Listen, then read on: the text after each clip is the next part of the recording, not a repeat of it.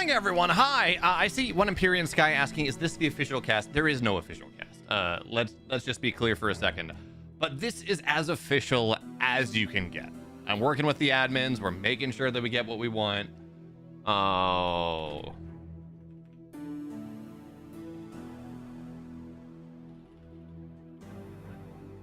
All right, so I thought we were gonna do Winkle versus Lucifron, but Winkle has to forfeit the tournament due to some personal issues, so that's not gonna happen, unfortunately.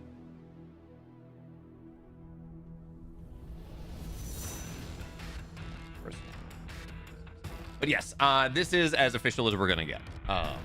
Is what's happening. But welcome everyone. Hi, good morning.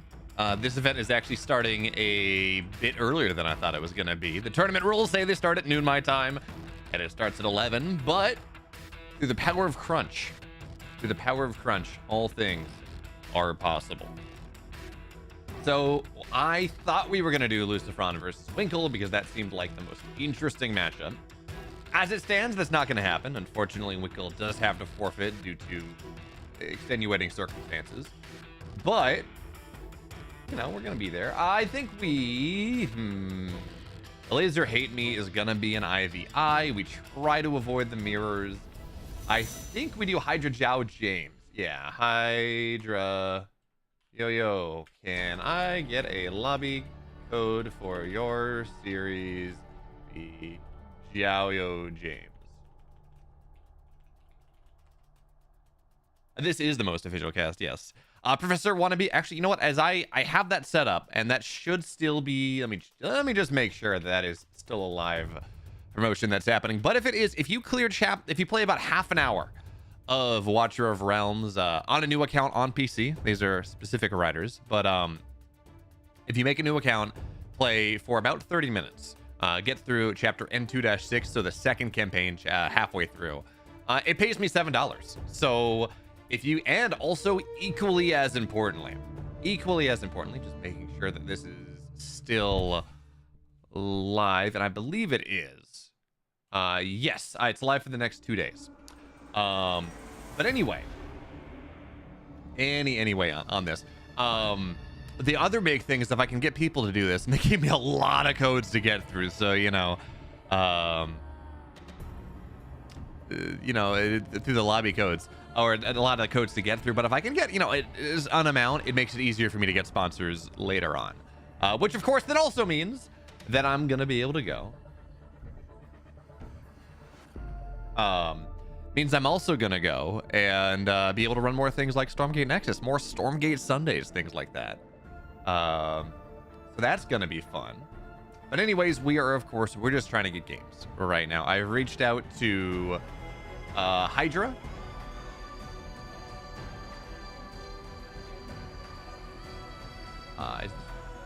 That's not what I want. Diayo.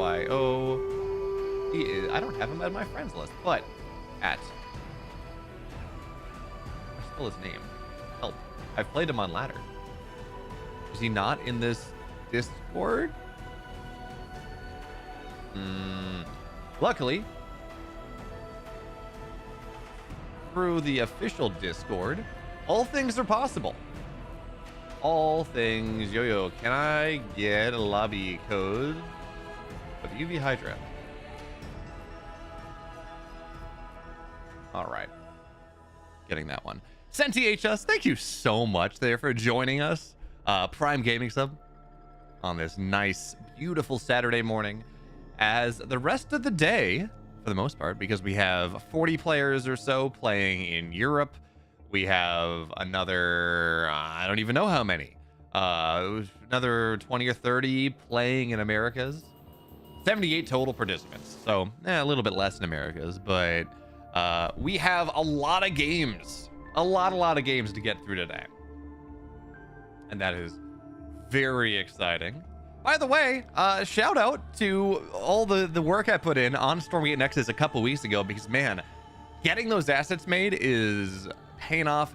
It's massive dividends. I can go and make like a custom, because I got the After Effects files. I can make like a custom very easily, make a custom Logitech G Play Stinger, things like that. So we are doing the official thing. Love to see it.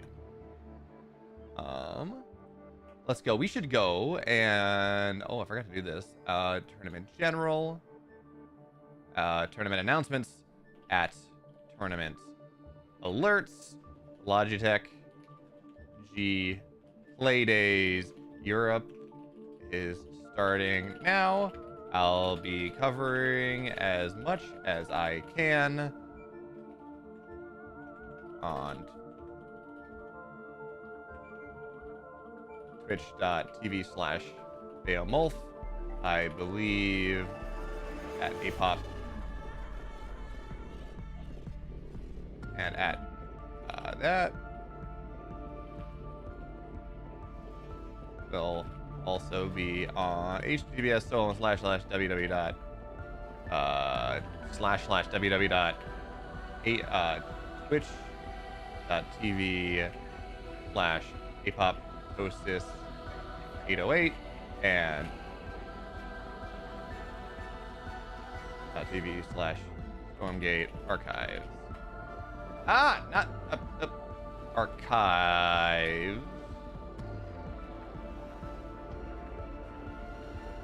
Okay, there we go. Does this link actually send to me? It does. Got it. Love to see it. Dude, 215p. How you doing? It's gonna be a good day of Stormgate. I'm just trying to get lobby codes.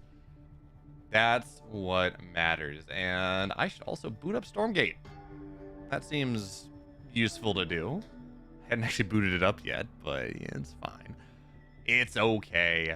As we now again taking a look, Hydra Jalio James is now I wish they would give me moderator access to this, because then I would just be able to go and pop into these accounts and get things. As that stands, that is not the easiest thing to do. So yeah, Winkle has to forfeit due to personal reasons, unfortunately.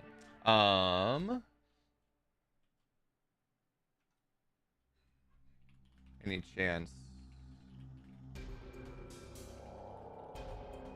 Winkles or the Jalio James / Hydra?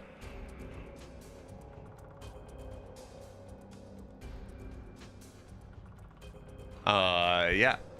Sorry, I'm trying to do some tournament organizing stuff. But there are a couple storylines here that I am interested in paying attention to as we get into this, because there was a balance test on Thursday. I have not had a chance to play too much Stormgate at the moment, so I don't know what the impact of it is. But for those of you that were out of the loop, maybe, there has been a balance patch that happened that fixed some ads too, certainly, but or it fixed some bugs. True, introduced one that got not fixed. But more importantly, it meant so that now Gaunts have to be on Shroud to apply Infest rather than having their opponent has to be, which makes so much sense. It really does help the IVI matchup from as far as I can tell. But equally as importantly, also now Infest, now Plague Axis is a 45-second upgrade instead of a 90-second cooldown. It's much faster. It costs 50 less Therium as well. So these are big changes. This has sped up the timing that you get Plague Axes on the map much, much, much faster. And that is that's going to be really interesting to see exactly how this turns out. Of course, also there are, can Celestials beat Infernals? Can Vanguard beat Celestials? Can Infernal beat Vanguard? As we have this cycle of imbalance, right? It's going to be interesting. So I think having Infest show up a little earlier means that Gaunts might be able to fight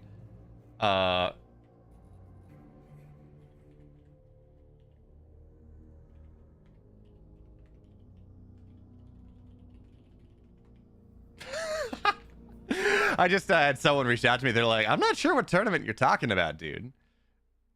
And I'm like, well, I guess you signed up and forgot about it. That's not great.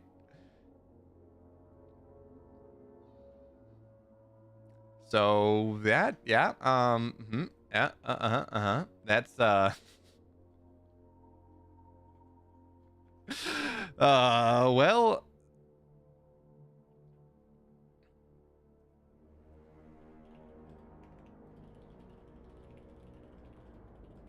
All right, we're good.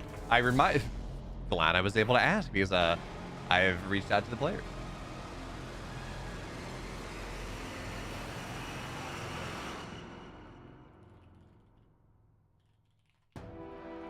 So this is going to be, unfortunately, not Lucifron versus Winkle. This is going to be Hydra, the GIO, James.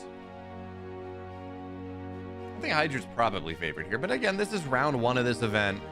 This shouldn't be too surprising. Root Faith, you've been complaining about Vanguard being bad in like every patch. Every patch. Weren't you trying to convince me that IVV, that Infernal versus Vanguard, was Infernal favored in Nina's Discord, or was that someone else? Because that was, again, I think right now it is very much a problem. Celestial versus Vanguard, absolutely, that's not great. That is not a great situation to be in. However, in IVV, or in yeah, I think Vanguard should probably be beating Infernals. Infernals Celestial, it's weird, right? Because on the one hand, stats tell us that it's about 60-40, 65-45. Let me go. There we go. Add a delay command.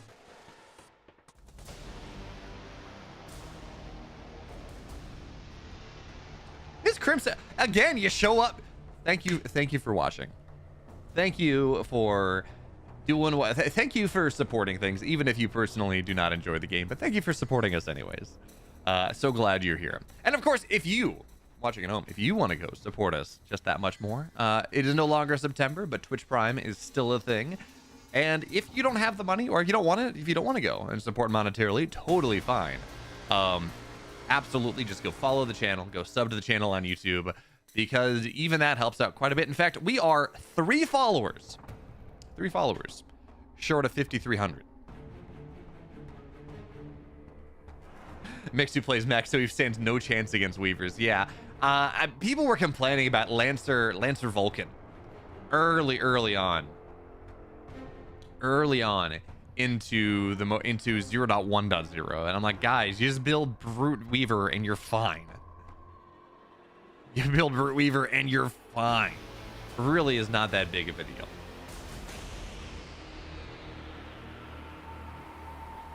Maybe, I don't know. It's Faith something. Or maybe it's just someone else, and I've seen you talking enough that I've combined your headspace, combined your complaints with other people's complaints into some big Faith whatever. So maybe that's what it is. I don't know.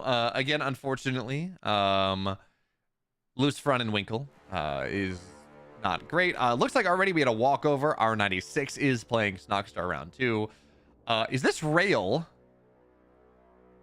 Is this StarCraft 2 rail? Yeah, it looks like it is. Okay. That's cool. So it's going to be rail versus... Hey, Nijun. Thank you so much for the follow.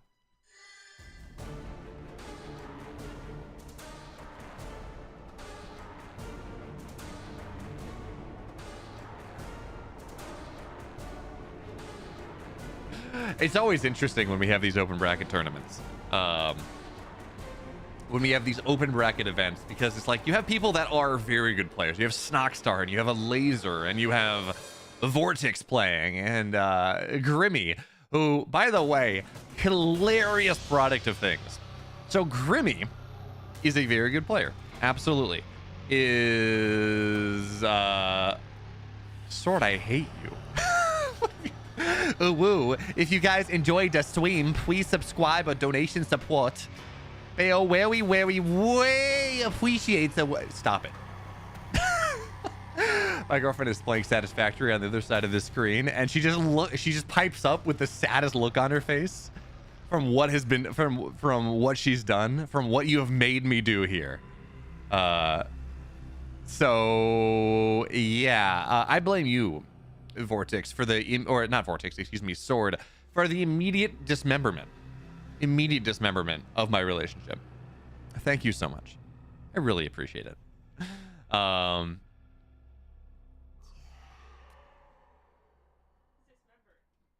Please.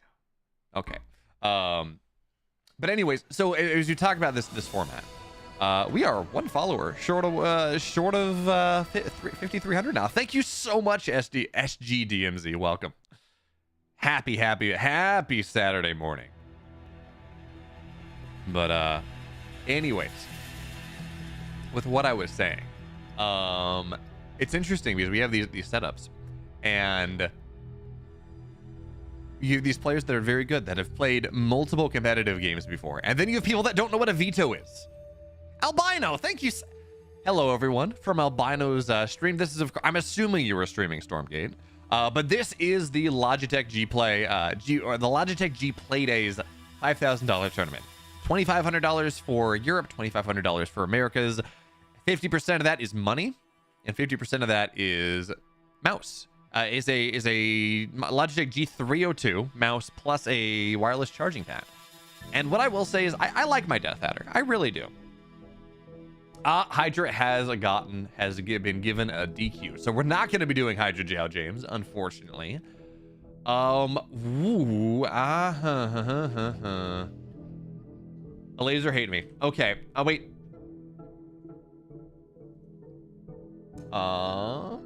Are you in touch with hate me?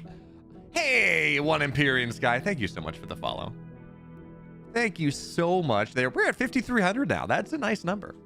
But anyways, so I sit here. We've been sitting for 15 minutes trying to get some games, and it turns out people just keep walking over for the most part, unfortunately. But it looks like Elazer is gonna play Hate Me after all. We need them to check in, but we'll see. Also, so what we're gonna try to do, we're gonna try to do Elazer versus Hate Me. We're gonna try to do Elazer versus Hate Me.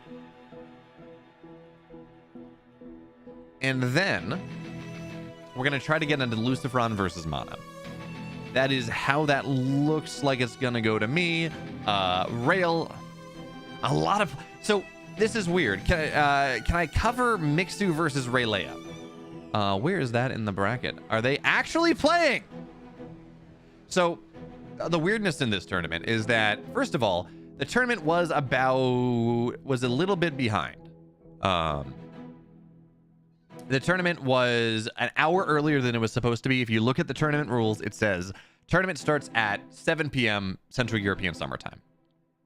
Well, it actually started at 6 p.m. Central European Summertime, so it was an hour earlier, and I think that's probably part of it. Also, there was no check-in to the tournament, which means that you just had to check into individual games. There was no check-in an hour before. That, you know, a little bit awkward there.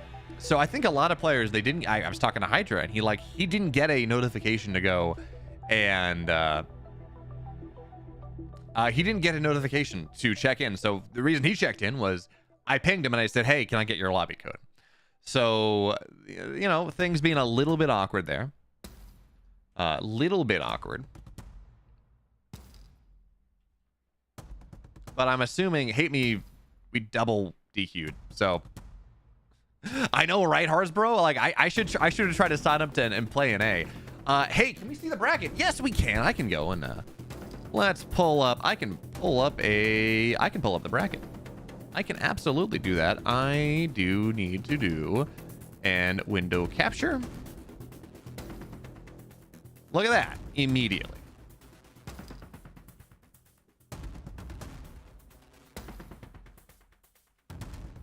Pay no attention to the numerous papers I'm reading right now. But this is our bracket. So as we can see, lots of walkovers, unfortunately.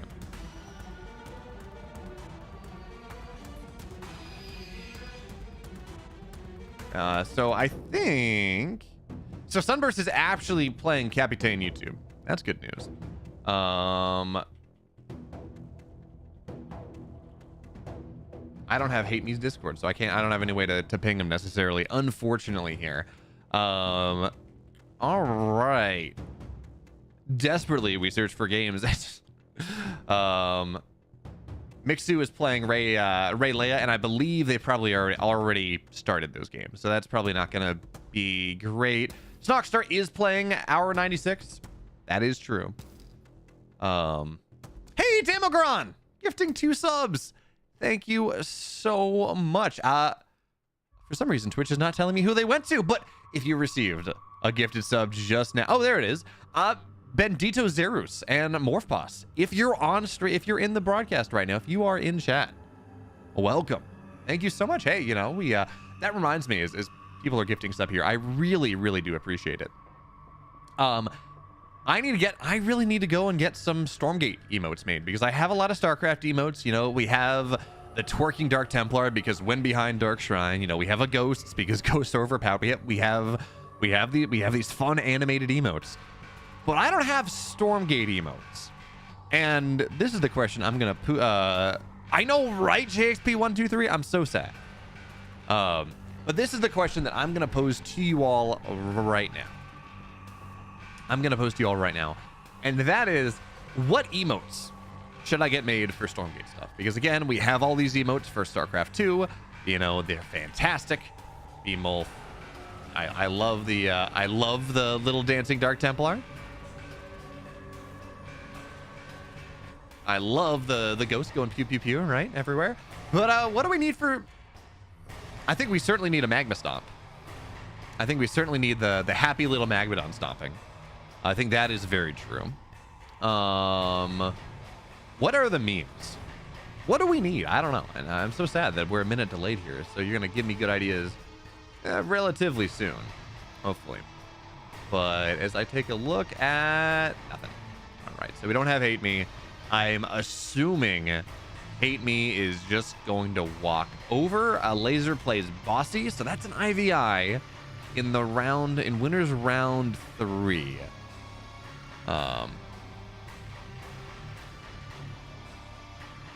Yeah. So we could do that. I think, unfortunately, Sunburst is playing Captive YouTube and slowing this down. So I believe that Hate Me is probably going to walk over, which means that, hey, Lion Break of the Kree are in fact rolling indeed. I do believe best matchup we can possibly get. Wait, does Kyrus play Vanguard? What does Kyrus play? I mean, you'll have the Magmadon stomping emote, but I don't know if you can steal it. If I reach out to the creator and say, hey, can I use this? And then get permission, then I can absolutely steal it. Or not steal, but beg, borrow. But I think that is who created the Magma Stomp? I have seen the Gangnam Style dancing, the Exo Style. Yes, we do need smudge. We do need smudge. You are absolutely correct there, Harsbo. We do need smudge. But yes, Exo Style. Sure. I don't know that works as an emote though. As a GIF emote. We do need smudge though. This is absolutely correct. And I have reached out to what's his name? That's been making all of these dancing emotes, and I said, hey, look, if you can give me some alpha channel versions of looped versions of these dancing animations, I will use them in my broadcast. So that will happen eventually. So nothing from Hate Me. So in 2 minutes, I think we're gonna have a game. Morphos, Morphos, however you say your name. Glad you're here. Hope you enjoy exactly what it is that Damagron has gifted. You know, no ads, emotes, all of these wonderful things. Did Carbot make the Stompy Magmadon? Did Carbot make the Stompy Magmadon? I know Carbot made the Frost Giant logo, but I don't know if he made anything more than that. Hey, SG DMZ. I'm excited. Are you playing in the Americas version? And Clempe, don't worry, we haven't cast a single game. There's been the organization of this tournament has been a little weird in how walkovers are happening. The tournament started about an hour earlier. Tournament started an hour earlier. Yes, Rick Mary. Thank you.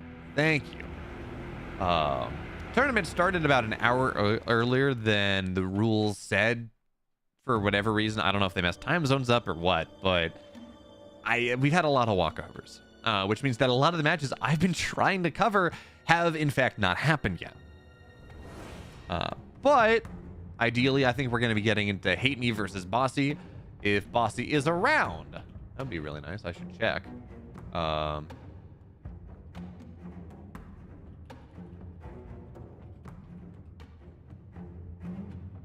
me check if Bossy's around.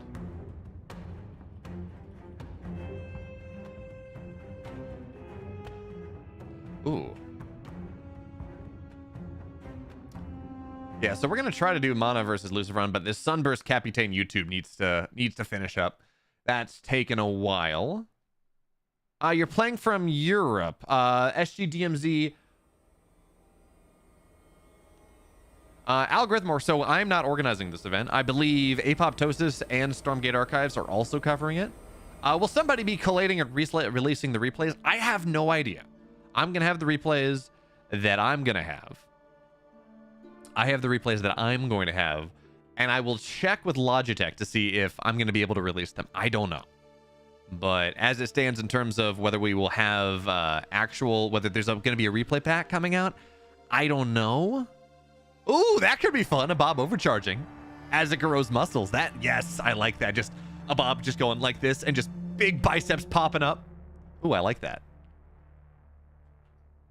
V. Christ asking what is a walkover. That is when someone does not show up, so the position gets walked over and moves forward. Elazer versus Bossy is happening. Okay. Question is whether Bossy is, because he was advanced off DQ, so he hasn't formally checked into the event just yet. That's a little bit awkward. So I don't want to get my hopes up. Grimmy's playing Black Knight. Tosis playing... Tosis is not bad. I don't know anything about it. K-Fry moves on over walkover.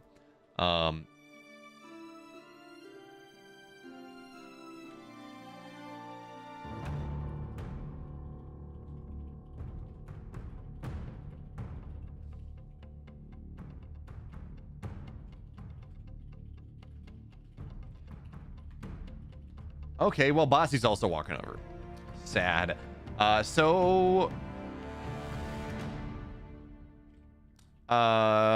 Bossy just told me he can't make it.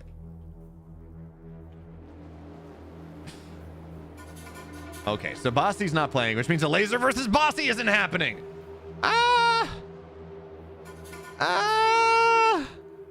This is why we enforce a tournament check-in. This is why we enforce a tournament check-in before the tournament starts. So the bracket is made of players who are actually planning on playing and have the time. Because what happens in a lot of these things is the tournament announcement comes out and players say, I'm going to go and I'm going to compete. Great. That's going to be fun. Vortex versus Hydra. Sure, we'll do that one.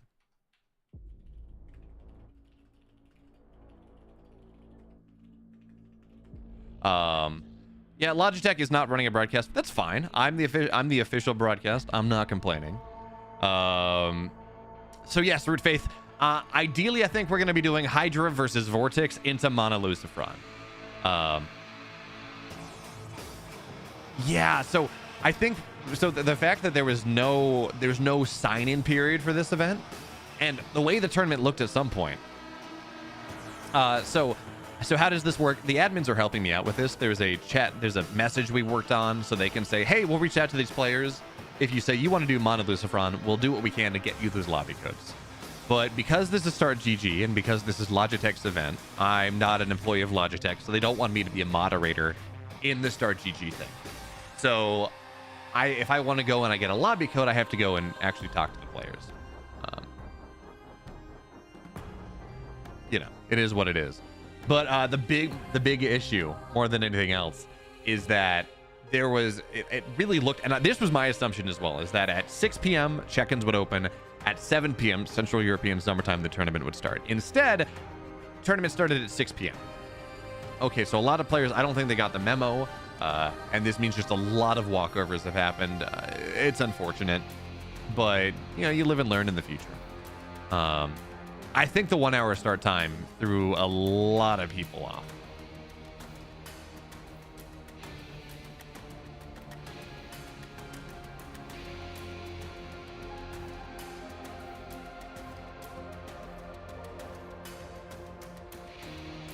All right. So we will be doing Hydra versus Vortex.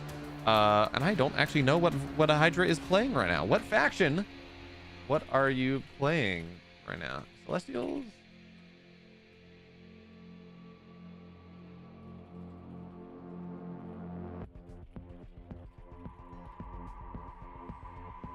Parting versus Elazer, I'm assuming was the Goblin Cluck Fest last week. Is my assumption. Yeah, so no, there was a disconnect. So if you read the tournament rules line breaker, it said tournament starts at 7 p.m. Central European Summer Time. Today they said they started at 6 p.m. Central European Summer Time. So I don't know. There was some issue there. I wish I could tell you. I do. But good news is that I was a little worried this was going to go for quite a while because it's double elim, you know, and all of that. But not all that bad because a lot of players are walking, and it's 41 players in the bracket, but a lot of players are walking over. So not the end of the world. That being said, I am out of water and I forgot to fill it up. So while we wait for Hydra versus Vortex, I'm going to go and I'm going to fill my water up just briefly. We're going to run some more ads so we don't have it in game. Actually, my wonderful girlfriend's going to fill my water bottle up. Look, hi, it's her. Thank you. But we'll probably run some ads in game. Yeah, eventually we're going to have tournaments facilitated in the client, one Empyrean Sky. But as of right now, we just get to be sad. And the cool thing as well is they've talked about allowing, for smaller events, allowing tournament organizers to have benefits, for lack of a better term. So, you know, you run a tournament and you can give away skins and things like that, part of competing. So I want to say they've talked about that. Don't quote me. Oh, it's Gates IVI. Well, you know.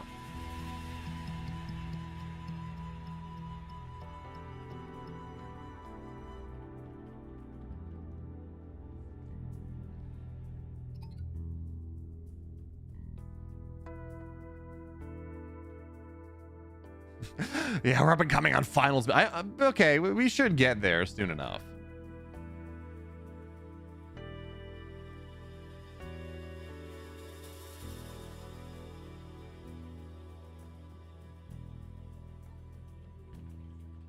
Players can't check into R3 because of the timelines set in start GG.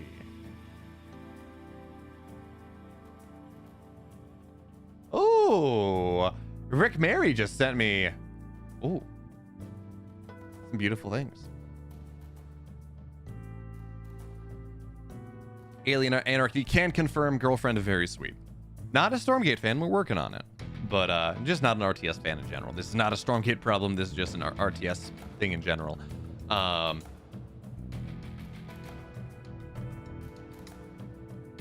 anyway, she is in fact fantastic. And the best part about Cat, so we have this set up now. So you don't see her behind me, right? We have, you know, streamer background stuff. But on the other side of this monitor is where she is. Hello, Jesus Vargas. Welcome. Glad you're here. Glad, in fact, that you're here. But on the other side of the screen is her PC setup. And the best part of doing this when she's playing like Satisfactory or something is the fact that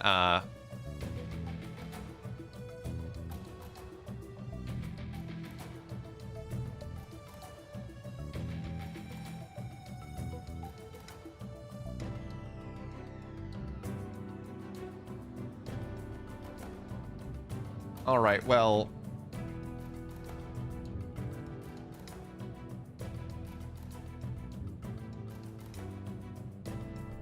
yeah, by the way, game friend, you gotta hydrate for Hydra. My goodness.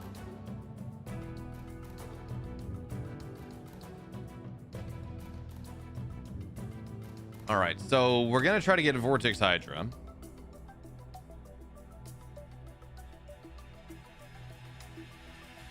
But as of right now, there's this kind of a specific, for whatever reason, the tournament's not being run on a hurry up format.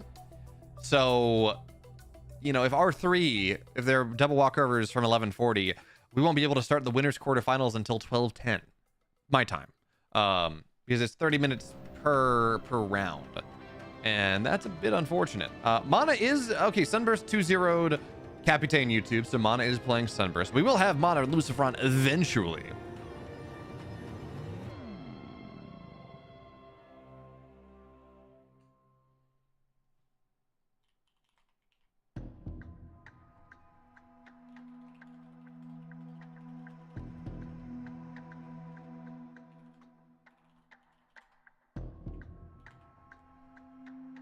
Okay, so we're working on it. But anyway, so check-in starts in 4 minutes, but again, hopefully we'll get things started before then. But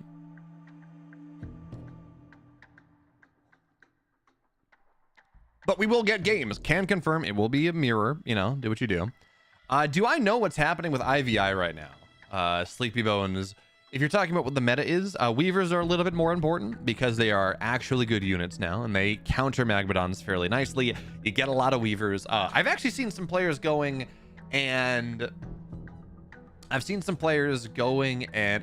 they've started! Hell yeah. Okay. They were allowed to check in early. It was open. Thank you, admins. Thank you, admins. Does the 90-minute countdown from Stormgate Archive mean anything, or it's random? Is that... That might be for Americas to start. That might be for Americas to start. But, friends, I have the best news. Literally the best news that I will can give you all at any time today. And that is that we have a lobby code. Hydra and it's Hydra versus Vortex, not Elazer versus Vortex. Hydra versus Vortex is getting started. We have a lobby code. I got halfway through starting up Stormgate. I forgot to actually go and click through the thing and select DX10. So, you know, give me a second. But who wins this series? Is it going to be Hydra? Is it going to be Vortex? All right.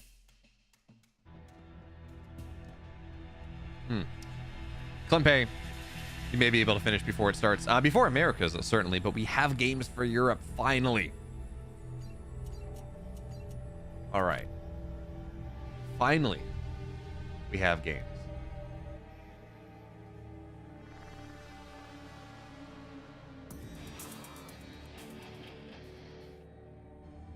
Hey, Venus 400, thank you so much for the follow there. Glad you're here, as finally we have games. This took us 40 minutes, but you know, rule set was weird. Everything was a little bit weird, but we are good to go. And we have a game number 1 of this best of 3. Titans Causeway is gonna be map number 1. We'll find out what it is later on. And for now, friends, Romans, Stormgate fans, lend me your eyeballs. It's game number 1. All right, here we are, spawning the upper right. I don't know what Keen is unless we're talking about the StarCraft player, but for now in the upper right in the blue in this IVI, he's a Vortex. And the bottom left, game sounds please. There we go. The bottom left in the red. Also playing Infernal here in this matchup, it's Hydra. And Senju, there we go. Yes, there is in fact a delay. And where is my... There's my overlay. All right, let's turn off the webcam. Forgot to do that one. We are good to go. Move this. Oh no, I need... move this down a little bit. And away we go. Smiro, thank you so much for the follow as well. Welcome. As we get to take a look at exactly what's happening here. So I expected to see a lot of Conclave openings coming out of players because of the Gaunt buff and because of how powerful now, how quickly you can get Plague Axes, how powerful it is, how easy Gaunts make it to go and take these camps early on. But Hydra, he's going single volt expand in this game number 1. But yeah, 13-12, I think it was, coming out of Vortex.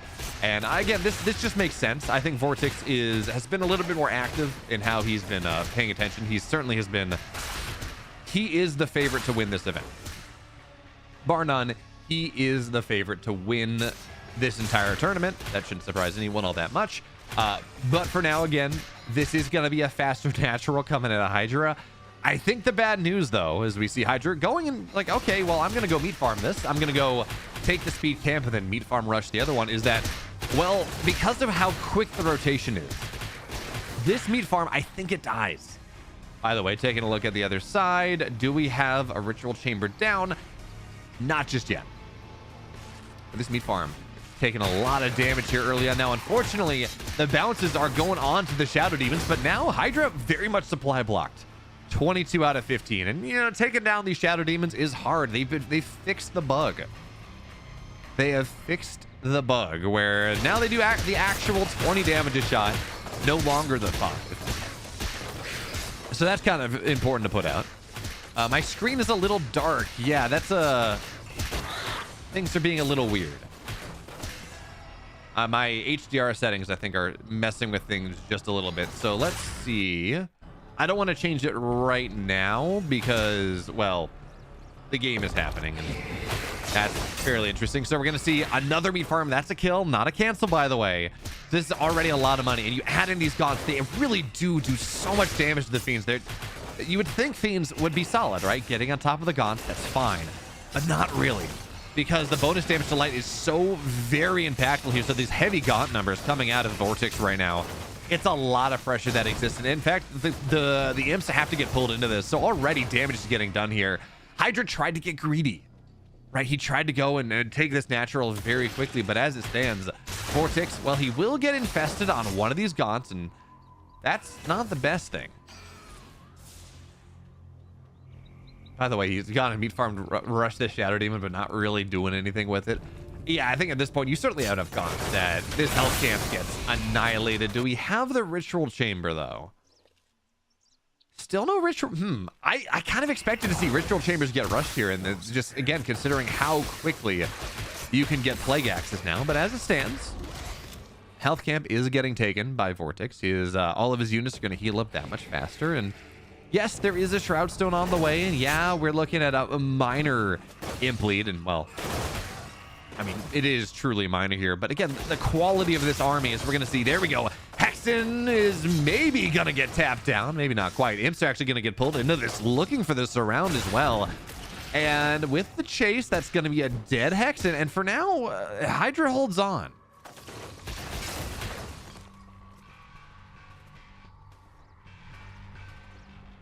Hydra holds on.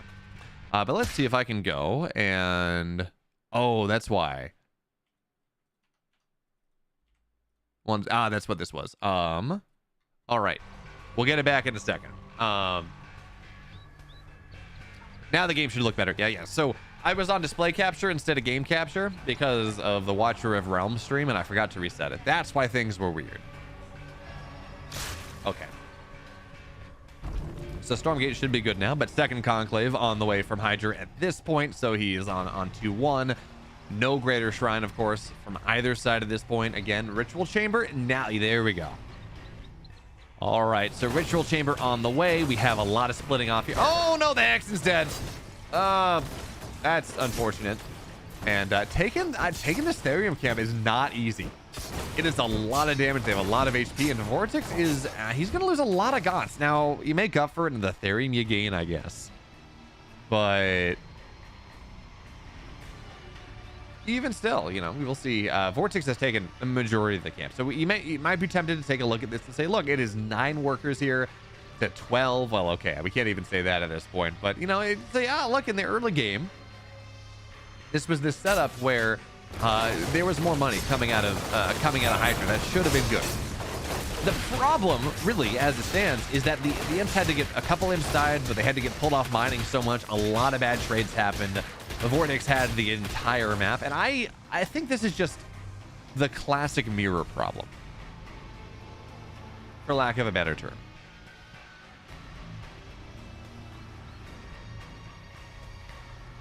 This is really just the classic mirror problem, where if your opponent has the exact same amount of stuff that you do, that really does mean that in this setup, well, it's going to be a lot easier for them to punish what you want to do.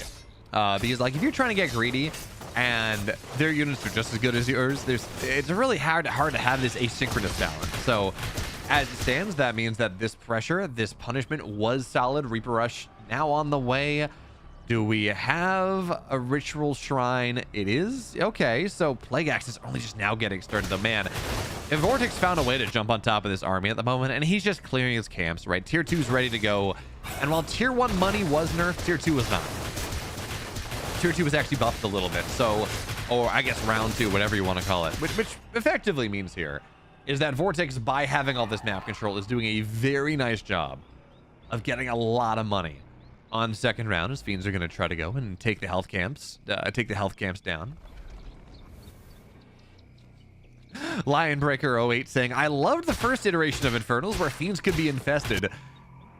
No, absolutely not. Absolutely not there, Lionbreaker. That's not okay. Unacceptable. That was horrible. That was double plus ungood, but okay. So now we do have Magmadons on the field, but importantly here, okay, so no tech really. We do have tier 2, and we do have Demon Hoof Tremors on the way. Magmadons starting to get added in, but what's really curious is, do we have Plague Axes? We do, but Reaper Rush also going to be done here, and Magmadon's on the back side. Nice splits away from Vortex for the time being. This one Magmadon on the back line causing so much havoc, and the Magmadons for now of Vortex really not making contact. But even still, the Magmadons of Vortex, even if they're not making the best contact, what they are doing is they're keeping their opponent back. And now, okay, so there we go. We will have the effigies get taken down. They will be forced back here, and a Hexen will fall as well. But at this point, Magmadons are good. Reaper Rush is good. And these are things that just does not exist for Hydra right now. So he tried to push off this timing, and it's just not really working whatsoever. Now, there are some Hexen on the back line that are trying to be annoying here, and they're doing their best. But the AoE Magmadon just is doing a lot. And behind this third base, not really mining, but is there. And there's no third base really on the way for Hydra. So his eco did not develop in the early game the way he really wanted it to. The fight went horribly. And at this point,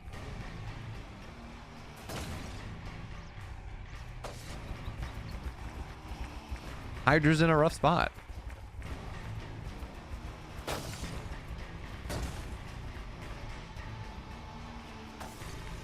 So what I think is actually really interesting here is that this is, hey, Teal Dern, thank you so much there.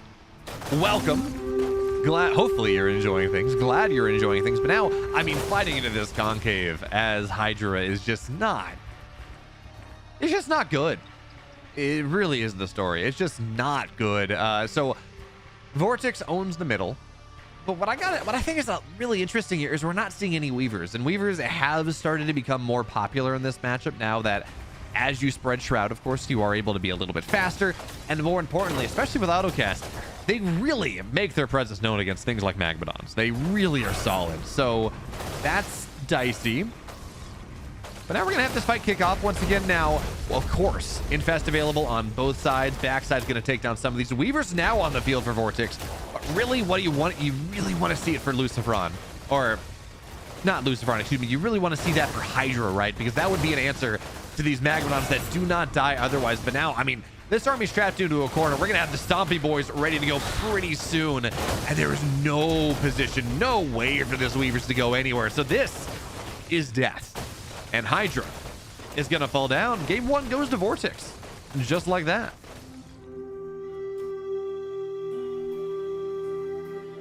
Teetledern, my pleasure. Magmas are one of the few RTS units where the only thing keeping them from being broken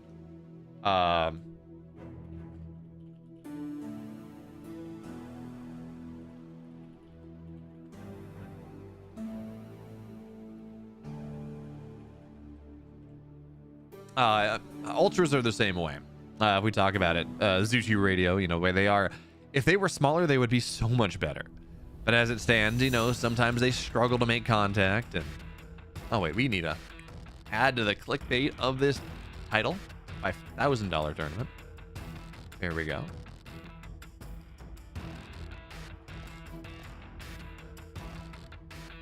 Yes, one Weaver completely shuts down. So I think that actually would have been a reasonable play. Now, Weavers do take a bunch of damage from Gaunts. Bonus damage to light is absolutely a thing.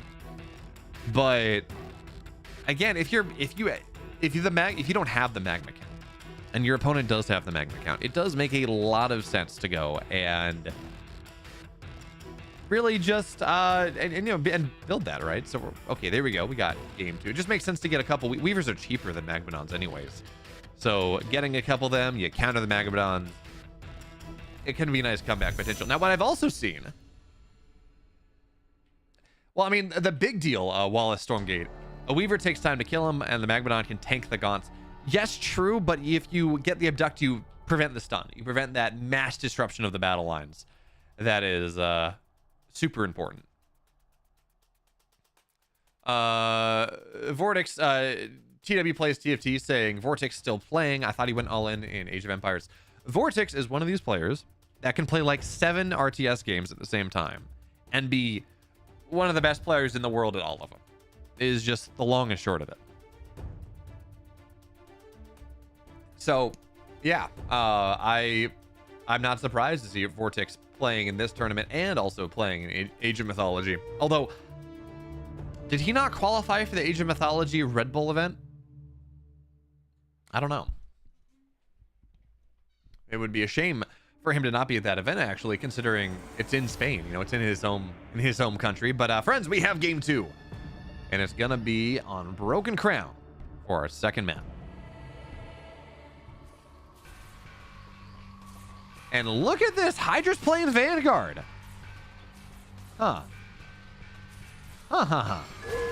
Very oh, do not lose this dog. He's gonna be fine.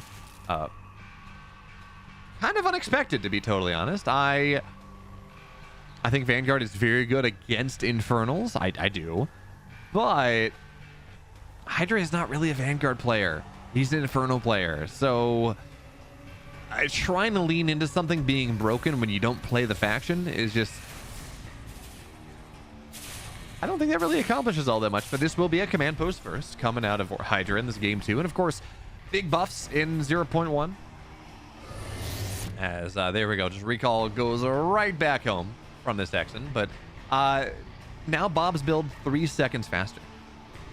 Marijuana King Prime, first of all, thank you so much for the follow. Second of all, it's not quite $5,000. It's $2,500 for Europe, $2,500 for Americas, and half of that price pool again is things like our mice, G302s, and wireless charging mouse pads. So it's not quite what you think it is, but it's still a pretty good number. Absolutely.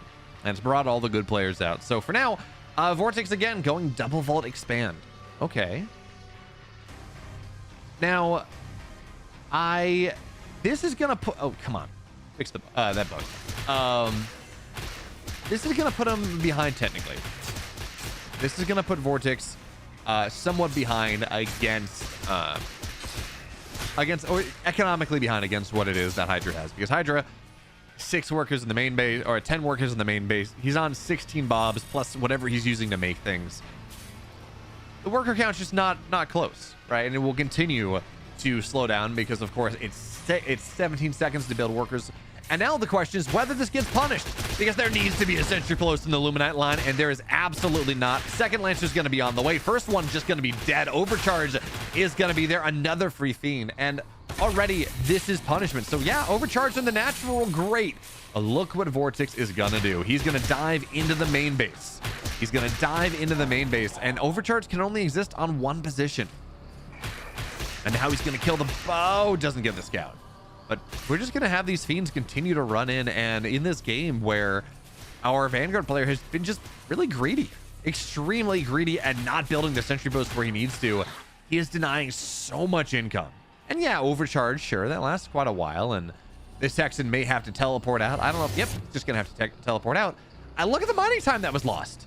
Look at the income that has been lost here. Hydra going and trying to find value out of this, and it's just not. Oh, gonna get it. There we go. Big surround on this Lancer. Now, a second one makes life a little bit more complicated, but you just drag away from the sides, and that's gonna be it. Maybe not. But now overcharge is done, which means these bobs are not nearly as... Oh, big surround once again. Low back against the wall. Now, not quite as much surface area as previously, but it doesn't really matter. It doesn't. That's a third dead Lancer, and at this point, I mean... What do we got? Rallying across, more fiends, more of everything. And in the main base, economic I think Hydra's just dead here. I mean, yes, there's no... Again, it's one of these things where there's no overcharge the main base. You just go natural. It's fine. And certainly, you know, I can't expect this biolab is just going to get canceled. We're going to see more units go down. The second barracks is going to fall. And yeah, you know... Oh, big surround again. Big surround again. Promotion's fine, but yeah, I think at this point, this is going to be the end of this pressure. Again, the Hexen's really low. Overcharge doing a really nice job of keeping things alive. And eventually, I think these fiends are going to get forced out. In fact, this Hexen probably dies now. Yeah, the Hexen's... I don't think this... Yeah, Hexen's dead. Okay. The fiends are now going to go, and nope, they're not. At this point, this rush is over, but Vortex has absolutely gotten a lot of damage done. 100% slowed its opponent down significantly, so the worker counts are fine. Do we have a greater shrine on the way? We don't. And in fact, you know, you look at the tech here, it's only double vault.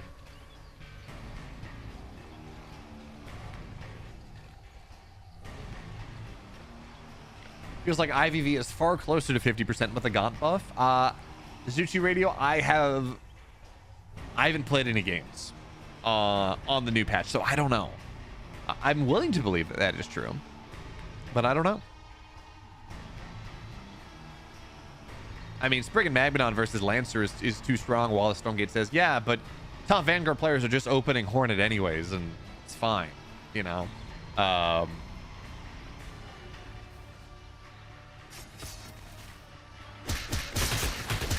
Why does Fiend attack sound like second horse punch? I don't know. It is a little loud. That is certainly true, but game goes on. Third base now on the way for Vortex as he has built himself quite a tremendous lead in this game. But you still have to be scared, right? This bio ball is gonna cause potentially some problems. So quick draw hustle halfway done. Do we have we don't have kinetic redirect, so the Lancers are not giga broken against or like, not giga broken, are not extremely strong against all of these gaunts, against the fiends. That's pretty important. Oh, double ritual chamber coming out of Vortex. So this is likely, yeah, so this is gonna be, you're gonna get plague axes in 45 seconds. Well, this has to complete, the bug. Plague axes soon, but equally as importantly, getting Hexen going, getting Miasma here, which Hexen were nerfed pretty heavily. They were nerfed pretty heavily in the 0.1. Now Miasma costs more energy, and the cooldown was thinking it actually combined. The nerfs were pretty painful. But Vortex does like his Hexen.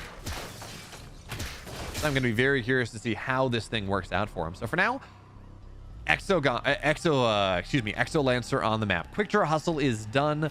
We do have, there we go, kinetic redirection on the way. And this is, I mean, without Plague Axes, certainly without Reaper Rush, this is not a fight that really wants to happen. He's going to try to re-engage, but immediately the effigy gets taken down. And this is, again, you're spending resources to escape. Look at all these promotions as well. This is just not a fight that you really want to take. This bubble as well. Eventually, this is going to wear off, though, and that's solid. Getting back onto Shroud, we have, there we go, Hexen Mastery. That was fast. Jeez, man. I always forget how quick Hexen Adept training is.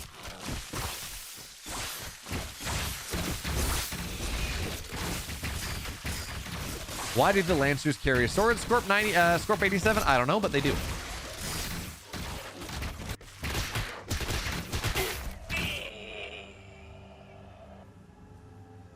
Elf Stormgate saying, oh no, he's going Miasma. He might actually lose the game.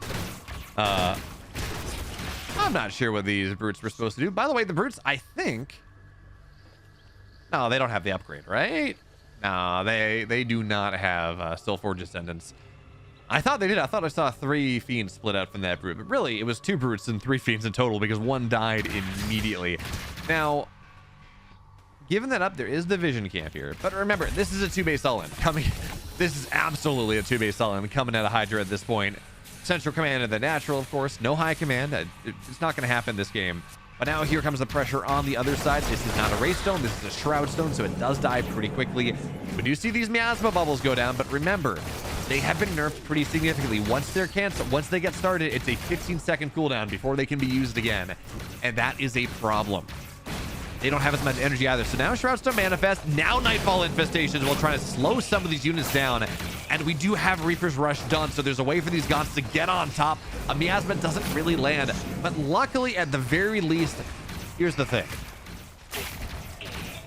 The Lancers are dead for the most part. That is actually a really big deal, because that means there's nothing to tank for the Gaunts. The Gaunts can try to go and get on top of these Exos.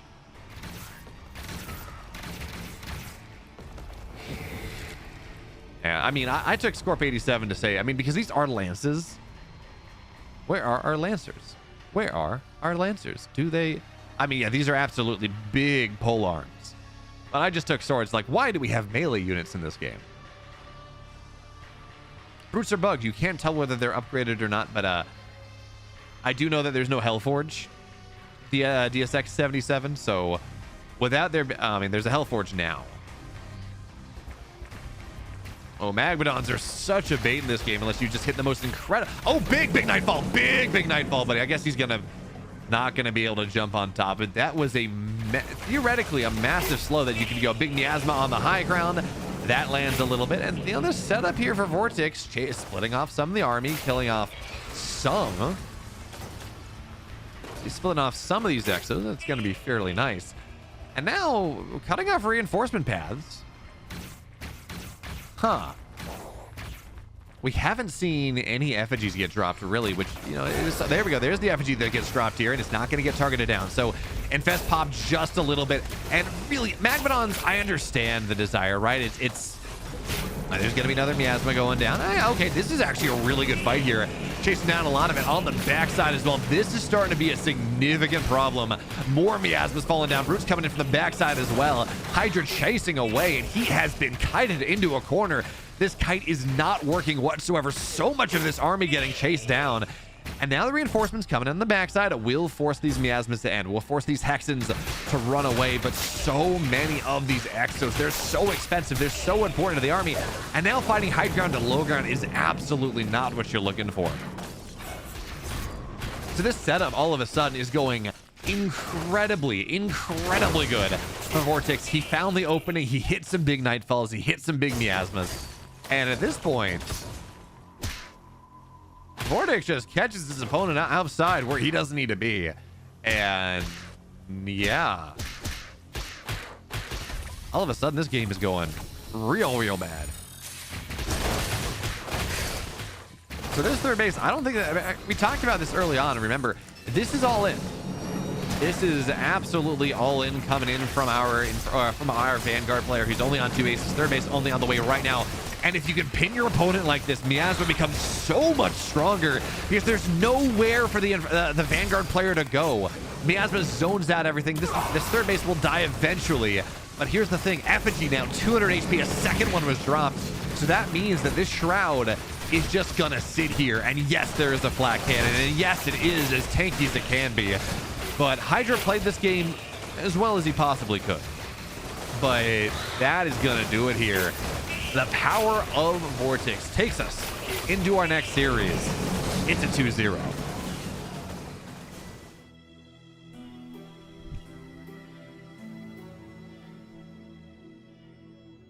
All right.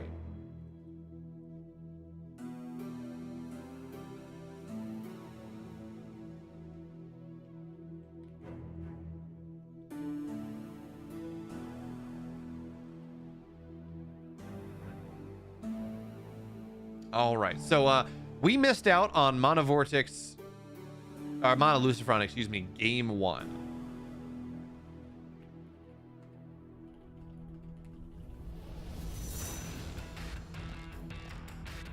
All right, we missed on game number 1, but that's fine because we got to run some ads anyways. So highlights of the last series, we're gonna run some ads, and when we're back, it's gonna be Mana Lucifron, game number 2. We'll expand. And this is game number 1, but yeah, 13-12 I think it was, coming out of Vortex.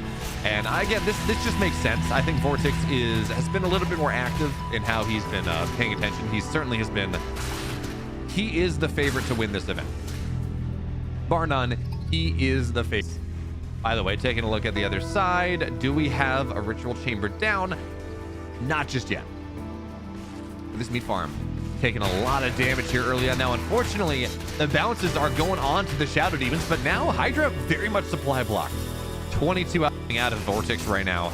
It's a lot of pressure that exists. And in fact, the imps have to get pulled into this. So already damage is getting done here. Hydra tried to get greedy, right? He tried to go and take this natural very quickly, but as it stands, Vortex, well, he will get infested on one of these gods, and that's not the best. Imp lead, and well, I mean, it is truly minor here, but again, the quality of this army is we're gonna see. There we go. Hexen is maybe gonna get tapped down, maybe not quite. The imps are actually gonna get pulled into this, looking for the surround as well. And with the chase, that's gonna be a dead Hexen. And for now, Hydra, this was this setup where there was more money coming out of Hydra. That should have been good. The problem, really, as it stands, is that the imps had to get a couple imps died, so they had to get pulled off mining so much. A lot of bad trades happened. The Vortex had the entire map, and I think this is just. It is okay. So Leg Axe is probably just now getting started. The man, and Vortex found a way to jump on top of this army at the moment, and he's just clearing his camps. Right, tier 2 is ready to go, and while tier 1 money was nerfed, tier 2 was not.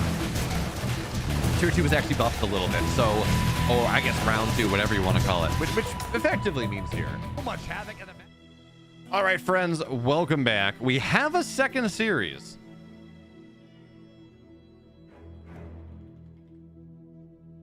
Lucifron and Mana. Don't know what happened in game 1, but it looks like it was pretty fast.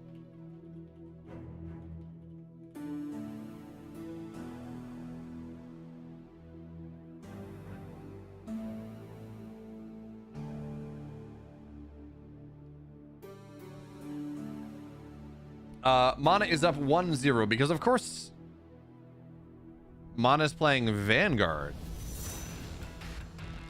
All right, it's a Vanguard mirror, but we have game number 2 of this series ready to go. Mana Lucifron. So, friends, welcome to the first game that we are casting in this series. I wish we knew. Wish I knew what happened in game 1, but it's gonna be an Inferno or a Vanguard mirror. It's gonna be a Vanguard mirror setup. So Mana, of course, bottom left, Lucifron upper right. I don't know what this mirror looks like. I don't think it's Scout versus Scout anymore. I think that is fair. But TW plays TFT. The highlights are not AI generated. I go, and when something big happens, you know, something relevant to the story of the game, I press a button that saves the last 20 seconds, and then it just goes into a playlist. So I guess technically I am the AI. Ooh, I like this from Lucifron. He's doing the thing where you overcharge your bobs, then you go and... Yeah, that never worked. Nice try. Attacking overcharged bobs, an overcharged bob that's healing 4 HP per second is never gonna work.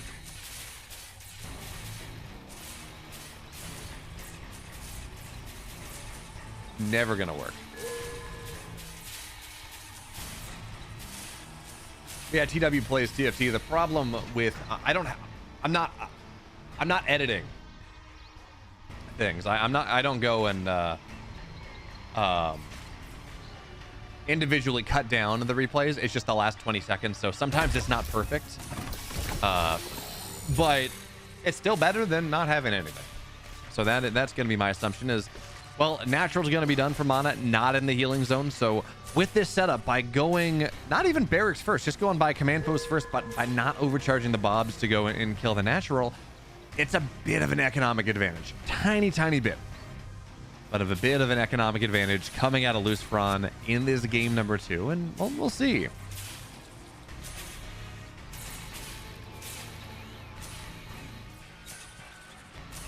I gotta say, I'm really surprised that Mana is playing Celestials just because of how strong, or is playing Vanguard just because of how strong Celestial is versus Vanguard right now.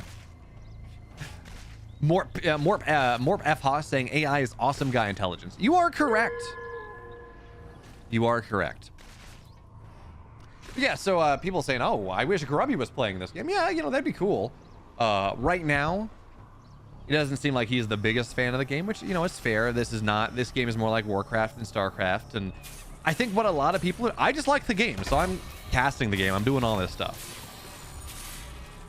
But, oh, Scout. Nah, Master Repair there. Mana on top of things. But I think a lot of people are waiting for the game to get released. Waiting for it to properly cook. Because, again, there's a lot of rough edges in Stormgate right now. I'm not trying to pretend that there isn't. I'm not trying to pretend that there are. I mean, there are a bunch of things that need to be improved upon. But even still, I like the game right now. And I like casting the game. I like playing the game. I like making content around the game. So, you know, if Vortex decides, or if Grubby decides to go and making content around it at once the game becomes reaches a higher state of polish, welcome with open arms. But for right now, we don't have him, and he is Warcraft 3. Snox are saying Mana's gonna pick Celestials if he loses the map. You know what? Probably. So it's going to be hogs and dogs coming out of Lucifron in this game number 2. Well, really just hogs. Really just hedgehogs popping out here. Nothing really, really just going to be hedgehogs, right? They're fast, they're mobile, they take advantage of micro, and certainly they can snowball games if you want to go that way. Meanwhile, Mana for his side, also going to be hogs and dogs. But he's a little bit slower on the creeping, which is, you know, unfortunate. But so it goes. So for now, we're going to see a scout go in, not get much of a scout, but see, okay, hedgehogs are here. That's happening. Hedgehogs are on the map. That's kind of what we're looking at. And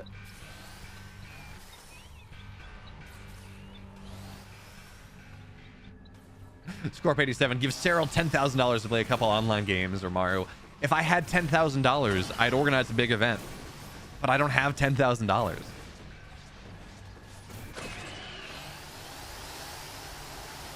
Jesus Vargas saying, I think a lot of the older StarCraft 2 pros are happy being content streamers and don't like how... I don't know that I'd say Stormgate's all that sweaty right now. Have they made the hotkeys more customizable? Yes and no, since you. So on the one hand, custom modifiers are absolutely a thing. So you can go and use whatever you want in place of Control, Shift, Alt, whatever. But being able to being able to rebind production things to specific hotkeys. So instead of Q being all, instead of A being the top left button in grid, instead of that being, you know, building A, but different things having different hotkeys, that is not something that is in there. I think they've talked about it, but it's not on the roadmap at the time being. Like fully customizable hotkeys are not on the roadmap. At the moment. I know they've talked about doing that eventually. I don't know exactly where that's going to be. But I know I talked to a lot of people who said, oh, that's so loud. I know I've talked to a lot of people who have said, you know, being able to go and have custom modifiers has done a lot for me anyways.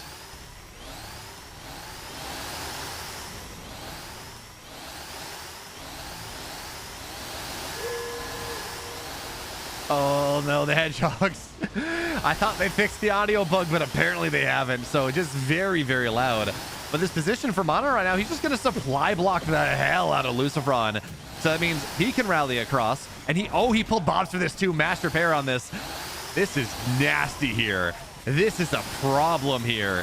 So I would love to see a repair turret just on the low ground, kiting things back into it. But I think Mana just kind of wins the game. The supply block is way strong. Way too strong. And, okay, there's a bubble, so that target fire is not really going to be a thing. And, yeah, Mana, I would think he would win this fight, but I guess Defender's advantage is a nice thing. The bubble is still there. The repairs are fine. And Lucifron is no longer supply blocked. So there is that. It does seem like the numbers are starting to go in Lucifron's way here. But he is getting Bobs. Bobs are starting to fall down. This mech bay will, I think, die. So it's going to be 2 mech. Okay, he sells it. It's going to be 2 mech bays versus 3. Oh, no, they're stuck. Couple hedgehogs stuck on the other side. Mass repair, bubble goes down. And this, I mean, you got to win this fight. If you're Lucifron right now, this bubble is doing so very much as Mana continues to target these units down. And I think, yeah, I think he's got it at this point. Rally continues across. And there's just more production for Mana at this point. So I think he has to back up here. He does. The repairs are just a little bit too strong. Promotion just a little bit too strong.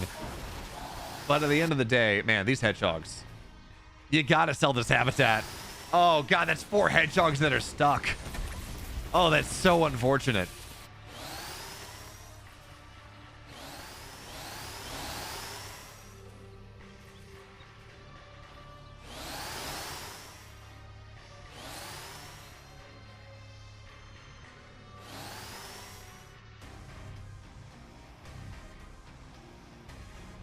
Want to steal an ad command? Yeah, we'll get there eventually, I think. Oh yeah. Stealing that is just alt shift. I could have sworn I'd play around with that, but anyways, at this point, Mana, because he shut down production, because he shut down economy this much, is just going to be able to gun these hedgehogs down. And despite the vroom vroom, and maybe that being a little bit too loud, this is going to be the end of this game at this point. Lucifron does have a 3rd base, and that is something, but production's going to start to fall down at this point. Bobs are going to get annihilated here. And, I mean, look at this. This mech bay, you can't repair in time. And if you repair the mech bay, you're not repairing the hedgehog. So, all in all, Mana goes and, yeah. Scorp 87 saying vacuum cleaner wars. Fair. Accurate. At this point, yep. Lucifron is dead. The snowball has gone the other way around. And Mana takes the 2-0. Of course, Lucifron's not dead, because there is the lower bracket available, but he will fall down. This is a 2-0 for Mana as we move on.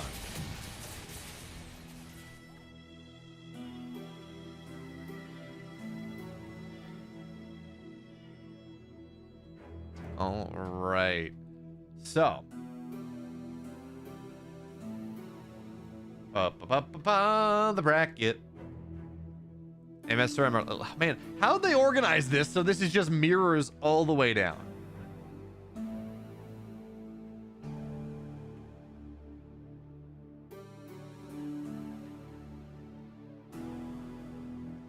So many DQs, my goodness.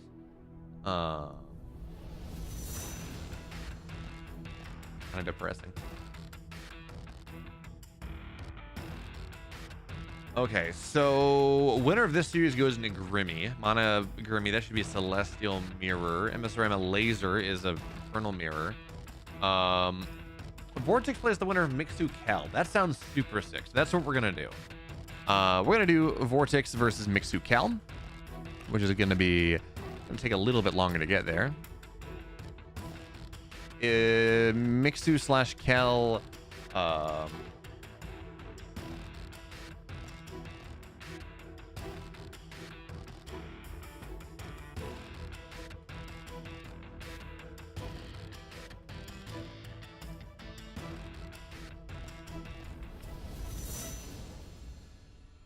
Is there some place I can see the brackets? Aquarian asks. Yes! ! Bracket. We'll go and link you to the bracket.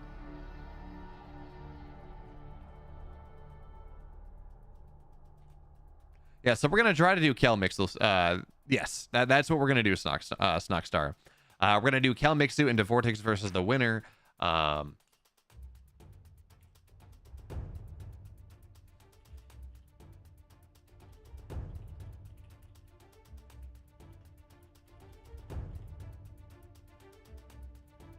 So anyway, friends, we're going to go to a break again, just, again, making sure that we don't have ads running during games as we wait for Mixu Kel, maybe game 2. Wallace Stormgate, welcome here. Thank you so much for the follow. I'm glad you're here on this technically beautiful Saturday afternoon at this point. But anyways, we're going to go to break. When we're back, well, Mixu versus Cal game 2 likely. And we'll see y'all, and I will see you very soon. Take advantage of micro, and certainly they can snowball games if you want to go that way. Meanwhile, Mana for his side, also gonna be hogs and dogs. But he's a little bit slower on the creeping, which is, unfortunate.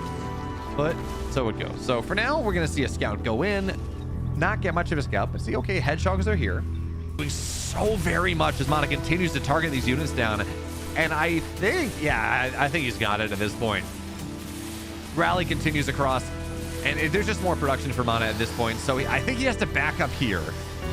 He does. The repairs are just a little bit too strong from vacuum cleaner wars. Fair, accurate. At this point, yep. Lucifron is dead. The snowball has gone the other way around, and Mana takes the 2-0. Of course, Lucifron's not dead because there is the lower bracket available, but he will fall down. This is a 2-0 for Mana as we move on. Take advantage of micro, and certainly they can snowball games if you want to go that way. Meanwhile, Mana for his side, also gonna be hogs and dogs. But he's a little bit slower on the creeping, which is, unfortunate. But so it goes. So for now, we're gonna see a scout go in, not get much of a scout, but see, okay, hedgehogs are here. Doing so very much as Mana continues to target these units down. And I think, I think he's got it at this point. Rally continues across, and there's just more production for Mana at this point. So I think he has to back up here. He does. The repairs are just a little bit too strong from vacuum cleaner wars. Fair, accurate. At this point, yep. Lucifron is dead. The snowball has gone the other way around, and Mana takes the 2-0. Of course, Lucifron's not dead because there is the lower bracket available, but he will fall down. This is a 2-0 for Mana as we move on. Take advantage of micro, and certainly they can snowball games if you want to go that way. Meanwhile, Mana for his side, also gonna be hogs and dogs. But he's a little bit slower on the creeping, which is, unfortunate. But so it goes. So for now, we're gonna see a scout go in, not get much of a scout, but see, okay, hedgehogs are here. Doing so very much as Mana continues to target these units down. And I think, I think he's got it at this point. Rally continues across, and there's just more production for Mana at this point. So I think he has to back up here. He does. The repairs are just a little bit too strong from vacuum cleaner wars. Fair, accurate. At this point, yep. Lucifron is dead. The snowball has gone the other way around, and Mana takes the 2-0. Of course, Lucifron's not dead because there is the lower bracket available, but he will fall down. This is a 2-0 for Mana as we move on. Take advantage of micro, and certainly they can snowball games if you want to go that way. Meanwhile, Mana for his side, also gonna be hogs and dogs. But he's a little bit slower on the creeping, which is, unfortunate. But so it goes. So for now, we're gonna see a scout go in, not get much of a scout, but see, okay, hedgehogs are here. Doing so very much as Mana continues to target these units down. And I think, I think he's got it at this point. Rally continues across, and there's just more production for Mana at this point. So I think he has to back up here. He does. The repairs are just a little bit too strong from vacuum cleaner wars. Fair, accurate. At this point, yep. Lucifron is dead. The snowball has gone the other way around, and Mana takes the 2-0. Of course, Lucifron's not dead because there is the lower bracket available, but he will fall down. This is a 2-0 for Mana as we move on. Take advantage of micro, and certainly they can snowball games if you want to go that way. Meanwhile, Mana for his side, also gonna be hogs and dogs. But he's a little bit slower on the creeping, which is, unfortunate. But so it goes. So for now, we're gonna see a scout go in, not get much of a scout, but see, okay, hedgehogs are here. Doing so very much as Mana continues to target these units down. And I think, I think he's got it at this point. Rally continues across, and there's just more production for Mana at this point. So I think he has to back up here. He does. The repairs are just a little bit too strong from vacuum cleaner wars. Fair, accurate. At this point, yep. Lucifron is dead. The snowball has gone the other way around, and Mana takes the 2-0. Of course, Lucifron's not dead because there is the lower bracket available, but he will fall down. This is a 2-0 for Mana as we move on. Take advantage of micro, and certainly they can snowball games if you want to go that way. Meanwhile, Mana for his side, also gonna be hogs and dogs. But he's a little bit slower on the creeping, which is, unfortunate. But so it goes. So for now, we're gonna see a scout go in. Welcome back, friends. We don't have a lobby code just yet. I imagine that Mixu versus Kel is a rather long IVV. So while a Stormgate, it's like 1,200 in cash per region. Maybe it's 1,000 in cash per region. Yes, the other are. Oh, okay. Kel versus Mixu is done.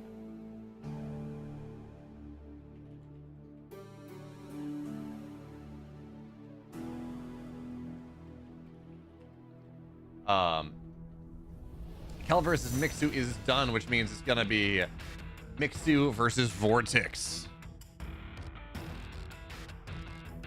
I know I made that assumption, but it's gonna be Mixu versus Vortex coming up. That is actually super sick. By the way, Chris 1989 subscribing with the Prime Gaming sub. Thank you so much. I really do appreciate it. I understand, you know, first of all, enjoy no ads. I am working on getting some Stormgate specific emotes made because we got some awesome StarCraft ones, you know. BeoMulf, like the Dark Shrine, dancing Dark Templar with Dark Templar with a butt, you know, great because win behind Dark Shrine. But hopefully we're gonna get Smudge, we're gonna get the Magma Stomp emote going, we're gonna get some other stuff going. Star Zagora was $10,000. Yes, no, it's 10,000 euros due to 15 pieces. That's like $11,000, something like that.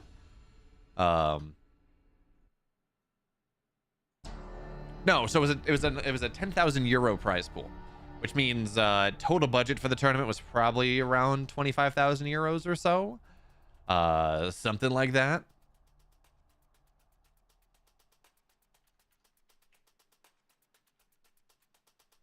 But what was I doing? I was going, and we were starting a prediction. This is gonna be This is a super sick series. This is gonna be Mixu versus Vortex. All right, but by the way, talking about funding and things like that, take a look at this. So I've been working with some Aftermath people who are very good at what I do, very good at what they do, and they are very good at what I do. But I'm working on this pitch deck to try to get another Stormgate Nexus. You know, I'm asking for like $2,000-$3,000, right? Not a ton of money, $2,500. You know, not a ton. I can go $5,000. That'd be awesome. But anyways, so we're trying to run more of these, right? So I got a pitch deck going, and take a look at this. It does. Apologies, the colors are a little dark. That's the HDR being weird. But you know, look at this. You know, so this was the last format. Obviously, that formats may change, but this was how we did it last time. Oh wait, we gotta go backwards. This is not totally in order. Yeah, this is not totally in order in the Google Drive. Also, word average. The resub with Twitch Prime for 2 months. Thank you so very much. But anyway, you know, welcome. Well, glad you're back. But anyway, so qualification process. Of course, we can see that going. Again, we're just this is the deck saying, hey, this is what we want to run, and it looks super sick. We got 100,000, nearly 100,000 total views across everything, and we probably should have a 2,000, like a peak viewership here of 1987 or something. Average max viewers, and those are just Twitch stats. We got even more viewership on YouTube as well, between the VODs and between everything else. Big sponsor, nice sponsor engagement, everything. So that's very exciting.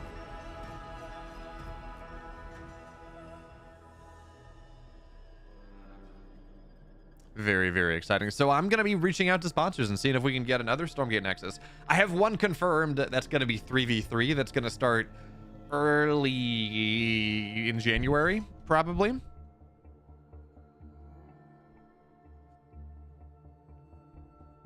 At Erig Mind. ND/LI. You're welcome. I'm glad that you enjoy what I do. But yes, Kenny SB, I already have the funding for it. I need to organize, I need to figure out formats and everything else, but we are absolutely going to have a 3v3 Stormgate Nexus. That is going to happen.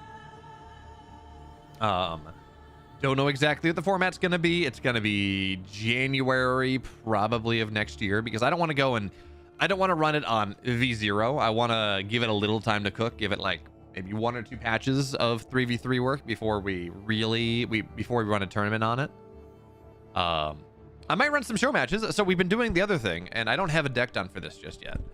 But if you've been paying attention to what I've been doing, you've seen the Stormgate Sundays that have been happening, where I just throw up a match in Reno, and actually in this case we have a someone has already donated. So Stormgate Sundays tomorrow is going to have a $250 prize pool, which is super sick. Plus, if people decide to donate a little bit more, 3 best of 7s, not just 2. But anyway, what was I saying? Yeah, getting into this. Running Stormgate Sundays with 3v3 would be really cool. Now, that does require a bit higher of a prize pool because it's a bunch of players playing. It's 6 players playing, not just 2. And an individual series. But, you know, we'll see what happens.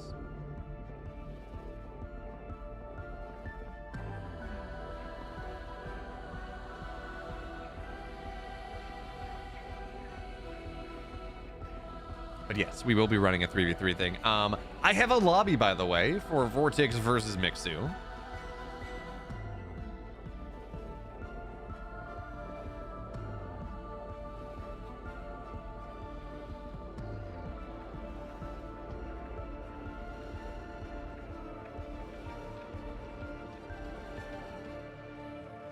Curious to see if eventually, like in 2 years, the format will include pick ban for heroes.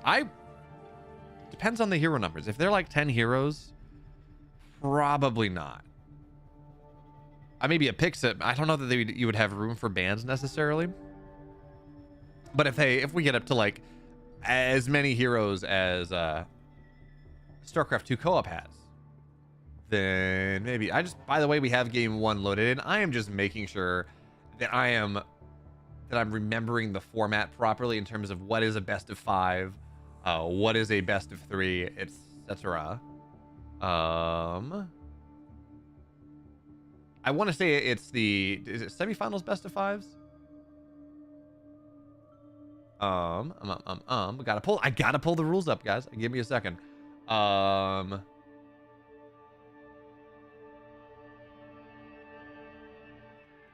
need to remember tournament rules.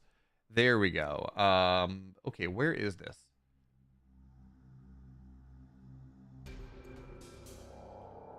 Winners final, losers final, grand final. So yes, best of 3 right now, which means we're getting into game number 1 of this series. Not this first series, but of this series. In the bottom left, in the blue, he is the number 1, or at least has been the number 1 player on ladder. He's the Inferno player. It's Vortex. And in the upper right, in the red, playing Vanguard, it's Mixu. And let's see. So for now, it's gonna be a command post first, coming out of Mixu, overcharges the bobs, you know, does that thing, slows down creeping a little bit, but in fairness, as we take a look at the setup,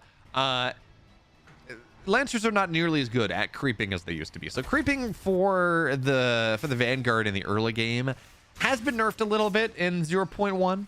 Just a tiny bit. Now, how that works out here, I don't know. But for now, dash. Oh, God. These brutes are eating so much. It's going to be fine at the end of the day, but still just a little bit annoying. Sniping. Nope. Not going to be able to jack the creeps. So for now, Vortex are getting everything that he could possibly want. Now, Barracks is going to go down. We should see a sentry post in the Luminite line. Not off to the side like we saw happen in that game that ended. And with an overcharge here, oh, nice body blocking, but not quite gonna find it. So sentry post going down. You need to have 2 of them at once to get started, otherwise it's a big problem. So sentry post is gonna go down. Now brutes into the main base, causing all of these issues. And again, there's no overcharge, but there is mass repair, and that should solve some of the problems. Now the sentry post is done, trying to body block the Lancer away from things, and that's a pretty cool idea. So Lancer's stuck in a bit of an awkward spot. Sentry post not all that strong, but now dives in. There we go. And the damage, so sentry post, oh, okay. Sentry post will fall down, but it kills off the majority of these fiends. Overcharge, yeah, has to get spent, but Mixu's okay. Mixu's gonna be fine. He's already here on 10 workers in the natural, 10 workers in the main base. And yes, this setup is, oh, man. Shadow Mass is getting a lot of damage done to these Hex, and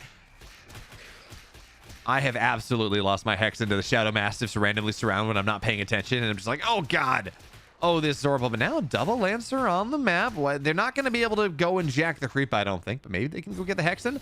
Ah, yeah, that is a dead Hexen.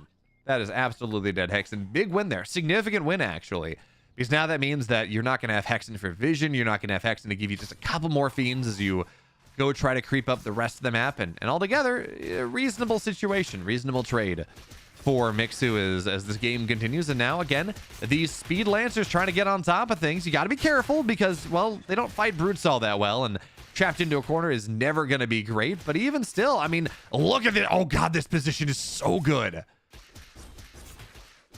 This position is actually disgusting. Dog blocking things out a little bit. I didn't even know that corner existed, but that is, oh, that is painful. That is really painful. So for now, just kiting away, killing off all the fell hogs, minimizing supply.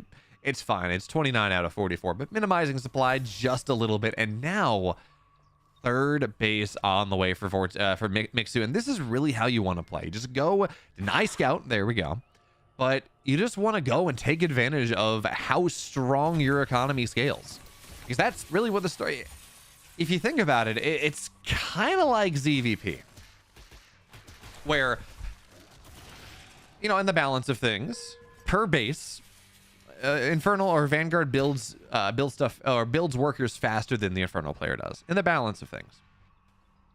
Now, exactly how that, you know, it's not quite true because it is 17 seconds for 17 seconds, sure.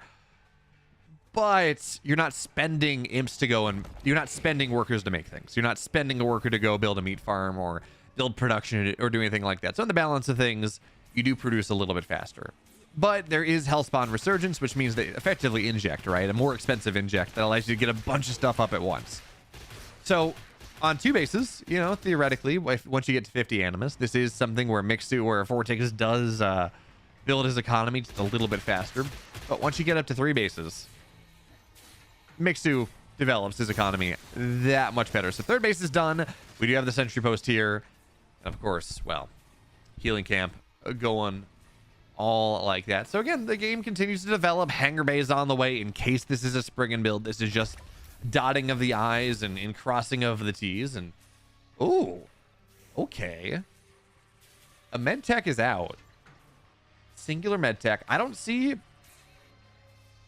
biolab. So that's actually really interesting. There's one medtech, of course, to make sure the Lancers get healed up a little bit. But there's no kinetic redirect. There's no quick draw hustle. And again, part of this is because of the greed, right? Because of this fact that Mixu decided to go get this very, very quick third base.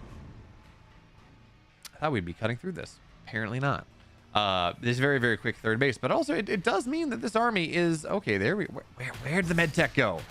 I guess it's hiding back up. Yeah, okay, went back home for the time being, getting some energy back up. Oh, there's nothing to give it energy, so I don't know.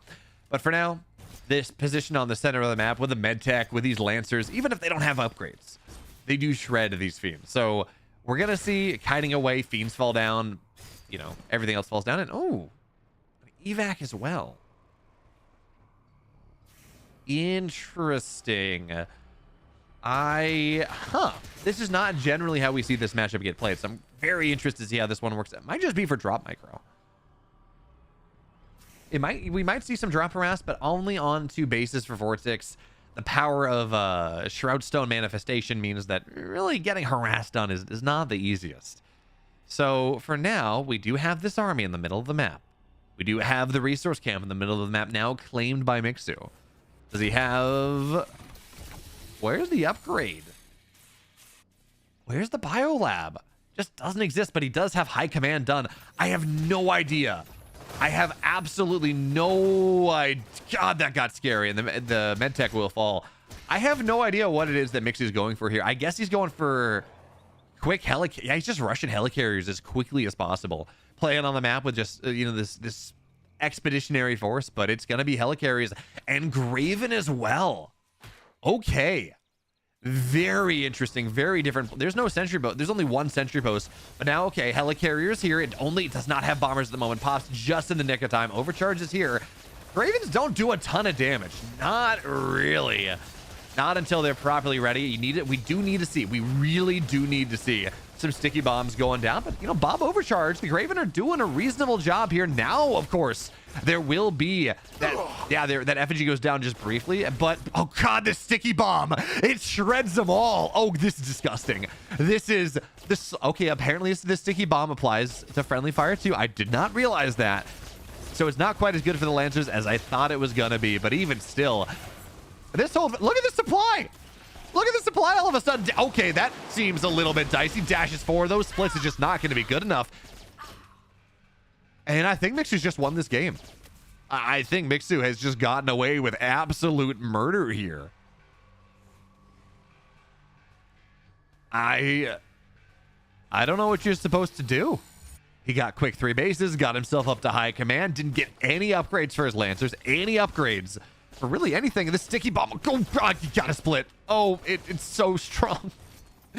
Yeah, and he's just gonna go and he's gonna go build a force field of Lancers onto the backside. Graven jump on top, and there's a Shroud Stone manifest. Yes, there is, but bombing run gets damage done. Lancers and Graven should be able to clean up the rest here.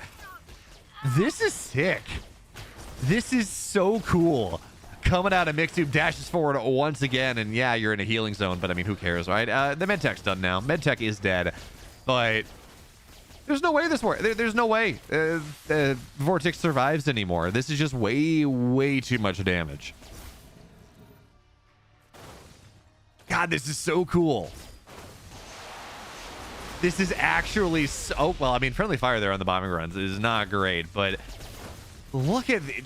Okay, so we're gonna see Nightfall Infestation goes down. And I think one of these Graven is gonna. Yes, Graven is dead, so that's not great. These sticky bombs are so good. Helicarriers again on the field here, just getting more damage done. And the other value, by the way, with sticky bomb, gonna go on top of this. Bye-bye. Shadow Flayers cannot join the fray. Other value with sticky bomb as they blink in and go back is it means it's a lot easier for these helicarriers to hit things. A lot easier for these helicarrier bombing runs to get the damage they want. And Vortex falls down. Mixu takes the first game in this series. Oh God, this is so cool. Oh, I did not mean to report a bug. Exit the game.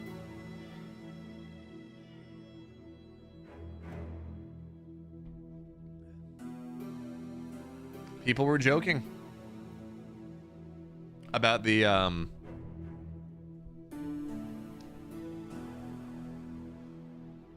man, what's her name?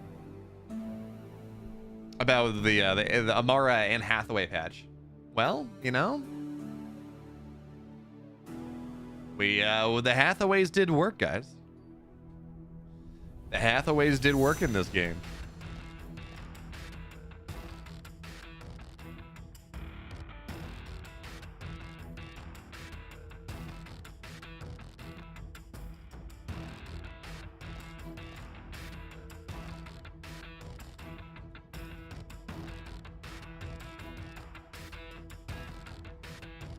Yeah, helicarriers are very strong right now, but it's really this Graven helicarrier combination that I think is really strong. It's like one helicarrier versus that push, it's whatever. But because of the sticky bombs, it just blew everything up. I mean, there was no way to split. You can absolutely split against the sticky bomb. But once the sticky bomb is down and that slow is down, dodging the helicarriers is just impossible. It's not going to happen. Floophead saying the timing is really tight. Yeah, I think the timing was super tight from Mixu as well.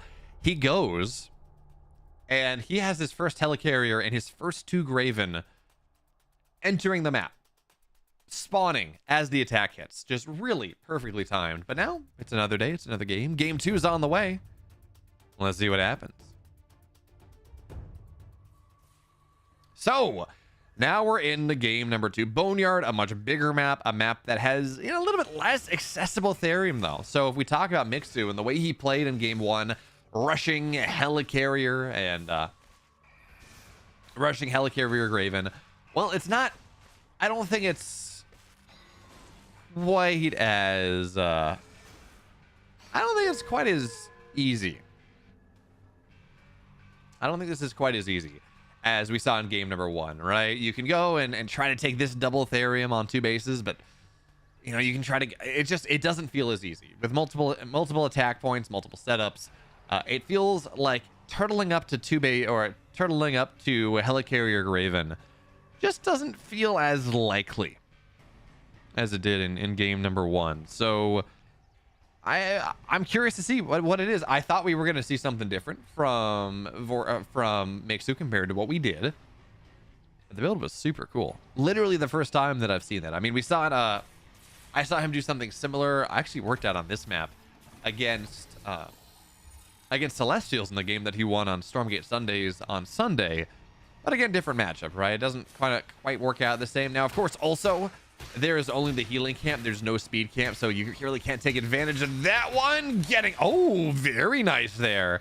Between the Skullashetta and the couple fiends, actually able to burst down the scout, or excuse me, the Bob, even through the repair healing zone. He's not going to get this one, as he doesn't quite get it low enough, but overcharge is going to get forced out, and this harassment early on is just annoying.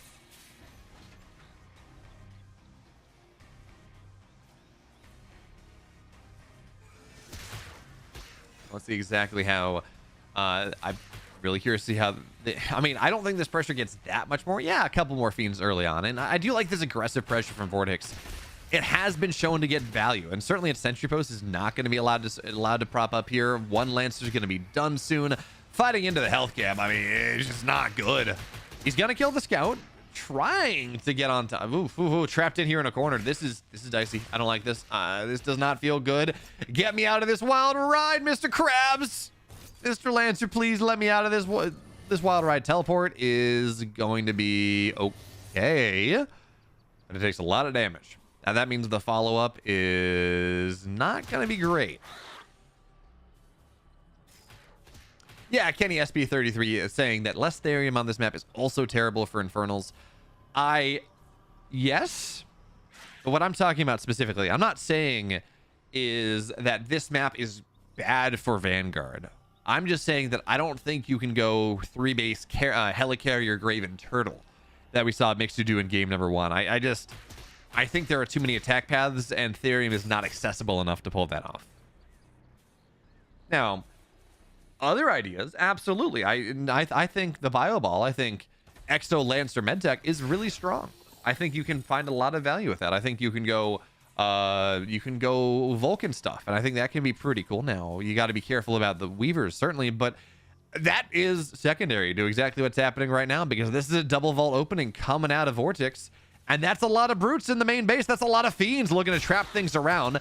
Now, nice job here, of course. The job of the scout is just to zone out as much of the surface area as possible to make sure that these launches get reasonable surface area. So for now, we're gonna have 4 brutes. We're gonna have the Hexen. Certainly a lot of Therium was getting mined, but not really gonna happen anymore. Bouncing around, trying to get on top of the Graven. Not gonna get it for the time being. And this rush continues. Vortex, there's no natural on the way. Nothing like that. One Lancer on the low ground, trying to get some damage done, but not really going to accomplish all that much. We need to see an overcharge, I think. That Mass Repair is going to keep this alive for now, even through the Infest. And playing around with this health zone makes it so much harder. Makes it significantly harder. Really, really much harder for Vortex to make this aggression happen. Now, there's going to be a Sentry Post in the healing zone, but it's pretty far away. It's not going to be really in range. Now there's going to be overcharge pop, looking for the surround. Not really going to find it, but it will buy the time. There's going to be this habitat going down.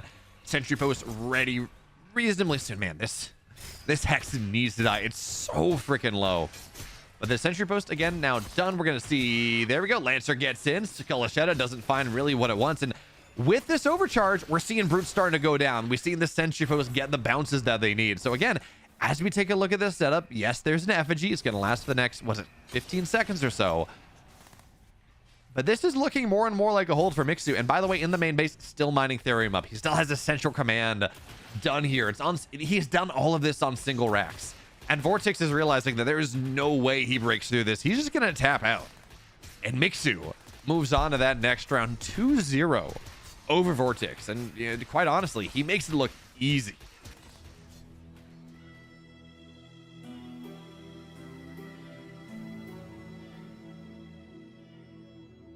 I've actually been enjoying IVV a lot ever more since I started fighting the Vanguard early on. It's a lot more fun. You feel like you have much more agency. Fair. I haven't had a chance to play on the new patches much recently, so I feel out of date, and I'm just not sure. I don't have a good idea about what I'm supposed to be doing in the matchup, which is never a good way to feel good about how you're playing. This is all I'm gonna say. So friends, that was a best of 3. Mixu just looks better. I agree. So let's look at this bracket once again. Mixu Vortex. Oh, Tosis up 1-0 on Snockstar. Grimmy up 1-0 on Mana. Fairness, Celestials versus Vanguard there. All right, so I think we try to get the winner of this series versus Snockstar Tosis, probably. That sounds pretty sick, actually. If there's something else we can get into, maybe we'll try. But for right now, likely gonna be the winner of it's gonna be Mixu versus the winner of Snockstar and Tosis, and that is pretty fun.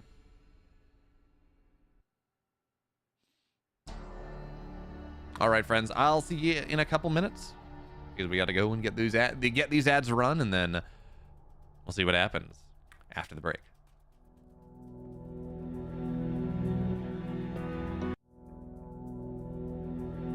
For the Vanguard in the early game has been nerfed a little bit in 0.1, just a tiny bit. Now how that works out here, I don't know, but for now, dash. Oh god, these brutes are eating so much. It's gonna be fine at the end of the day, but still just a little bit annoying. Sniping, maybe. Nope, not gonna be able to jack the creeps down. We should see a sentry post in the Luminite line, not off to the side like we saw happen in that game that ended.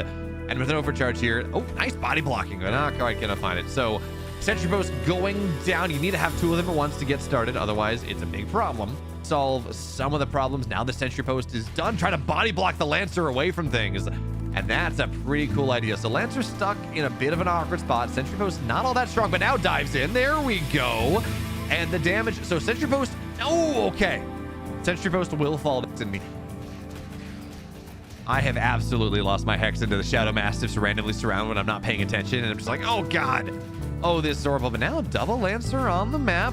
They're not going to be able to go and jack the creep, I don't think. But maybe they can go get the Hexen. Ah, yeah, that is a dead Hexen. Careful because, well, they don't fight brutes all that well, and trapped into a corner is never going to be great. But even still, I mean, look at it. Oh, God, this position is so good. This position is actually disgusting. Dog blocking things out a little bit. I didn't even know that corner existed, the Animus. This is something where Mixu, where Vortex does build his economy just a little bit faster.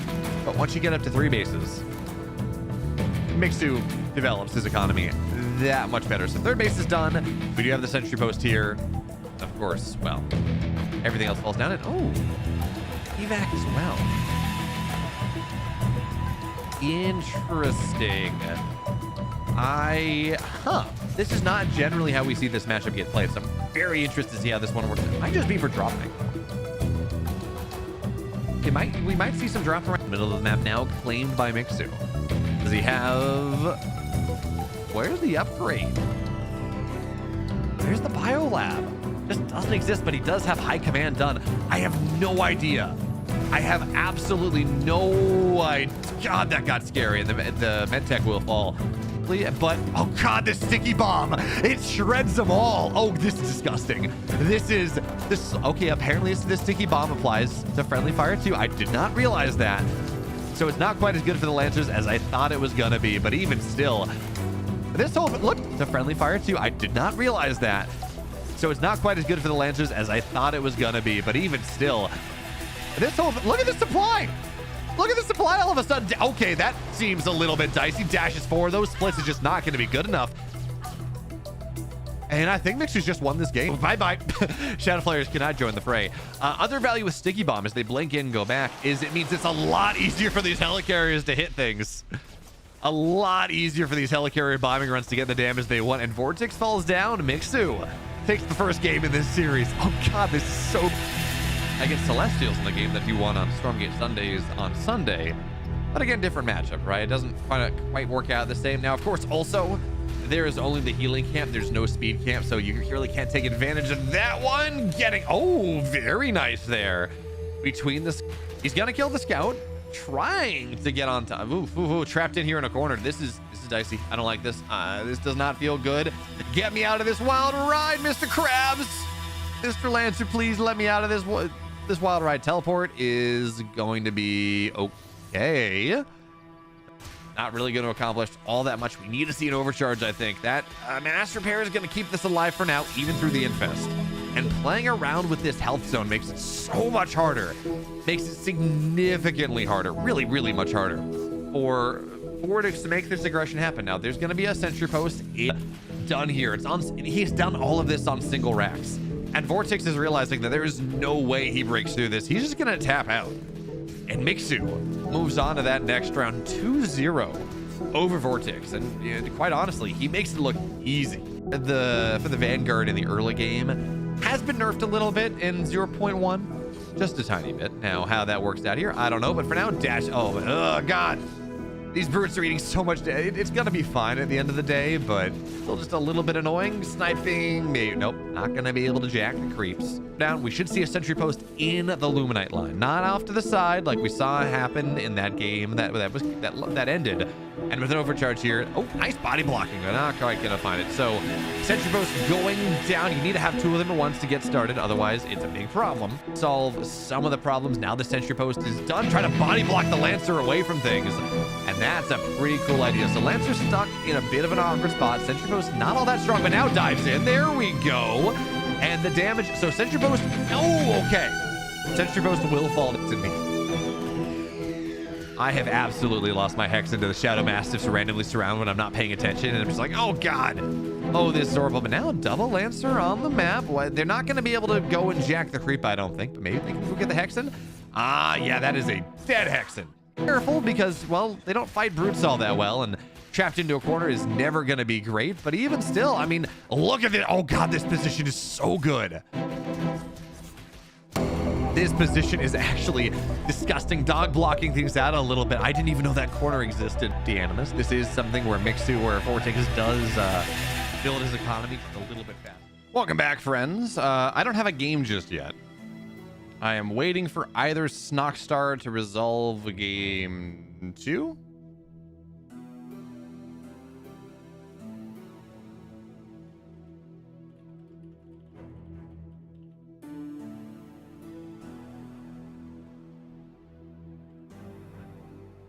Yeah, I just don't I just do not abbreviate. Command post first. It's fine. But yeah, you know, calling it abbreviating that one is a dangerous one, and yeah, we as a community should probably decide to not do that. Probably a good idea.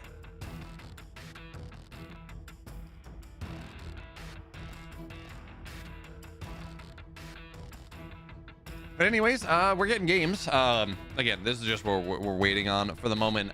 We've hit that point. I could go down to the lower bracket and get Vortex versus Kel, I think it is. Vortex versus Karis. MSRM versus Kel. There we go. It's a mirror. And I want to say Karis is also a... Where is Karis? Karis is playing Celestial, so that's not a mirror matchup. Yeah, I know. It certainly has been a thing for me. I'm like, I need to train my brain to use Stormgate terms instead of SC2 terms. That is the thing I've been doing. Anyone know where to find the rules and map bans and such for this event? It is on the tournament page, but also, here you go, DH Elazer Live. A Google Doc page. Doing that. Grimmy 1-1 versus Mana. I tried to get lobby code number 3, but we were too late. MSRM took a map off of Elazer, but Elazer is awaiting the winner of Mana and Grimmy. Okay, here is my question, and this is a very important question. Do we want Mixu versus Snockstar / Tosis? Or do we want Elazer versus Mana / Grimmy?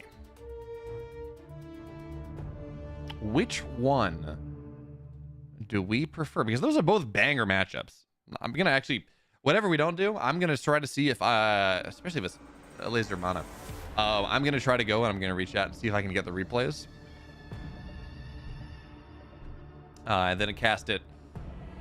Try to see if I can get as many replays as possible and cast the game, the series that looked good that I missed from this tournament, like Tuesday night, Wednesday night, something like that. Will I cast the North American tournament? I will, Sun Niners. I absolutely will. That is in the planning. That is a plan that is in the books. Absolutely planning on doing that one. Of course, that starts in an hour, I believe. How long after editor is done until we get StarCraft 2 factions versus Stormgate factions? I don't know. We'll see. Hey, Laser, please. Blue says.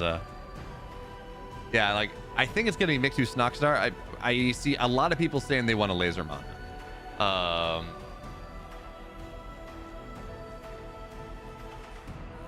All right. I have a lobby code for game 3 of Snockstar Tosis, so we're gonna get into that one. Gonna do that.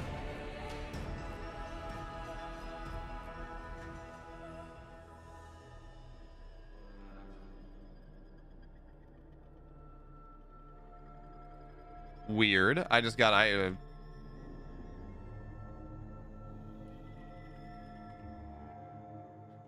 yeah, it's weird. Celestials are like all the top 10 on ladder right now, but not a lot of them playing in this tournament. But I have to go restart my Stormgate client. There's some weird, it thinks I'm in game, and we are resolving that one. Here's my question though, as we take a look, is Mana streaming?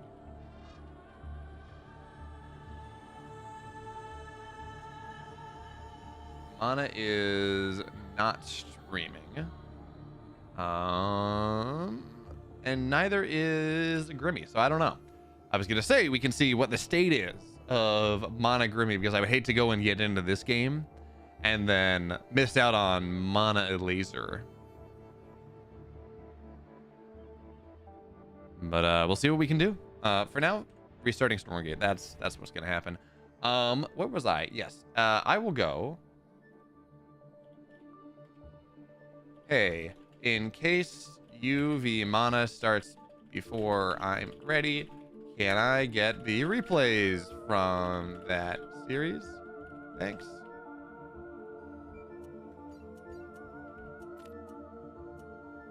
I must rejoin my in-progress match before I can play again. What the?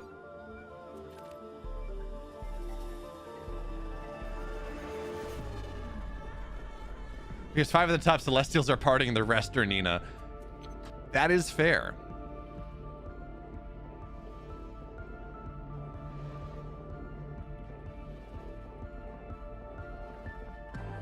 Hey, the boss. Welcome. Glad you're here.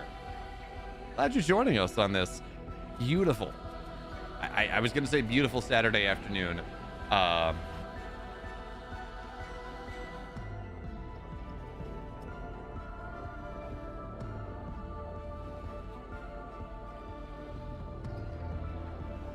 Grimmy 2-1 to mana. Grimmy 2-1 to mana. Celestial's too strong, guys. Celestial's too strong. Wait, how do you know RTS Enjoyer? Because I don't see the stream. I don't see either of them streaming. And anyways, this is gonna be Snockstar versus Tosis, game number 3. Bengata 15. Welcome. Snockstar v Tosis. Bengata 15, thank you so much for the follow as we get in to game number 3 of this series. Lost Hope is a best of 3. Of course, both players tied up at 1 apiece as we move into game 3.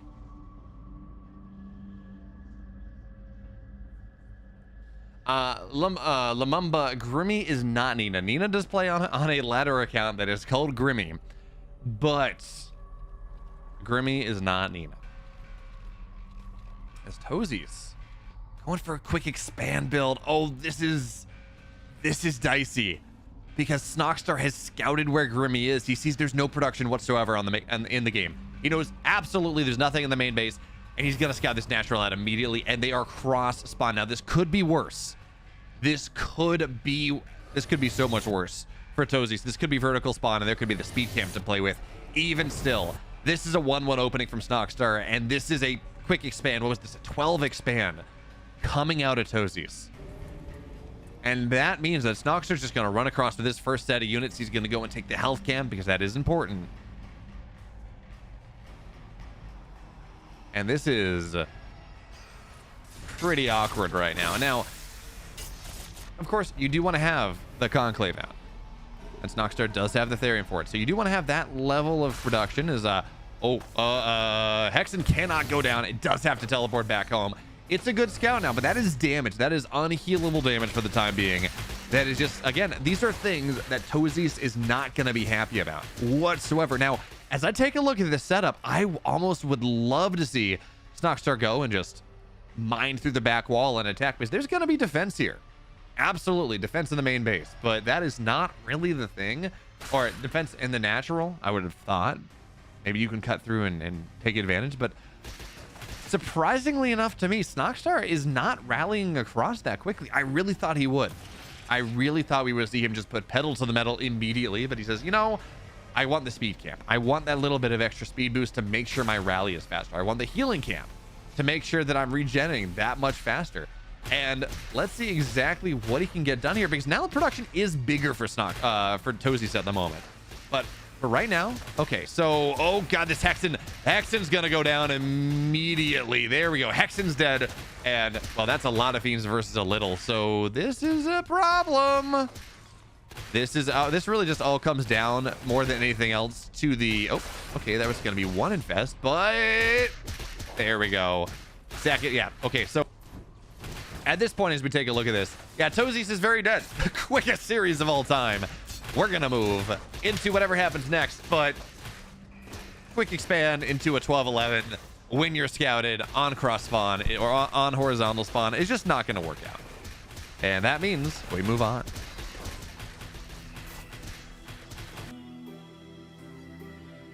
Yeah, Nina is playing in Americas.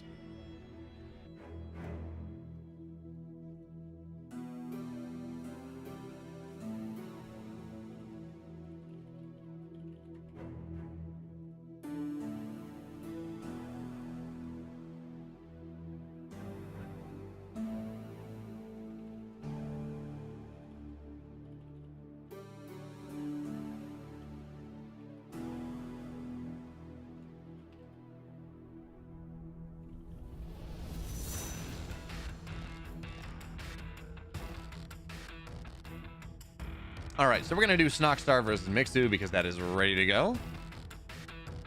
That's actually gonna be a really sick series.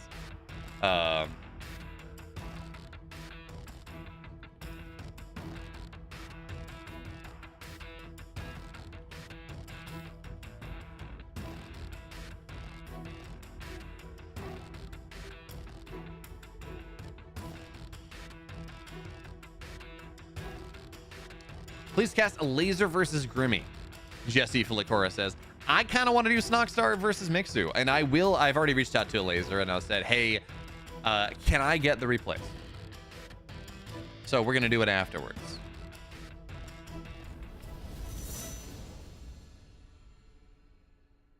Yeah, that was Kenny SP33. That was pretty much a build order loss. I think there are some worlds where you can go and kind of hold on, but no, not in this one. Maxter YouTube. Cheers.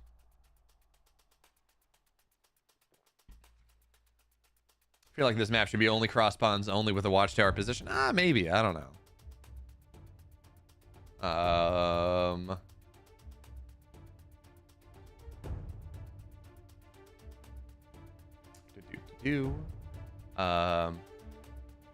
I wouldn't expand. Yeah, the problem is, like, if you're reactively throwing down Vault Conclave as well, that's also kind of awkward.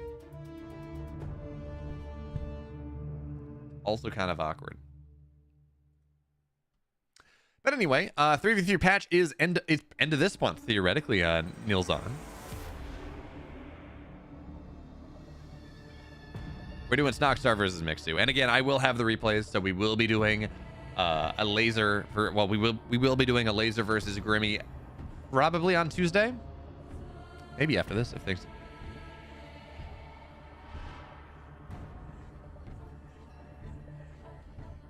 Yeah. Nina starts her run in about 45 minutes.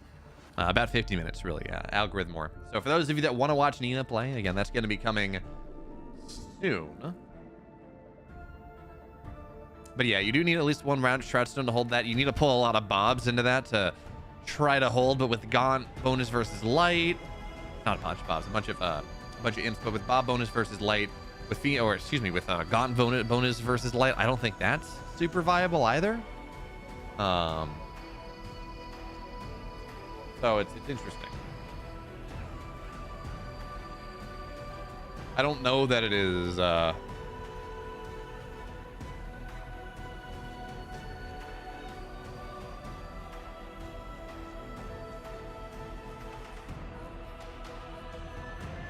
Checking.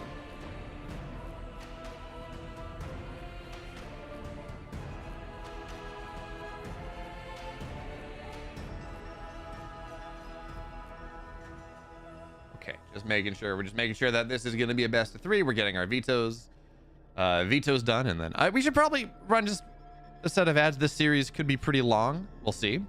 I don't really know, but please make macro maps cross spawn only. It's actually huge that you see Hyman Carroll. I really like the concept of 4-player maps having all 4 spawns, because that means you have 4 maps in one. I do like the variance. I think the problem right now is the speed camps are such a deciding factor. If you get some spawns, that it is a bit of a problem. What's the prize for first place? Scorp87 asks. It's about $400 plus a mouse plus a charging mouse pad.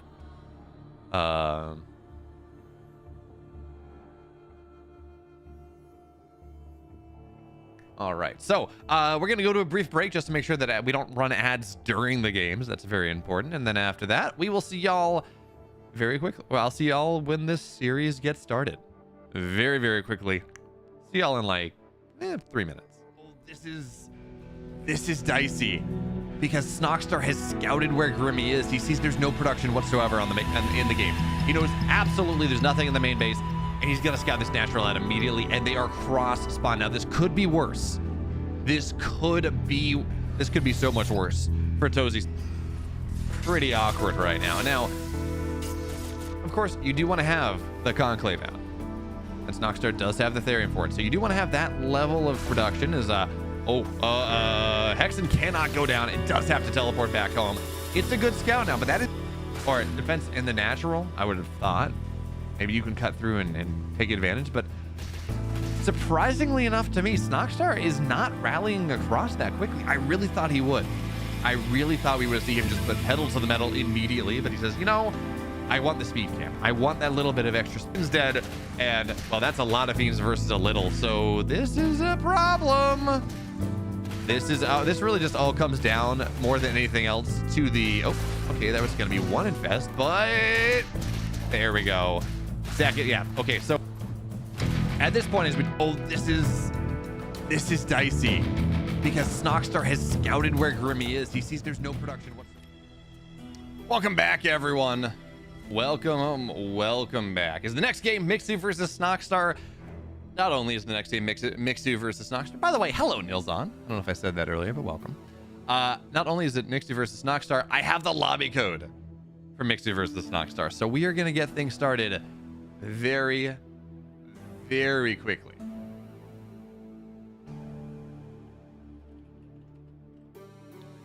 Y'all, are you from Denver? Isma is back, is asking. Are you asking if I am from Denver? Because I'm pretty sure the majority of Twitch chat is not from Denver. I am not. I grew up in Virginia, about 90 minutes southwest of DC, very much middle of nowhere. Fun story. I ran cross country in high school, and it was just about exactly just about exactly a 5K to the nearest paved road and back, and just uphill all the way, both sides. Great way to get back in shape. Also, really, really painful, especially because the middle mile was running through cornfields that were fertilized by chicken manure. Not a fan. Not your chest gets fumigated. But then I lived in Arizona for a couple years, lived in New Hampshire, and now I'm in Texas. Now I live in Dallas. But for now, we have a game, semifinals in fact, that we should get started. So game 1 of this series is Snockstar. It is Mixu. Let's do it. In the bottom left here of this best of 3 in the upper bracket semifinals, in the red, it's Mixu. And of course, his opponent in the upper right on Titan's Causeway in the blue. Arguably the best IVV player in the world, it's Snockstar. And I am very curious to see exactly how it is that Mixu plays this game, because he played Titan's Causeway map 1 against Vortex. He turtled up, went for a quick natural, absolutely. Quick third base, got himself up to high command pretty quickly, and by the time that Vortex's timing hit with some with a couple gaunts and brutes and things, he had 1 helicarrier, he had 2 Graven, and that was enough to make sure that he got everything he needed. The splash damage from the sticky bomb coupled with the helicarrier bombing run and mass overcharge meant that he survived that timing, and then all of a sudden Mixu's up literally double the supply, and there was not a lot that his opponent could do. So for now, we're gonna see the scout try to be annoying. This brute is way trapped, and that's a bit of an unfortunate eyeball as well. So now it kind of, this infested Shadow Mastiff is gonna lose the infest before, yeah, that's a bit of a waste right there. So it's gonna lose the infest before a fiend can get popped, which is just not efficient. And trying to get the Graven, not Graven, excuse me, Hexen. It's gonna be fine. Scout doesn't get anything. I don't think Mixu gets a lot. Oh, here's the healing flower. I don't think he got any of the Shadow Mastiffs, but he did get a lot of damage done on this Hexen.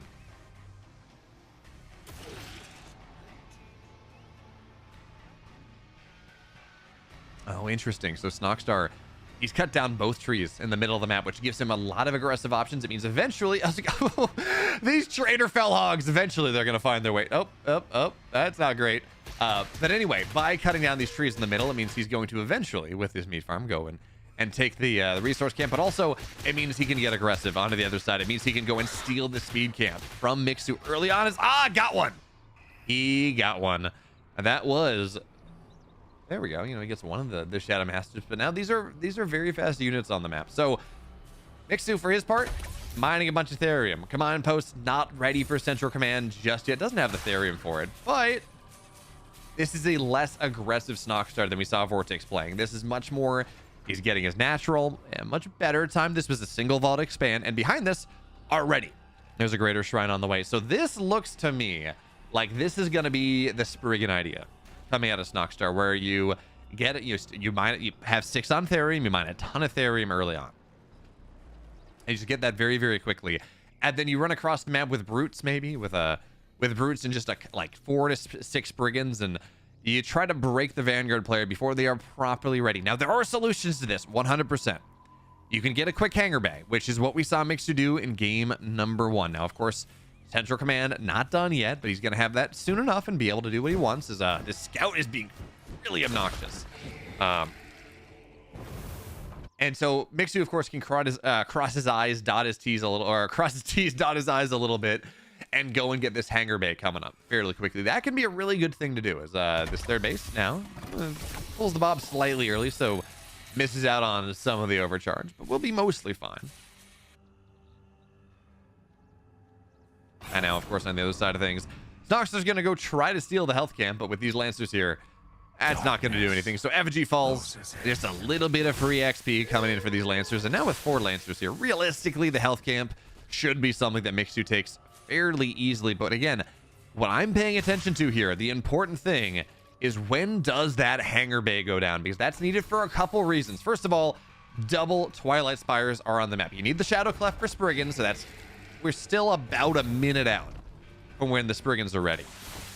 But you do very much need this Hangar Bay. You need the Hangar Bay for tier 3 as well. So there we go. Hangar Bay is done, but it's not on a solar habitat, which means getting a Hornet out defensively is not really fast, is not really going to be the thing.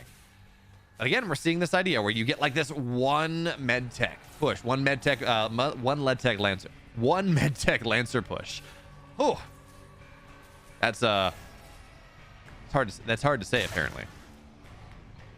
But one medtech push, and with one medtech you get an evac going, and there we go. And you put pressure on the map a little bit, and that's pretty good.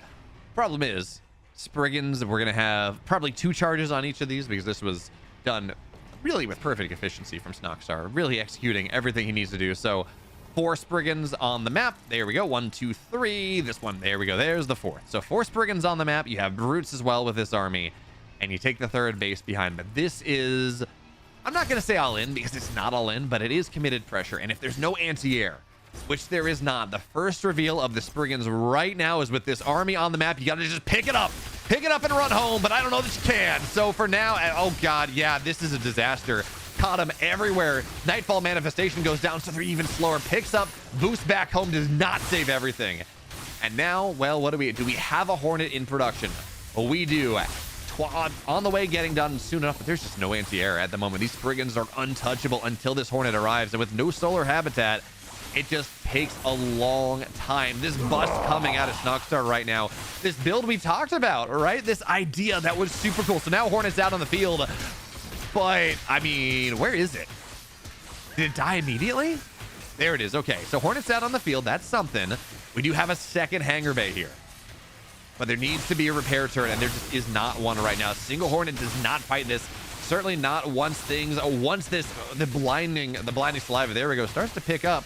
But this is okay. Take a look at the setup right now. Hornet's doing a reasonable job. The mass repair is doing so much work here. It's absolutely doing so much work. And a second Hornet's going to be out soon. A third Hornet's going to be out soon. And once that second and third Hornet are out, I mean, Graven's out here as well. So tier 3 is done. This bust, it looks really scary. It looked, Graven is in a bit of a sticky scenario, but it's going to be fine. This looked like a disaster. Unmitigated, absolute disaster. Coming out of Mixu in this game, getting caught on the middle of the map, his entire army stuck in the middle of the map. And now, well, he's up supply.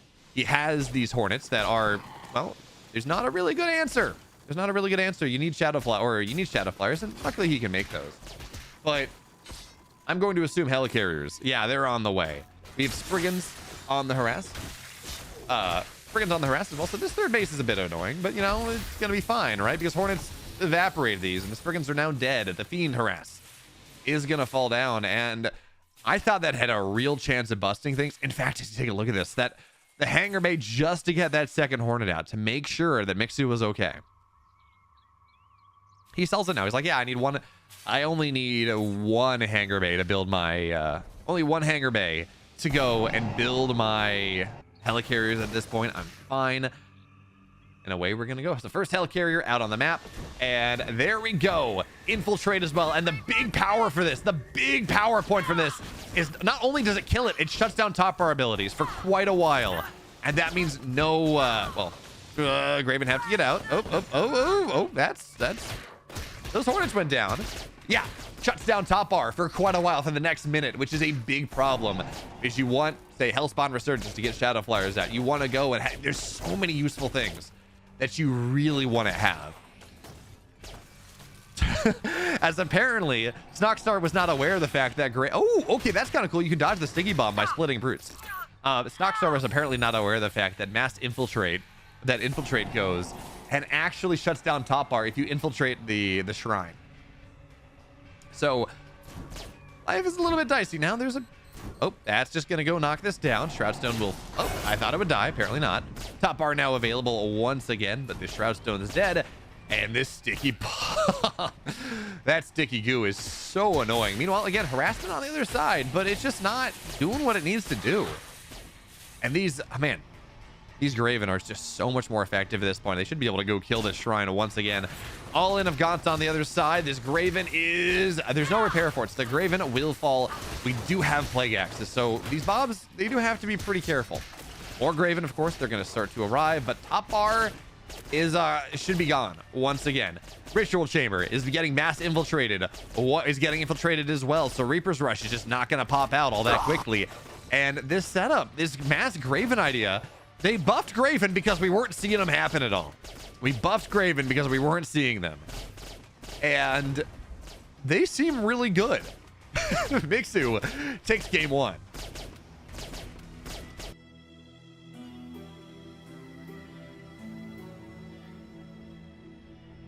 Nina saying, wait, what? Y'all didn't know about this? I knew about this from like day 1 of the patch.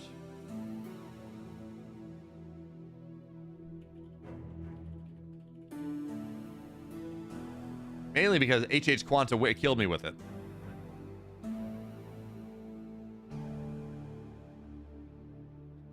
But yes, that is, in fact, that is giga broken. I think they may have... Guys, I know it's hard to get to, but I think they may have overbuffed Graven a little bit. May have overbuffed Graven just a little bit. Shutting down top bar is like the most broken thing.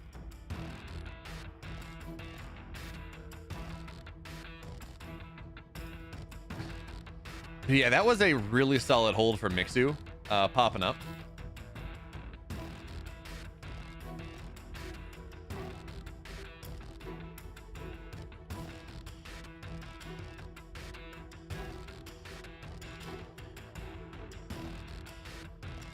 All right, so game 2 is going to be on the way soon enough.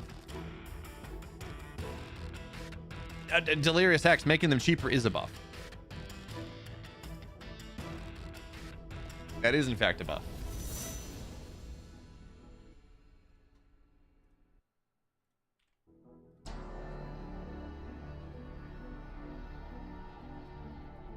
Making them really cost half. It was like half as much Therium. It was 150, I think. I think it was 150. Now it's 75. Pretty sure. Lamumba say TV saying the game is bugged. My base has disappeared somewhere. Yeah, you know. By the way, Slime Across, thank you so much for the follow. Missed you as we got into that. Yeah, see, it's funny. Thank God Graven is tier 3 is a good spot for sneaky hypermobile harassment units. I was about to, like, when they talked about this, I'm like, oh, they've only buffed the Ethereum cost a little bit. Like, is that enough? Maybe they should make it tier 2 behind an upgrader, behind a tech structure, because it's just too hard to get to otherwise. And then it turns out that it's actually really strong. Really strong.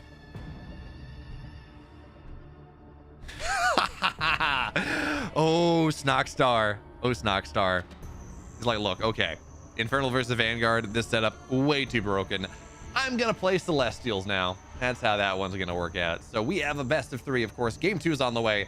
This time, Snockstar's like, I don't want to deal with this nonsense again. We're going to play Celestials. Let's go. So in this game number 2, of course, Mixu playing the same thing. He's playing Vanguard, but Snockstar's like, yeah, I mined a lot. He messaged me after that game. He's like, I mined 13,000 resources even with the Spriggan opening. I still had no chance. Like, well, you know, the build's pretty good. I don't know what the solution is, but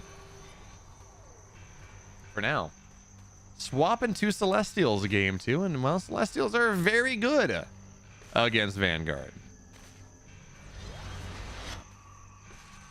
How this works out, I don't know. There are a bunch of different ways you can play this. Of course, you can just go build a bunch of Argents and run across the map. The problem is that I think Surge production is a little bit too fast. I think Surge production is just a little bit too fast. So what that means is that as you go and you build 3 creation chambers off of 3 collection arrays, and you just build a bunch of Argents or something and go from there. Scorp87 saying, I hope we see more Archangels too. They look spectacular. They do. But I think we don't. I think we only see those in the Celestial versus Infernal matchup. I don't think they're I don't think they're good enough in this matchup. I think everything just kind of shuts them down a little bit too hard.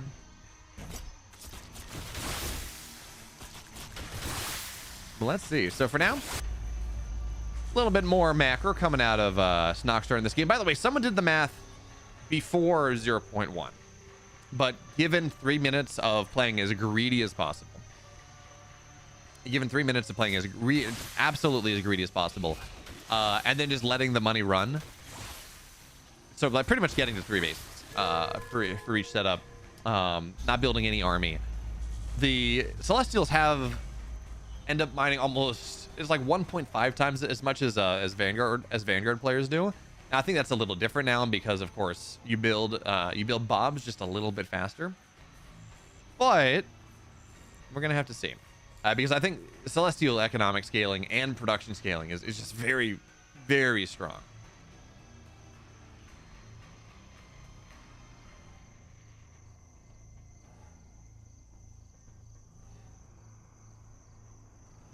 Felfire, they aren't good enough. Saying about Archangels, you know, I don't know. Parting makes them look pretty good. Parting makes our, I mean, parting on that game on not on Titan's Causeway, on Jagged Maw in the Stormgate Nexus, 10 out of 10. 10 out of 10. But this is gonna be really, I mean, this is just gonna be big headshot gaming coming out of Mixu in this game number 2. Hedgehogs very strong. Are they gonna try to go and snipe this creation chamber? Are they gonna be one hedgehog, second hedgehog goes into anti-air? Okay, can you put Kree in creation chambers? Is that what happens? I'm very confused because we saw a Kree pop out of that creation chamber as it died, and I'm not totally sure what was up with that one. But for now, Hedgehogs versus Kree is gonna be the name of the game, and going Kree here is really interesting. I agree, Alien Anarchy. I think creation chambers, collection arrays, it was to the point when in 0.1, 0.0, I forget when they made, no, it's 0.0, when I saw Prisms mining off things without a creation chamber, I thought it was a bug. I was convinced that it was a bug, but it turns out actually it is a feature, and that is part of the design. And I do agree. I think creation chambers, or collection arrays, I think they should be the mandatory mining. And getting prisms, I think it just gives a little bit too economic flexibility that you can go and kind of dripple in, and I guess it's kind of the equivalent to long distance mining, but it's so much better than long distance mining. I think, yeah, actually, I don't think you should have to go and have a creation chamber to mine with prisms, but if you don't have a creation chamber, I think you should have to go and return it to an arc ship. I think that's pretty fair. So you have to go and, you know, if you try to do what sometimes players do, which is like mining with 3 prisms at any given time, you have to be able to return. You should have to return it to an arc ship. Treat it kind of like the Therium setup, for example. I think that's how that's going to go. But for now, lots of Kree on the map, and you know, again, I think this is I don't know that it's surprising, but it is interesting. When we saw Mixu play Bly just went mass 3-base Argent and said, "Hey, have fun." Have some fun. But for now, this is a lot of Kree, and there is a Buzzsaw turret. They're gonna blast into this. Oh, ow, ow, ow, ow, ow, ow. Overcharge has to get pulled, but these bobs are going down very quickly. Very, very quickly. And in this setup, I just really feel like you just need to have a wall. Overcharge is strong. You know, hold position's going pretty nice here. But a lot of these bobs are going down. Even still, I think Mixu's kind of dead. I don't know. I legitimately, and I say this as someone who does enjoy this game, and I think these players are very good and have great ways to go in and develop their way out of this game, and like to solve metas. I don't know. I legitimately don't know how Vanguard wins this matchup. It's just the economy scales too fast, and the production scales way too quickly. So you can just go and build stuff, as we can see right here. And Mixu's just, he's got a Vulcan. Theoretically, Vulcans were supposed to be the solution. Vulcans were buffed to be the solution to mass Kree, but you don't get them out fast enough, and that really is the problem. And I mean, the mass repair on the Vulcan's doing what it can, but there's been a long time truism of RTS gaming, and that is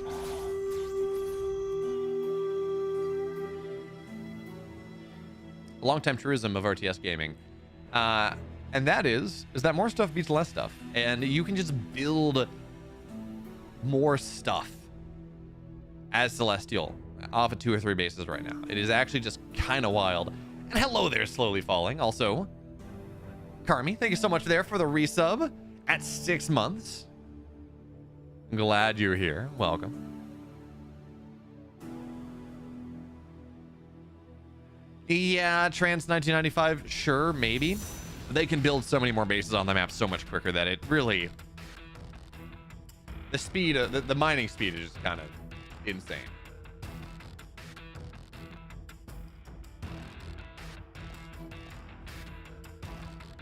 Love this. The Snoxer is asking Vanguard players like, hey, what's the other all-in? What is the other all-in I can play as a Celestial to win the game? Also, Mana Bear Schwein, thank you so much there for the follow. Welcome. We're about to get into game 3 very, very quickly. Well, eventually. We're going to get there.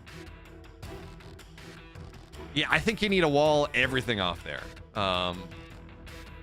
Here's the reason. So, Infernal Vanguard,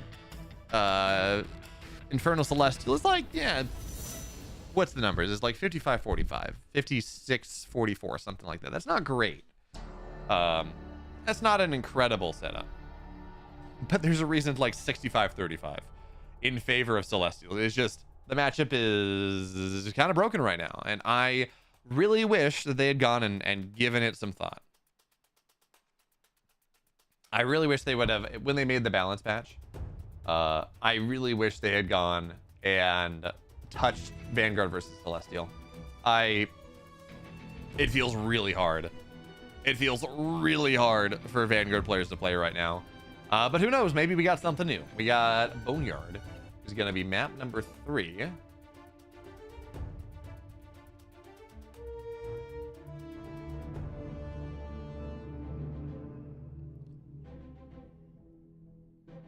Yeah, him and Carol saying it's kind of wild to see so many pro players mastering multiple factions in rock, paper, scissors, and a rock, paper, scissors meta. Yeah, absolutely. You got to remember that the mechanics are not as... this is best of 3, Jam Pilot. Next round is best of 5s. But you got to remember as well is that the mechanics are not quite as disparate, right? Because everything's on grid. And there still is some mechanical separation between the different factions. But I don't know that it's quite as significant as StarCraft. So I think it's a little bit easier. And also, we're so new into this game that... we don't have like 5 years of institutional knowledge and practice to play these different factions. That being said, game 3 is on the way. It's Boneyard and Snoxstar doing the thing again.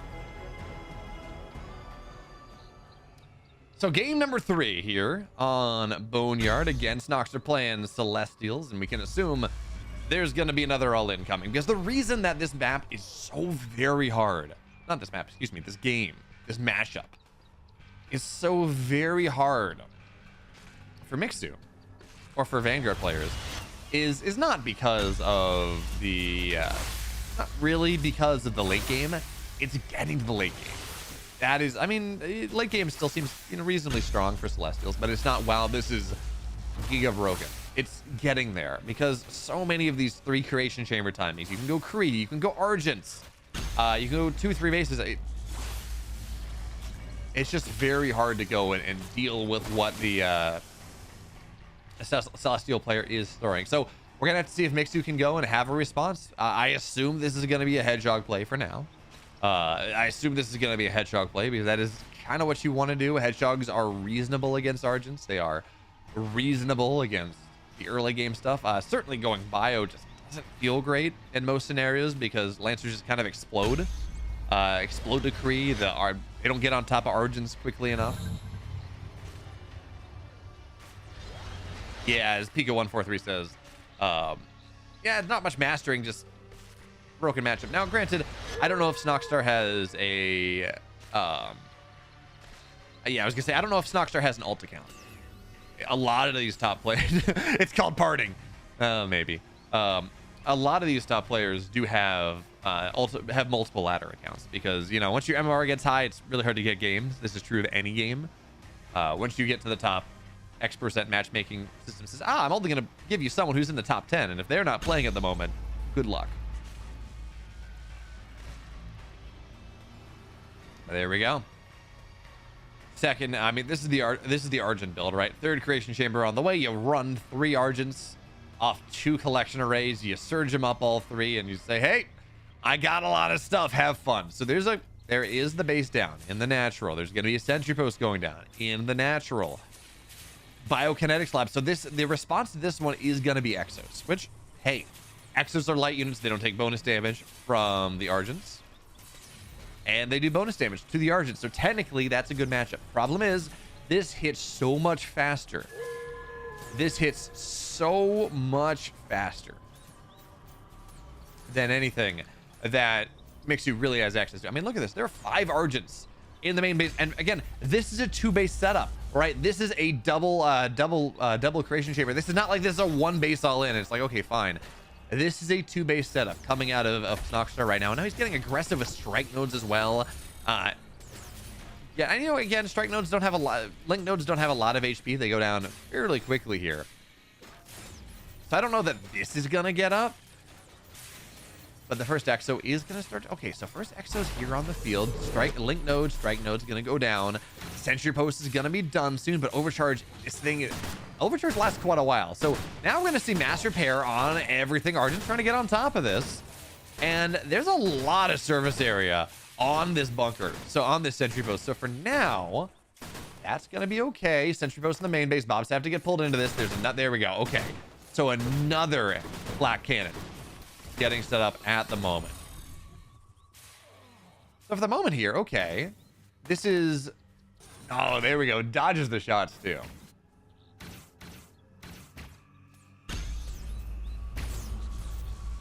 Oh, no, dead Exo.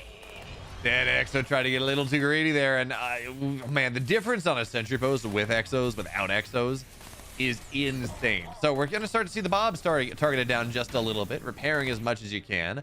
This single... Oh, target that one down. Very nicely done. Targeting down at least some of these low units, but link nodes turning into strike nodes. And once these are done, I mean, oh, God, it's so hard. This is a single barracks play, so not even quick draw hustle. Now Overcharge has to get committed. Maybe this is the opportunity here. Maybe target down some of these units. Promotion as well, because Central Command is done. That actually matters quite a bit. That means it's pretty much a full heal. Strike node is dead immediately. There we go. Second one not done just yet. This is actually a really good hold. Mixu is doing such a good job holding on to this. The Argents are starting to fall down. Second barracks done soon. And that means the strike node will not complete. It's just not a thing. More Argents continue to go down. Promotion keeping things alive.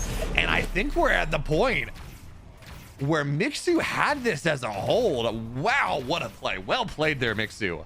Holds on. Snockstar, the race swap doesn't win him too. And Mixu moves on into top 4.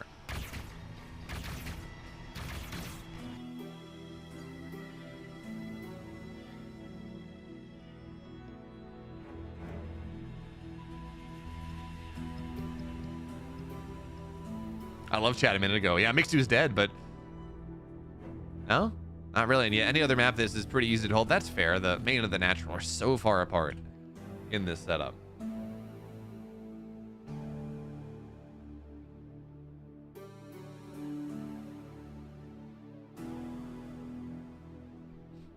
All right, so that means Creation Chamber Surge early game. They didn't. So the goal was not to nerf Argents, by the way, Pico 143. Not really.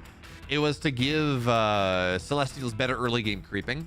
So that was the change. It wasn't really intended to... it really wasn't intended to be a big Argent nerf. Not really.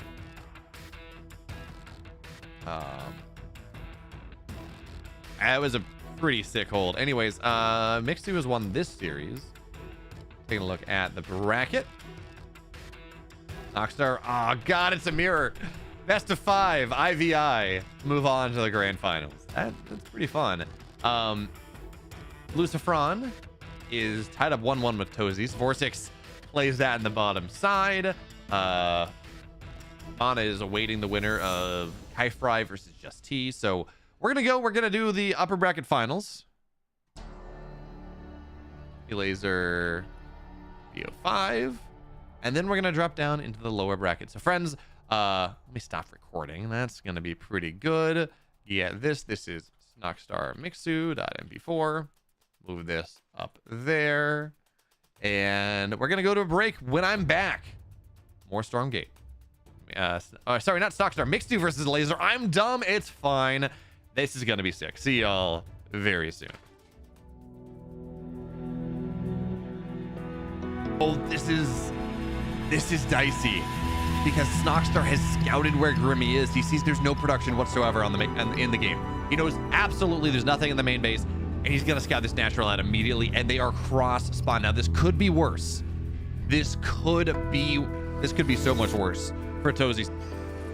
Pretty awkward right now. Now, of course, you do want to have the Conclave out. And Snockstar does have the Therian for it. So you do want to have that level of production as Hexen cannot go down. It does have to teleport back home. It's a good scout now, but that is, or defense in the natural, I would have thought. Maybe you can cut through and take advantage, but surprisingly enough to me, Snockstar is not rallying across that quickly. I really thought he would. I really thought we would see him just put pedal to the metal immediately, but he says, you know, I want the speed camp. I want that little bit of extra instead. And well, that's a lot of fiends versus a little. So this is a problem. This really just all comes down more than anything else to the, oh, okay, that was going to be one infest, but there we go. Second, yeah. Okay, so at this point, we're going to lose the infest before a fiend can get popped, which is just not efficient. And trying to get the Graven. Not Graven, excuse me, Hexen. It's gonna be fine. Scout doesn't get anything. I don't think Mixu gets a lot. Oh, here's the healing flower. I don't think he got any of the Shadow Mastiffs. These traitor fell hogs, eventually they're gonna find their way. Oh, that's not great. But anyway, by cutting down these trees in the middle, it means he's going to eventually, with his meat farm, go and take the resource camp, but also it means he can get aggressive onto the other side. It means he can go and steal the speed camp from Mixu early on.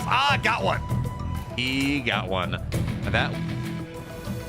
And so Mixu, of course, can cross his eyes, dot his T's a little, or cross his T's, dot his eyes a little bit, and go and get this hangar bay coming up fairly quickly. That can be a really good thing to do with this third base now. Pulls the bob slightly early, so misses out on some of the overcharge. We're still about a minute out from when the Spriggans are ready. But you do very much need this hangar bay. You need the hangar bay for tier 3 as well. So there we go. Hangar bay is done, but it's not on a solar habitat, which means getting a Hornet out defensively is not really fast. It's not really going to be the thing.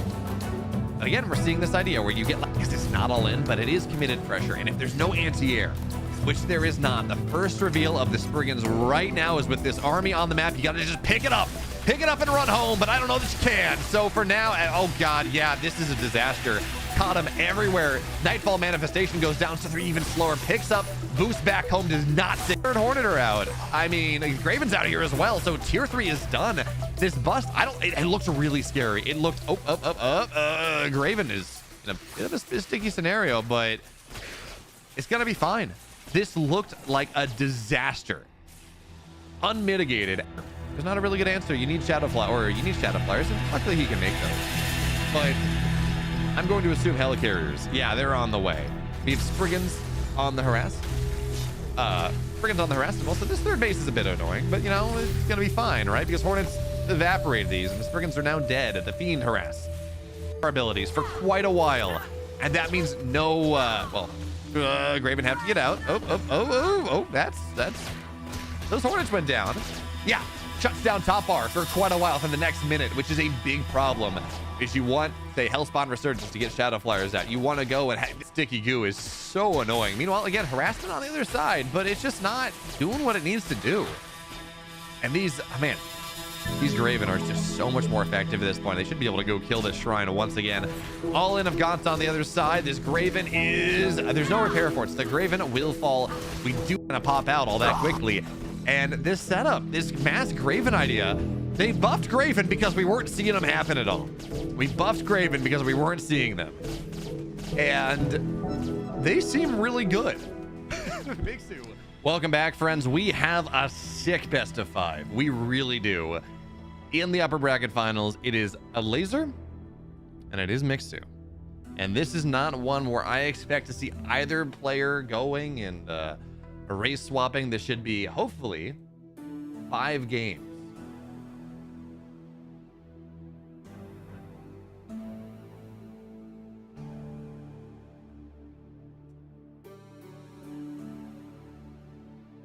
Hopefully, 5 games of this Infernal versus Vanguard setup. Does Elazer have an answer to the shenanigans that Mixu's been going for? Because again, he has the units that are required to make this happen. He's doing a really good job of making sure that he has everything, that he has that he plays defensively enough, that he has this in-game Lancer medtech drop idea that just allows him to put pressure on to keep his opponent at home, and building units instead of macroing up. And so by the point that he's got a helicarrier and like 2 Graven on the map, really hard to break. There's a lot of splash damage, and it does that overlapping splash does a really good job. Does a very good job of smashing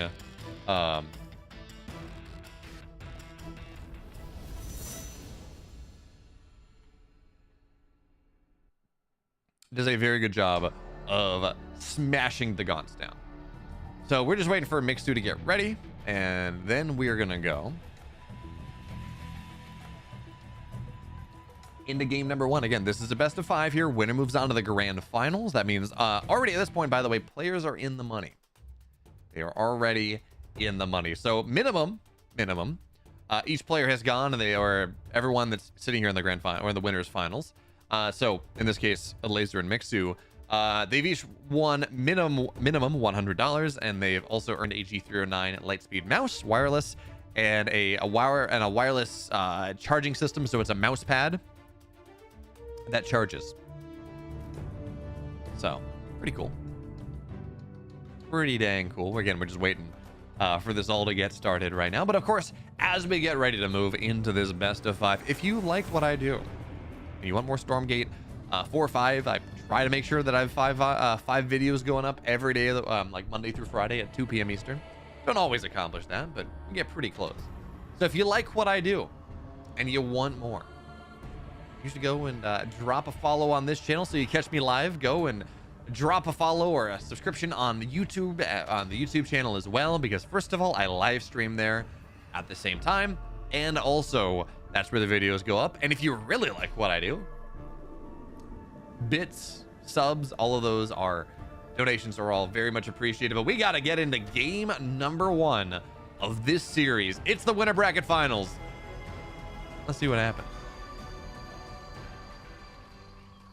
So spawning in the upper right here, in the blue, he's playing for Team Liquid. It's Elazer. His opponent with some disgusting Vanguard plays against Infernals this tournament already. In the red, it's Mixu. As we see Elazer doing what Elazer does. Double vault. The second vault is going to be on the map. Again, what this unlocks, not only the speed camp, that's what the meat farm's for as well. Wait.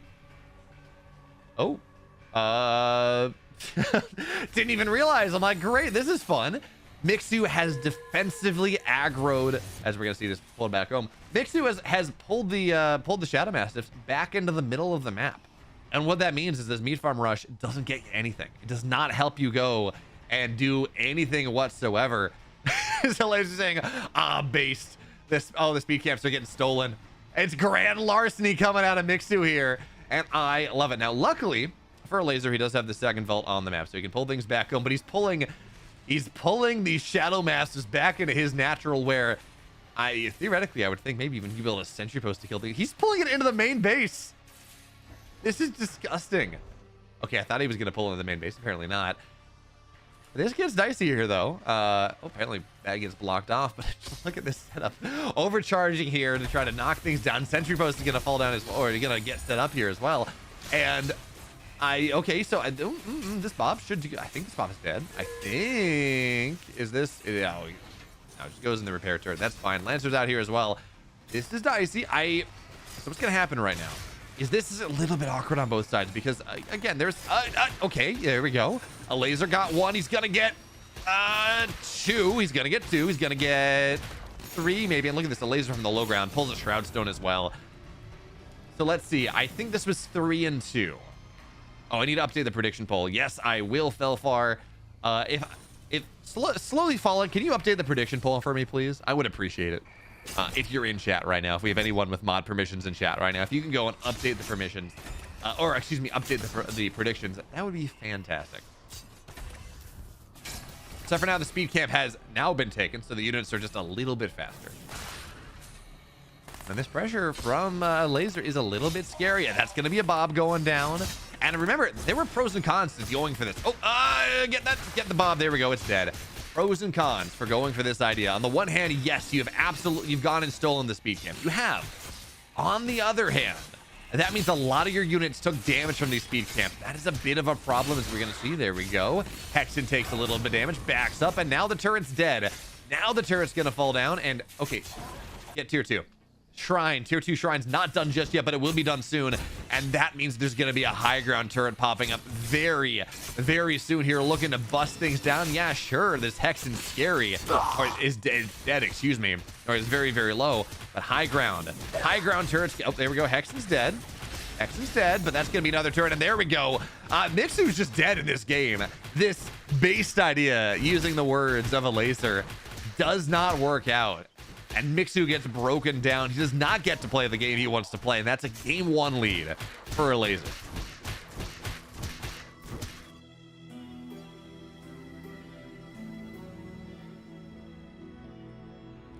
Yeah, I really do like my my Razer mouse, Delirious X, but having to go remember to put my mouse on top of its charging station, and like half the time it doesn't even do what it's supposed to. This is really annoying.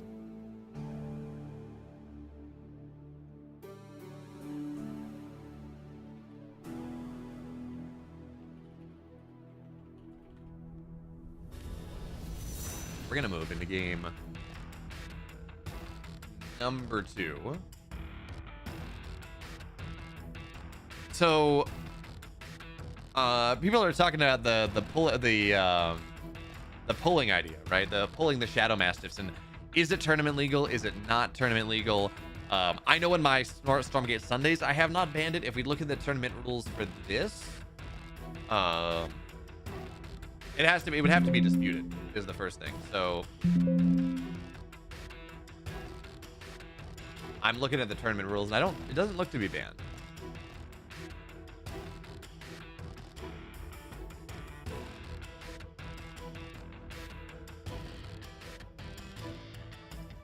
I don't know. Anyways, we're gonna have game 2 very, very soon.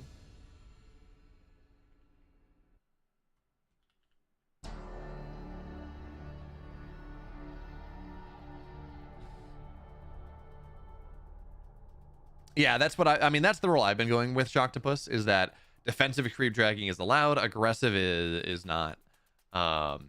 Wait, G903 Delirious X? I know they're giving away G309s. I know G502 is like the standard. What's a 903?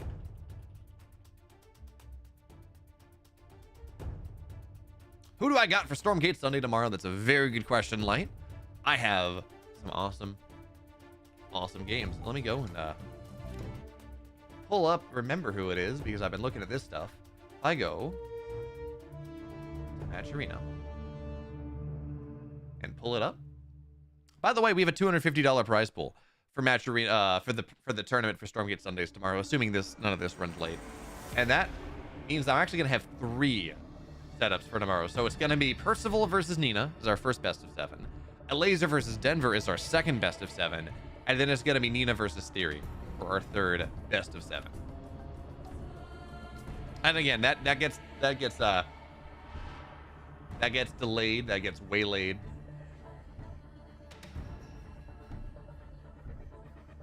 If of course this tournament ends up going later, because this is more important. We have a $250 prize pool plus whatever people decide to donate. This tournament right here has a $5,000 prize pool. Well, $2,000 in cash and $3,000 in gear. So, you know, that's totally, I can't blame that one too hard. But of course, we're just waiting for Elazer to pop up. Getting ourselves into Furious Resolve. is going to be map number 2. And I do like what we saw Elazer doing, by the way. It's like, yeah, you know, Mixu has this build where he wins games by being untouched for 7 to 8 minutes and then has everything he could possibly need. Okay, sure. Well, just don't let it happen. Oh, that's cool, Delirious X. Shadow Blizzard asking, when is Elazer versus Mixu? As soon as they get ready into game 2. Mixu, apparently Elazer asked for a bit of a, like, he just asked, he took a 2-minute break. So we just had to wait for that one, but Elazer has now joined the lobby, which means that we're going to get game 2 started. In fact, Elazer's saying he's ready. He is saying he is ready. So we want to see more Night End in your tournaments, please. I can try to make that happen.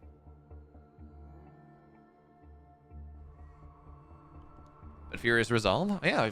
Again, I tweet this out. If there is a matchup that you want to see, tweet at me, or I really just posted in the Stormgate channel in my Discord, and I will try to make it happen. I mean, I can't guarantee anything, but I will do my best to make that happen. But for now, friends, game 2, Furious Resolve is that map. So game 1, we saw Elazer go, and he got his creep camp stolen. He got the speed camp, dashed back into Mixu's main base, but he did get 3 of the camps, 3 of the creeps, I think. But more importantly, those creeps did a lot of damage to all of the brutes. They did or not to the brutes. They did a lot of damage to all the lancers. They did a lot of damage to the bombs. An overcharge was forced early, and that meant that Elazer was able to just double vault aggression, run across the map, and put a Shroud Stone down, put a second Shroud Stone down, and just never allow Mixu to do what he wanted to do.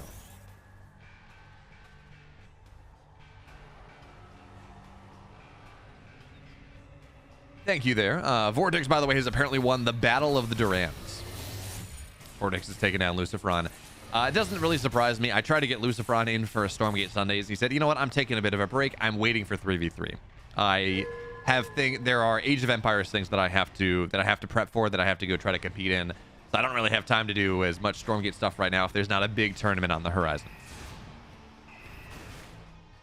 So let's see exactly how this is going to go. For now, though, again, Speed Camp is going to get Meat Farm rushed. You know the deal. It's not going to get stolen this time. So the Scout being as annoying as possible. But this is kind of that awkward scenario, right, that we talk about, where Elazer's going to have the Speed Camp on this map. He's going to be able to use that to exert some pressure. And, you know, it's pretty out of the way. So this Speed Camp is not what Lost Hope used to be. Speed Camp is not what Lost Hope used to be, which was just giga broken on the Speed Camp. But even still, having a little bit of making your units just that much faster can be a little bit annoying. So for now, again, this is how Elazer seems to want to play. Vault on the map, vault at home, and just rally imps or rally fiends, rally brutes into his opponent's main base before he's really ready. Because again, it makes sense if you're the Vanguard player to properly go, as Overcharge is just going to get preemptively popped. It makes sense to go command post first, because A, creeping's not very good, and B, because of how much better your economy is, how much it's been buffed. So Elazer's trying to take advantage of this natural inclination. And again, we talk about this overcharge in the natural means the main base has no overcharge. So you got to be very careful with things. Mass repairs is still pretty good though, and if you can trap this army into a bit of a corner, that can be very nice. But for right now, army's not properly getting trapped. We're going to see again these just continuous skulls of Shedda. Goes down. That's another free fiend. And again, this can snowball very, very hard, but the overcharge still there. The Lancer still there trying to get down. Mass repair on that Bob is going to be fine. And for now, mining time absolutely lost. Certainly I want to say one Bob has gone down. But I think that's gonna be the extent of it. There's a turret down to the natural that should have a Lancer soon enough. And okay, so Hexen gets out. The pressure has been dealt with. It's not ideal, certainly not, but we're at 16 workers, right? Natural only, halfway done. And these 3 Lancers that are on the map right now, they can start to go and cut down on some of these reinforcements, try to kill some of these brutes, try to go and get some of these fiends, maybe look for some really nice positions where they can just wedge themselves against the wall and find some value there. So again, Elazer has to be careful. One of these brutes will fall. There we go. And that's, again, to properly be resources lost, you do have to go force things back. But even still, forcing some of these fiends to go down. And by the way, this minus armor means that they take almost minus 75 armor is like 1.7 times as much damage. It's not quite linear, but it's pretty big. So we see that humans eat bread and infernals eat meat, but what is the blue liquid? It's pears that the Celestials eat. That represents their supply, and I believe it's pears.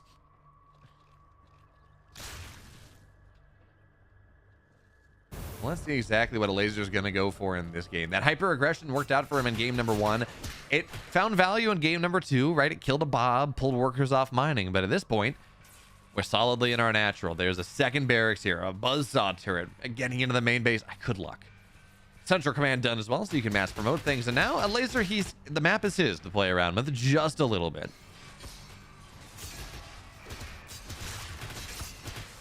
The map is his, so he's going to go and try to take everything. And again, these cleavers, these bruisers, they kill things. This is going to be, yeah, they get a lot. They do a lot of damage. This is not easy to clear. So again, maybe not peak efficiency coming down, but Elazer will take the resource camp, and he's got fiends clearing away the smaller camps. So he's going to have double speed, double HP. That's all.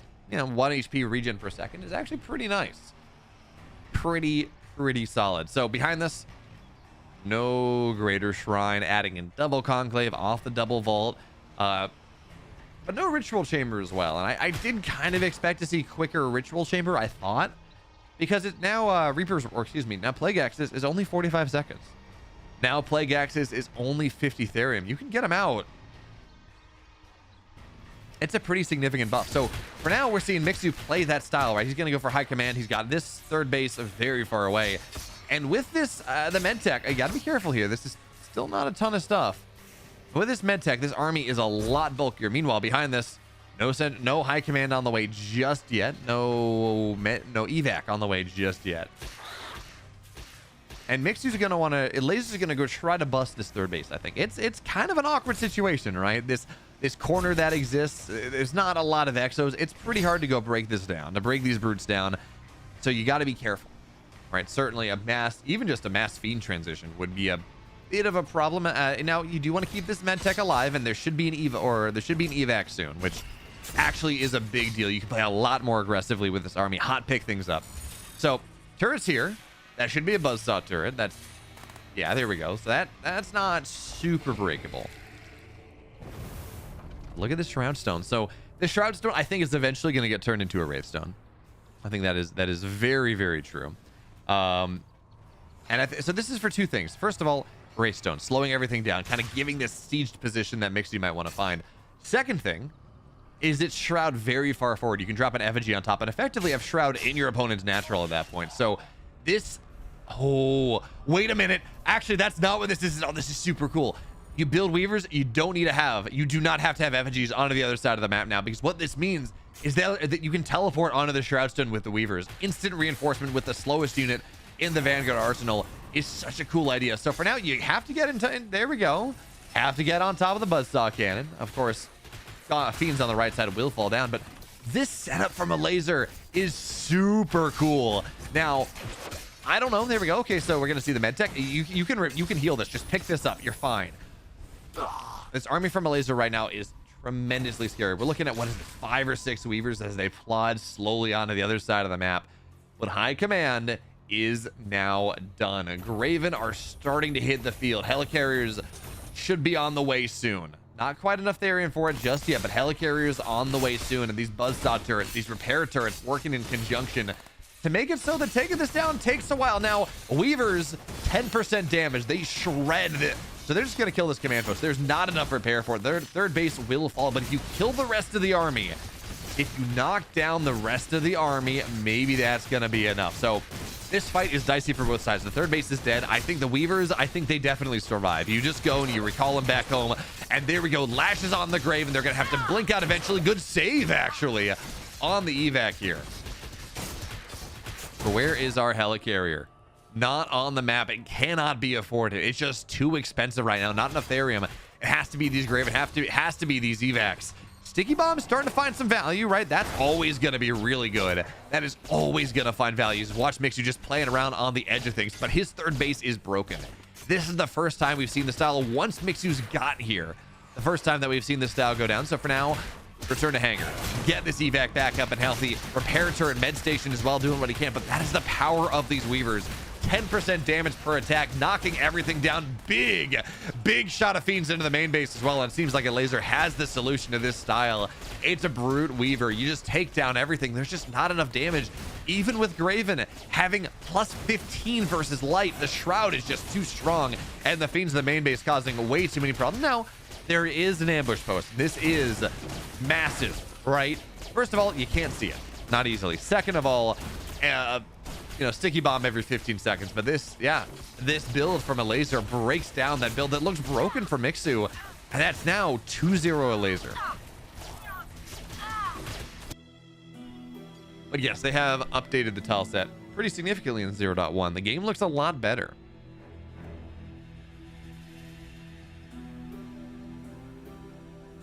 Game does look a lot better.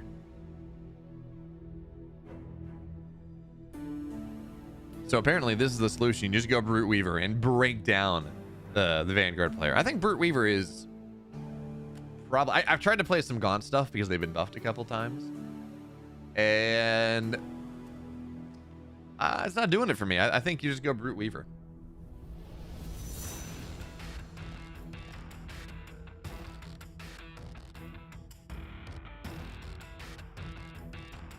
I was convinced that I don't know. I don't know that our Weaver's broken though. I think auto abduct is certainly broken versus Celestials. I think that is very true.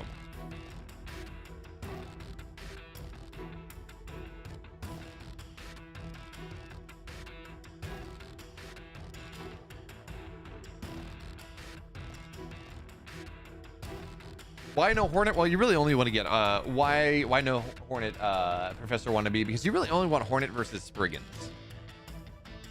Also, yeah, that's real. I always forget about this. Weavers are detectors. They can see it. Not that it matters when they send the sticky bomb. You know, you go and knock the things down.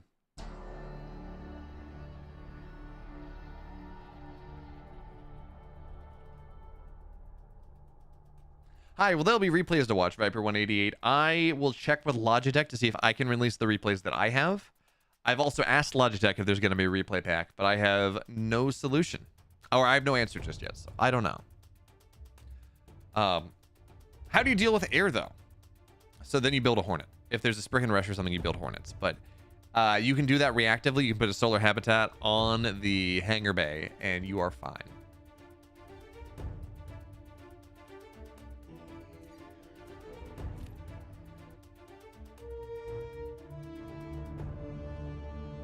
It's funny, do 215p. I actually don't really have FPS drops. Now, I do have a 7800 X3D. I did have a 5800 X3D before then, so top of the line RTS CPUs.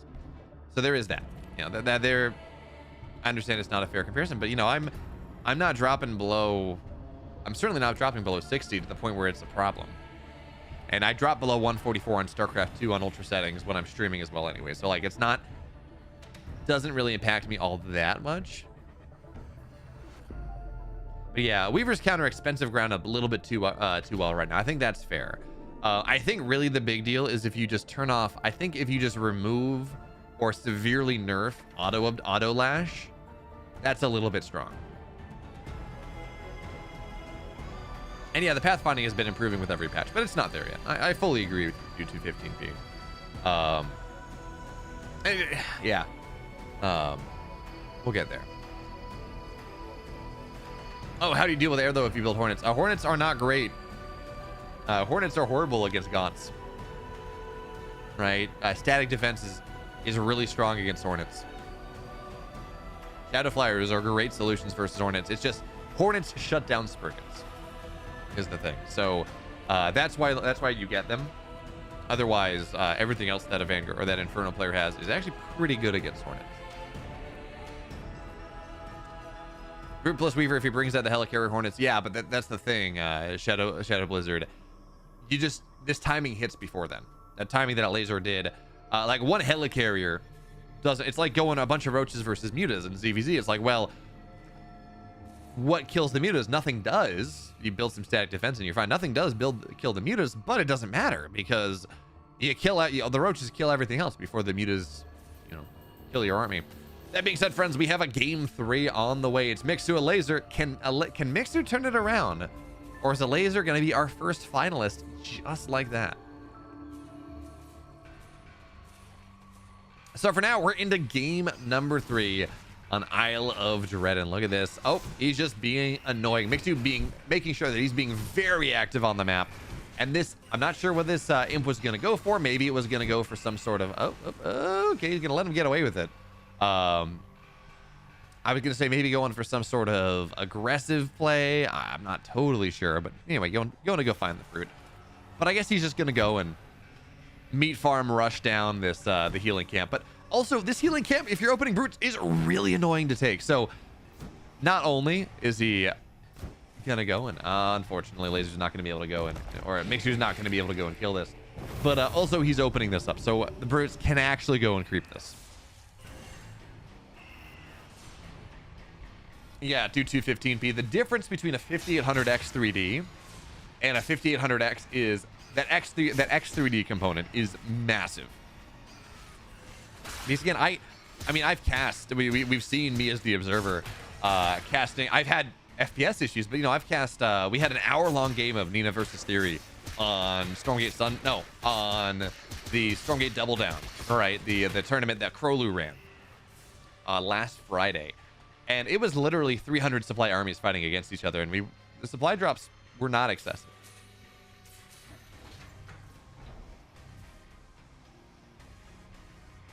Shadow Blizzard game 2 was Furious Resolve. Game 1 was on Titan's Cause. No, sorry, it was on Broken Crown. And Elazer went and he Mixu pulled the speed camps onto the other side of the map. Elazer punished that, dropped the Shroud Stone on the low ground, he won one base tier 2, dropped the Shroud Stone on the high ground, and killed Mixu with it. You may have missed game 1. We did not miss game number 1. We absolutely cast game number 1.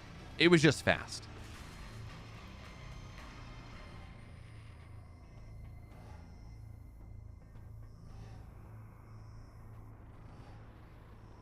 But yeah, dude, 215p, it is very much a CPU bottleneck.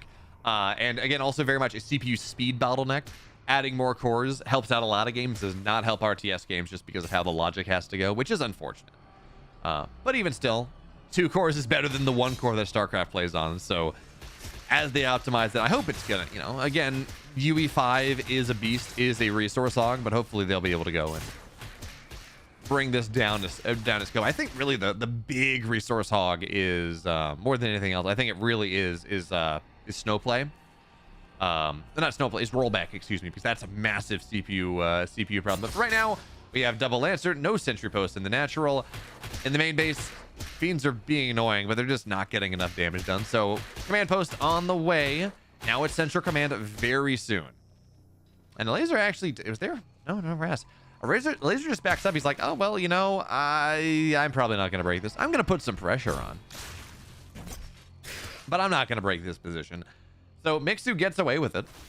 He will lose the health camp. But again, Vanguard doesn't really creep all that well in the early game. So now here's what we're looking at. Right? Central command is done. Now, okay, so yeah, this is the same build, but Mixu's doing it even faster this time. Really trying to rush up into things. Now, do we have an imp with this army for the backstab? No, we don't. So there's no way to get through these trees. If you pulled an imp, you could cut it down. You could. But for right now, Elazer's just taking the map. He's got a bunch of imps, 7 on that base. What are we at? 10 on this base. So, you know, economy going pretty nicely. Twilight Spire on the way. And if there's one thing we know, if there is one thing that we know, it's that this Spriggan build, I don't think works against this style. You get the hangar bay, you can reactively go and build a Hornet if you need to, build a second hangar bay if you truly need to. And by the way, this time the solar habitat is where it needs to be.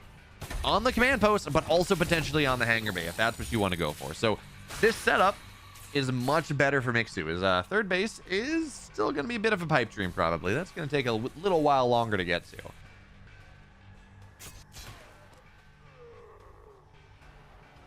This is going to have to be on 2 bases, but it is still double Therium, so you can get up to high command reasonably quickly.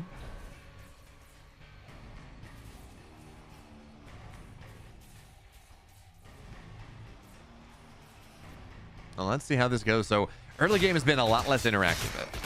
And in fairness, this is Isle of Dread. It's a lot harder for Elazer to, even if he started to build some momentum in Mixu's base.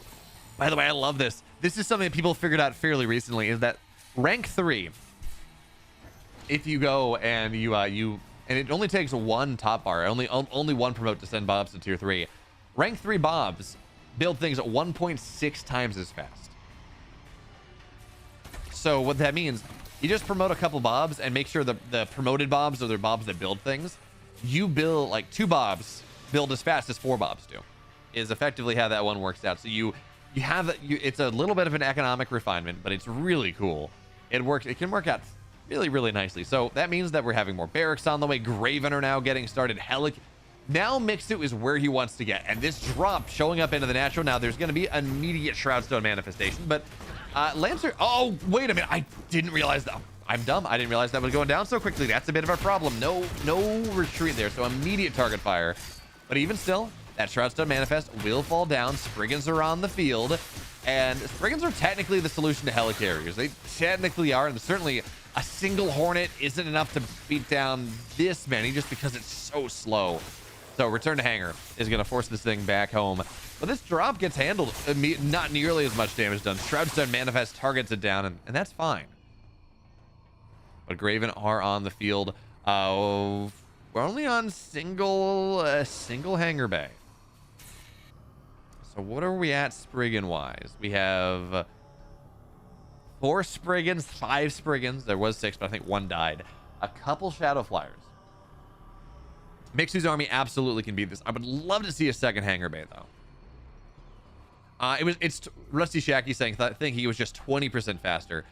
No, it's 20% faster per level. So it's, in effect, it ends up being just about 60% faster at max level. 1.6 times as fast.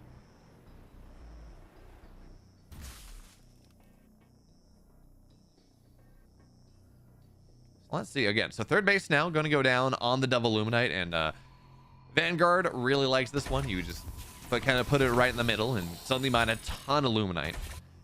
So with this army that Mixu has, I know it's going to be very... Oh, I forgot about that. Yeah, if you're cloaked, you can't claim. So that's unfortunate. Graven can never claim things because they auto cloak. If they're out of combat for 3 seconds, they recloak. So you cannot force them to not cloak.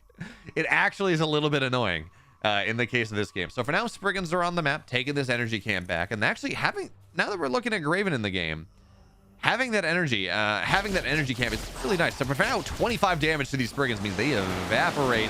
Bombing run is okay. It's not incredible. But now these Spriggans, okay, sticky bombs are going to go down, and they're going to have to blink up, but they're going to be slowed down by their own stuff. And the helicarrier evaporates, caught in the middle of the map. You're with no defense.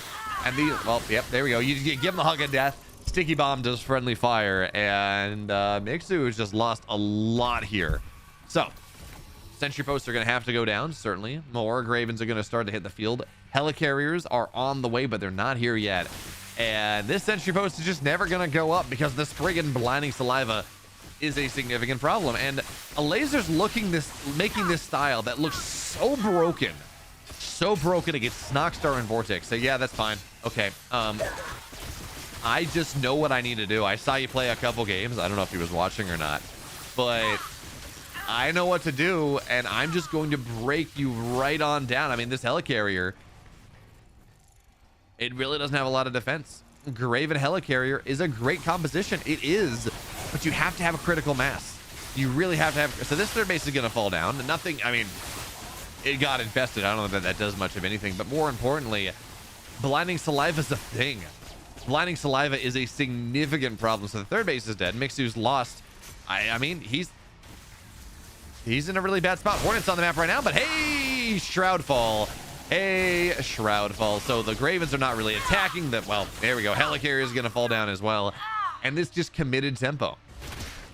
Regenning 6% white health per second is massive. Graven continuing to fall down.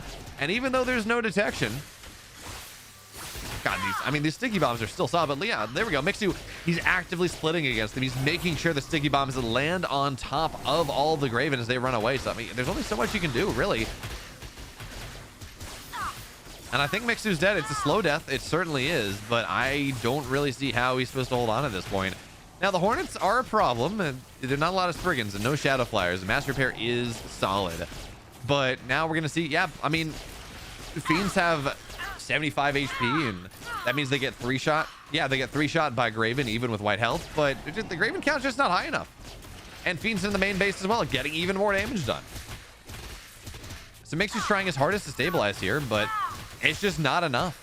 Elazer has solved the problem. We saw a cool build, and then in the span of 3 games, we saw the cool build, and then we saw exactly how to counter it. But Elazer wins this, moves on to the finals. But of course, if you like this, you want more Stormgate, make sure to sub, make sure to go follow, and I'll see you next time. Thanks for joining me, everyone. See you there.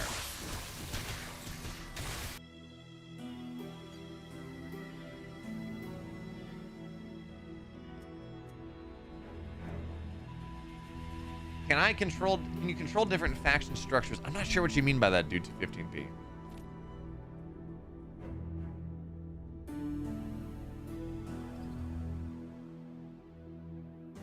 It's funny. We saw Mixu just smash two Infernal players in a row and then get beaten down by Elazer, who is, again, but he's been top 4 at BlizzCon. He's probably the single best RTS player in the tournament right now.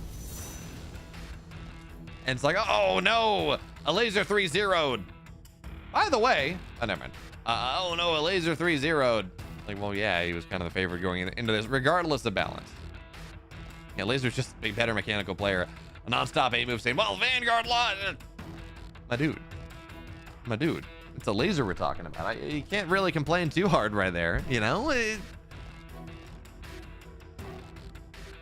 Elazer to B05.mp4. All right, so we're gonna go to a break as I get our next series set up, whatever it's gonna be. Gotta figure that one out. And woohoo, we are delayed in this bracket, friends.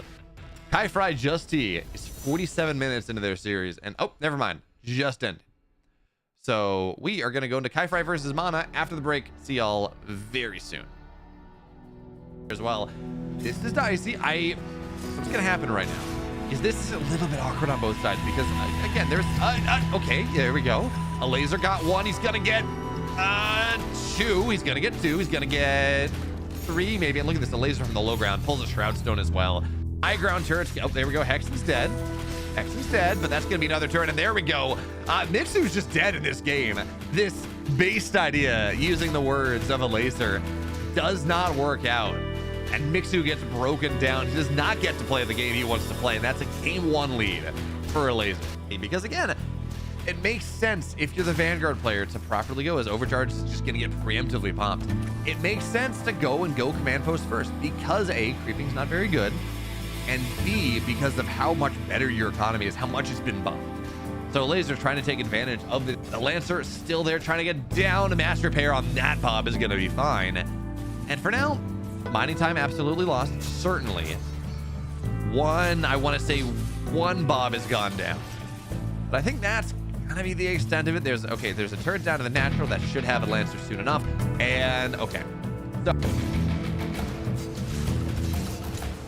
map is his, so he's gonna go and try to take everything. And again, these cleavers, these bruisers, they kill things. It's gonna be, yeah, they get a lot, they do a lot of damage. This is not easy to clear. So again, maybe not peak efficiency coming down, but Elazer will take no evac on the way just yet. And Mixu's gonna Elazer's gonna go try to bust this third base. I think it's kind of an awkward situation, right? This corner that exists, there's not a lot of exos. It's pretty hard to go break this down, to break these brutes down. So you got to be careful, right? Certainly a mass, the Buzzsaw Cannon, of course. Fiends on the right side will fall down, but this setup from Elazer is super cool. Now, I don't know. There we go. Okay, so we're gonna see the med tech. You can heal this. Just pick this up. You're fine. This army from Elazer right now is. Where is our helicarrier? Not on the map. It cannot be afforded. It's just too expensive right now. Not enough therium. It has to be these Graven. It has to be these evacs. Sticky Bomb's starting to find some value, right? That's always going to be really good. That is always going to find values. Watch Mixu just playing around on the edge of things. And the Fiends in the main base causing way too many problems. Now, there is an ambush post. This is massive, right? First of all, you can't see it. Not easily. Second of all, Sticky Bomb every 15 seconds. But this build from Elazer breaks down that build that looks broken for Mixu. And that's now 2-0 Elazer. Anyway, going to go find some fruit. But I guess he's just going to go and meat farm rush down this the healing camp. But also, welcome back, everyone. We're going to get into this one very quickly. It's going to be Mana versus Kai-Fry. This is, let me go and... I mean, I'm not, by the way, so I love people who are saying, if you want to prove this game is imbalanced, you have it on camera. When Vanguard versus Infernal is actually Vanguard favored, it's just Elazer is a much better player than Mixu is. And again, no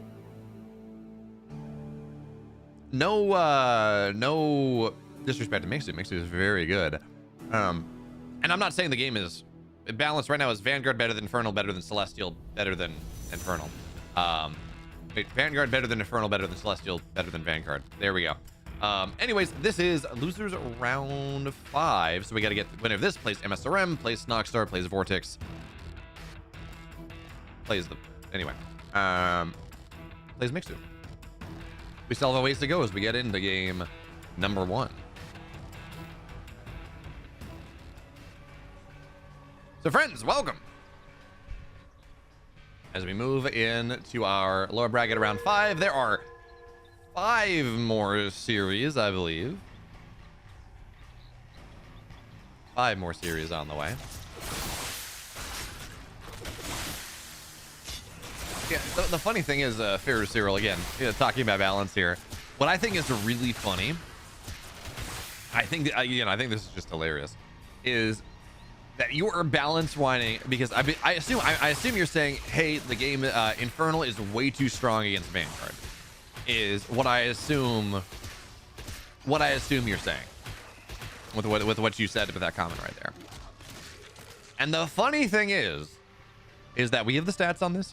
This has been consistently true for a while. It's been about 55-45, 60-40, somewhere around there.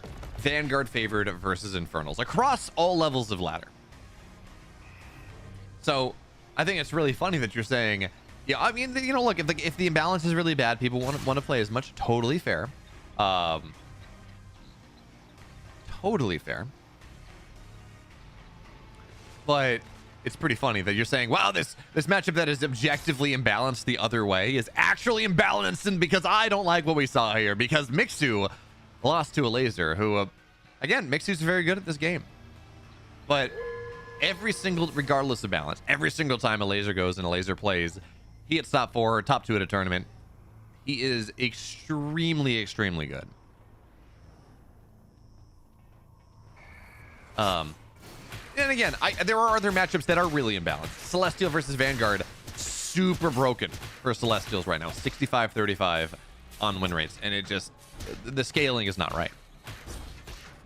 Infernal versus Celestial is about a similar IVV setup where it's about like a 55-45 win rate for Infernals versus Celestials. Infernals are plus 5 or 6% favored in that matchup. Yeah, those are objectively, imbalanced things. But Vanguard is, in fact, stronger than Infernals. It's just Elazer is a much better player. Elazer is, in fact, a much better player than what's the word? Is it just a much better player than Mixu is? And that's no shade on Mixu. Mixu is very good. By the way, see exclamation mark Matcherino. I probably should have turned that off. I do apologize. There will be a Stormgate Sundays tomorrow, though. And it's going to have a $250 prize pool. There will be 3 best of 7s. It's going to be Nina versus Percival. It's going to be... who is the second series? It's going to be Denver versus Elazer. There we go. And then it's going to be Nina versus Theory is going to be that 3rd series. So we're going to get all of the non-mirror matchups tomorrow because the prize pool is bigger. And if you want to go, I will post the Matcherino code or the Matcherino link for that thing afterwards.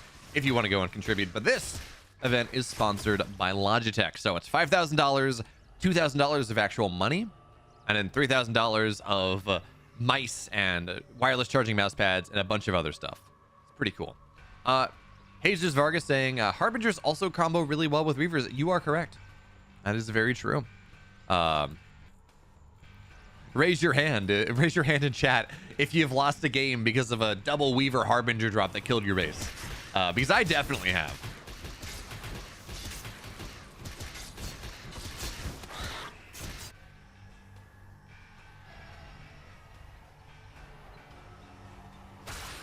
What I really like, by the way, is I like getting Seismic Slam on Harbingers and trying to use them to go and disrupt backlines and get on top of Sabers, get on top of Exos, things like that. I don't know how good it is. You know, maybe put a couple Magmadons in there so you get the stun and then you push the army towards your army. There are reasonable plays. Alien Anarchy saying, yeah, when Maru starts playing, Vanguard's going to be broken. Fair. You know, when Max Pack starts playing, Celestial's gonna get broken. When very good RTS players go and start to play something, it's a bit of a problem. But now, what's the problem right now is that technically, K1 Fry has the solution to what Mana is doing, all right? You know, you have these Magmadons, they do bonus damage to heavy, as that Nightfall Infestation is to get split against very, very nicely. But even still, despite this technical solution, again, Lancers don't do a lot to Magmadons. But we do have Kinetic Redirect, the third base falls down, and really what Mana wants to avoid right now is he splits one Lancer away to go deal with the Shredstone. He wants to avoid being pushed into a corner because that's where life gets really problematic. I like what K1 Fire's doing, by the way, as he's actively going when fiends are made, he's actively eating them, so this Magmadon is lasting so very long.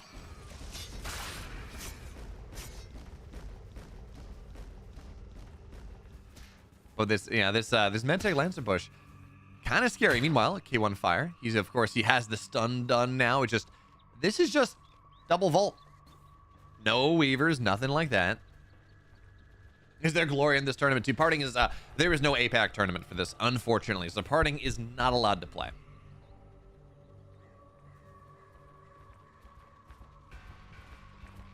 Isma is back saying, regarding balance, VV, I am correct, except in the 1600 to 1800 MMR segment, where it is actually Infernal favored. Where are you pulling those numbers from, Isma is back? I don't know of anything that allows me to parse by MMR range.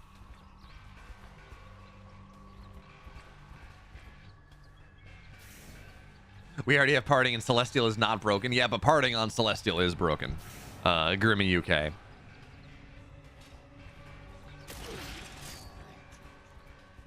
So, you know,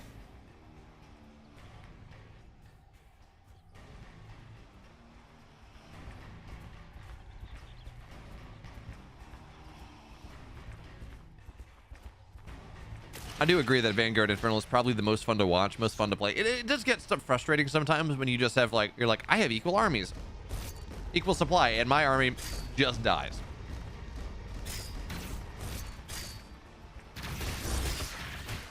And he's doing such a good job with making sure to keep this Magmadon alive. This is probably the best Magmadon control in the early game that I've seen out of any Infernal player. And actually, wait a minute here. K1 Fire, big surround. Tries to get on top of this army. Gaunts on the backside. Now, of course, Gaunts do not want to fight the Lancer. They want to be fighting the Exos. That there's this ball around them as Mana continues to cut away. This single Medtech doing a lot. But okay, this Hellborn on the high ground does 50 damage. But of course, you do want to target fire the Exos with this, not the Lancers. The Lancers, I mean, 50 damage is nice, but they have 356, right? This one is tier 2, I think. Yeah. So 50 damage is a lot, but it's not really enough. And you have to make sure, really have to make sure that you're targeting down these Exos that get 3 shot. Get 3 shot by the Hellborn. So K1 Fire played this pretty nicely, but he, at the end of the day, this bio play just kind of walked him over. I mean, this is a good Magmadon stun, and it's starting to get a lot of damage done. Wait a minute here. Oh, the Lancer front line is going to start to... Once the Lancer front line is dead, these Exos get kind of beaten down by the Gaunts.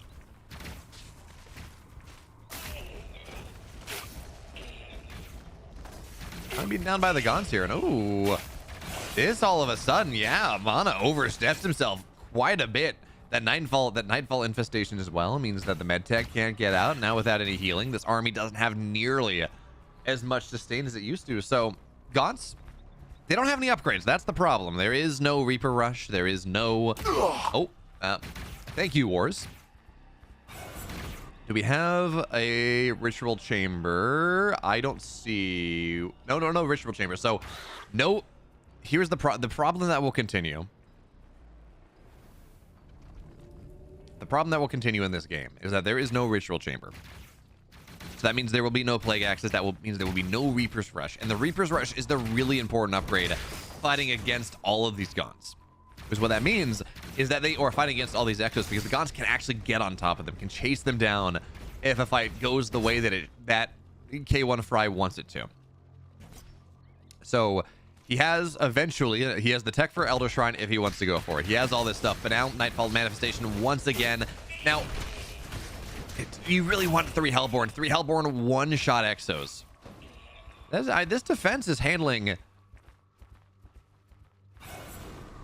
Is the music way too low? The music is not playing at the moment, Ozubon. Oh, it's playing a little bit. Here, I can turn the volume up a little bit. It was just way too loud in my ears.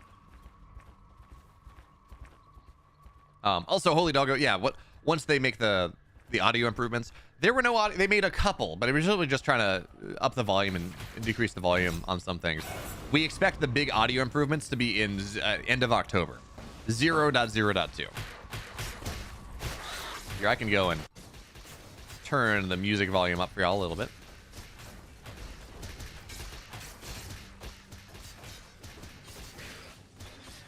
But these Gaunts, still no...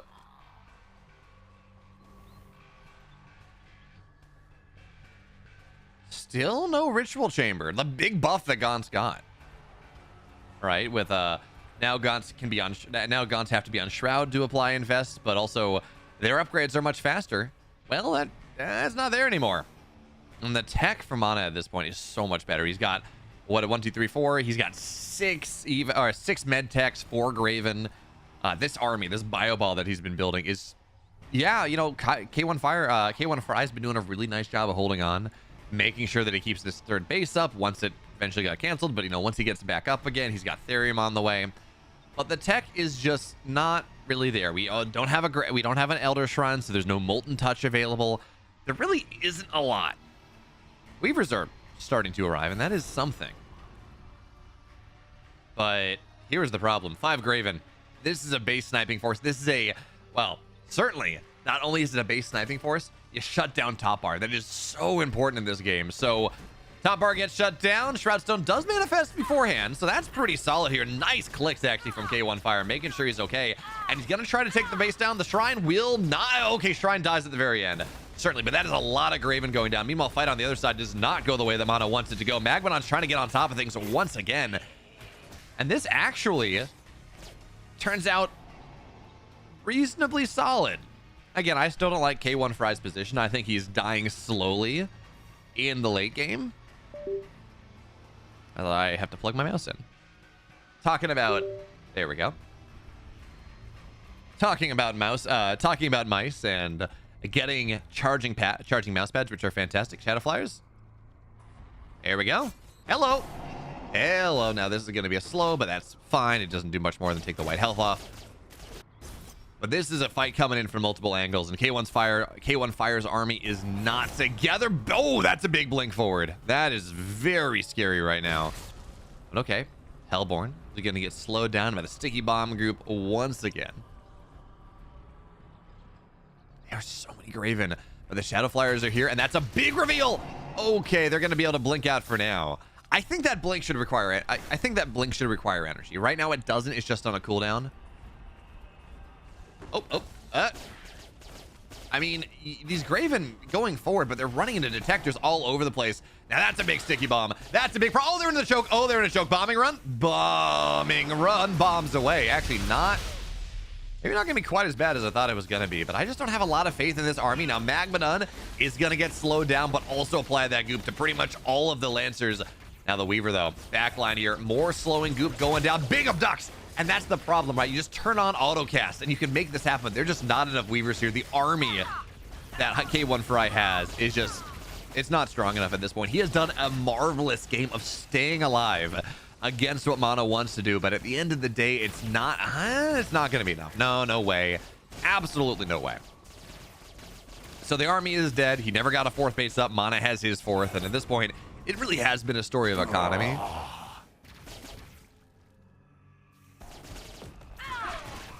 Is going to go up that much more.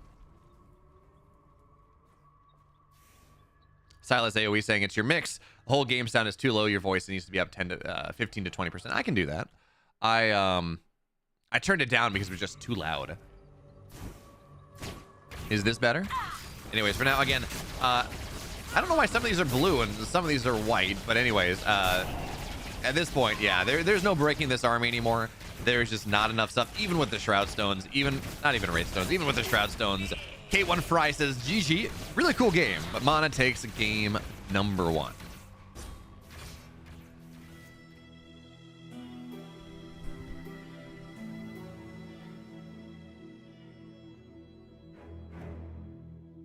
Main thing is the soundscape. Yeah, again, we should get improvements to that on the next patch, I hope.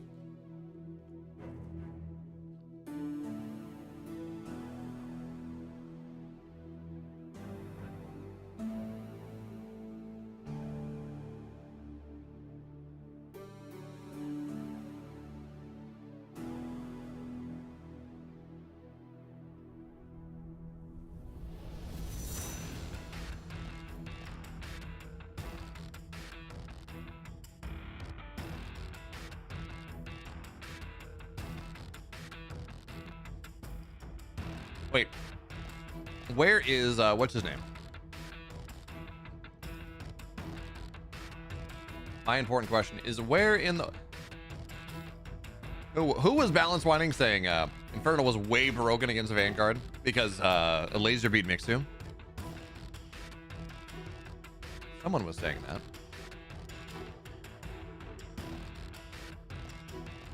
Begin with an F. Who was it? Anyways, whoever you were that was balance whining about this. Now that Mana just kind of stomped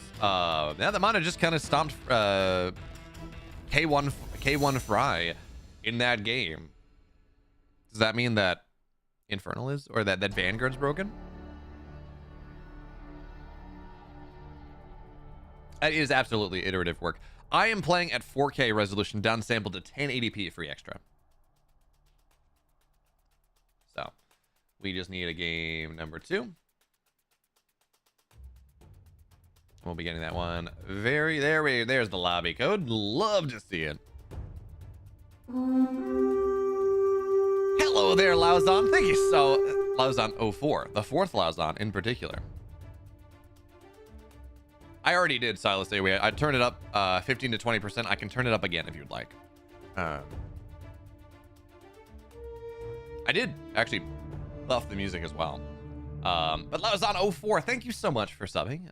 Glad you enjoy what we've been putting on here. Of course, this is the Logitech G Play tournament. It is a $5,000 tournament, $1,000 of dollars for Americas, $1,000 of dollars for Europe, and the rest, $1,500 each region, is in mouse and mouse pads, where there are 4. Each one top 4 gets a pack, and also if you play, there's a random draw as well.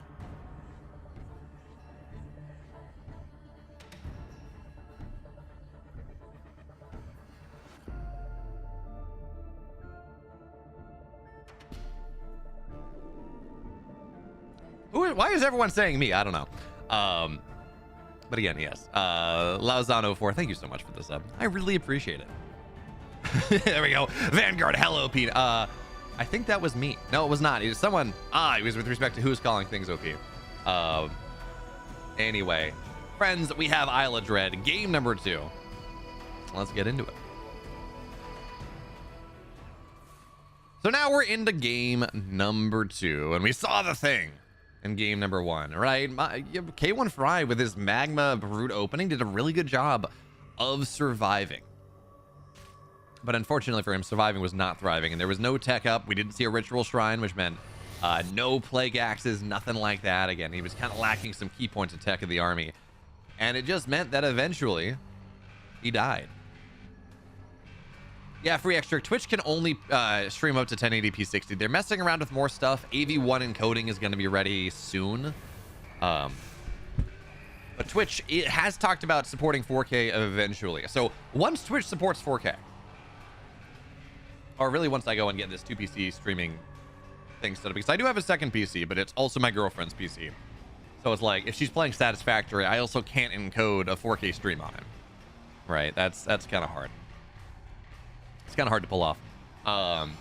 But if I'm only in, so it runs in issues if I'm encoding 1080p and 4K at the same time. But once I can do 4K for both and have the same encoding engine, then I'm gonna absolutely will be streaming in 4K to both to Twitch and YouTube at the same time.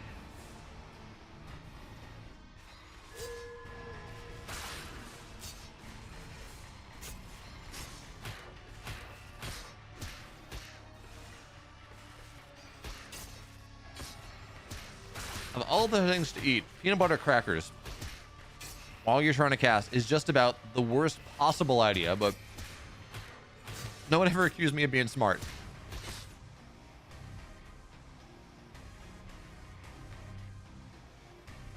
Holy doggo, it's not a question of it's not a question. 4K streaming in 4K is not a question of downstream encoding or downstream internet usage. It is much more of a question of Twitch not wanting to transcode 4K.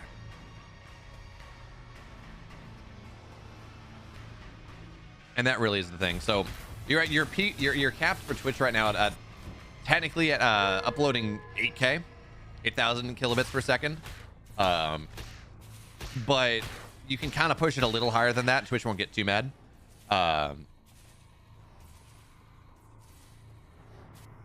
And Twitch won't get too mad, but if you try to push, 14K or something, there are kind of some workarounds, but it's just not worth it.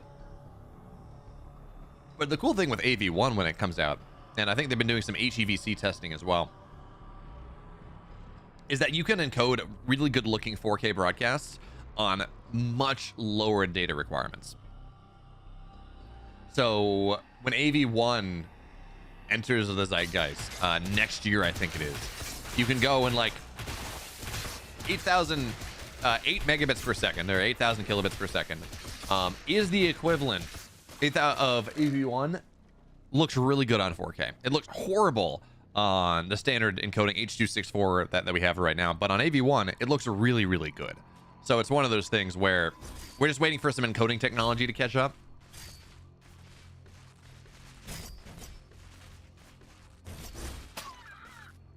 The chicken died. Oh no, the chicken. Oh, hey, no, the fiend didn't attack. Oh, got one. Ah, very nicely done there, K1 Fry. I have no idea who this player is. I have not run into them. I don't recognize their name from ladder play, but they're kind of impressing me. I don't think they're gonna beat Mana, but they're doing the small things right. They're playing good games. They're making it work out.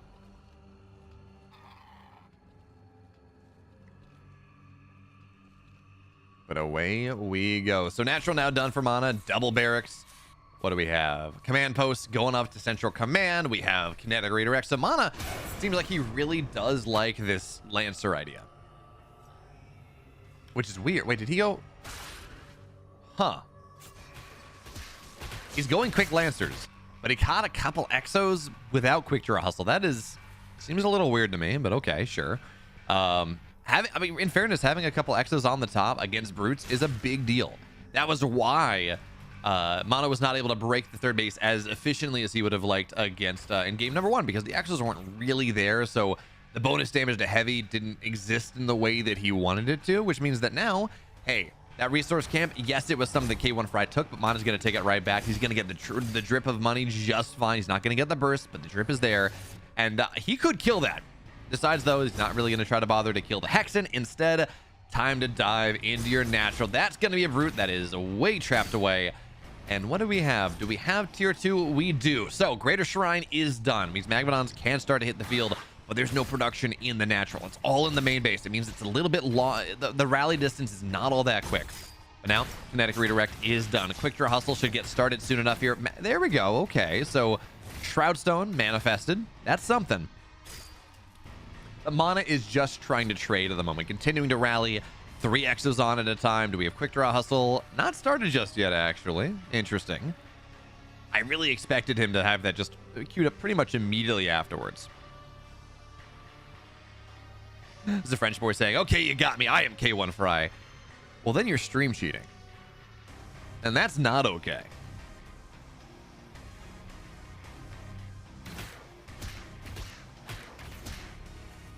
I'm really surprised at this lack of a quick draw hustle. I mean, Mana, he has the Therium for it. He has more than enough Therium for it. He's got the Luminite for it rather soon. But he's just not... I don't know if he's forgotten. I don't know if he just doesn't want to get it. If he's just trying to rush up to tier 3. No, he's building 4th and 5th racks. There we go. Okay, now he's got it. I'm like, geez, man, Mana, this upgrade is so important. But I guess if you have the speed zone, it makes up for some of it. Not the attack speed, but, you know, the kiting the move speed well enough. So for now, gets on top of the Shroud Stone. Manifest, that's gone. I mean, it's just a Shroud Stone at this point, but it is something there. And now tries to dive on top of the Hellborn, but that's not going to be easy. And we can see how much damage this singular Hellborn does.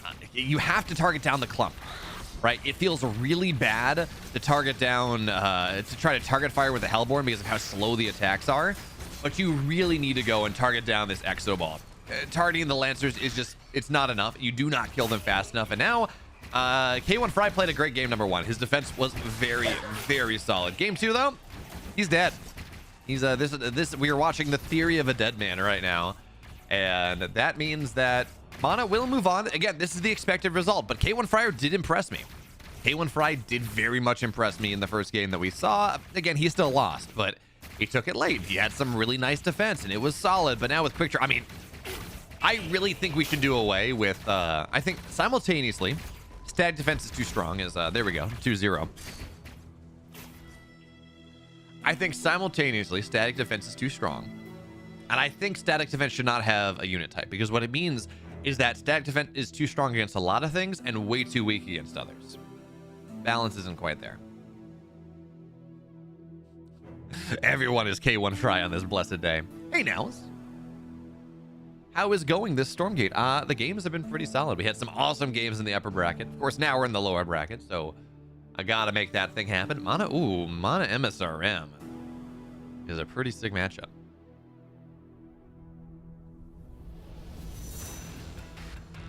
Mana MSRM is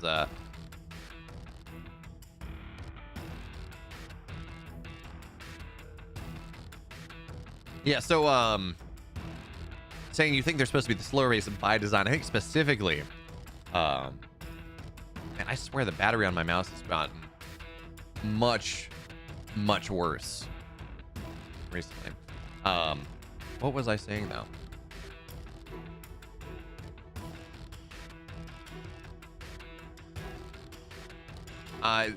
Okay, sorry. Infernals are supposed to have like one very slow, steady playstyle and then much faster playstyle. The trick is you just kind of end up wanting both units, and that makes life a little complicated. I think that what they need to do, and they fixed this a little bit, but you should be able to retarget during your backswing and have that not reset the backswing. If it's a slow rate of fire but heavy burst, that's fine. The problem is that you go and retarget something and the Hellborn like clutches, it double clutches, it commits a bulk. If any of you play baseball, care about baseball, it commits a bulk, and then that's not great. So it just means that they're not particularly useful. Mana versus Elazer finals, I would not be surprised. I would not be surprised pretty much if anyone remaining in the bracket right now. Mana versus MSRM, Snockstar, Vortex, or Mixu ended up playing Elazer in the finals. But from what I have seen in this series, Light 14, 1, 4, 5, 6, 7, from what I've seen in this series, I think it is, if anyone beats Elazer, it's going to be a bit of a surprise.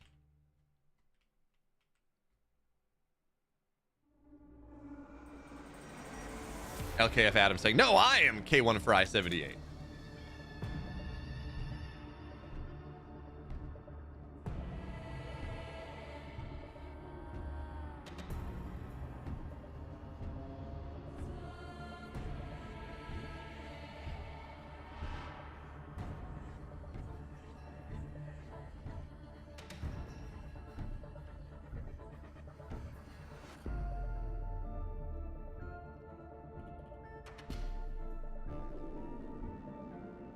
I mean, Rusty Shacky, I am not fishing.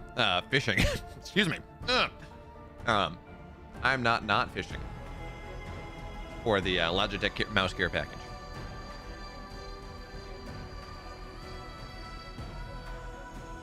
If they decided to do that, look, Logitech, if you're watching right now and you want to send me a mouse pad, a setup, I'm not going to say no. All I'm going to say, I would very much appreciate it.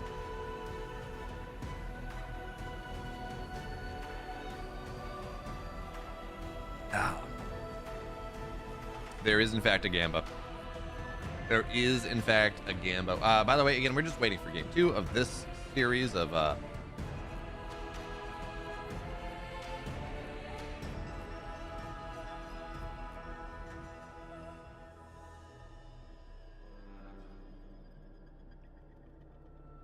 There! Wait. There's K1 Fry. Oh, no. You're K1 Fry 91. There are... You gotta go back... What? 13. You gotta go back 13 K1 Fries to get to K1 Fry 78. I'm on to you. Chat, we are not fit. We are fishing. We are fishing. I even have peanut butter and crackers. You know, right? This is the fishing snack. For whatever reason. I claim this is the fishing snack. MSRM.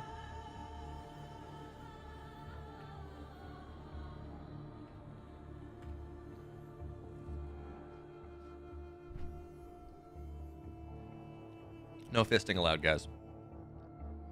That's not brand safe. Great, I have a lobby code. Excellent. Bahamut Gaming, thank you so much for the raid. I know you've been doing a lot of Stormgate stuff. What were you? Were you streaming something else? I don't know what you were doing, but welcome here. This is the, what are we at? This is the European version of the Logitech tournament. Once this is done, we will be moving to an A. After the first rounds are done, but this is losers round 6. So we are in the losers round of 16 effectively. Winner of this series plays Snockstar. Winner of this series plays Vortex. Winner of this series plays Mixu. Winner of that series plays Elazer. And that's how that's gonna go. That's the story. I don't make the rules. This is actually going to be a pretty quick series. Not quick, pretty sick series. As apparently the Cockney rhyming slang got me again. Mana, the newest member of the RTS community, looking for his first competitive win. This is exciting. Well, it is exciting. I'll give you that one. Is Nina playing in this tournament? Yes, in the Americas version, Woodhead. So we're in Europe. We have 4 series remaining. Something like that, but like 4 series remaining. 3 best of 3s, 1 best of 5. I think that's how that works. But once that's done, we're gonna go over to Americas, and that's gonna be fun. For now, though, friends, game 1 of this series is ready to go. Let's do the thing. In the bottom left, in the blue, playing for Team Liquid, he was a Celestial player once upon a time, but now he's the Vanguard player. It's Mana. And of course, in the upper right, the Bulgarian player. I was worried he wasn't going to be allowed to play because Bulgaria was not originally on the list of European countries, but he's fine. He has been allowed. In the upper right, in the red, his name is MSRM. Making his first international LAN appearance a couple weeks ago at LM Gen's Elite Star Zagora. That was pretty cool. And then also doing great. He has been a consistent competitor in things like the Alpha Navigators Cup. He's been doing very well for himself. But it's always a question when we have these bigger events, right? These players, these theories, these MSRMs, these Mixus even. These players that are very good, that do very well in the tank cups and the smaller stuff. What happens? Man, this scout is trying to be so annoying, but he's been body blocked out. Really nice job here. Keeps trying, but it's just not working out for him. once these big names, once the bigger events happen, once we have Mana, once we have Elazer. Remember, Mana was the finalist, playing Celestials, the finalist of the Stormgate Nexus, where he got 4-0'd by parting, but some of the games were pretty cool. Anyways, Mana, the finalist there, once you have these heavy hitters, these Elazers, these Manas, these partings, that don't necessarily play in the small stuff because they'd rather be playing RTS, they'd rather be making money playing RTS games, right? They'd rather be playing in, say, StarCraft tournaments. But they show up for this stuff, and they do very, very well. Is that, how do these players that have been grinding the small stuff, that have been learning the ins and outs of the game and figuring things out that maybe other players, oh, God, okay, there we go. No dog snipe, we're fine. Learning all of these things, how do they match up? And I think in this case, I do think that, oh, yeah, nice body block in there, just making sure that this doesn't get captured. Being very annoying, by the way, with the scout to make sure that the vision cam doesn't get taken at first. In fact, he's going to try to go claim it for himself. And Mana, or MSRM, wants to be on the map, wants to go take the second set of Shadow Demons. So that's, yeah, it's going to be free vision. The scout of Mana is going to take this down. Now, of course, he's going to lose his vision camps. He's going to lose some other stuff. But even still, by the way, Mana not going for the overcharge build, which really surprises me. I think as a Vanguard player, I think as a Vanguard player, you want to go overcharge your first set of mobs, kill the camp, go and command post, or build your command post in the healing camp. I think it is the optimal way to play, and I don't know really a reason why you wouldn't. Yes, Elf Stormgate. That is, yeah, that is pretty much the point I'm making, right? A lot of the, as Elf says, a lot of the players who do well in the smaller cups have stuck with the game more and practiced more. Absolutely, that's the point I'm making. These players that have grinded more, that have forged themselves in the fires of battle that much more. Can they go and can they stand up to, you know, a Elazer who goes in and dumpsters like every tournament he plays in, even if he's not playing a lot of Stormgate, because he is just that good at RTS games. Right? Like how much does that matter? How much does the kind of consistent practice matter in this setup versus just kind of, I don't know, talent, overall skill, higher peak performance in RTS games, whatever you want to call it. It is, you know, there are two storylines here. So for now, MSRM, he's going to keep creeping around. He's going to get the resource camp. And again, these bruisers do hurt. They do a lot of damage. Where's the, there we go. They say it's 12 damage. I swear it's more than that. But for now, Natural is done for MSRM. We do have the Ritual Chamber done. Plague Axe is just about done. Shrine halfway done. So Reaper's Rush is going to get started soon enough. This dog is infested. This dog is a free fiend now. So MSRM, he gets himself a fiend. The scout is no longer going to really be there.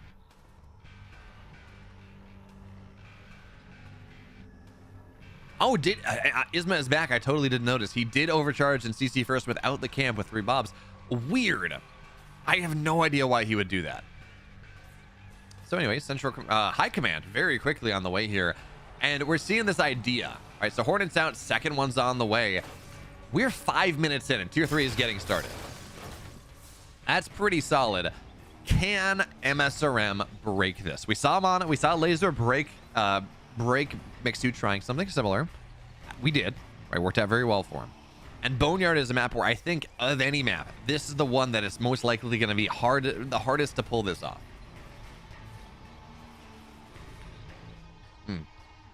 Elazer and parting. Apparently, Elazer has been practicing a lot. He just does it in customs. I was not aware of that. I just go off ladder performance, really, or ladder activity.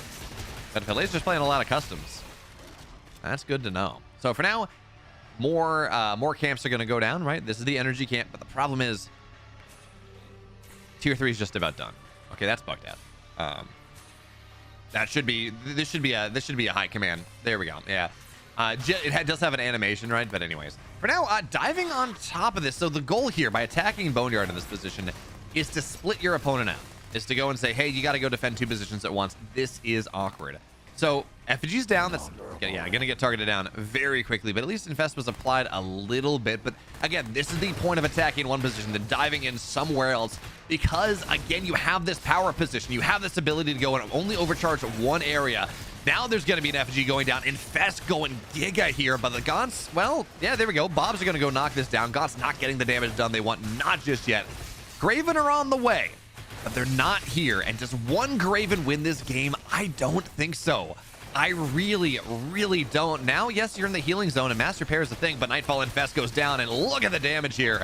Bobs are starting to fall down, and the extreme bonus damage to light is really, really good. Now, at this point, so all the Bobs are dead in the natural, and at this point, looks like for the most part here, the anti-air is gone. All the Gaunts have fallen off. They're not there anymore. So eventually, the kiting is really good, and this army is going to be forced to retreat. But not before killing every single Bob. Not before killing pretty much every single Bob. MSRM has this third base. Does he have... Okay, there's actually no... There's no Twilight Spire.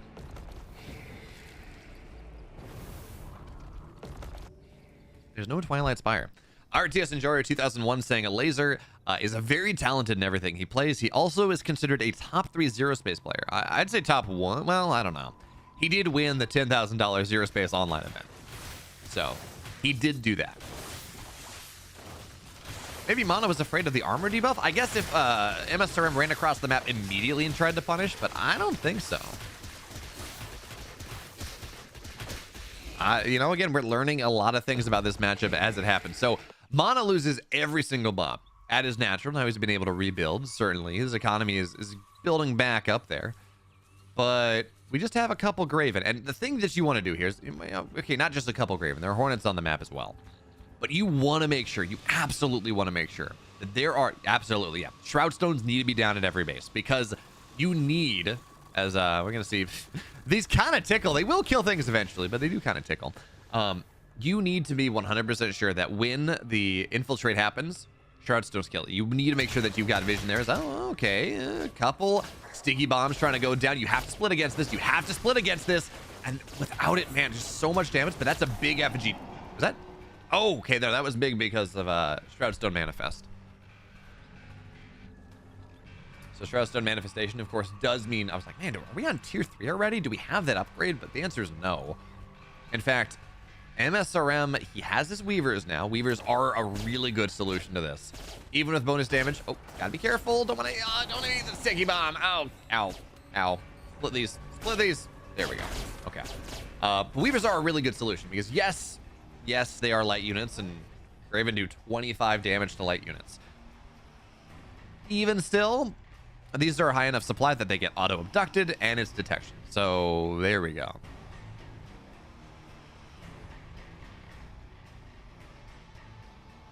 I forgot about the RTS Enjoyer.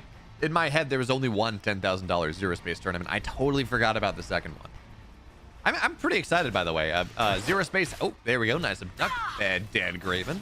I'm kind of excited about the new Zero Space Alpha, or no, yeah, that's coming out in like October. I think that's gonna be kind of cool. For now though, abducts staying just out of range here. Mana is a very good idea of just what the range is on. Oh, please split, please split. There we go. Another abduct goes down. Good split there as well. So another Graven will fall. And remember, these are expensive units. Yeah, the bubble keeps this thing alive for the time being, and it's gonna slow things down. But every Graven you lose is not cheap. Nightfall Infest goes down. Of course, Overcharge is going to keep things alive for now, but... Okay, so what are we at right now? MSRM supply is... He's banking a lot here. He really... His macro's starting to fall down just a little bit. I'm not totally sure why, but I mean, Graven are just one-tapping the Gaunts. Another Graven. Abduct this. Abduct this, please. Please abduct. Okay, that's a couple Graven going down as well. There we go. That's going to be another dead one. And I don't know that there are enough Graven here to keep this third base alive. I mean, again, these sticky bombs are annoying. They do such a good job of slowing things down, but now, well, we have Weavers. Weavers shred structures. 10% damage every single attack. They annihilate them. I'm not sure what these Magmadons are doing. Random Trump. I guess, okay, you just had them all in one. in one hotkey. So going from there. But anyways, third base is dead for Mana. He's going to have to pull the Bobs away. Spriggan's on the field as well. And that's kind of a cool idea. So for now, what are we looking at? Do we have... No, we don't. So there will be more orbital energy, more overcharge, sure. But more importantly here, Spriggans, if they get on top of, well, actually, sorry, that upgrade's not going to complete because, by the way, I've never noticed. That's a rather pretty animation. But again, the idea with the Spriggans here is, yes, they are light units, and yes, they will get shredded by the Graven just a little bit, but you just slow them down. You just make it so you can get on top of them. We'll see exactly how this works out. But again, Ana's on 2 base. He's down about 100 supply. I don't know how you're supposed to break this. Again, the slow is annoying. It really is obnoxious. But yeah, eventually, again, the supply here is just telling a different story. The Weaver's on the field is abducting all these Graven. And I mean, breaking this high ground feels really hard. I feel like I'm at the point where, again, Elder Shrine is done. Do we have where is the Hellforge? I'm kind of at the point. Don't know where it is, but it's somewhere. I'm at the point where I'd love to see a couple Hellborn just get Molten Touch and start to not allow the Graven to just continue to poke and be annoying. Just say, yep, every time you move forward, you're going to take 7 DPS per second. You're going to take 50 damage. And you're not going to be allowed to go and just play this game of attrition against me. Now, at this point, I don't know how much it matters. There's Raging Tendons as well on all the Magmadons, so they can get right on top of things. And now, there we go. There's the slow. Now it's yep, this should knock it down. This should kill off everything. Yes, there are Exos, but there is not enough here. And MSRM, there we go. And the Hellborn as well takes game number 1 of this best of 3. So as a French boy, generally I get really annoyed by people saying decimate in broadcast because, you know, technically it's 1 out of 10. And I know vernacular and whatever. It's just my pet peeve. But technically they do decimate. 1 attack is 10%. 1 out of 10. There we go.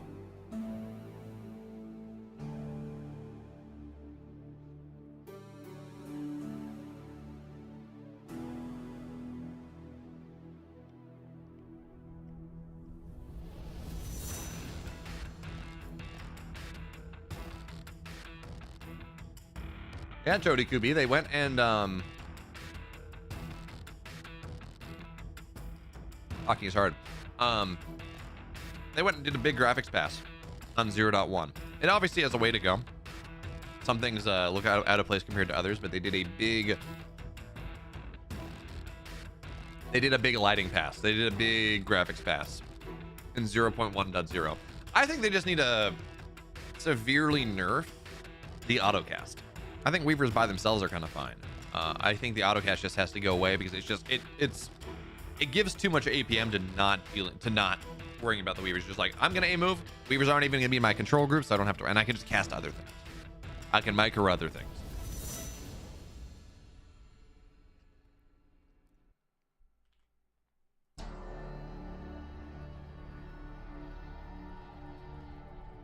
So I think that is just a little bit too strong. It's meant to be something that is like make it a little bit easier for lower level players. Does it do 7.5%? I know at one point it did 10. Maybe it was nerfed. It might have been nerfed. Maybe they do 7.5% to buildings. I love that there's so many DQs that we're already in winners quarterfinals on Americas.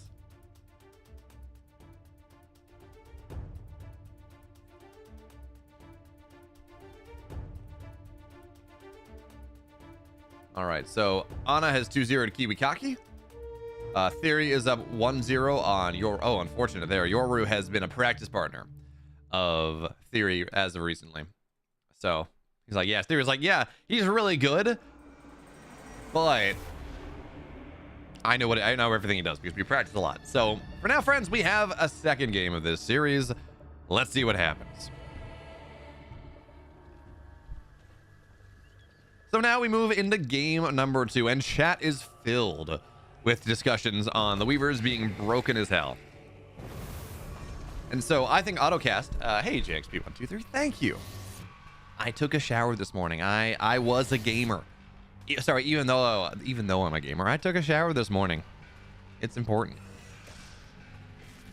But yes, they only nerfed the damage to structures, and I had forgotten about that fact.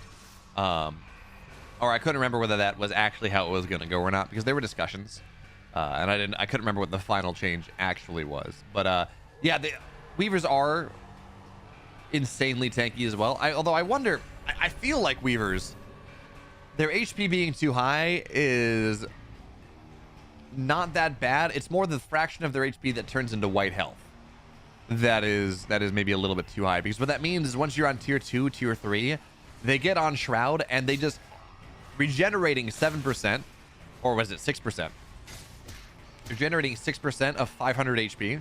So you're regenerating 30 HP per second effectively. If you're on Shroud at tier 3, you're regenerating 20 HP per second at tier 2.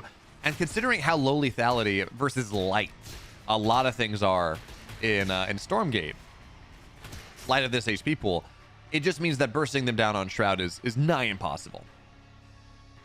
Oh, okay.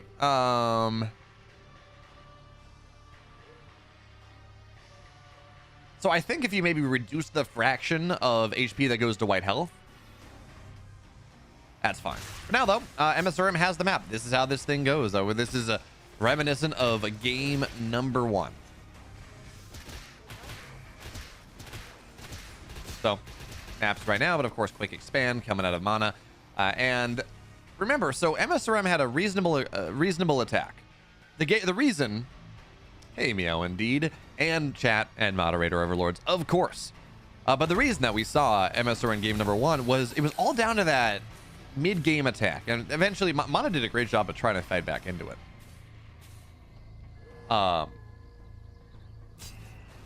I think with auto attack, or with auto cast, I think what they do if they do want to keep it with the Weavers is they just reduce the range that it triggers in. So Weavers, what's it? Lash is I think 7 range, but you say, okay, well, auto cast Lash is 4 range or 3 range or something when it triggers off, and that means that yeah, you'll have auto cast when the Weavers finally make contact, but that ability to go and just kind of sit there as soon as they're even remotely close and just abduct the big important units before they get anything off, that's not going to exist unless you're actively playing with it. DH Lazuli is saying maybe make them heavy, so Hogs and Exos, and no, that would be too broken the other direction. DH Lazuli, there is so many. That would mean that every really so many. That would pretty much mean that every unit, every tech unit that exists that Infernal players have are heavy units, and that means Exos would be way too strong. Exos would be way too strong, and they would just shred things far too much. Is my brightness is set to default, Wallface 0. Whatever that is, brightness is set to, where's my brightness? Oh wait, 100%. Brightness is set to 100%, but there is HDR, so it works out. It ends up looking really pretty. So for now, third base, I would have... Ooh, Vulcan mech. Okay, Mana going Lancer Vulcan in this game number 2. And this is a style that if you don't have the right answer can be very, very strong. If you do have the answer, if you just go Brute Weaver, you are fine. You're very happy. But if you're Brute Gaunt, which is exactly what MSRM is doing, you are... And by the way, supply blocked MSRM, very supply blocked in this game.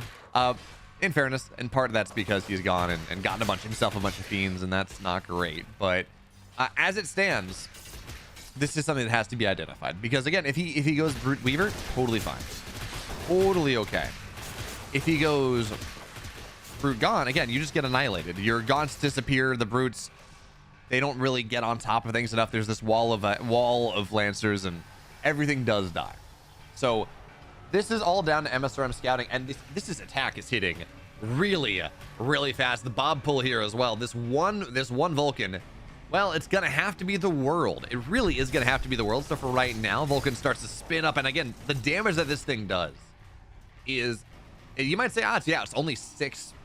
It's only 6 damage, but base attack speed fires 4 shots per second. You add in, you have it start to charge up, it gets that much worse, and it is a lot of damage here. So for now, look at what the Lancers have done. They're getting on top of this Weaver. The Weaver is off Shroud, so it's not regenerating any white health, and bonus damage versus light from these Lancers means it is a problem. Abduct is there, Shroud's not manifested as well, but the Weaver is dead. and you had to get that done earlier. Master repair, promotion, everything. Yeah, this Shroud Stone will fall down. Bonus damage to structures from the Lancers is gonna do it here. And at this point, this natural is dead. The army that MSRM has is not what he needs. There's another Weaver here now. Another Abduct goes down. And, well, can you keep this alive? There needs to be a bubble. There needs to be a bubble. Is there energy for a bubble? Mana needs 3. There we go. Bubble goes down. Okay. So, once again, another Weaver gets put. Another Weaver goes up. Another Weaver is dead. The Master Repair brings this thing right back up to full with the bubble. And again, this setup, this idea, this plan that MSRM had, he didn't have 2 Weavers off the get-go. He didn't have the double abduct, the double stun, the double % damage to knock this down.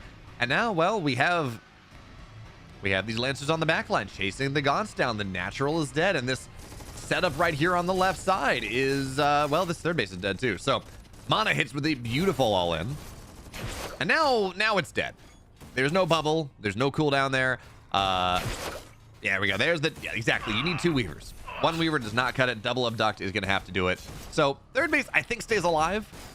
Ooh, the Shadow Mastiffs being a wee bit annoying there, but the third base seems like it's gonna stay alive for now. But dashes forward, tries to get on top, and there's not enough energy for a Lash at the moment. Promotion as well, trying to do this percentage damage. This is gonna have to be the fight. Big repairs on the Vulcan once again, but man, these Weavers, they're just dying. There is not enough energy there. There's not enough repair. They did not take. In fact, this map doesn't even have an energy camp. And away we go. Look at this. He's walling it off. Oh, this is so cool. I actually love this so much. So what he's done here is like, okay, well, there's one gap. I don't need this barracks. I'm not building anything out of this barracks. In fact, okay, it doesn't cancel it. But I'm just going to go and I'm going to wall this position off. So I'm going to have the time that is required to go and kill off everything. Now, these mobs have to be... Plague Axes are done. So the splash damage here, bonus versus light, is very, very, very strong. And this Lash needs to lash something. The Weaver, there we go. Now there's the abduct. Repair, promotion, sure, fine. Repair is not as strong as it used to be. Second Lash, and I think finally this rush is done, but it's not going to be before... Ooh, Shrine gets very low. This Shrine is dead. Okay, but not before 2 bases fall down. Not before 2 bases fall down.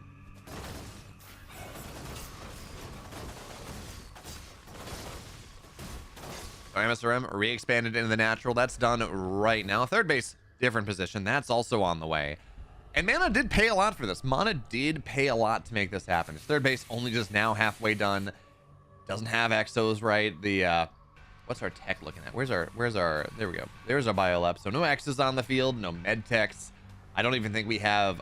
I mean, getting medtech mastery would be, or medtech adept mastery would be cool, but medtech adept would be such a big deal in this game, right? Having Nanoswarm on the Vulcan seems really good, but MSRM, he's got a big army right now. He's committed everything into the army because he does have to make counter damage. Now the problem is that mana is on the other side of the map with so much of his army, so the supplies are pretty equivalent.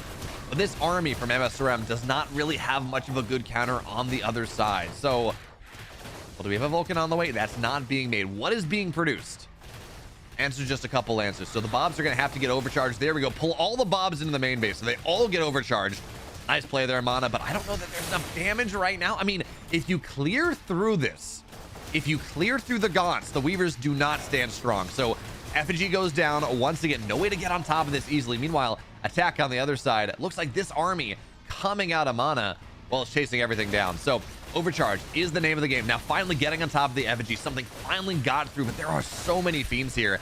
And I think MSRM, I think he played the game that he had to play. Big abduct there just on one of the Lancers because the damage has to get done.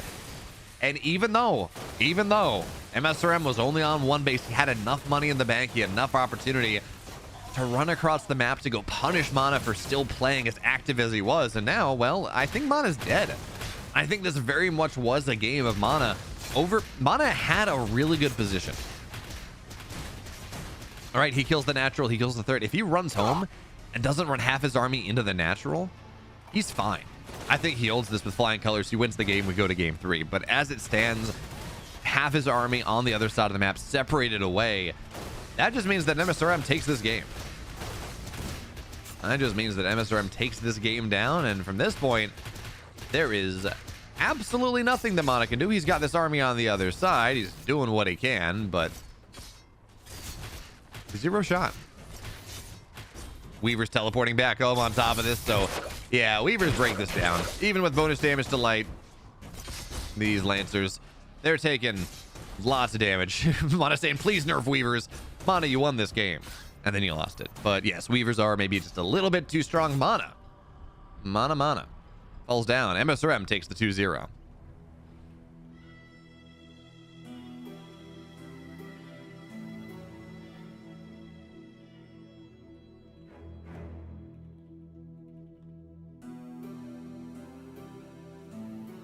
Alrighty, Rudy. So that means now that the winner of this series, we get an IVI mirror. Infernal versus Infernal mirror. MSRM versus Snockstar. Winner of that plays a Vortex. More IVI. Winner of that plays Mixu. And I believe it is... Where are they? Winners finals, losers final, grand final. So this is going to be best of 3. This upcoming series. Series after that will be best of 3. And then finals versus Mixu. Lower finals will be a best of 5. So we're going to go to a break. When we are back, it's going to be Snockstar versus MSRM.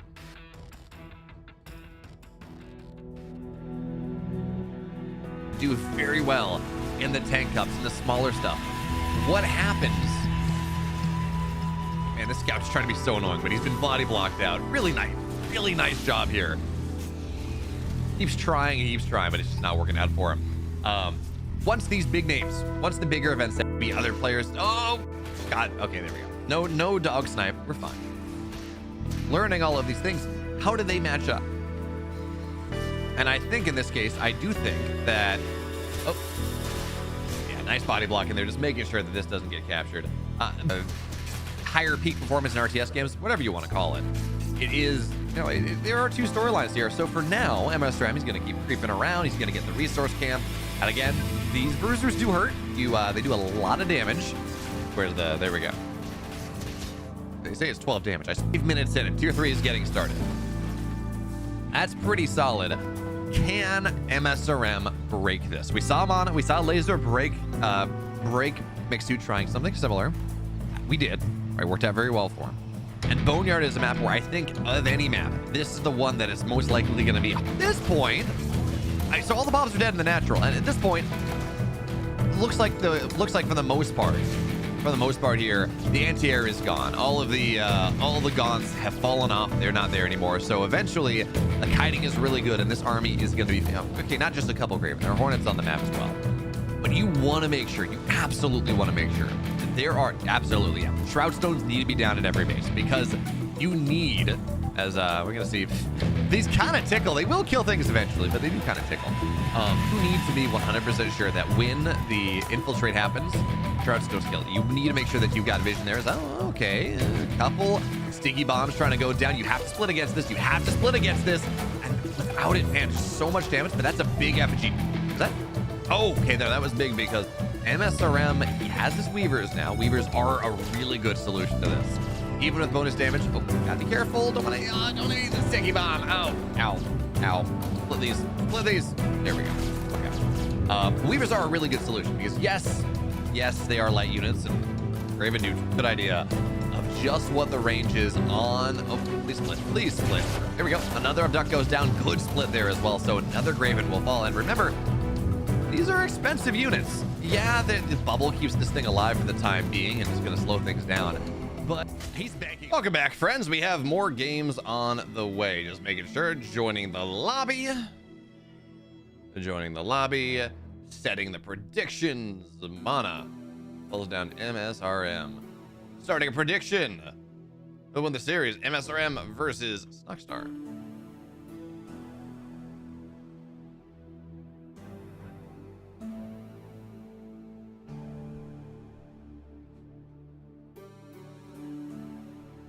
All right, game is ready to go. I have stolen a banana nut muffin. Although how bananas how bananas nut, I don't want to know. The intrusive thoughts have in fact won as we move into game number 1 of this best of 3. Again, the winner moves on to face Vortex. And we go. Game 1. On the way. So on the upper right here in this best of 3 in the lower bracket for Aftermath, as Meow Indeed says, it's Snoxytar. It's also Snoxstar. Bottom left in the red from Bulgaria, Belengen's Elite, or something like that. It's MSRM. Let's see what happens. By the way, Adam Faith saying the game is slowly getting better. I don't understand why they had to buff them again. Talking about Gaunt's, I guess. I don't know that buffing the... So I do agree that buffing the research time on Infest on Plague Axes was weird and probably not necessary. But I don't know that the Gaunt change really changes anything.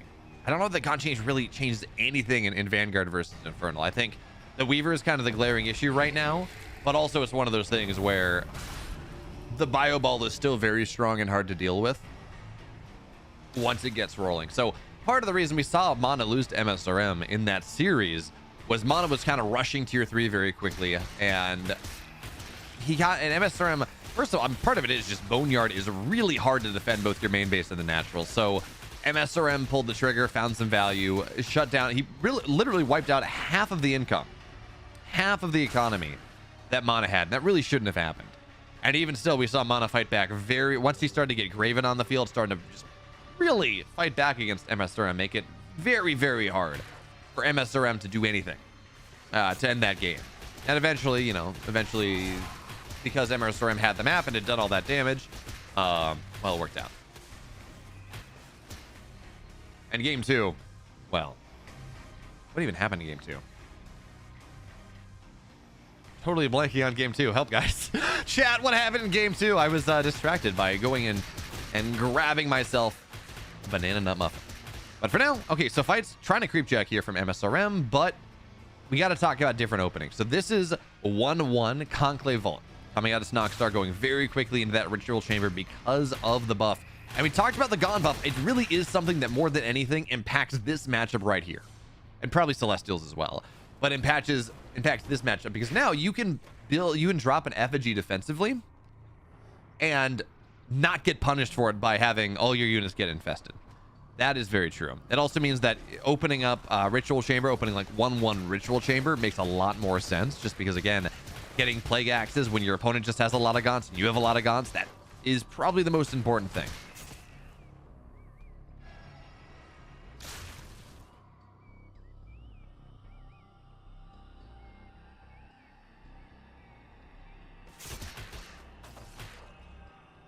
So I do like Snoxstar's opening just that much more because, again, his Plague Axes are going to... Well, he hasn't started it yet, so we need the Therium.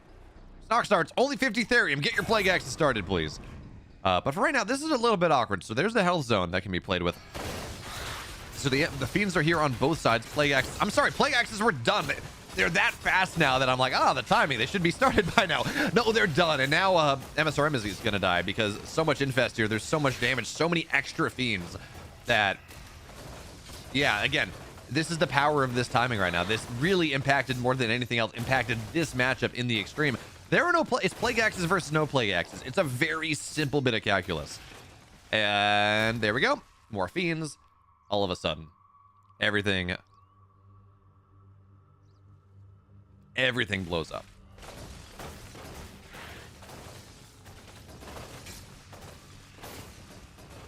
Oh yeah, this is a dead Snoxstar. There really is not a lot to say about it. We're going to see Gaunts go down. It's the timing, and at this point, there is really not a lot to do. So, MSRM is trying in the vague hope that maybe he gets his own Plague Axes, and he'll be fine, but absolutely not. That is not the story.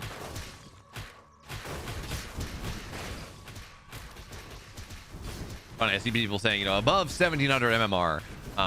Above 1700 MMR. There we go. MSRM taps out of game 1.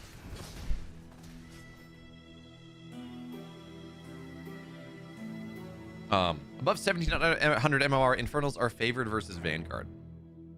I don't feel I'm between 18 and 1900 MMR, and unless I play a bunch of Vanguard players on ladder and then it falls down, I can tell you I don't feel favored versus Vanguard in the slightest. Atimo Sweet Potato. I love that name, by the way. Thank you so much for the Prime sub. I really appreciate it. Welcome. Hope you enjoy the emotes, and of course, more importantly than the emotes, the lack of ads. Lack of ads are very important.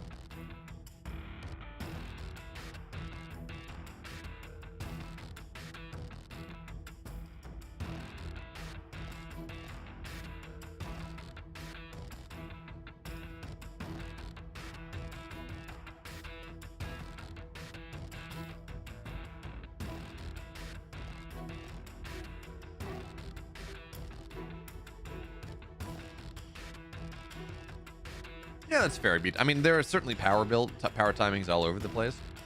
I have a lobby. I love having a lobby. Different builds have different power timings, but I'm like, it's like I've seen games of this tournament where Infernal has slammed down Vanguard players, and I have seen builds. I've seen games where Vanguard have slammed. Vanguard have absolutely slammed. What did I say? Infernals have slammed Vanguard. Vanguards have slammed Infernals, and the games have not looked close.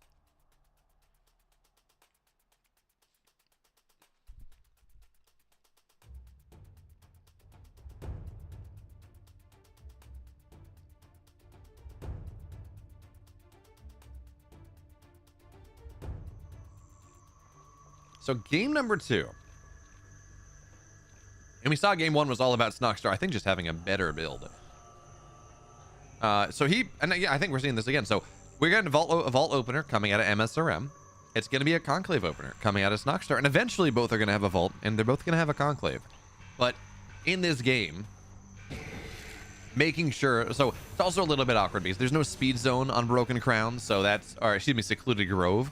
So that does change things around just a little bit. By the way, nice little bit of shenanigans there. You go just trigger the damage on the Shadow Demon, so the meat farm takes some damage as it builds up. Not going to really result in anything, but is just a wee bit annoying. So scouts on both sides, sees that the vault, sees the conclave. And I am very curious. So I think you get at least 4 gaunts. I think that is the play, but how quickly, and I'm paying attention to this for my own games too, is how quickly do you get the ritual chamber? Is it now? Are we just saving up to 50 therium right now to get that ritual chamber up?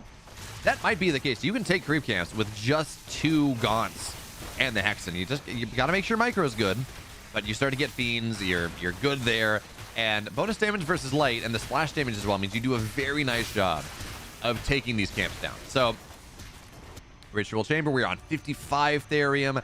Natural goes down. I think we're just going to see the ritual chamber right after that.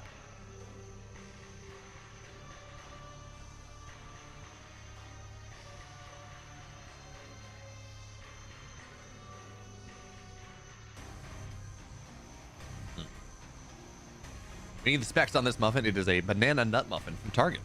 And again, I do ask the question, and it's something not really sure I want to know the answer to. But how exactly does a banana nut?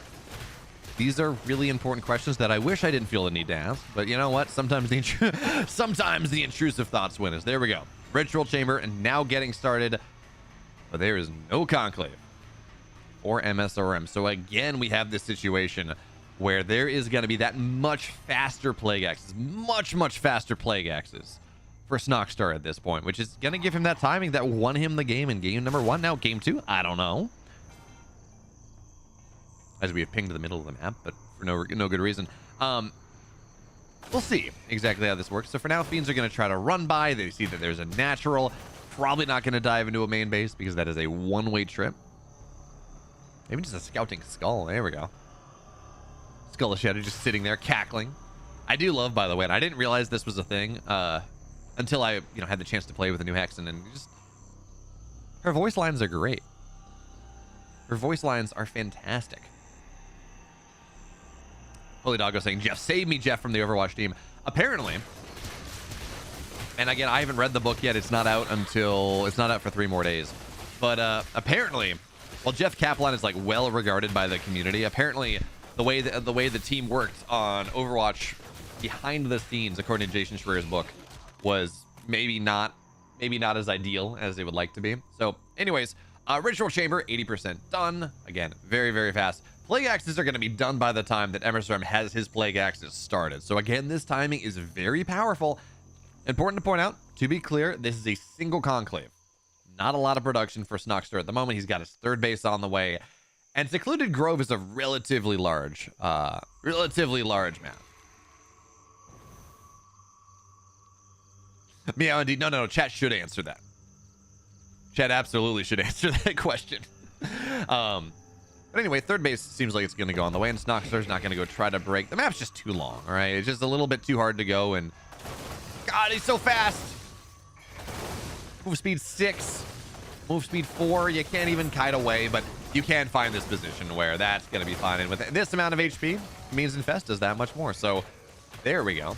Resource camp starting to get taken down. Big Feet and Run By actually going to find their way into the natural, find the Gaunts as well. Gaunts reasonably expensive, so that's a nice little bit of a run by there, MSRM.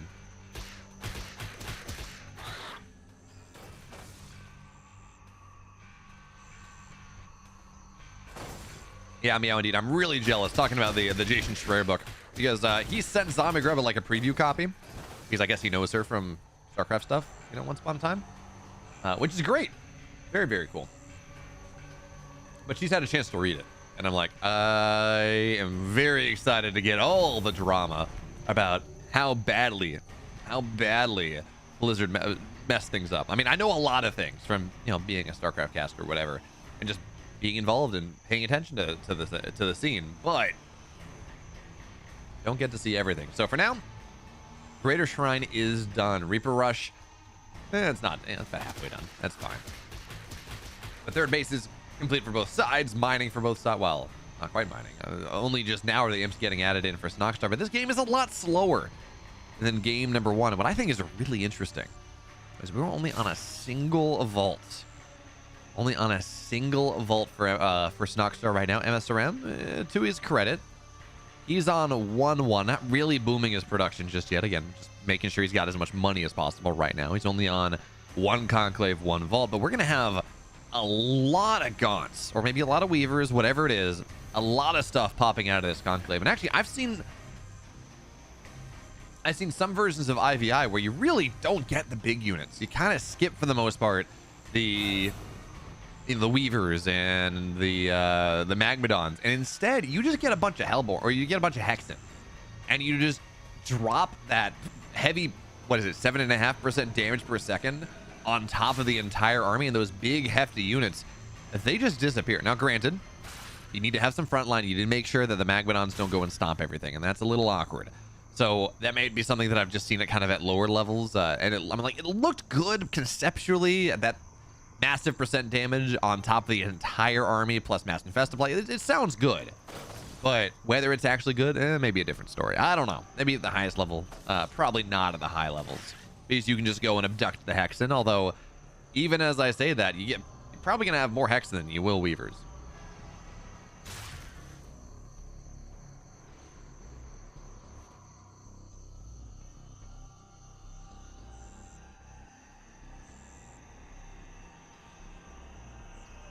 Yeah, talking about, let's cross up, you know, those, the Diablo and the StarCraft and the Warcraft shows. So apparently, by the way, they did not have a Warcraft show in the works. It was a StarCraft and a Diablo show, is I think what I've read. And there's no guarantee it would have been another Arcane or another Edge Runners, and it might have been a Dota 2. What was the Dota 2 anime? Whatever that was called. It might have been something like that, or it might have been something even worse. So there's some really bad video game adaptations, and now, despite Warcraft having a really good story, Weavers are out now, which means this is a dead Magmadon. If it gets in range, drops effigy. There we go. All right. Weaver Mag versus Weaver Mag here. Weaver's ready for both sides, and he got a kite away, abducts on the Weavers. Now, there is a Shroud Stone. It's not a Wraith Stone, which actually would be super useful in this setup. But do think I prefer the setup here. There we go. Shroudstone manifest. They get a little bit too far back. I do think I prefer the setup, and another effigy goes down as well. I think I like this setup more. There we go. Abduct. So that's going to be a dead Magmadon. For Snoxstar right now, he just has more gaunts. The brutes are kind of dead supply at the moment, and he's fighting on Shroud. Not all of his opponents are, really all of his opponents' gaunts are fighting on Shroud either. So you got to be very careful here. Weaver is going to get targeted down, maybe. Nope, backs away. And now his Weaver can't get out. That's a little bit awkward. This setup, this kind of gulf, this no man's land between the two Shrouds is kind of this interesting idea. So that's a big manifestation, or that's a big Nightfall, as we're going to see one of these Weavers slowly bouncing down. Not quite dead, not just yet staying alive, but this Concave is so much better for Snoxstar right now. More Magmadons move in. And again, we're in the setup where there is a lot more static defense for Snoxstar right now, so it's a lot harder for these Magmadons to find their way forward. But at the end of the day, I think it's better. Now the Weavers are going to fall down, and the Magmadons don't have their Demon Hoof Tremors again. They don't have their Stomp once again, and that is 3 very expensive units falling down immediately. And yeah, the effigy get targeted down. But this game, I mean, it's wild. You watch this game, how much things can just snowball one way or the other. Now, big abduct there on that Magmadon, and you gotta back up. But remember, the key story here, as we take a look at what's happening right now, the key story with this game, first of all, Snoxstar's banking a little bit, but more importantly, he has 4 bases. As I love this is turning into a Wraithstone as well. He has 4 bases, and, well, that is not something that MSRM has. So, as long as they're trading evenly, which they are, Snoxstar winning some fights, MSRM winning others, but as long as they're trading evenly, this massively benefits Snoxstar in the extreme.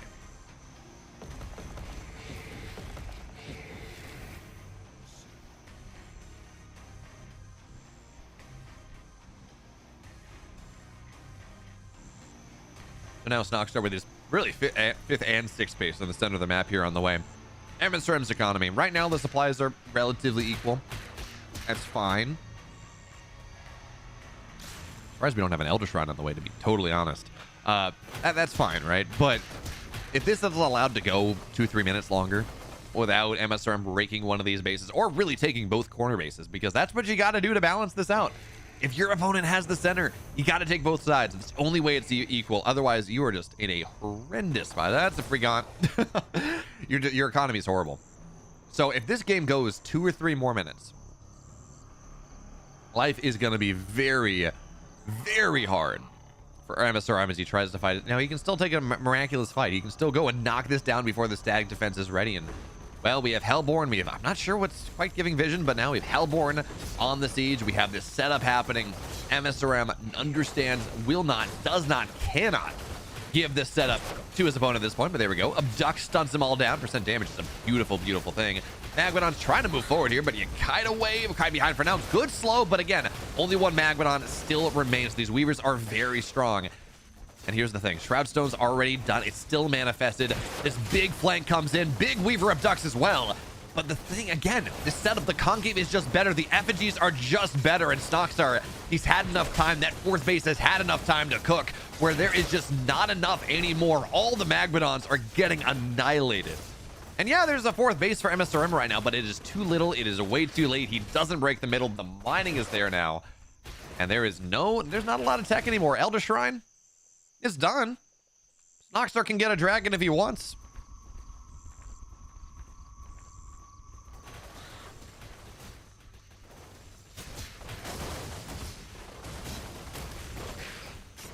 It's funny. So Meow Indeed says, fun fact, Chaco Sunny was the executive producer on Overwatch.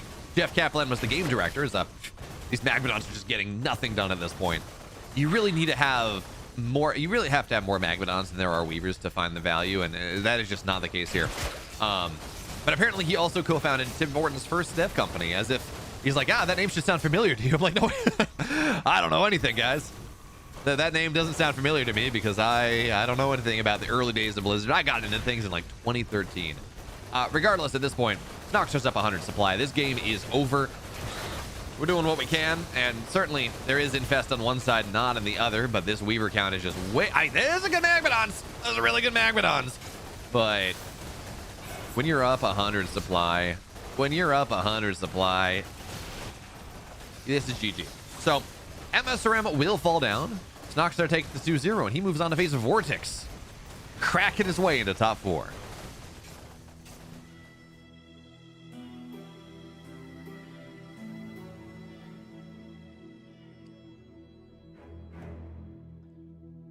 I have all my banana muffin left, but none of the nut. This is very sad.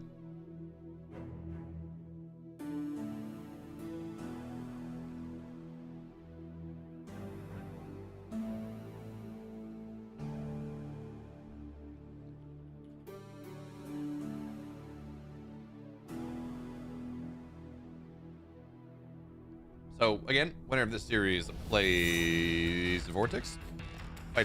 The flights look more like chili con carne. I don't really have too much of an issue understanding things. It's just like what you should be paying attention to in these big fights are the big units, the Weavers, the Magmadons, Hexen to some extent if you have those, but Dragon. It's like you're looking at like a Ling Bane battle, and right, so it's like, you know, the Lings matter, right? Or like with tanks or something. It's like all these units matter, but you're focused on the Widowmines or the tanks or the Banelings or whatever it is, the units that have an outsized impact in the fight. So I think that's fine. I don't think it's all that bad personally, but you know, I spend a lot of time looking at Stormgate, so that's a little bit different. That being said, we have Snockstar won the series. 4% of you lost your channel points. Sorry about that. And Quakey, thank you. I'm glad you enjoy my voice.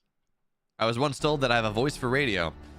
I think he was more talking about my face at the time, you know, face for radio, but I will take that.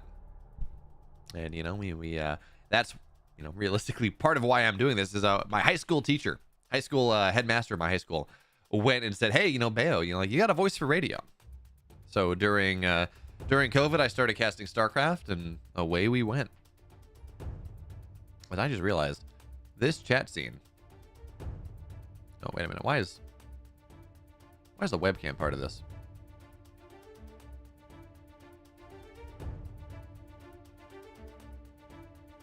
There. We got to move this over just a little bit.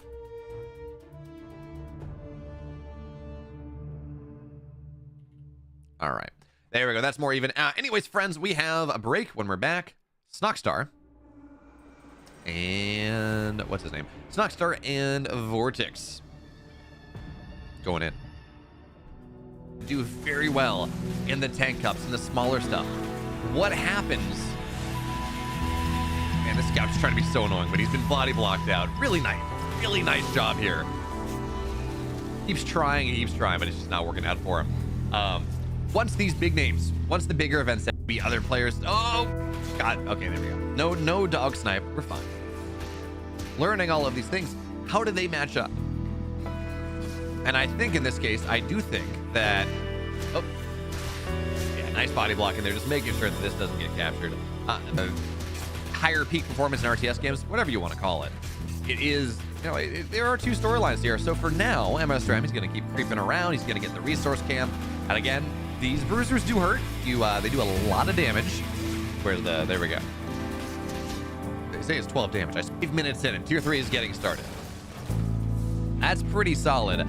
Can MSRM break this? We saw Elazer break Mixu trying something similar. We did. Right, worked out very well for him. And Boneyard is a map where I think of any map, this is the one that is most likely going to be at this point. So all the mobs are dead in the natural, and at this point, looks like for the most part here, the anti-air is gone. All the gaunts have fallen off. They're not there anymore. So eventually, the kiting is really good, and this army is going to be found. Okay, not just a couple Graven. There are Hornets on the map as well. But you want to make sure, you absolutely want to make sure that there are Shroud Stones need to be down at every base, because you need, as we're going to see, these kind of tickle. They will kill things eventually, but they do kind of tickle. You need to be 100% sure that when the infiltrate happens, Shroud Stones kill. You need to make sure that you've got vision there. Oh, okay, a couple sticky bombs trying to go down. You have to split against this. And without it, man, so much damage. But that's a big effigy. Is that? Oh, okay, there, that was big, because MSRM, he has his Weavers now. Weavers are a really good solution to this. Even with bonus damage. Oh, gotta be careful. Don't want to use the sticky bomb. Ow. Split these. There we go. Okay. Weavers are a really good solution, because yes, Yes, they are light units, and Graven do good idea of just what the range is on. Oh, please split, please split. Here we go. Another abduct goes down. Good split there as well. So another Graven will fall. And remember, these are expensive units. Yeah, the bubble keeps this thing alive for the time being and it's going to slow things down. But he's banking a lot here. He really, his macro's starting to fall down just a little bit. I'm not totally sure why, but I mean, Graven are just one tapping the gaunts. Another Graven, abduct this, please. Please abduct. Okay, that's a couple Graven going down as well. Well, we have Weavers. Weavers shred structures. 10% damage every single attack. They annihilate them. I'm not sure what these Magmadons are doing. Random trample. I guess, okay, you just had them all in one hotkey, so going from there. But anyways, third base is dead for mana. He's going to have to complete because, by the way, I've never noticed. That's a rather pretty animation. But again, the idea with the Spriggans here is, yes, they are light units, and yes, they will get shredded by the Graven just a little bit, but you just slow them down. You just make it so you can get on top of them. We'll see exactly how this works out. But again, Ana's on 2 base. There's Raging Tendons as well on all the Magmadons, so they can get right on top of things. And now there we go. There's the slow. Now it's everything. Yep, this should knock it down. This should kill off everything. Yes, there are Exos, but there is not enough here. And MSRM, there we go. And the Hellborn as well takes the game. Welcome back, friends. We have Snockstar versus MSRM. No, sorry, that was the previous matchup. It's Snockstar versus Vortex. How do I sign up for your weekly tournament? Shadow Blizzard, it is not a bracketed tournament. It is functionally a show matches, is what it is. Where I say, what are the matchups that people want? Either people say, in the Discord, we would like to see this matchup, or you tweet at me, or you catch me when I'm streaming and say, hey, I'd love to see this matchup. Or I say, I think this matchup would be interesting. And then we run a best of 7, supported by Matcherino. It's not really an open sign up bracketed thing. It's much more of a show match series. If you want to go, you can sign up for the Alpha Navigator Cup, which is happening tomorrow. All you would like. You do that as much as you would like. It's totally fine. By the way, game 1 of Snockstar MSRM is just about ready to go. Snockstar, jeez, it's not Snockstar versus Vortex. But yeah, right, that's the story. So if you are interested in playing, I guess let me know and tell me who you want to play and link me to your Untapped page. Because in fairness, I am spreading the difference between getting good matchups, but also getting matchups that draw viewership, you know? So for now, though, we have another series. It's another IVI, but it's going to be, this one I think is going to be pretty cool. It's Vortex. It is Snockstar. Game 1. So on the upper right here in this top 4 match, winner moves on. Top 3 place Mixu. Loser, well, they're out of the tournament, but $100 richer. In the upper right, in the red, it's Snockstar. And of course, his opponent at the bottom left. There we go. In the blue, he has been the best Inferno player, at least by ladder stats, for quite a while now. It's Vortex.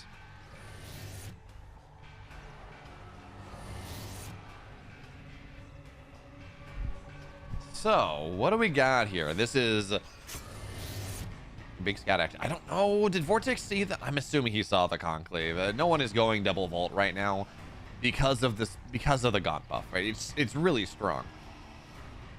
But certainly, this is something that Snockstar saw. You know, Conclave is down on the low ground, optimizing to get to the creep camp as quick as possible. So, easier to scout, certainly not quite as, but again, much faster into creeping.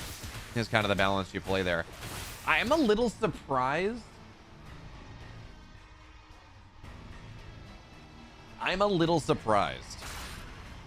That this is that we're not seeing a Conclave first come out of Snockstar. I feel like that's just good right now with the Gaunt change. But I guess maybe it gets blown over by like a double vault. It probably gets blown up by a double vault. I played a reasonable amount of games of Stormgate on this patch, but I actually haven't played a lot of Infernal Mirror. So I know I've tried to go some like 11 expand builds and gotten blown up by 12 11s, but you know, I don't know. We'll see. Certainly Titan's Causeway is a rather short map, but for now, Vortex, he is a meat farm rushing the Vision Camp. Again, just making sure he gets that done quickly as possible. But because this was a little bit of a faster setup for Snockstar, he got his vault down just that much faster. Well, he's faster to taking the vision camp, and instead he's meat farm rushed the speed camp, so it doesn't really make a difference either way. You need the meat farm, and you want to make sure that you have something. It's just really more than anything, it's a question of what do you want to make sure in the early game a single fiend can't steal, because having the meat farm in a camp is nice, right? It means you go and your units take less damage as they go and try to take the camp. But the other thing that is really important with this setup is it means that like a single fiend run by is not easily going to be able to go and steal the camp for you. So for now, I mean, that's a lot of fiends getting on top of this meat farm, trying to find some value, maybe supply block Vortex a little bit. Re-engages here, gets a couple more fiends down, but Vortex responds, so that's not really going to accomplish all that much. So for now, natural is done much closer, much faster, much closer to being done for Snockstar, because Vortex doesn't have one. He's running through the middle of the map. He's just on 1-1. He is 1-1 Ritual Shrine done. And in fact, not only Ritual Shrine done, Plague Axes are done. So these gaunts are very, very scary. They are tremendously scary. Plague Axes will be done in about 15-20 seconds for Snockstar. So he's going to have that high ground that he's going to have access to. He's going to have maybe eventually a Greater Shrine. Not for now, though. So he's not going to have a Shroudstone Manifestation to defend against this all-in, because that is what this is from Vortex. He's up 8 supply. He has a much bigger army, and he does not have a natural. So for now, Fiend Run, I love this. Snockstar realizes, okay, I got these Fiends. They're probably not going to be super useful in the fight. Whatever. I got to wait for Plague Axis, so he's going to drop the effigy on the high ground, but everything, he's just so dead. He is so dead on this setup. You had to have some static defense in this game, and without that, I mean, bye-bye. Snockstar is going to have to tap out, and this game one very, very quickly goes the way of Vortex.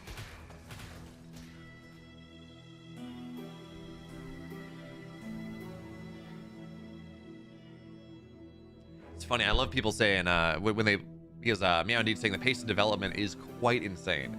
Not sure how they're maintaining it. I love to see people like, I can't believe we're not getting these patches, whatever. I'm like, guys, did you see what they did in patch 0.1 versus 0.0? Like, do you know what they have? The amount of stuff they're adding in every 6 weeks is insane. Like, would I love tier 3 units? Yeah, I would. Would I love a better balance?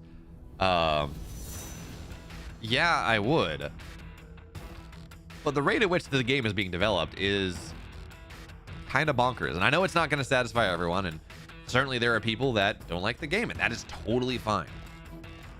No game. It's not going to be for everyone. It's certainly not. But I think there are a lot of people that just like the dopamine hit of, oh, hey, fully custom hotkeys were in work.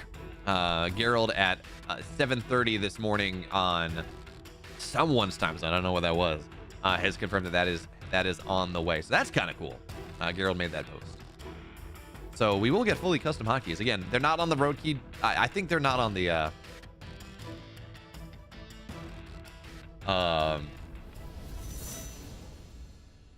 what's we're saying that I imagine they're not on the roadmap just yet, because they're not totally sure how long it's going to take. So road mapping that on what giving that a breakpoint is going to be pretty hard.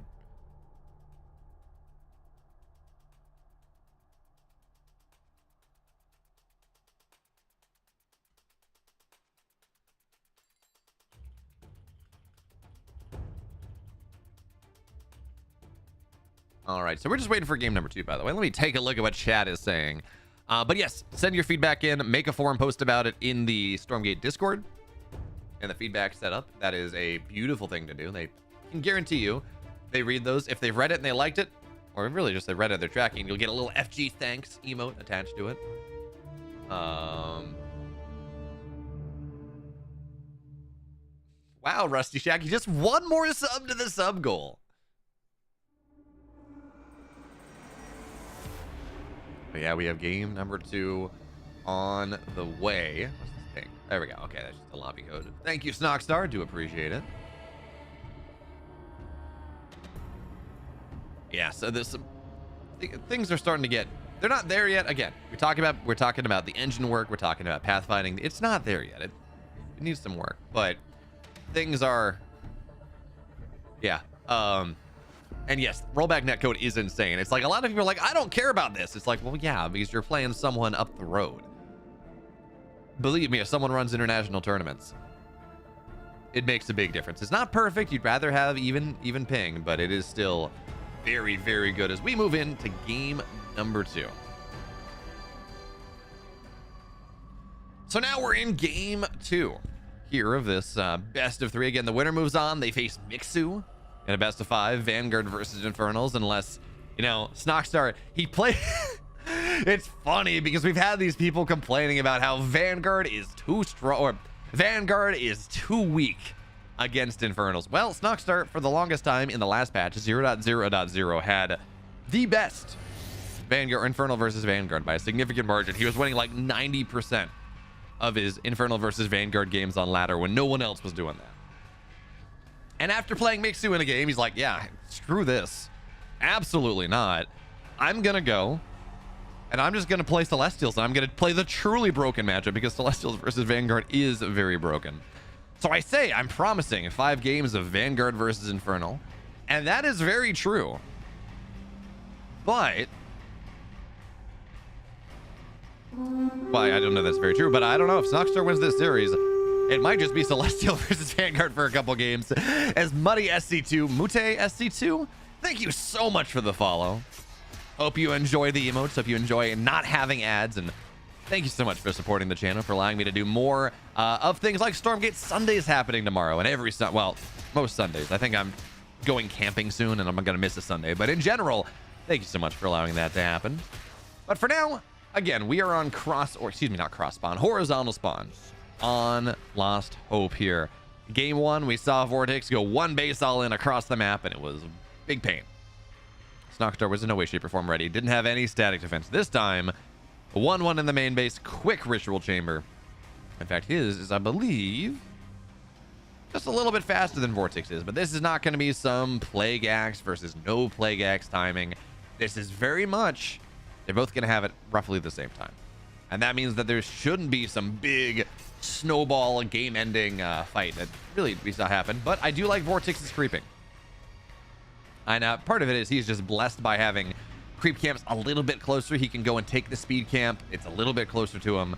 So that means that he's able to go take the middle camp, take the vision camp just that much faster. And that means that, you know, he's going to have 3 camps realistically in the time that it takes for his opponent to clear 2. So bit of a, I mean, really just a little bit of a map RNG there. Certainly that is going to be the case. But behind this, Plague Axe is most of the way done. Plague Axe is most of the way done. But the big question I'm asking myself, is, do we, like, at what point do we take a natural? Yeah, you know, it's funny. You look at these fiends, you're like, small units. I should be able to go break these down. It's like Lings versus a couple of Marines. I should be able to go and kill this, and it's fine. But the splash damage bonus versus light means the fiends just get shredded, and it's not nearly as strong as you might otherwise think it is. So for now, Plague Axe is done on both sides, and this is a disaster. Snockstar took this fight. He had no business taking this fight.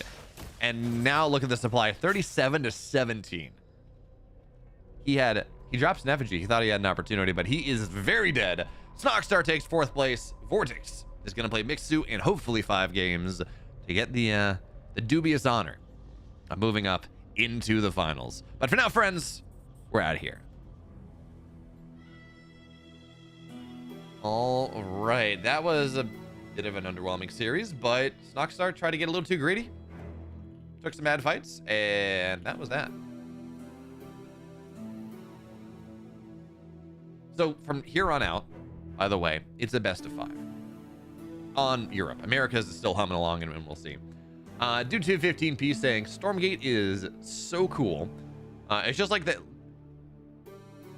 Excuse me. It's just like, let's throw everything together and see what sticks, and the gamers can decide what they like. That's why it's a bit all over the place. And, you know, that's very true.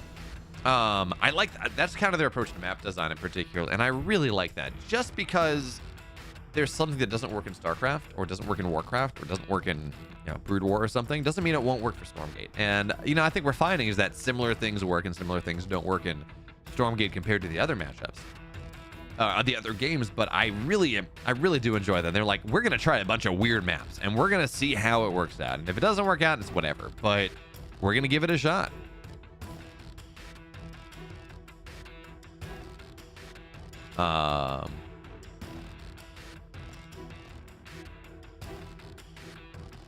But we'll see. I think things are gonna get formalized a little bit more. Ricky Momo, I don't have a channel command for Stream Elements in YouTube. But if you come on over to Twitch, !WOR, Watcher of Realms, of course, is sponsoring this broadcast and my broadcast tomorrow, and then we're done. If you go and you get up to chapter N2-6, which is about half an hour of game time on PC on a new account, is the caveat. If you get there, it pays me like $7. It's like my payout for like 3 Twitch subs. And if we get a reasonable amount of people at least doing that, it means I'm more likely to get these offers later on, these guaranteed payouts, because that's why I took it. It guaranteed it pays me $240, and that makes it a little easier to do a lot of things. So we got a Roblox coming up, I think, in October as well. That being said, friends, break highlights when we're back. It's gonna be our lower bracket finals. Rockstar, he got his vault down just that much faster. Well, he's faster to taking the vision camp, and he said he's meat farm rushed the speed camp, so it doesn't really make a difference either way.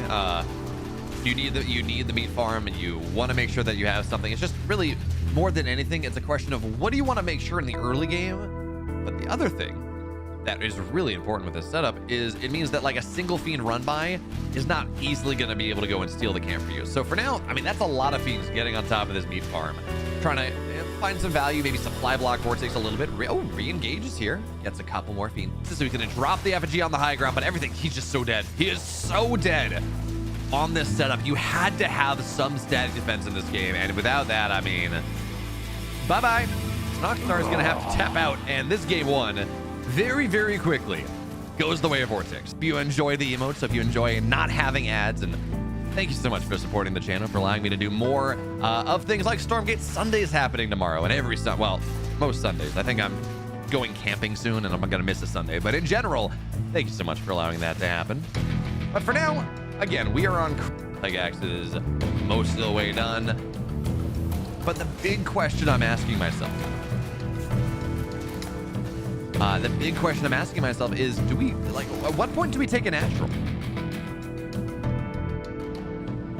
Yeah, it's funny. You look at these fiends, you're like, small, but the splash damage bonus versus light means the fiends just get shredded, and it's not nearly as strong as you might otherwise think it is.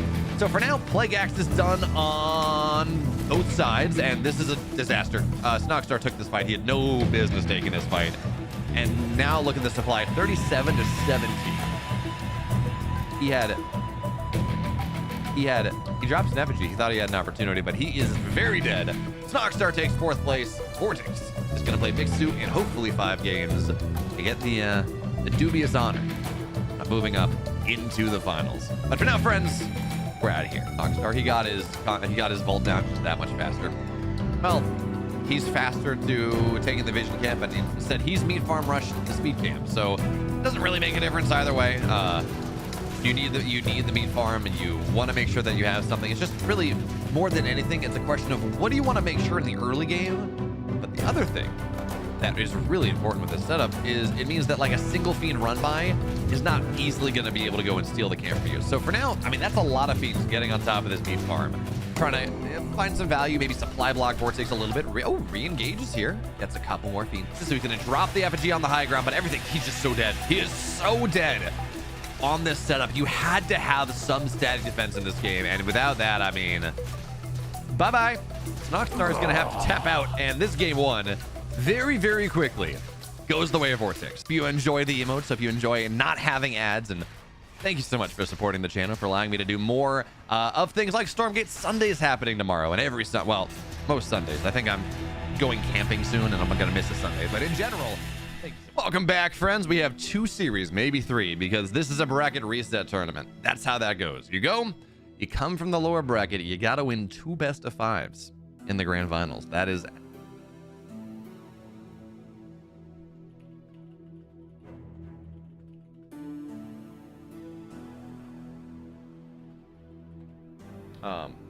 two best of 5s in the finals. You got to reset the bracket.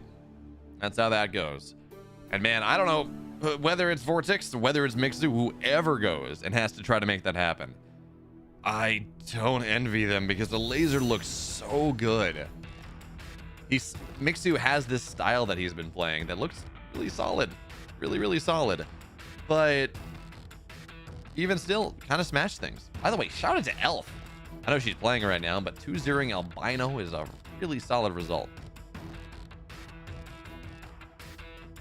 And of course, Nina 2-0 over Kiwikaki, probably the good result there. What's in the lower side? Albino playing. I don't know who Dux is.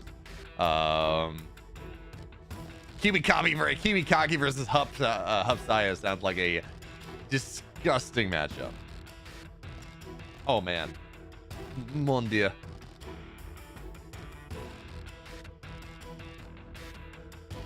Alien Anarchy, what you grilling? All right, I know you're saying you're firing up the grill. You got there's this burgers, you got steaks, you got brats.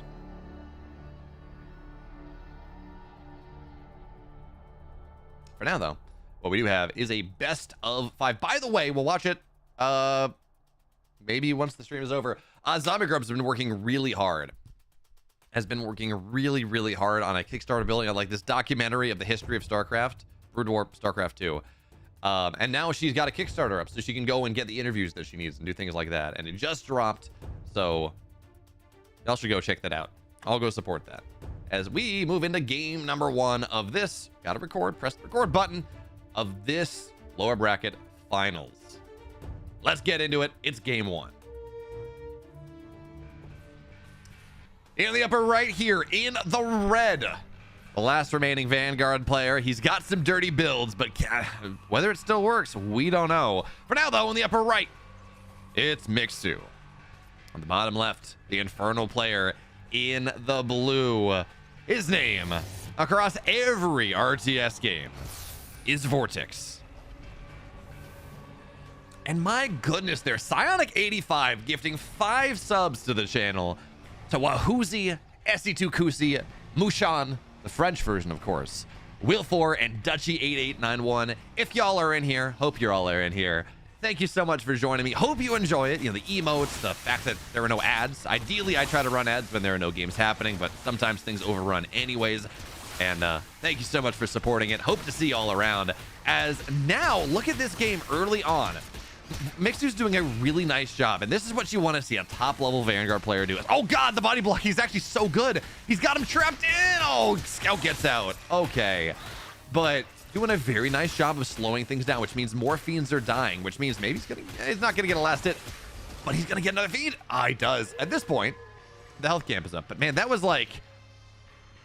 actually very expensive for Vortex. Only getting 3 fiends out of the 5 slimes plus the brute that you used is actually a pretty big deal. That is a significant slowdown in taking the vision camp, which slows down taking the health camp. And again, these are small things, absolutely tiny. You know, they may not be the biggest thing, but anything you can do to slow your opponent down to make life that much more complicated, well, it is going to be pretty good. But for now, Vortex going for a very quick ritual chamber here off of 1 base. So this is going to be an all-in, I think. And this is Titan's Causeway, so that makes sense. You mine out these trees, and you just run right through. And with that, does this work? So there's going to be a lot of gaunts, certainly. Bunch of lances are theoretically pretty good against that. Now, I wish I could click on this and see what Mixu has seen. I don't know. I would love to know if Mixu knows what's coming, if he saw the lack of a natural, because that is, again, a very different response. But I like the creeping. He just pulled it into a buzzsaw turret, so this all just explodes. And that's a habitat, not a buzzsaw turret. Okay, so this is dicey. Well, actually, Plague Axes haven't been started. Okay, I'm talking about this timing, but it looks like he's going to try to move out with this stuff. But I expected this to be timed up with Reaper Rush. It's now on the way, so about 40 seconds, about 35 seconds is when this timing is going to hit. But he's going to poke beforehand, and that forces an overcharge. Just seeing these speed fiends on the map with nothing really ready to go does force an overcharge. But do we have... We don't have a biolab. Okay, so these Lancers are not going to be able to do a lot. Ooh, Shroudstone goes down as well. This is going to force an engage. If you let the Shroudstone go up, do we have a tier 2? We do. If you let the Shroudstone go up, there's a second one where that came from. And that is very, very difficult to deal with. So Lancer count right now is not all that high. Buzzsaw turret, though, Sentinel post. This one's going to have the range. You got to go stick some Lancers in there. Okay. Stick the Lancer in there. Does this have range on... Yes, it does. Okay, so the range is there now on the Shroudstone. So even if it completes, it's not going to be quite... Oh, God, he bounced down, backs in. This has to go down. Because, again, it's not about this. It's not about this Shroudstone. It's about the second one. It's about the manifested one that gets dropped pretty much as soon as this is done. Exo turret's done now, but second manifestation right on top of things. This all-in is so strong, and there's no overcharge anymore. It shrouds on everything. Now there's an overcharge. Finally, these Gaunts or these Brutes, or the Bobs, are trying to stay alive. First Shroudstone goes down. Second Shroudstone goes down. Is there enough? Bobs are starting to fall. There's going to be another sentry post. This one is way out of range. And now there's that effigy. This one's okay, no, it's dead. And now with the Shroud overcharge not really being there anymore, a lot of Bobs are still here. As if you can get this sentry post up, and keep it repaired, I think you're fine. I think you're okay as Mixu. It's a big ask. It is a scary situation. But I think he's okay. Now this second sentry post, I think this falls. But here we go. Lancer goes forward and knocks that down. Any bioreactor, biolab in the main base. Okay, so biokinetics or kinetic redirect halfway done. That's gonna be a dead sentry post. What are we looking at? It's 3 Lancers on the map. Okay. Gotta go target this down. There we go. So no more infest, but still it's applied to everything. Oh, body block as well. But now Exo on the field. Lancers getting added. More Lancers have to get done. And certainly Mixu is pretty supply blocked here. He needs more habitats. But overcharge is now going to get done. Massive range, long range on this Exo turret, on this flat cannon. And again, this one Lancer here is just fighting the Gaunts. Is fighting strong against the Gaunts, getting all this splash damage done. Is it enough? I mean, this is very close. This is extremely close. We're going to have another Shroudstone ready to go. This has to get targeted down. There we go. That falls. And if you can get the sentry post up, and Mixu needs a habitat as well. These sentry posts are so important to stabilize things. More Gaunts, excuse me, more imps keep being brought forward. That's going to get taken down. And the range, I keep forgetting how long the range is on the flak battery. 12 range is insane. And I think it's 98, 99%. You got to go tap this down immediately, Mixu. So there we go. Manifestation on top. One of these falls. Needs to be an overcharge. It's not there. It's not really available. Lancer as well gets on top of things. And again, this sentry post is gone. But the Shroudstone should fall down very quickly as well. Once again, there's an overcharge, but the Bob count just continues to fall. And there are a lot of Fiends now. But again, there is this flat cannon. It's all about these sentry posts. Buzzsaw turret as well. And yeah, again, this effigy is really solid, but he's targeting it down. And the splash damage is really good. Nightfall Infest goes down, I think.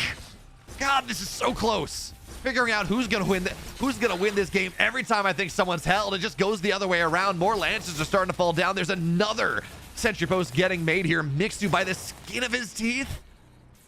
I think he's okay. No, okay, no quick draw. I think he's, yeah, with kinetic redirect at this point, he can get on top of these Gaunts, and that should do it. I think he's done it. This army is still very, very scary, but again, with the sentry post and the back line, building 2 Lancers at a time, or really Lancer Exo at the same time, I think we're good. Mixu has held, and behind this, I mean, that's a lot of Gaunts. That's a lot. One of the benefits, by the way, of Mixu or of Vortex continuing to take these fights, dropping these effigies, is when things die, he gets a lot of animus. And you take a look at the setup, he's at 1 production structure, 1 conclave, 1 vault. But he is getting so much animus that he can go and just Hellspawn research, get 6 more Gaunts like that, do it again, get 6 more Gaunts like that, and build these armies off of not a lot of production. That means he can continue to make these attacks happen. They don't feel like they should be possible. Effigy gets dropped down once again, but targeted immediately here. And now with the Buzzsaw turret into things as well, this bouncing glaive, this bouncing Buzzsaw, it does a lot. but the repair is not on the turret right now. But look at what Mixu's done. Buzzsaw on the front line with all that bonus armor. Flat turret, flat cannon on the back line. And this, I think, finally, I think we're good. I think finally at this point we can say this game is over, and Mixu, immediate counter response. He says, okay, I've held on. I have 2 bases worth of mining, 25. I really only need 24, but 25 bobs here on my my Luminite setups. Let's not go and wait into the late game and do all of these things. Nope. I'm gonna get mech bay. I'm gonna build some Vulcans. I'm gonna run across the map and Lancer Vulcan, and good luck. By the way, this is, and there we go. He's got a, it's gonna be, love it. It's gonna be Vulcan drops too. There's no way you handle, well, you know, a bunch of Gaunts maybe. And somehow Vortex has the Therium to build a Hellborn. Okay. I mean, hey, what is it, 90 damage? Yeah, no, excuse me, 100 damage to structures means that these, the static defense that he's been playing around with, not going to be really as valuable anymore. But there are going to be 2 Vulcans in this army now. And yeah, they take a lot of damage to Hellborn, but it's only a single one. Apparently it's 2. Apparently Vortex still has another, he still has, I mean, by taking the majority of the creep camps, that does unlock a lot. For now though, okay, effigy goes down once again. That's a timeline, but yep, there we go, targeted down immediately. We've got 2 Vulcan, well, 1 Vulcan on the field. Second one's going to be done soon. This Buzzsaw turret falls, but with the Bob overcharge, I mean, he does have the healing camp, and that makes this fight a lot more complicated. Dashes in and gets so much damage in all these Gaunts, and there's no shroud until right now. Nightfall Infest goes down. Need a repair. I don't need a repair on the Vulcan. What are we talking about? It's fine. Second one in the evac drops it forward as well, and this is finally, this has to be at the end of the game. Yeah, you got some stuff, but Vortex, holy crap, what a game one. This was incredible. And this is only the first game of our best of 5.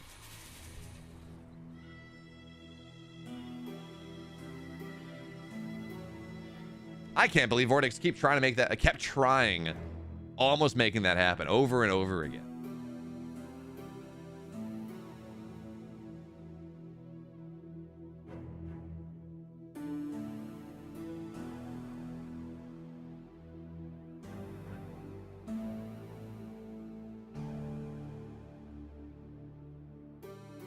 All right. So, game number 2 is going to get started soon. That was a sick game. And the idea of the Hellborn, Kenny SB33, was to say, okay, well, we're going to burst down this static defense. We're going to say, because the big deal that has kept these pushes from not working is the sentry posts. So if we can go and prevent that, if I can just burst that down immediately before there's a repair, maybe I can make this happen. But Mixu had teched up enough, he'd not been hurt enough by the successive barrels of that all in, that it didn't work out. Was not able to break things down. And now, well, we have more games. God, that game was so good.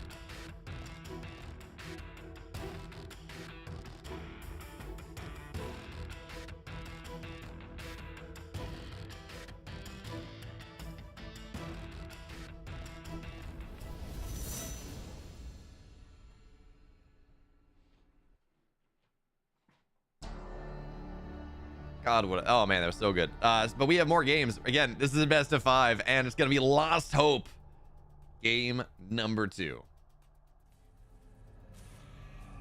So now it's game number 2, and we had a, what was it, a 10-minute, 12-minute hold against an all-in super sick game.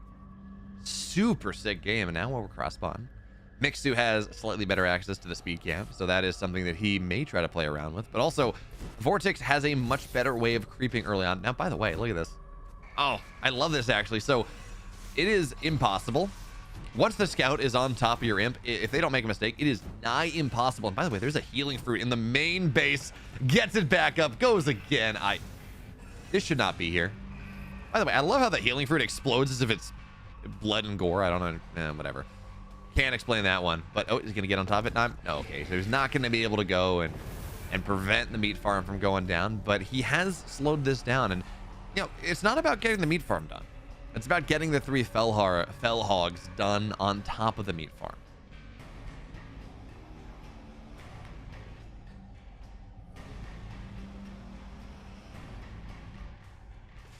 So for now, he's gonna go try to go and drag the speed cams back onto his Lancer just a little bit, messing around with the micro again, just trying to make sure he can segment some of them out, make sure that he can get as much splash damage as possible. And actually, that's gonna be a nice position. Ooh, I like this.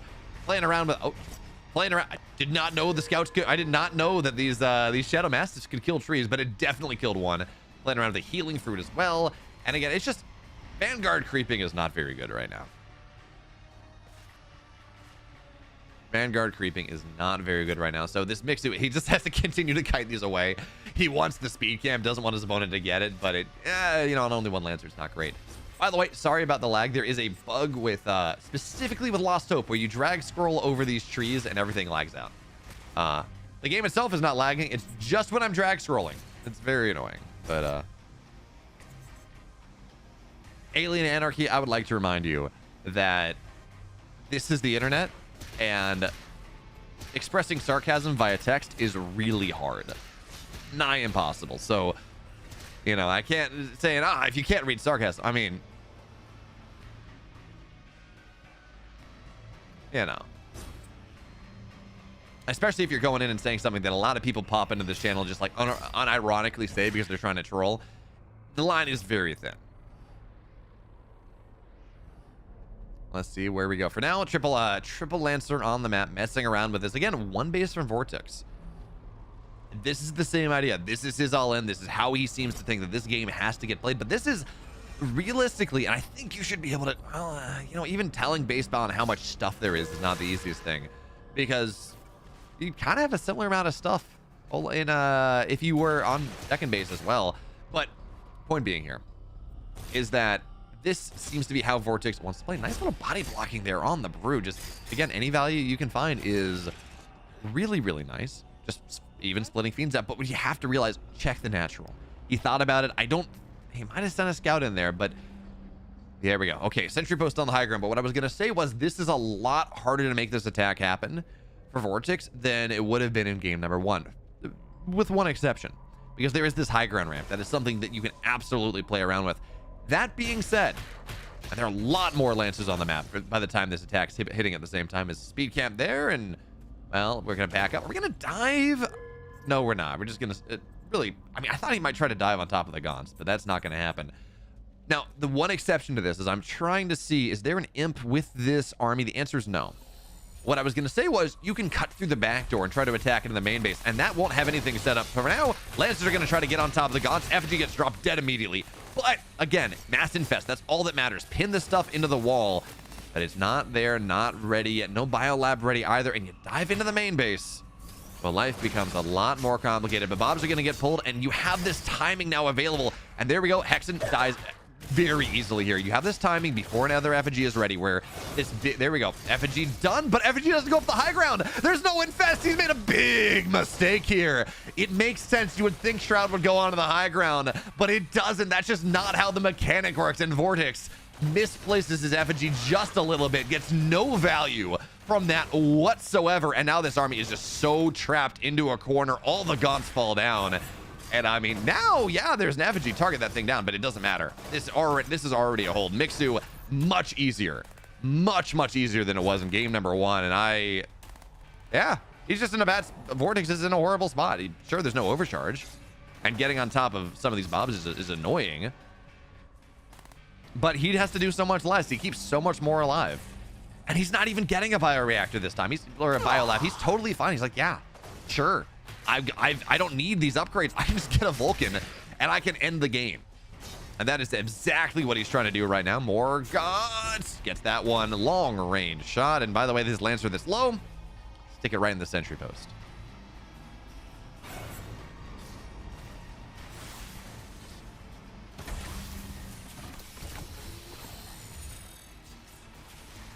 So yeah, you know, the health camp is going to get stolen away, and that is a little bit unfortunate. There's a second scrapyard going down, and I mean, Mech Bay is apparently, is this bugged out? It looks like it's building something, but it's not. I don't know what's happening with that one. I would assume this is a Vulcan on the way. A laser in chat saying, haha, that's rough, bro. Yeah, unfortunately, I don't know if Vortex knew about that. That's how the mechanic worked, or that it was just a mistake, but immediately in a bad spot. Now, where is this bugged out? What is it? Like, this is, it's playing the animation that something is building, but there's nothing there. What? This is weird. I don't know what's happening here. It's not like Mixu's supply block. And now there's an FG on the high ground that needs to get targeted. It's not no overcharge as well because Mixu doesn't have the energy for it. Did Vortex? Did Mixu just? Well, what is happening with this mech bay? I am really confused. Okay, so now there's a medic on the field. I guess this just isn't building anything. Kind of weird.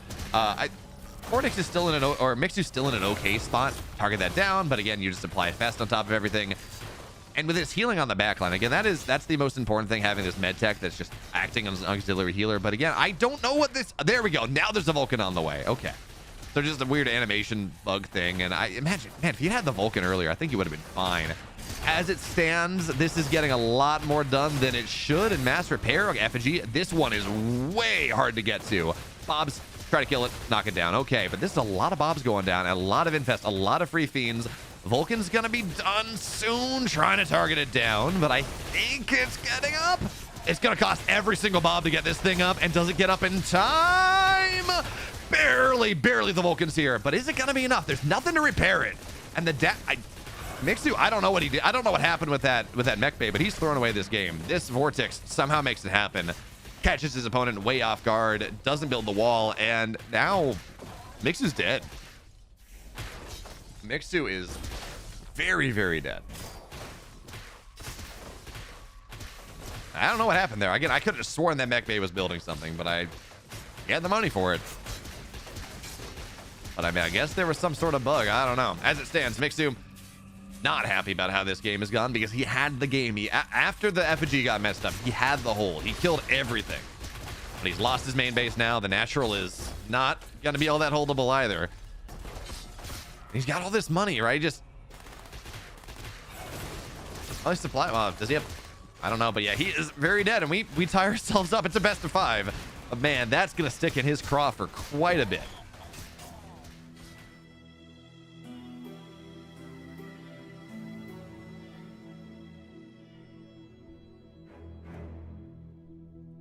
I have no idea what happened there. Very weird.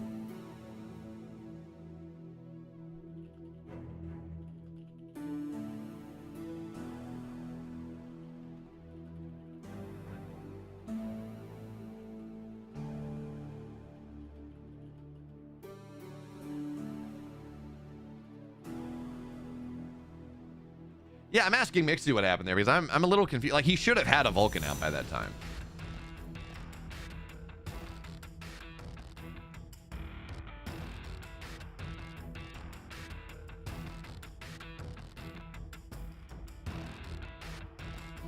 Yeah. But anyway, we're gonna get into game number 3 very soon. Remember, of course, this is a best of 5. This is a best of 5. Yeah, I don't know. I feel like Mixu had a lot of money, and he could have built that Vulcan much faster. And having a Vulcan for the next round, yeah, I don't know. I don't know exactly what happened there. I'm not sure what happened with Mixu, but that really, once he had the initial hold, that really should have been a Mixu victory. But you know, this is why we like RTS games. Sometimes things happen.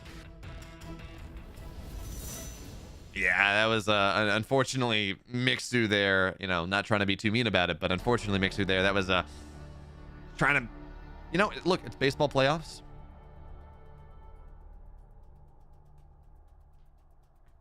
And I guess he's trying out for his favorite MLB team as a pitcher.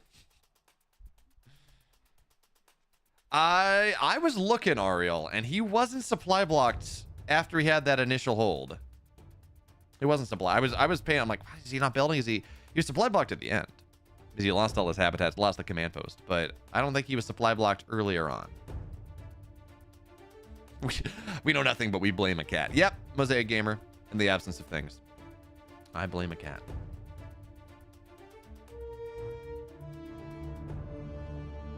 What we're gonna get again, the benefit of this is a 5-game series. You got to win 3 to move on to that grand finals, and then you're gonna have to win 2 best of 5s. By the way, I love this. This tournament is going so much slower than America's because they just were kind of on top of all the DQs this time. That winner's final between Nina and Theory is happening right now. Winner's bracket between Nina and Theory is happening right now. Losers round 6, which is 2 behind where we are. Well, not that far behind. Is happening soon as well. Like, America's might end at the same time that Europe ends. That is a wild scenario to be in. Is a wild scenario to be in. But anyways, we have a Furious Resolve.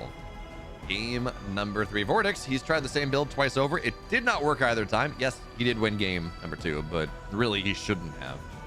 And Rusty Jack is saying, personally, hear me out here. Personally, I would have just won the game. Good for you, Rusty. Glad to hear it. Game 3, though, ready to go. So now we are in game number 3, which with vertical spawns means that technically Vortex has a slightly easier access to the speed camp, and he's going to try to play around that. Having seen this happen twice in a row, I am pretty confident. There we go, Conclave on the low ground. I am fairly confident that he is going for the same idea once again, but again, this is one of these setups where this is not as easy to make work as it was on game number 1. You have this choke at the natural. You can wall this off. You can put a buzzsaw turret right there, and it can be pretty hard to get through. I'm actually surprised we're not seeing Mixu kind of play around with play around with walling things off a little bit. Can you? Nah, you can't build your command post as part of your wall. No, he was like 20. Mixu had like 20 supply free. So what we're trying to figure out here is what happened in that game number 2, because really, that's a game that Mixu should have won. That really is a game that Mixu should have won, but his mech bay was just not building anything, but he was at like 76 out of 50, or 50 out of 76 supply, which means Vulcans do not cost 26 supply, right? That was not a setup where he's going, scouting in a little bit, sees that there's no natural here, getting a little damage done on the Gaunt, or on the Hexen, but not going to be all that much. But yeah, you wall this off. I think you put a barracks here, you put a barracks here, you put a sentry post, and then maybe a habitat in the wall. And I really don't know that Vortex should be able to break him. I don't think he should be able to. Now, you know, I've been surprised before, and I thought that game was over when Mixu had the hold on game 2. Shout out Blizzard asking, can you only see the games from the streamers? If what you're asking is like, yes, there's no they plan on it and they're working on the tech for it, but it's not there yet to allow for in-client observing. Oh, this should be 1-1. There we go. Sorry for the score. This is game number 3. Need to update the score there. There we go. I partially updated, then I got distracted. Yeah, the Vulcan is 8 supply. Vulcan does require a whole habitat for itself, but if you have 26 supply free, that is it's not a supply block issue to get the Vulcan out. But you know, as I look at this, I look at this, man, this really, if you put a barracks here, and obviously Mixu wants to be building structures more, he doesn't want to be spending that money right now, but if you put a barracks here, it's gonna be really hard to break through. In fact, they're okay, habitat gonna be a bit more of a kind of an offset scattered wall, and I wonder if Vortex can make this happen. He didn't have enough therium. Maybe he didn't have enough therium. I felt like he had a lot of therium though, so that I'm not sure about. Yeah, but maybe he forgot to put them back on therium after defending the main. He certainly built a med tech, and that is also reasonably expensive in therium, so there is that one you got going for yourself. But for now, same idea. Plague Axes, they do be done though. No, actually they're not even started. What am I saying? Plague Axes has to get started. But this wall, I mean, this setup, sentry posts, okay, this is not a full wall here. Fiends can run by this bottom side.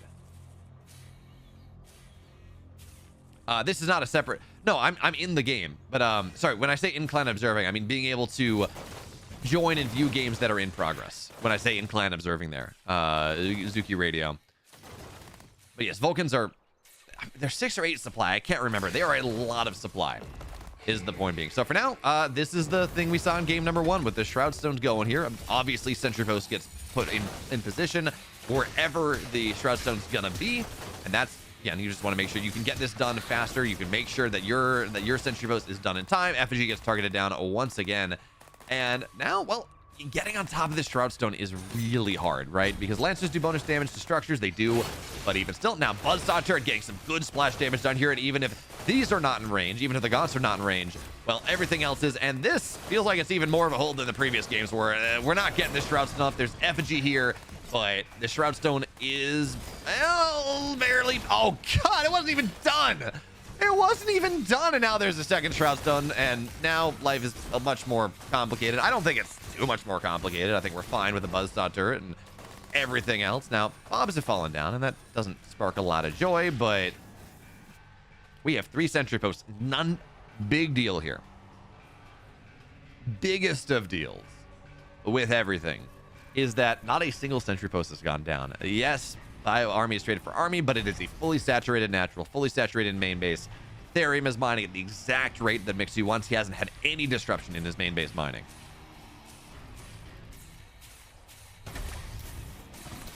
All right, so it looks like for a second he had something researching on the biolab. By the time I clicked on it, nothing was really there. And there's a mech bay on the way. So Mixu, not a ton of Therium at the moment, but he can go and put more Bobs on it. In fact, he's rallying over to it. Well, I thought he was going to rally on over to it, but not for the moment. And, well, the game goes on.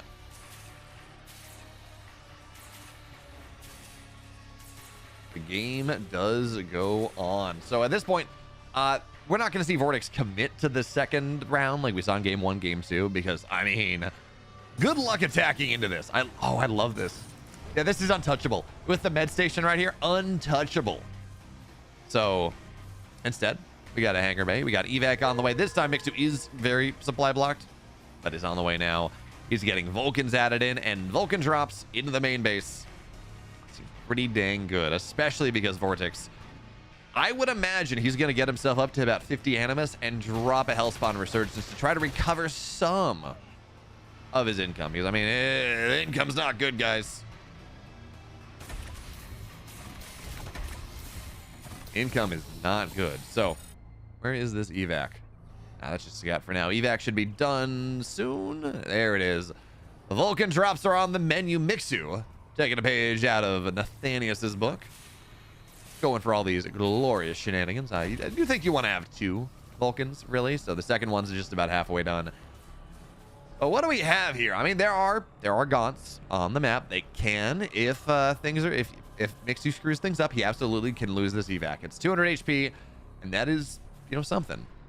But yeah, it's unless it like dies to a Nightfall or to a Shroudstone manifestation, or it runs like over a bunch of Gaunts, that's going to be a problem. But you know, you also go and you promote it, so it's got 280 HP. It moves faster because that's what the promotion does. Let's see exactly how much damage this attack from Mixu gets done. Vortex has done a good job of trying to build his way back into this game, drop into the main base. This should be met with an invest, but okay, or not an invest, but a Shroudstone dashes immediately, and that's a lot of dead. That's a lot of dead. Excuse me, a lot of dead imps. And okay, there we go. There's going to be a Magmadon here, but this evac gets promoted to tier 3. It should have more HP. There we go. 320 showing up on that now. But just finding this position, and now there's no longer a manifestation. It's just not a thing anymore. So Gaunts are going to arrive. They're going to get shredded. And Magmadons, when they have their trample, they do bonus damage to heavy, but basically they don't. Now there's a stun as well, but Mixu maximizing his value has to back up once again. But this is kind of a one attempt. It's like a one-off thing, because I mean, this evac this evac was found itself infested. And certainly when you have the Shroudstone manifest, it's a problem. But for now, hey, more damage done. You gotta be at this point with how little HP there is. You gotta be careful. Oh no! I was gonna say you gotta be careful. The Fellogs, the Fellogs are a problem. They absolutely. You should not lose a Vulcan to the Fellogs. Mixu's still in. Let's be real here. Mixu is still. Mixu's still in a rough spot, but. Or still in a great spot, excuse me, but losing this Vulcan to the Fellhog is not the play. I was like, oh, I didn't even feel like I had to go and mention it because, well, I didn't think it was going to happen, but you know, things happen. Now, of course, with the health camp, he's able to heal himself up just a little bit and spin up that gun and start to really go to town. These Fellhogs are just distracting things, but man, the imps are going to start to fall. Meanwhile, distraction, because on the other side of the map, this big attack attempt coming in with Magmadons and everything else means that, well, he's not paying attention, which means more fiends have gone, or more imps have gone down, more economic damage done here. It's now double the supply. He tries to attack in once again. Magmadon stunning on top of things, but now, by the way, we're on tier 3. Graven blinks onto the high ground. Sticky bombs, well, you got to be careful there. Hornet pops up as well. I look at the supply, and that tells me one story. I look at what's happening, and that is, well, no, he's got a repair turret. He's fine. He's okay. I was going to say, I look at the supply, that's one story. I look at the game, and that's another, but there is no mining at the natural. This evac is dead, though, and that so too is that Vulcan. There is that. There is absolutely that, but there are 3 bases for our Vanguard player at this point. It's really only 1 base for Vortex at this point. He's been able to go and spend some Animus and get some imps back up there, but I mean, I just look at this situation, and it's like, okay, that was fine. That attack looked a little scary, but I mean, these Vulcan, these Graven on the back line, really, you need some exos because these Magmadons are a problem. Something to go and deal with the Magmadons, but as it stands, I mean, Graven are going to drop their sticky bombs. Even the Hedgehog is doing a nice job against this. Drop the sticky bombs. Drop the sticky bombs. Dropping the sticky bombs. Not dropping the sticky bombs. There they are. Not really going to land. But this single Hedgehog is doing a good job of killing the Magmadons. Vulcan on the backside as well, and this is just a full surround again. Vortex is dead. Mixu now moves on to series point, to 1 map away from running into Elazer in the grand finals. And realistically, this could have been a 3-0.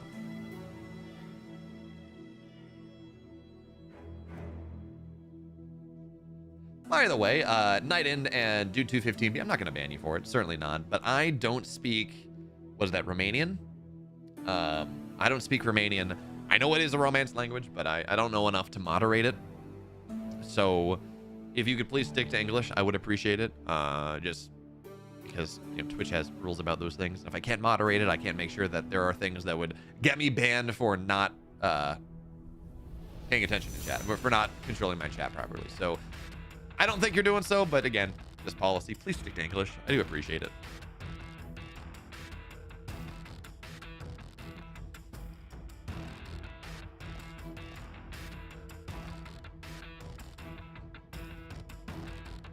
All right, so Mixu. This really should be a 3-0. But as it stands, he's up 2-1. Vortex fighting hard, but Mixu, these all-ins are just not working. They worked once, but again, it felt like Mixu made a bunch of mistakes there that just... There was a point where he just wasn't building units. And if you don't build units, not going to work out. Yeah, thank you, Nighten. No worries. Again, I'm not going to ban you for it, but it's just one of those things. It's like that kind of has to be enforced from Twitch's side. So it's a little bit annoying.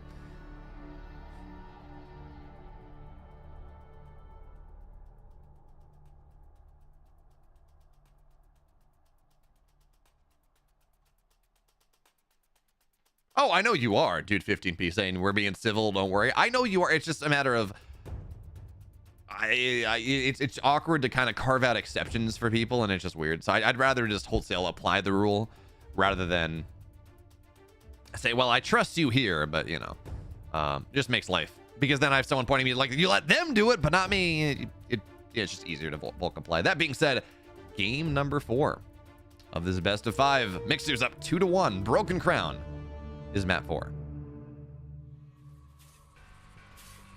So here we are, map number 4 of this series. We've seen Vortex do the same thing over and over again, and realistically, it has never worked. Yes, he did win a game.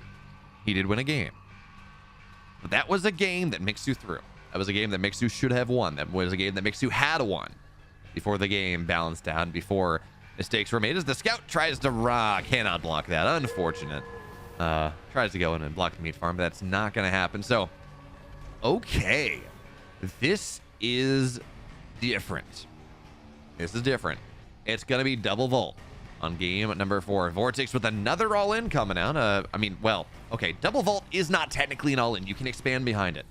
And I like it kind of as an expand build because you go and the creeping it provides means that it's pretty much, it constantly just about, the timings are just about the same as going single Volt for a lot of stuff. And then you go and you expand and you're not spending a lot of therium. You're not really mining a lot of therium. So you kind of, you can get your expand quicker, your Luminite income is quicker, and it works out. It feels really good. But I'm very curious to see how this works out because I say this doesn't have to be an all-in, and it doesn't. But I also look at the way that Vortex has been playing this series, and I think it is very likely that it's going to be an all-in coming out of Vortex just because that's how he has been playing.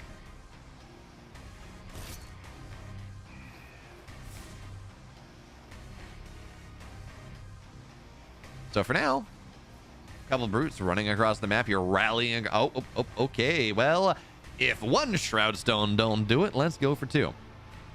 Do we have a sentry post in the main base? We do not. But for now, he's gonna. If he finds the imps, this rush is over, and he does. He knows he's got this. He's got the high ground vision from the scout. Now Lancers have to be very careful here. So this one Lancer, I think this early on, maybe, but Bob's overcharge are going to get pulled here. Lancer's coming from the backside as well. So this is going to be a full surround. This is and sentry post on the high ground as well. I like that position. So this Shroud Stone that's a little bit more developed, I think it gets targeted down. Okay. Hexen falls. Trades it for a scout that turns into a fiend. More fiends on the backside here. I thought the Shroud Stone was going to fall down. It will not. And by the way, this is not tier 2. The Shroud Stones have no manifest behind them. It's just all about the Shroud Stones that are right here, right now. And they continue to get canceled. They continue to get shoved back. And at this point, I mean, yes, the overcharge is going to be over soon, and that is something, but Vortex is very dead in this game. And his all-ins have not worked. Mixu books a ticket into the finals. But of course, if you like this and you want more Stormgate 5 days a week on YouTube, whenever I stream on Twitch, make sure to go sub to the YouTube channel, follow me on Twitch. And if you want to go sub to my Twitch as well, I'm not going to say no. But I hope you enjoyed it, and I'll catch you next time. All right, then. That game 1 was certainly the cream of the crop. Vortex Mixu.mp4. So we got a rematch of the upper bracket finals.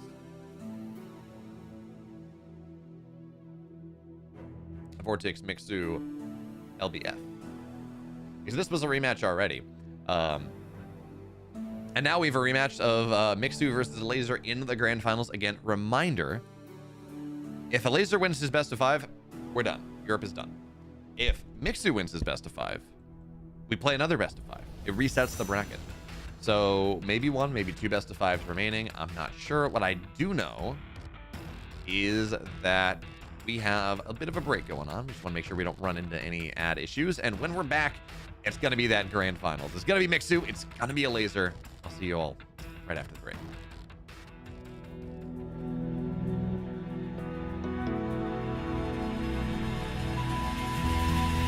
Yeah, top level Vanguard player doing. Oh God, the body block. He's actually so good. He's got him trapped in. Oh, Scout gets out. Okay, but doing a very nice job of slowing things down, which means more fiends are dying, which means maybe he's not gonna get a last hit, but he's gonna get another fiend. Ah, he does. At this point, the health camp is up, but man, is there enough? Bobs is starting to fall. There's gonna be another sentry post. This one is way out of range, and now there's that average. This one's okay. No, it's dead. And now with the Shroud overcharge not really being there anymore, a lot of Bobs are still here. As if you can get this sentry post up, here is just fighting the Gaunts, just fighting strong against the Gaunts, getting all this splash damage done. Is it enough? I mean, this is very close. This is extremely close. We're gonna have another Shroud Stone ready to go. This has to get targeted down. There we go. That falls, and if you can get the sentry post up, you can get the sentry immediately here. And now with the Buzzsaw turret into things as well, this bouncing glaive, this bouncing Buzzsaw, it does a lot. But the repair is not on the turret right now, but look at what Mixu's done. Buzzsaw on the front line with all that bonus armor, flat turret, flat cannon on the back line. And this, I think, finally, it's fine. Second one in the evac drops it forward as well. And this is finally, this has to be the end of the game. Yeah, you got some stuff, but Vortex, holy crap, what a game 1. This was incredible. And this is only the first game of our best of 5. In base, gets it back up, goes again. This should not be here. By the way, I love how the healing fruit explodes as if it's blood and gore. I don't know. Whatever. Can't explain that one. But, oh, he's gonna get on top of it? No. There's not gonna be able to go and prevent the meat farm from going down. But he wants the speed cam, doesn't want his opponent to get it. But it, only one lancer. Not great. By the way, sorry about the lag. There is a bug with, specifically with Lost Hope, where you drag scroll over these trees and everything like that. The game itself is not lagging. It's just when I'm drag scrolling. It's very annoying. But, this is the same idea. This is his all in. This is how he seems to think that this game has to get played. But this is realistically, and I think you should be able to, even telling based on how much stuff there is not the easiest thing, because you kind of have a similar amount of stuff in if you were on but it doesn't. That's just not how the mechanic works. And Vortex misplaces his effigy just a little bit, gets no value from that whatsoever, and now this army is just so trapped into a corner. All the gaunts fall down, and I mean, now, yeah, there's an effigy. Target that thing down, but it doesn't matter. This is already a hold. Mixu, but he has to do so much less. He keeps so much more alive, and he's not even getting a bioreactor this time. Or a biolab. He's totally fine. He's like, yeah, sure. I don't need these upgrades. I can just get a Vulcan, and I can end the game.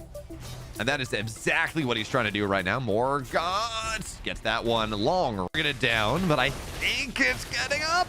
It's going to cost every single mob to get this thing up, and does it get up in time? Barely the Vulcan's here, but is it going to be enough? There's nothing to repair it. And the Mixu, I don't know what he did. I don't know what happened with that mech bay, but he's thrown away this game. But he's lost his main base now. The natural is not going to be all that holdable either. He's got all this money, right? Supply. Does he have? I don't know, but yeah, he is very dead, and we tie ourselves up. It's a best of 5.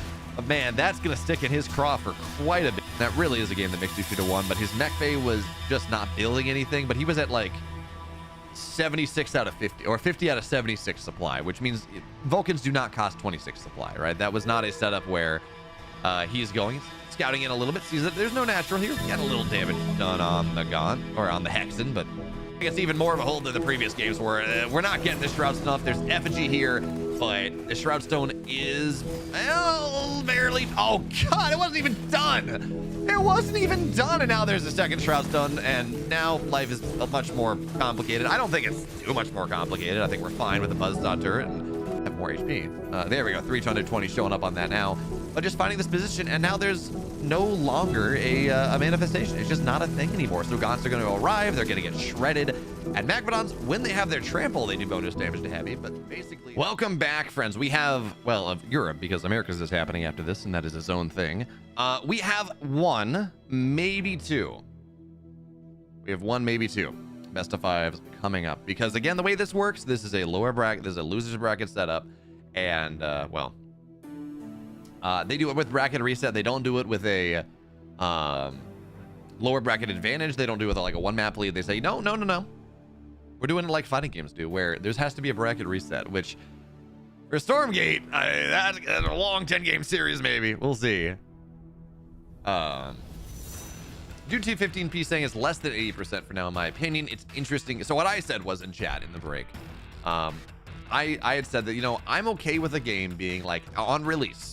Right, when Stormgate releases, if it's like 80% as good as StarCraft, 80% as good as StarCraft, but it's continuously improving, continuously being worked on and developed as, sorry, when I say as StarCraft, I mean like current Legacy of the Void, which is 15 years of development, or like 10, 12 years of post-release development behind it. I am totally okay with that being, with that being how it goes. And 215p says, it's like 50% is fun right now, and a lot of that because it's new.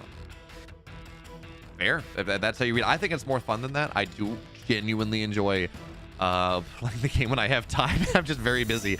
I do genuinely enjoy playing the game. I think it's a lot of fun.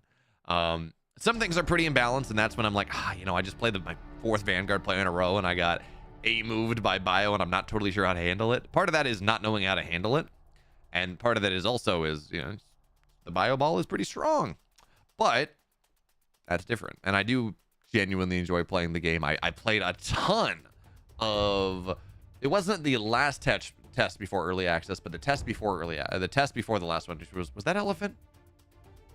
I know, I played hundreds of games, which for me, that's a lot of games because, you know, I'm a PhD student full time. I got a lot of stuff going on, but I played so much of that game.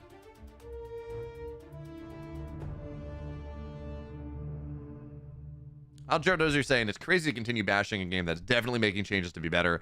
My only complaint is that they killed the hype early. So now there's like no one to play against besides the same 10 people. Part of that is I think probably when you play, because, you know, I play against different people all the time. It's if I run into the same person over and over, I stop my ladder session. It's fine. I don't run into that too often.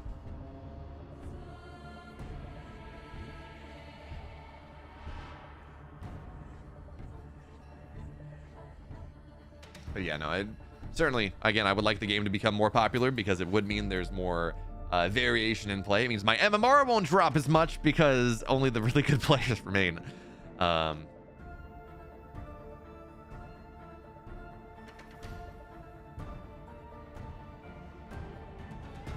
yeah, MT Bells, are you talking about, yeah, time to kill? I think time to kill on some things is way too slow, way too fast. And like, for example, Exos versus a Shroudstone, it goes, disappears. I think, but in general, I think time to kill is like a little too slow. And I think really what I would like to see is I would like to see static defense no longer have an armor type, because that would, and then you can just balance it to be reasonable against a lot of things. And instead of this idea where like top bar abilities and static defense abilities are way too strong against like 80% of the game and way too weak against the other 20%. It's really weird. And I think a lot of that is due to armor types.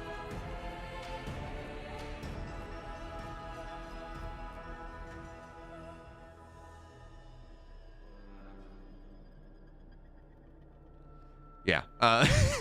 Overcharged Bobs, Jardos are in fact better than Lancers. And that really is the problem, right? Is that top bar defensive abilities, whether and static defense, for the most part, is just too strong. For the most part, it's just way too strong. It means that it is for a large reason why deathballing is such a thing. Why it really is all about the army fights, like kind of the deathballing idea in this game. Part of its map design, certainly part of its faction design, but a lot of it is that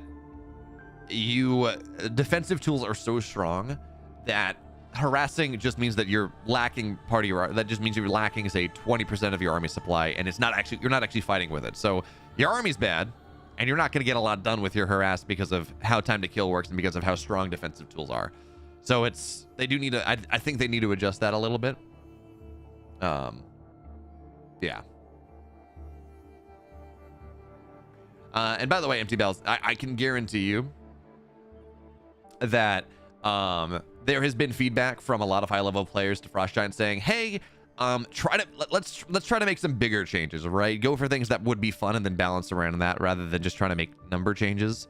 I don't know that we'll get that in 0.2. I think that might be something maybe 0.3 or maybe a number patch after 0.2, because I imagine a lot of what they're doing for 0.2 is 3v3.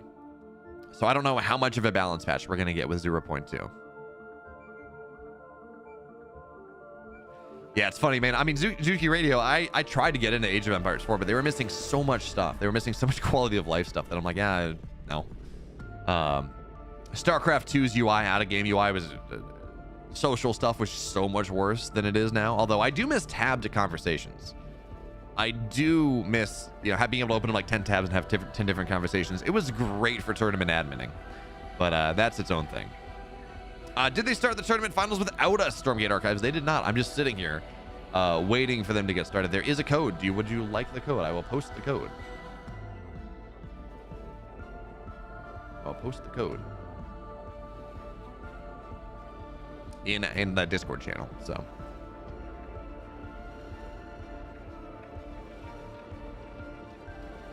yeah, and Stormgate, not all the games are great because, well, you know, games being developed, but we have had some very good games of Stormgate in the past, with Stormgate Nexus onwards, maybe even before then. That obviously, you know, that's not the consistent thing, but we're getting there. Where did I read about the bracket reset, Mixu? It is in the rules. It is in the rules. Anyways, friends, we're gonna get into our grand finals now. Best of 5. Mixu, Elazer. In the upper right here, he has looked dominant in this tournament thus far for Team Liquid. It's Elazer. And of course, in the bottom left in the red, he's got some really cool Vanguard versus Inferno builds, but he's already played his opponent once, and they did not work. From the lower bracket, he's got to win 2 best of 5s if he's going to go take his opponent down. It's Mixu.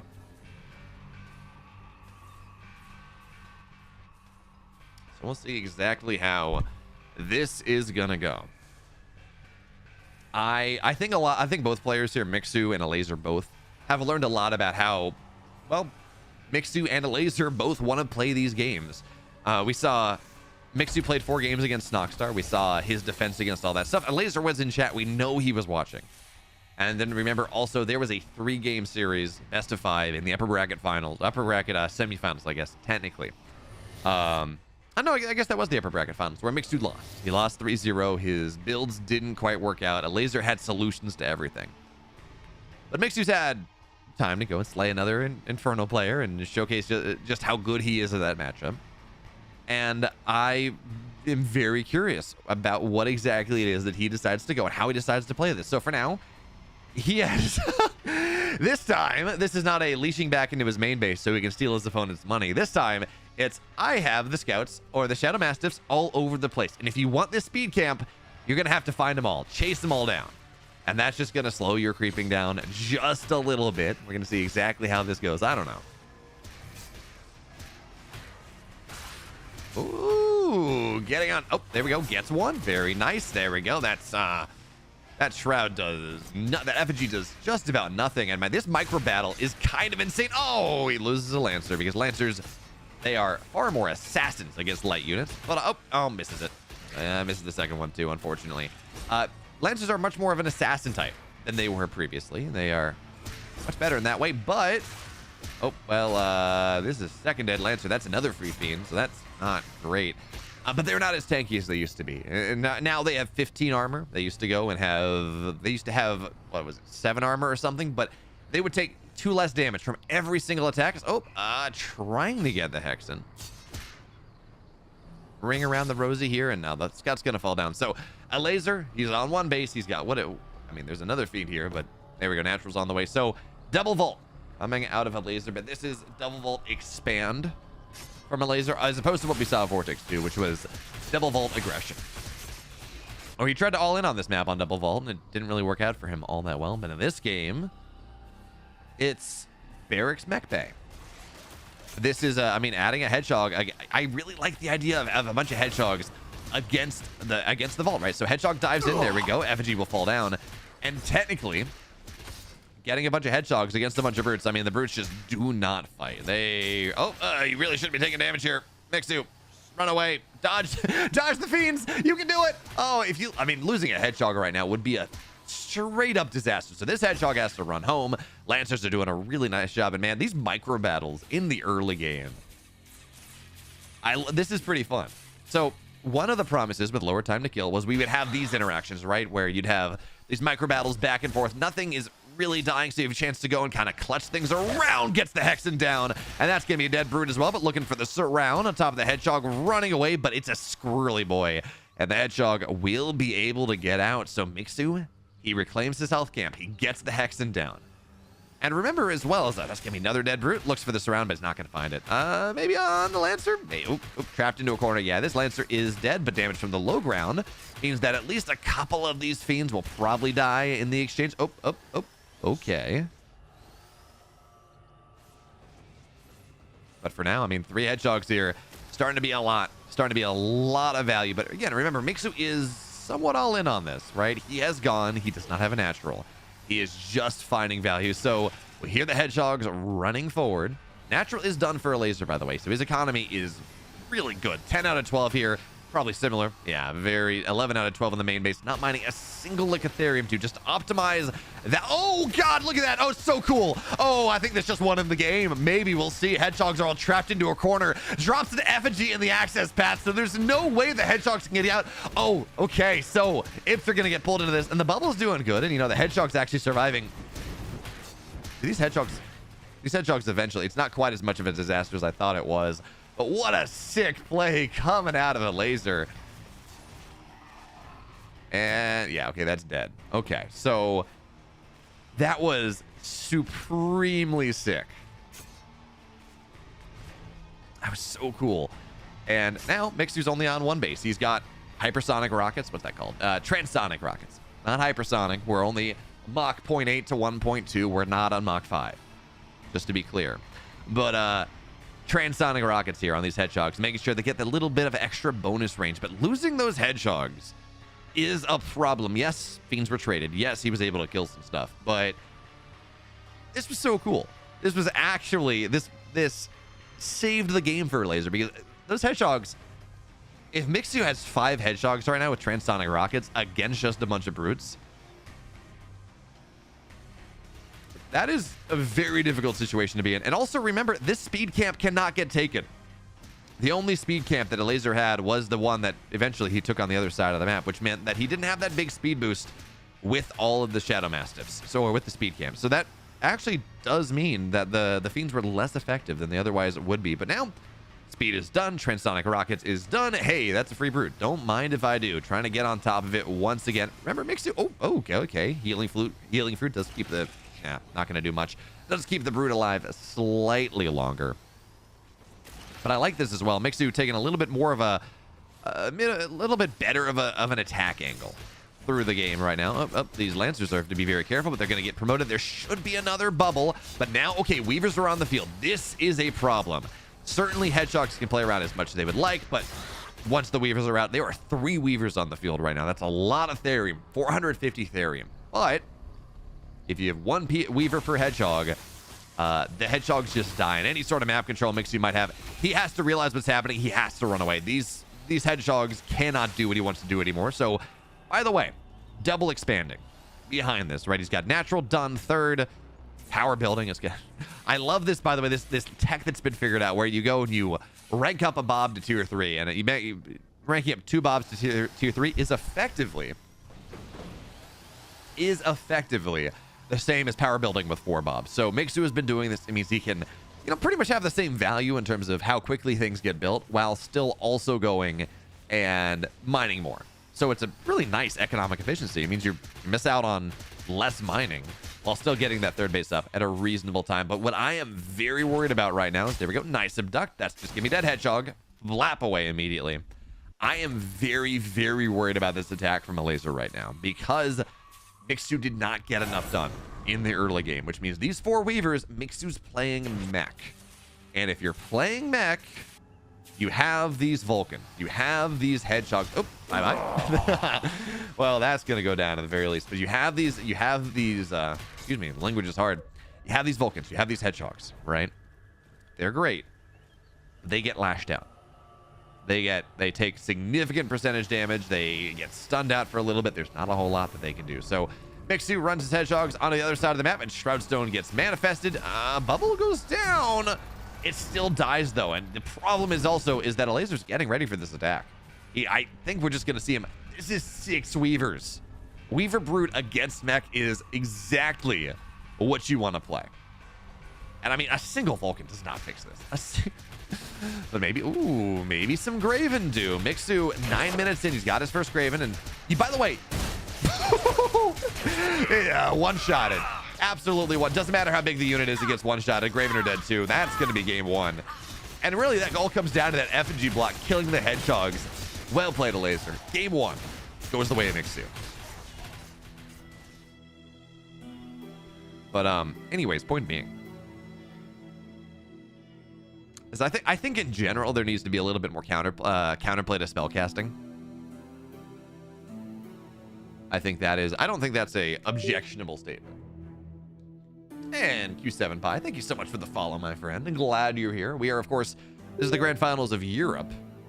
And TR7 Dota, thank you for the follow as well. Again, this is the grand finals of Europe. When we're done here, we move over to Americas, for wherever they are.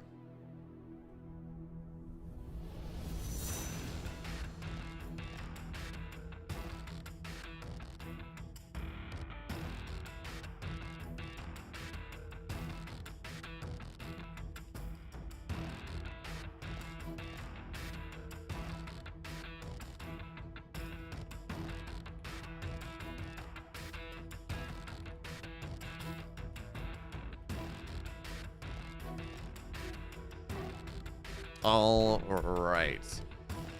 Davy Crockett is the Cyril of Texas. It's fair.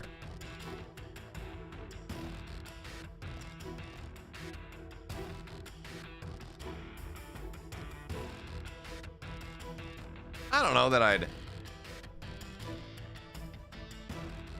Calling Elazer washed in. I mean, he's not top 4 at BlizzCon, Elazer, anymore, but calling Elazer washed right now, I think that's a little aggressive. Bubble Cassidy saying, I think generally the games needs to be more fun.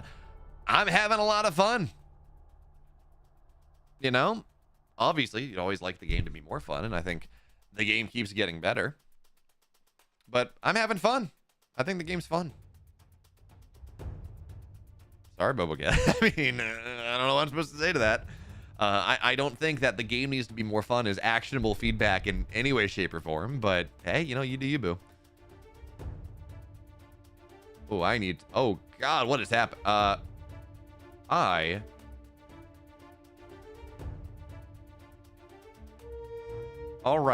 I need to reset the game after this, but Drag Skull has gotten really bad all of a sudden. Something has happened, and my Stormgate is just dying. So for now, we're gonna get into game 3. Hopefully, game 2. Hopefully, it's not too bad. For now, friends, we're gonna get into game number 2. Hopefully, this isn't too bad. I'm having some issue with Drag Scroll is just making everything lag like hell. I've never run into this issue before, but we're just gonna have to restart Stormgate. So let's see what happens. This is gonna get aggression. This is gonna get aggressive coming from Elazer in this game number 2. It's a double vault opening. There's a imp on the other side of the map, and I love this because this is an attempted direct counter of this overcharged bob pull initial expand, because that's what you want to do on this map. This is by far the best solution. Okay, it's been a little bit better now, but still not great. This is by far the best solution. You go, you overcharge the bobs, you build the command post in the health zone. You cannot reclaim the health zone, and it is problems. Now, this imp's going to get... Oh, no, imp's going to get found out immediately, which means that this all-in, which I assume was an all-in, right? I think this was supposed to be a Shroud Stone, is not going to be able to accomplish anything whatsoever. Imp is dead, and that should be a recall. So, nice job there, Mixu. Figures out exactly what happens.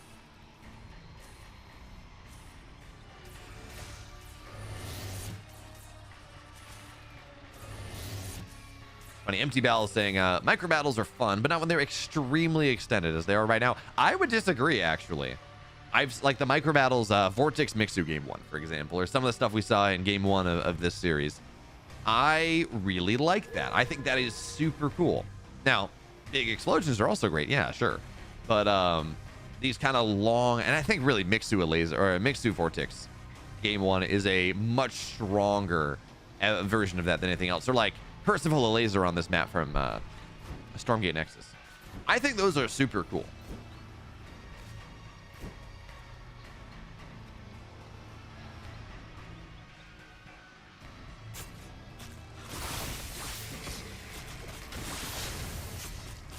So, Elazer goes for this double vault idea. He pulls... Oh, no!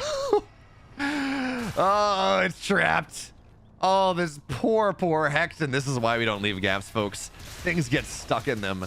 And this Hexen, I mean, eventually he's going to be able to recall. Give it, what is it, 120 seconds, 90 seconds, whatever that timing is. He's going to be able to recall out. He's going to be fine. Now, the other way to look at this is that you're not killing this Hexen. You're not killing this Hexen.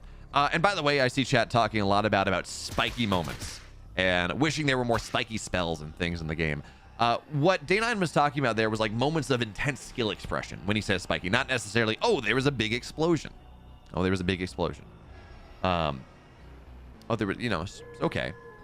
So, for example, Marine splitting is a spiky moment. Widow Mines hitting a bunch of Lings is a spiky moment, but not really good skill expression. Well, that's just a big explosion. People get excited, but Marine splitting versus Banelings is like the best, or like really good force fields or something, are spiky moments because they're significant skill expression. Whereas, I mean, we are starting to get those. I think some of this stuff is it's like, well, okay, we're used to a different paradigm. Like again, Elazer versus Percival on this map was like 2 minutes of back and forth edge of your seat fighting, that no one had any idea what was going to happen. Now, of course, Mixu's caught out on the map here, and he's fully surrounded, but he's got a little bit of room, and now he's going to go promote the leading Lancer. So it's probably not going to go down as easily, and he's just playing around the fact that Brutes cannot go in the trees, but Lancers can. So up until the point where I stick in the trees, hide in the tall grasses, but you got skulls here, so it's going to be fine. And eventually, there's no way out. Oh, wait. They're out. They're in. They're out. They're up. They're down. Cannot explain that.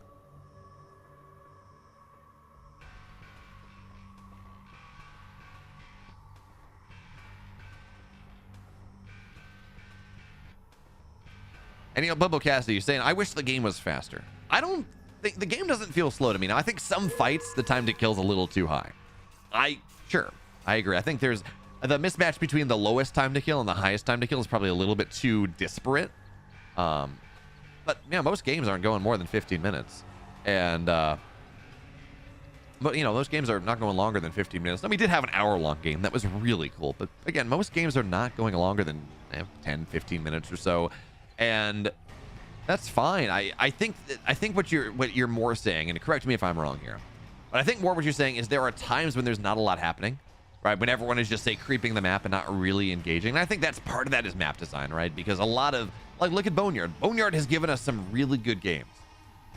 But all the creep camps are spread out. Like, very few of the camps are in the middle. Very few of the camps are camps that encourage you to fight over them.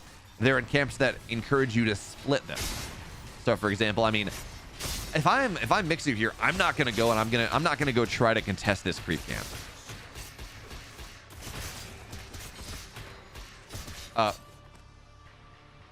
Bobo, are you talking about the day 9 video or something Tasteless said?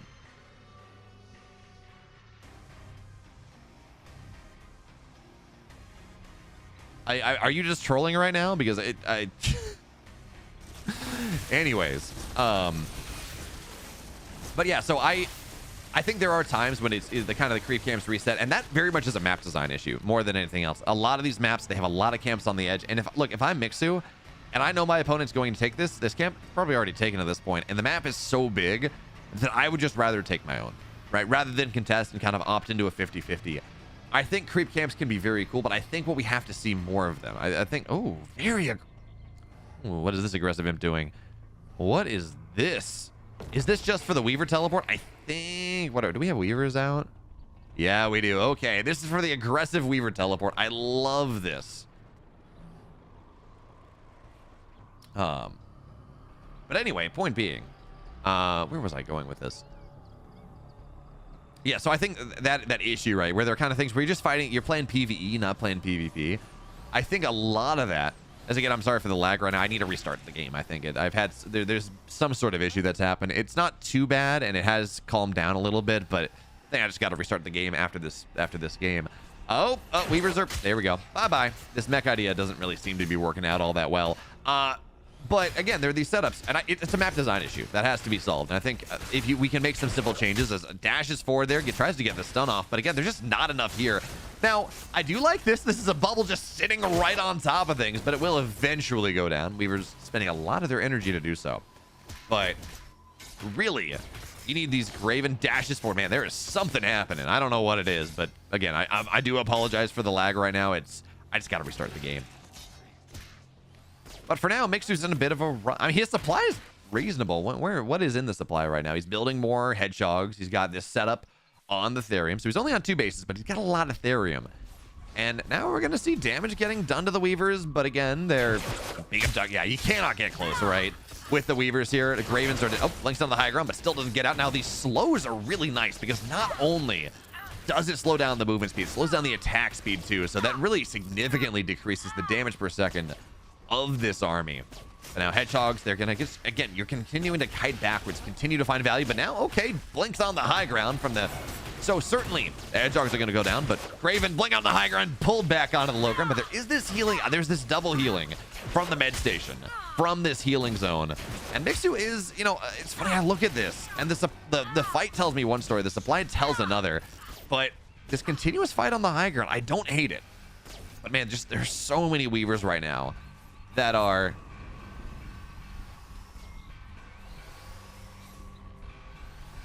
I mean, I don't know how Mixu deals with this number of Weavers. It would be nice to have some helicarriers, which is how he was playing early on, but this style right now is so dependent on the army on the ground, and there are so many Weavers right now. And yes, Graven do nice. They do a nice job. They do 25 damage to heavy, but 580 HP, 145 white health, and it just Mixu. Elazer's found a solution to what Mixu wants to do, and I think in general, I think Lash is probably a little bit too strong. Is the story of things. Now, if we were able to get into this bio ball, if we were able to get into this big kind of Lancer Exo bio ball where it's just kind of gaunt Weaver, once you get like 200 supply or something, it can be fine, but that's just not where we are. And Elazer's hitting these timings before Mixu is properly ready. Now, here's the thing. If these Weavers go down, I mean, it's fine. But there's an effigy that gets... Okay, it's up, it's down again. But a lot of this supply is in production. A lot of this supply is not able to fight right now. The Graven continue to pop out. Like, they do a lot of damage to the Weavers. But again, look at this. You're just recalling to the Shroud Stone. You're just sending more Weavers through the Shroud Stone. So it's like, I'm not exactly sure how you're supposed to deal with this. Now, Weaver is stunned, and that's going to be nice. But Shroud Stone was built on the low ground, so there's a Shroud Stone manifestation here. And Weaver's going to have to teleport. Oh, that's a bit of a mistake. I think that teleported back home, but okay, yeah. Mixu's dead anyways. Elazer's got the solution, and now he's up 2-0. I need to go and restart Stormgate.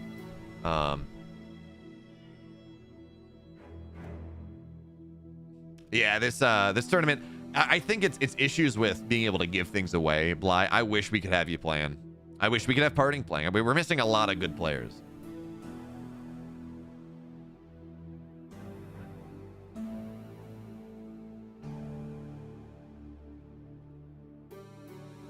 Archangel's almost it's a balance issue, not a design issue. Lack of spiky moments, Zuki Radio said. Yeah, some things are too strong and some things are not strong enough, and it really minimizes a lot of the kind of the cool outplays. Like, there is a way, and I think this window might be a little higher, but you can, if you're getting lashed as a Vulcan, you can dash out of the lash, you can buffer the lash and just dodge everything. And there was a tournament I cast where we saw this happen over and over again. Prime Scout figured it out, and you can do it consistently, but it's not easy. And Bobo Cassidy, I'm not trolling, and these comments don't matter. Then why are you making them? Like, simultaneously, my opinion matters a lot, but also it doesn't matter because all that matters is this other metric. And there's a lot of stuff that goes into that metric that you're using in terms of player count. A lot of people are saying, I see this on the subreddit on TLNet all the time. They're like, I'm just waiting for them to be done. I don't want to play an in-progress game, which is a totally fair opinion, you know? Pashka asking, what happened to Zero Space? Their next test is end of October. There's no open test right now.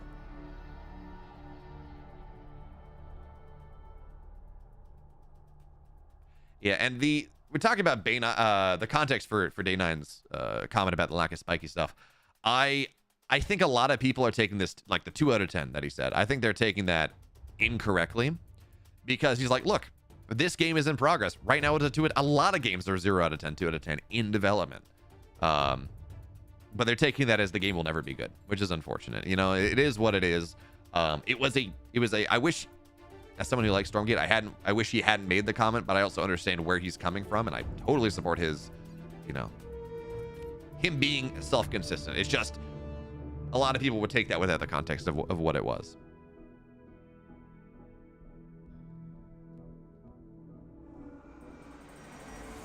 Yeah, word average. The Warcraft 3 has is that one player will be creeping and the other player harasses the creeping player. Because of map design, that doesn't happen. That is purely a map design. That is purely a map design problem. That really isn't a... I don't think that's a creep design problem. It's just the fact that all the camps are on the edges, so it's really hard to contest. They really should be... There really should be maybe less camps on a map and far more centered, I think. But anyway, we're going to get into game number 3 of this series. And if Elazer wins this, the tournament is over. We turn our eye to Americas. But for right now, game number 3. So anyways, we're in game number 3. As again, I like Mixu being an annoying, harassing these imps, making it hard to do. I assume this was supposed to be a meat farm. Oh, he's going to get it. He's going to kill it. Oh, very nice there. Yeah, once the scout is on this, there is Just about no way. Absolutely. You don't have it. You have like almost no chance of getting anything down. But yes, I will say people in chat are talking about Weaver Autocast. Weaver Autocast needs to get nerfed into the ground. That is way too strong. And I think maybe reduce the damage on it. I think Weavers are... Actually, I'd be okay with Lash just being a repositioning tool. Right? Because Weavers still do percentage damage on top. You still pull it into the army. But just being a stun and reposition, and instead of being, what is it, 15% damage is... I mean, it's a lot of damage. A lot of percentage damage on the top. So, talking about the Weaver, I think if we remove the damage from the Lash, and just be it reposition and a stun, I think that's totally fine. And then you reduce the range of autocast. So, like, I want to say the range of Lash is 7. Could be wrong on that. But, say autocast range, where it triggers, is like 3. So it's like, okay, but you got to move the Weavers forward to make this happen. So they're not quite as, you know, you just start entering a fight, and the Weavers just autocast whatever it is that is the most useful unit to cast, to Lash. And you're like, okay, great. Or maybe we just remove it and we say, you know what? In StarCraft 2, Vipers were fine. But Vipers were also something that was really only used at the higher levels. You wouldn't... Zerg players don't really use Vipers below, like, Diamond, which is already top 8, top 10% in the world, depending on what... Or, like, top 8, top 12, depending on where you are in Diamond. Like, whether you're Diamond... bottom Diamond 3, top Diamond 1. So maybe that's the play, but I don't know. I do like the idea, again, making it easier for players to play, but it shouldn't be... making it easier for players with autocast should not be objectively better than targeting it properly. And that's kind of where we are right now, where autocast is just objectively better than just playing it without autocast.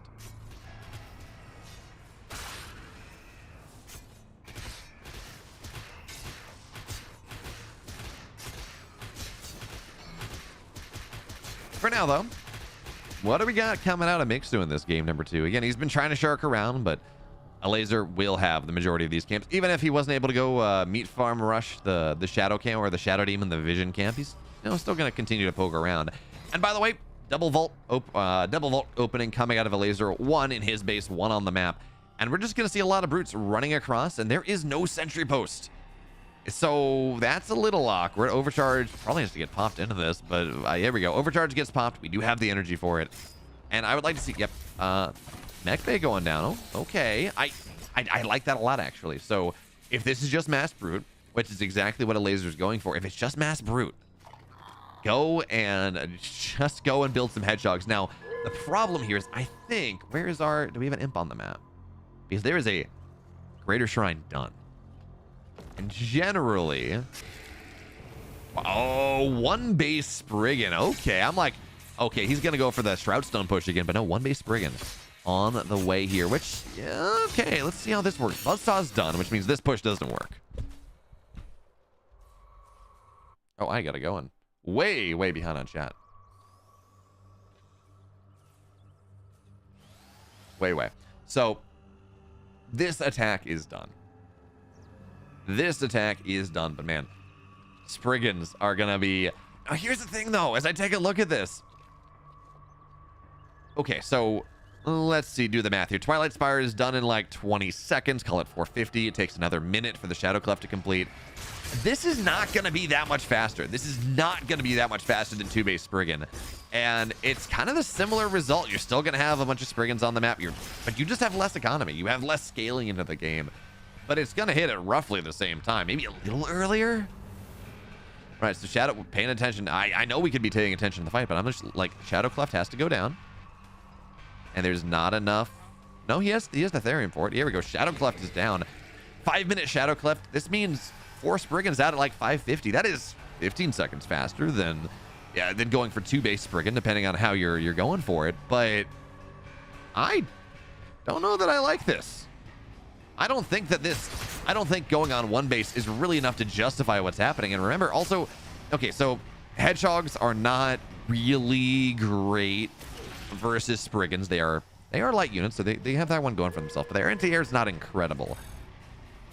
And we do not have a hangar bay. So Mixu, he's going to have to rely on these hedgehogs to provide all of his anti-air, which means he's not going to have them to really kill the ground.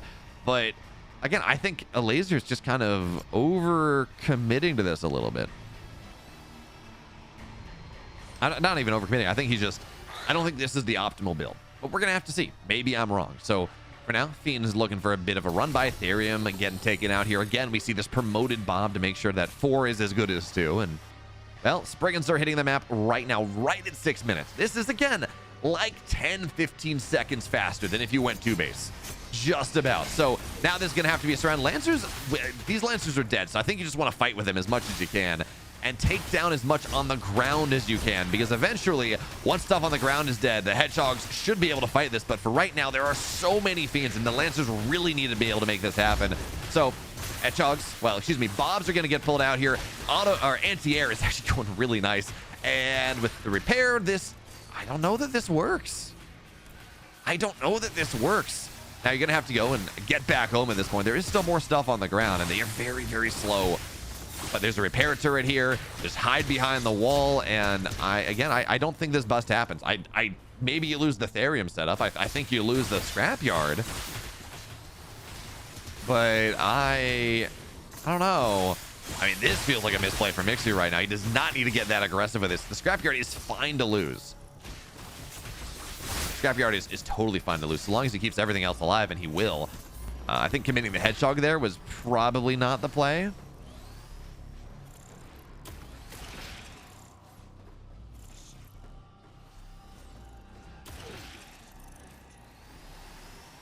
Yeah, that's what I'm saying. Like, you can expand and have 8 Spriggans at 6. I don't think you can have 8 Spriggans at 5 minutes with a vault with a vault opener. That feels really spicy. But as it stands, I mean, Mixu in the middle of the map though, so overplaying his hand. I think he can win this game, but like no. Medtechs are heavy.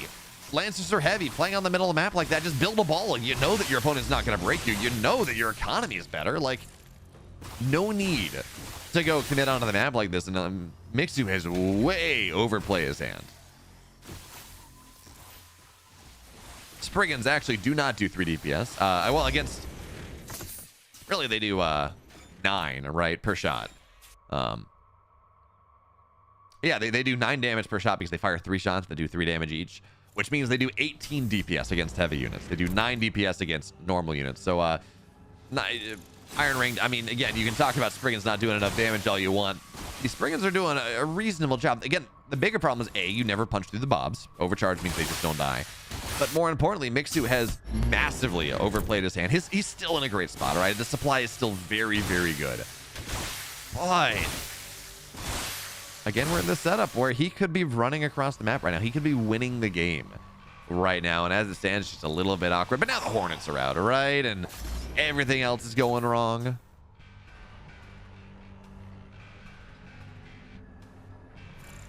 And yeah, Hornets are going to be able to chase this thing out. So now, I mean, Elazer's on 1 base. He does not have a solution to play into this game. He's going to try to creep as much as he can. He does have like 2 clumps of these Spriggans. But where is our...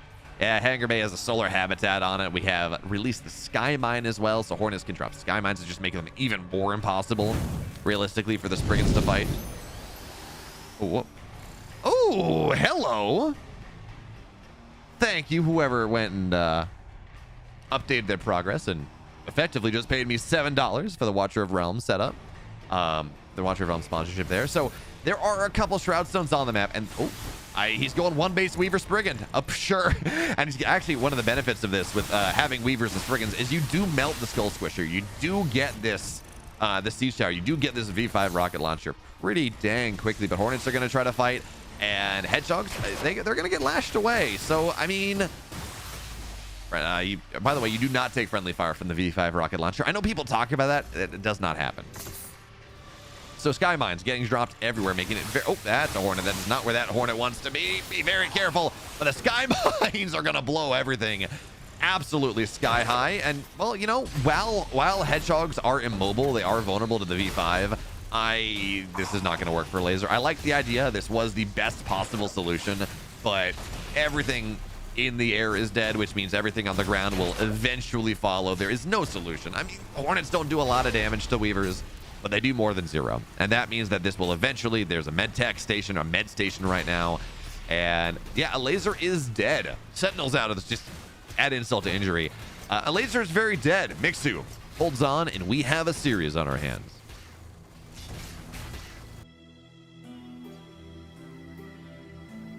Someone got to chapter into 6. Thank you very much there. Again, so Watcher of Realms is sponsored for the next 24 hours or so, sponsoring the stream. If you go through chapter into 6, it's about 30 hours of gameplay. Not 30 hours. Ooh, that'd be a long time. 30 minutes of gameplay. It pays me $7. If you get through, get up to like finish the campaign, it's a little bit more than that, but I'm not saying you have to do that one. I appreciate it if you do any of those things. But as it stands, I don't expect it.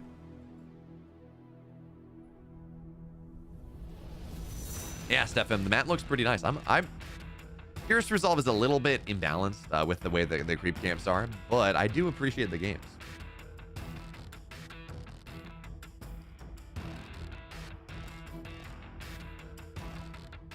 Where are we? We're gonna pay attention to 10. Maybe Mixu doesn't know Elazer's on one base. I think that was probably the thing, but I think I don't know.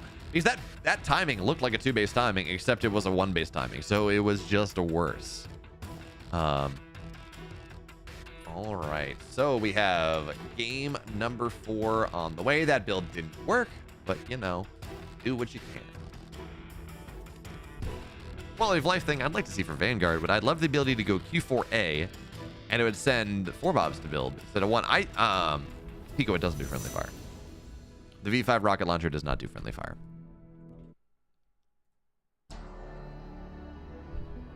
I'm like 99% sure of this fact.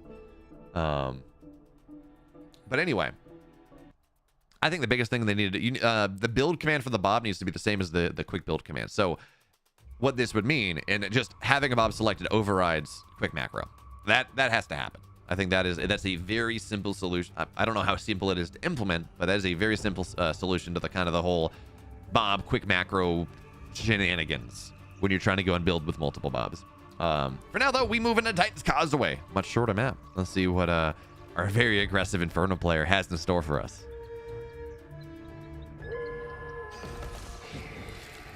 So now we move into game number 4. 1-base Spriggan.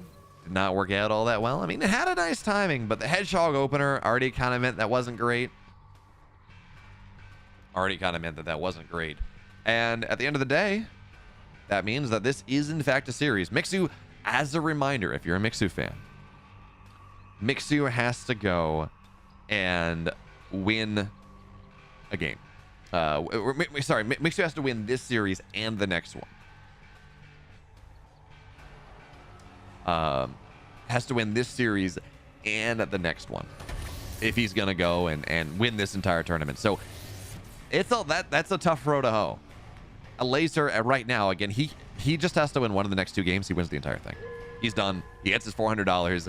He gets his Logitech G309. He gets his Logitech mouse, his power charging mouse pad. He gets all of these things, and he's going to be very happy with how that's going to go out. So he just needs one of the next 2 all-ins to stick. But for this game, it's not an all-in. It's a Conclave expand. He is playing different things.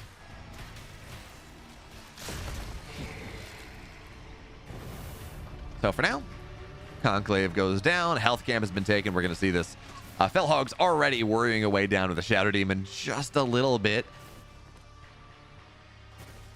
Okay, Lancer's going to go and steal the Health Cam. I like that because, again, you do want to make sure you get the Speed Camp very, very quickly. So the army slowly rotates on over, drags these Shadow Demons, or the Shadow Mastiffs, excuse me, back. The Shadow Doggies back to where they need to be. Meanwhile, Mixu's the one that's getting aggressive. Well, no, never mind. He's not. So I like this build. So look at what he's done here. He has gone. He built himself a barracks. He's gotten himself 2 Lancers on the map. And what is he doing behind that? He sold the barracks. He's like, that's fine. I need 2 Lancers to creep. Okay. Behind this, I'm going to go and I'm going to build my command post. And I'm going to get it that much faster. I'm going to be it's not command post first, but it's also not kind of I don't know if we can call it a 1-rack expand. But again, that's one of the powerful things the Vanguard player can do. Can't do it with a command post, but pretty much any other unit, you can sell it for full value. You don't have to go, and it's not like salvaging a bunker for 75% cost. No, you sell anything, you get 100% of the money back, and that is a really powerful idea. So for now, Elazer has stolen Mixu's health camp. Mixu has stolen Elazer's health camp. And what are these Bobs? Yeah, sentry post on the way. Now, they're not going to be overcharged. They're not. But double Lancer Scout, this is cheeky. I like this. Putting a lot of pressure on this Conclave expand. So, in fact, yes, Gaunts have been buffed. They have. 100%. They've been buffed pretty hard. Merzico7, thank you so much for the Prime Gaming sub. I really do appreciate it. Glad you're enjoying the show that, not even that I'm putting on, the players are putting on today. But anyways, so there was a theory that Conclave Expand was dead with the bonus damage to light that Lancers were given. Now they do +5 to light. They're not as tanky, but what they certainly are is they do a lot of damage to these Gaunts. So the idea is going Conclave Expand is not really a thing. It's not very, very good whatsoever, but now got to be careful. Damage being done to the Hexen. It's away, gets into the healing zone, and of course you don't heal if you're, I don't think you heal if you're in a sentry post.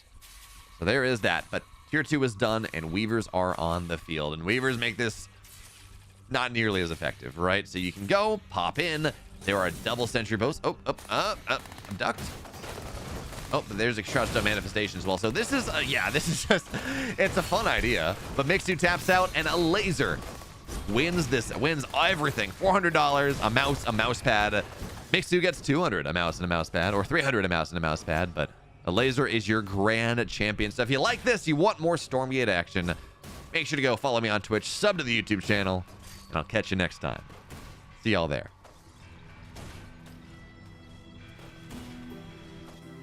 Now, MSRM, the V5 rocket launcher does not, it's the only, I know that's not even true, but it does not do friendly fire.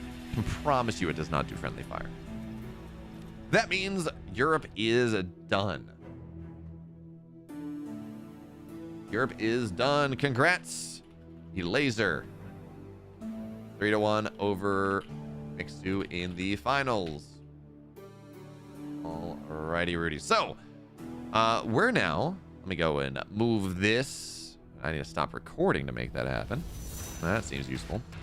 Where was I? There we go. This was Mixu Laser finals.mp4. Move this over there.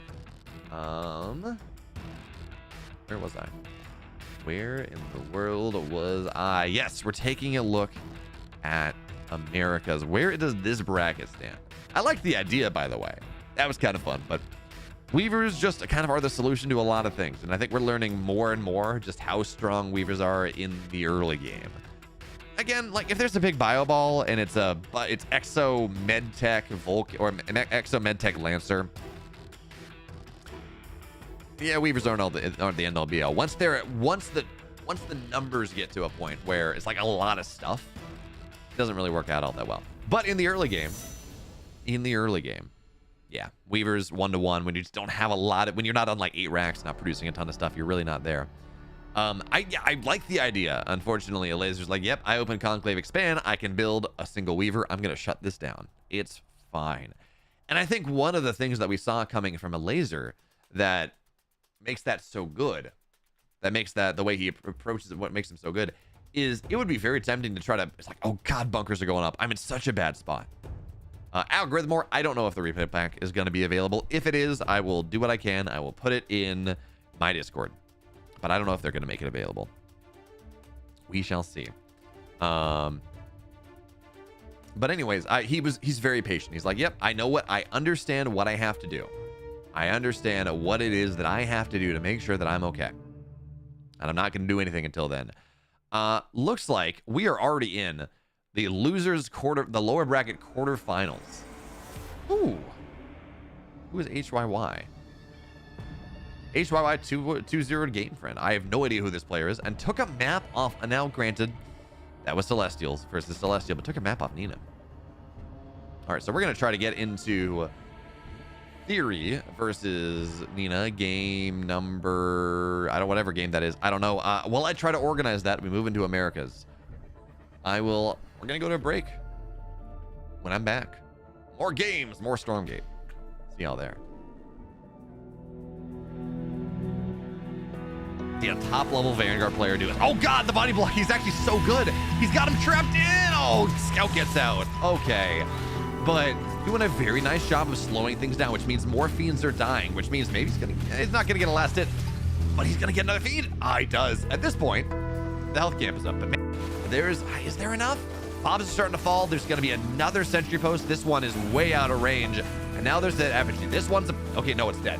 And now with the Shroud overcharge not really being there anymore, a lot of Bobs are still here. As if you can get this sentry post up, here is just fighting the Gaunts. Just fighting strong against the Gaunts, getting all this splash damage done. Is it enough? I mean, this is very close. This is extremely close. We're gonna have another Shroud Stone ready to go. This has to get targeted down. There we go. That falls, and if you can get the sentry post up, you can get the sentry immediately here. And now with the Buzzsaw turret into things as well, this bouncing glaive, this bouncing Buzzsaw, it does a lot.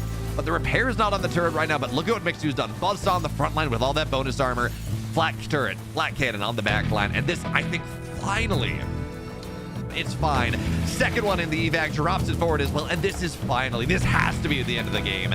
Yeah, you got some stuff, but Vortex, holy crap, what a game one. This was incredible. And this is only the first game of our best of 5. In base, gets it back up, goes again. This should not be here. By the way, I love how the healing fruit explodes as if it's blood and gore. I don't know, whatever. Can't explain that one. But, oh, he's gonna get on top of it time? No, okay, so he's not gonna be able to go and prevent the meat farm from going down. But he wants the speed cam, doesn't want his opponent to get it, but it, you know, only one Lancer is not great. By the way, sorry about the lag. There is a bug with, specifically with Lost Hope, where you drag scroll over these trees and everything lags out. The game itself is not lagging. It's just when I'm drag scrolling. It's very annoying, but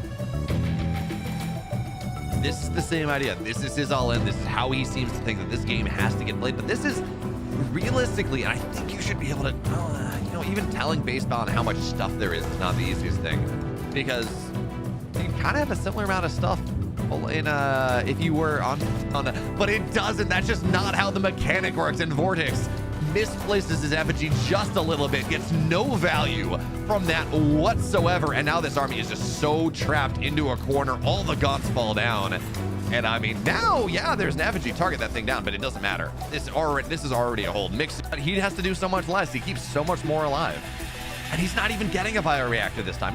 Or a biolab. He's totally fine. He's like, yeah, sure, I don't need these upgrades. I can just get a Vulcan, and I can end the game. And that is exactly what he's trying to do right now. More Gaunts. Gets that one long. Bring it down, but I think it's getting up. It's going to cost every single Bob to get this thing up. And does it get up in time? Barely the Vulcan's here. But is it going to be enough? There's nothing to repair it. And the Mixu, I don't know what he did. I don't know what happened with that mech bay, but he's thrown away this game. But he's lost his main base now. The natural is not going to be all that holdable either. He's got all this money, right? Just supply. Does he have? I don't know, but yeah, he is very dead, and we tie ourselves up. It's a best of 5, but man, that's gonna stick in his craw for quite a bit. That really is a game that Mixu should have won, but his mech bay was just not building anything. But he was at like 76 out of 50. Or 50. Welcome back, friends. We have Americas on the way now. We've had one finals, yes, but why not more?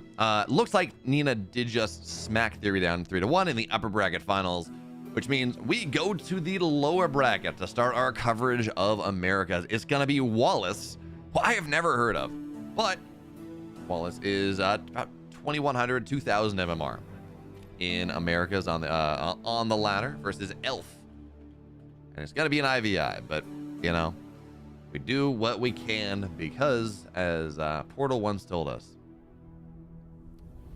we do what we can because we must.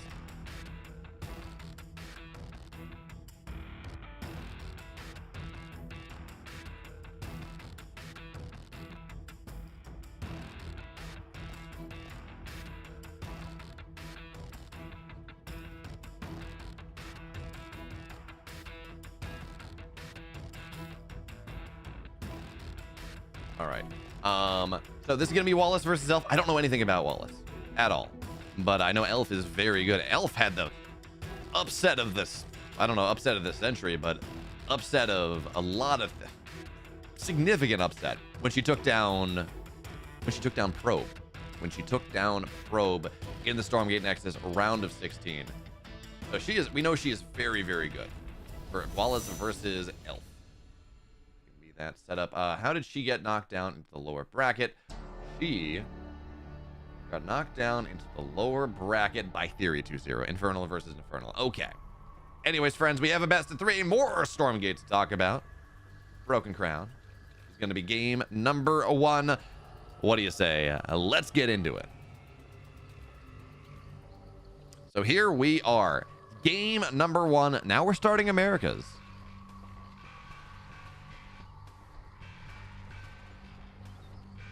We do what we must because we can. I'm sorry, it's been a long time, but I did get my girlfriend to play through Portal. So I moved down to Texas like a month ago. No, she was playing Portal even before then, but she got a Steam Deck and she's like, what do I play? And I'm like, okay, we have family sharing active here. Here's a list of the things that you must have played. Rusty Shack is saying they should add Vanguard back into this game. Well, Vanguard does not exist in Americas. It does exist in Europe, though, and it certainly exists in Percival's very good, but unfortunately, there is no Asia-Pacific regional. So that's not really going to do all that much. I'm surprised Prime Scout actually didn't try to play. He's a pretty solid Vanguard player. He's taught us a couple things. He was the guy that was experimenting with... he's the guy that was experimenting with Graven pretty early. He almost kind of won a game against Elf in the qualifiers, but it didn't really work out. So, for now, though, here is the question. This is the overriding question. The most important question is, when does this ritual chamber go down? Wallace, there's a natural on the way. Elf, not even close. Not even saving money for it. Again, this is just very much Elf playing playing a little bit more aggressively on the map. They're both single conclaves, sure, but Wallace has put himself, I'm not going to say behind, because that's not quite fair.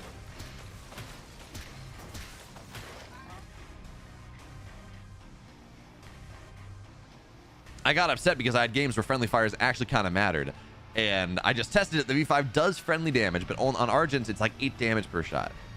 And that has been changed, because I know explicitly it did not do friendly fire. In previous tests, it explicitly did not do friendly fire, because, well, that's just kind of broken. But for now, Elf is going to try to dive on top of these gaunts of Wallace. He kills off everything first. Big Infest there, or not Big Infest, but Infest goes down. Now Shroud's a little bit quicker as well. It's all these small things. Kites backward. Yeah, absolutely. Elf dominates this fight. Gets dumpstered. That means Hexen's dead. That means everything is going to go down. Shroudstone or Effigy falls as well. And, do 215p saying, I got my girlfriend a Steam Deck this summer for her birthday. And, she doesn't really use it all that much, even when traveling. Some people don't. Some people don't like... Oh, what's the word? Some people don't like gaming. Some people don't like handheld, portable gaming. It is what it is. I'm not a big fan of thumbsticks, right? I don't like the controller interface. So, for me, it's like, I don't like anything. I much prefer keyboard and mouse. I would much rather just bring a laptop with me than kind of use the Steam Deck. Well, that's just me again. Other people like different things. I do know that my girlfriend, that Claire, has gotten enough used to the Steam Deck to the point where she had to stop because her wrist was hurting. So, Anyways, Ritual Chamber done. Plague Axe is on the way. Ooh, I like this from Elf. And I'm sorry, I said she was only on 1 base. I saw the money go down. I'm like, I guess she just built more stuff. No. She's built this shrine. She's bought this shrine. And I like this. So this is the obvious expansion point, right? You go and you take this in the natural, but it's pretty far away from the second Therium. It's pretty far away. But if you go and you take the right side, this Therium is a lot closer. It is much more efficient. And again, when we talk about this setup, when we talk about how Elf is playing, or really any Infernal player plays, you need a lot of Therium. That is just the long and short of it. You are extremely... The problem with, well... One of the issues that Infernal players deal with is that they are very Therium starved as the game goes later, but also they have the worst way. They have the least effective way to go and actually get the Therium that they need, because they have to go spend a shrine for it, and that is not really what you want to do. So for now, we do have a Greater Shrine on the way. The Plague Axes are done, taking the right resource camp, and Elf, because of this, just again, build yourself a minor lead. This is not enough to end the game. Certainly 3rd base on the way. Both players at roughly similar timings. But again, Elf's going to have a marginally better marginally easier access to Therium going on. And also, it's one of those things where this is also just, this might just be a scouting thing. If Wallace went and sent a couple fiends into the natural, he's like, oh, there's nothing here. What's happening? This is one base. I'm afraid, but gotta be careful. Plague axes are done. Drop the effigy. Drop that effigy, Elf. Get all the infest. There we go. She's gonna go on top of everything. Plague axe is done for both sides, but Elf does a really smart thing. She holds onto the effigy for a second, and what that means is that she had the better fight, right? She had more stuff. There we go. Nightfall, and Wallace is just dead, by the way, to be clear, but she made sure that most of her opponent's units were pretty low before dropping that effigy, which meant that, yeah, both were gonna go get infested, but all of her units would survive because her units were not all that low, because again, she just had more of them. And all that together means that, well, it just, minor efficiency is kind of a cool idea. But at the end of the day, Wallace is down half the supply. Speed con's running through. And because you're defensively here, everything is on Shroud. Everything's getting infested. All of these imps are just turning into fiends. And this supply gap continues to widen. Wallace is very dead. And game one, I believe this is game one, goes the way of Elf.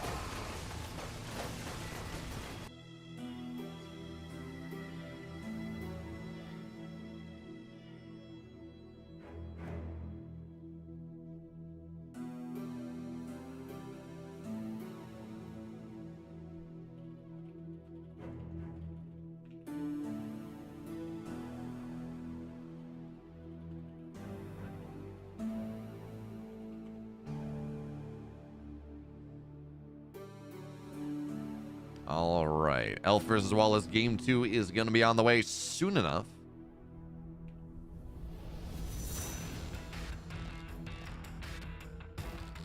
I'm assuming that was game 1. Why would the effigy help an IVI? So effigy, first of all, right? Shroud means you regen a little bit, but you just drop the effigy to go and make sure infest is applied, right? With the new change, your gaunts have to be on Shroud. So what Nina, or not what Nina, what Elf did there is she went and she held off, so she wasn't going to get infested and her opponent wasn't going to get infested.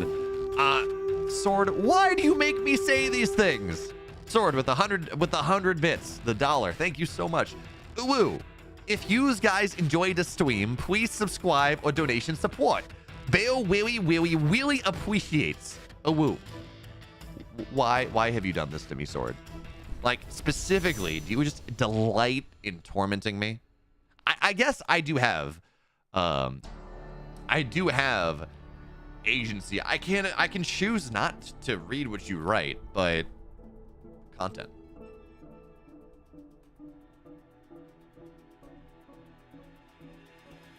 Why would it want to use a very specific map position? Because you want to be on Shroud.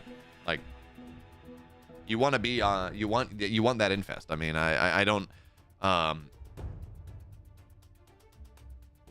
now ideally what you do is, and Elf put hers forward in this time so she could just chase and continue the infest, but well, generally what you want to do is you want to put it kind of far back so only your gaunts are on Shroud and your opponents are not. They have to go and spend their Unanimous, but at that point that was just a win more button that Elf had, and she certainly won some more. So for now, best of 3, Secluded Grove is game 2.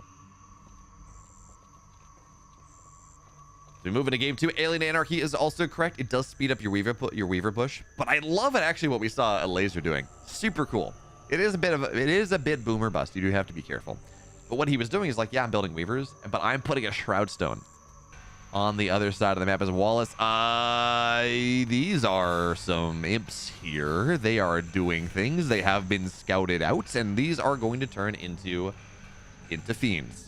Wallace forgot that this is asymmetric scouting, so he should have sent him on the north side. He probably wouldn't have been scouted.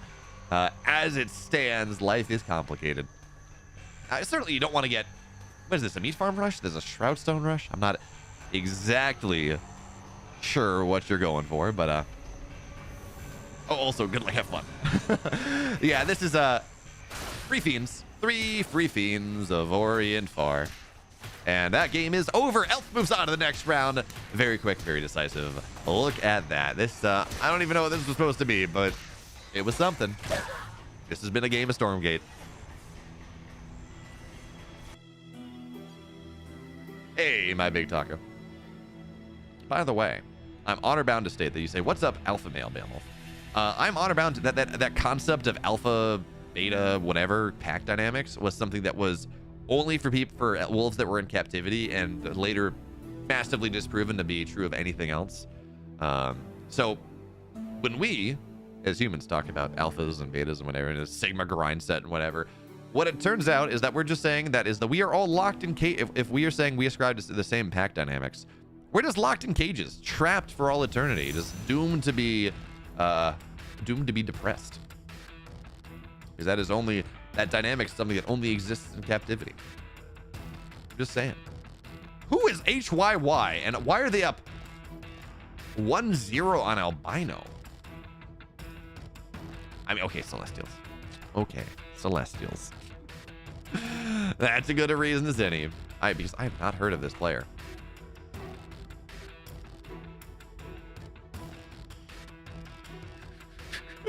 No, he didn't forget. MSRM, I don't think he forgot enemies start with a unit. I think he forgot that naturally the Hexen's path differently. So he was like, I'm going to go opposite where my Hexen is. And it's like, actually, that puts you right into the path of your opponent's Hexen.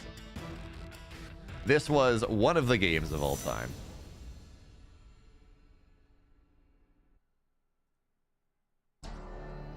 Yeah, I would please, I didn't ban you, start in, but if we can keep political stuff out of here, that's just, I don't know what the line is for Twitch, and I'm not really interested in finding out. So HYY is 2000 MMR Celestials. 50-50 versus Nina. 50-50 versus Donilia. All right.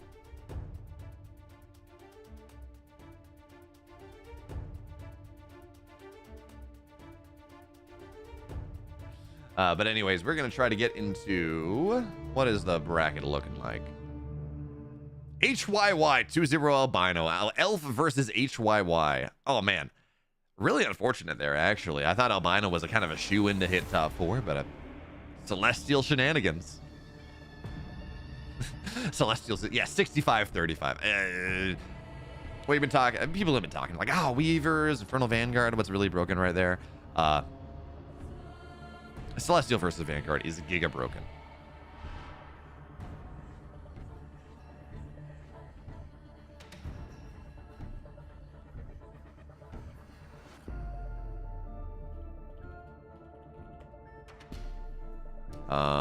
Okay, so we're gonna move into Elf versus HYY. Let me go on update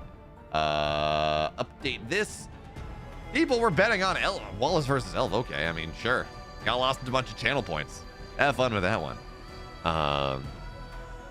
HYY is a decent cell player, yeah, right around 2000 MMR, as far as I can tell. Yeah, I took a game off Nina too. I think HYY is one of these players that plays a lot of ladder games, but he's just like, I'm at like 18 to 1900. I'm below that right now because I ran into like 5 straight Vanguard players, and I don't know how to play that matchup.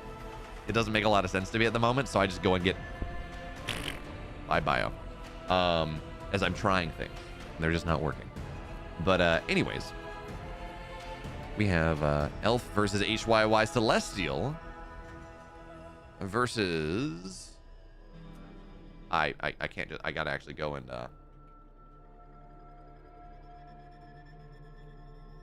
actually go and copy the code. Am I 2000 ELO? No, I've actually dropped. I peaked at 1900, and I've been playing a lot of Vanguard players and losing a lot of games because I don't know how to beat bio. I'm not very good at it. We're working on it. I need to go, and I just need to go get some replays and like really study it, because right now it's just like, not very good. Yes, it is. Yes, Ariel, skill issue. We're talking about Celestial versus Vanguard here is the skill issue, correct? Is that what we're looking at?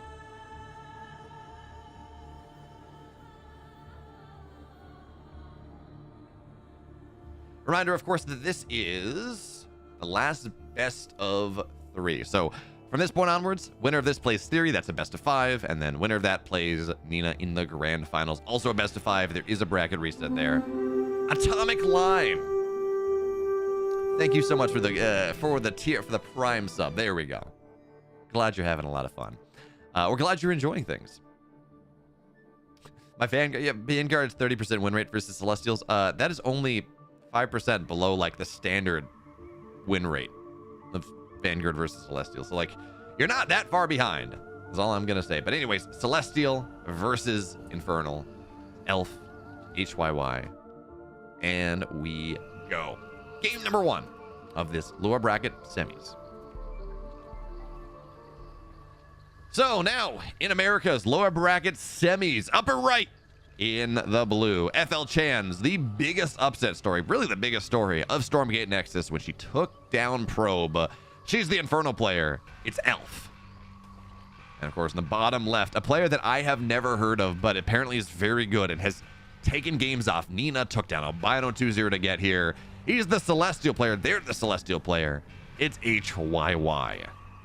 And what do we got? This is aggressive arc shift. So one of the things that you can do, and one of the things that I see this more in Celestial versus Vanguard, I don't know how this works here, but you run across the map and you just put a strike node on the low ground, and this is very annoying.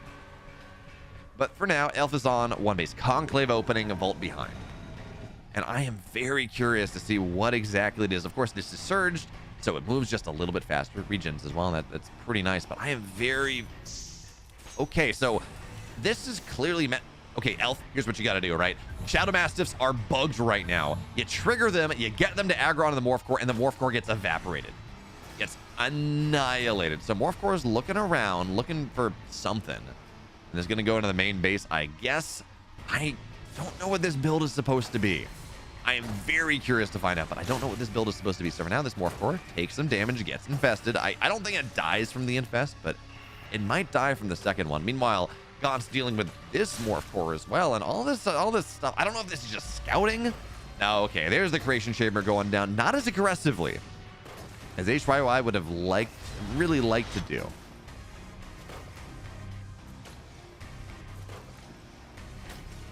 But I wonder how this one works out. So there's going to be an effigy. I don't really know why an effigy was really dropped. It's not like there's a ritual chamber or anything, nothing for infest. You don't really infest buildings either, but I guess in case something pops out here, you go and you make sure you get damage done. I don't know that, yeah, this is not the prime. So an Argent's going to pop out. The production's there, but this is going to get shut down. This aggressive option. I still don't know why she keeps dropping these effigies.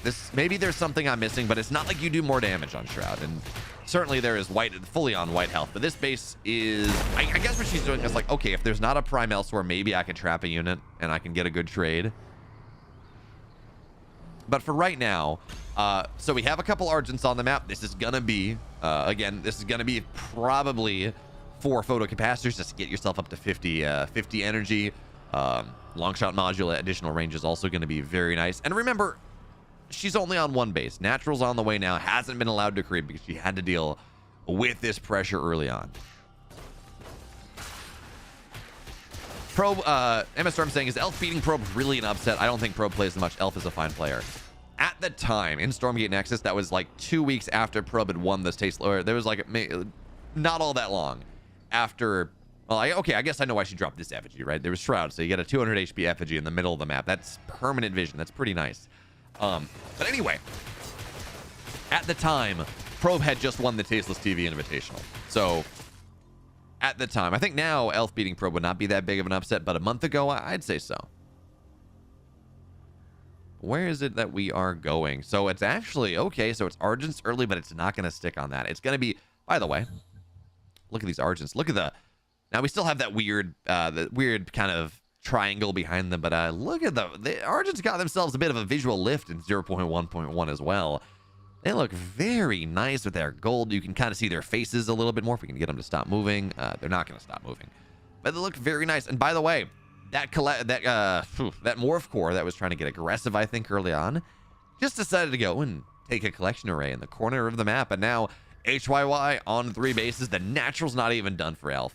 But she does have a big army, and that is something. There is, of course, this effigy that will get targeted down. Really, you don't want to spend any energy on that, so that is a little bit dicey. But Elf trying to play around with map control. slow down the health camp, take it as long as possible. But Elf, okay, so Fiend checks the third base. There's nothing there. That doesn't mean, by the way, that there's no third base. It just means that this is very far forward on the map, and it's not something that I think that Elf is going to check really all that often.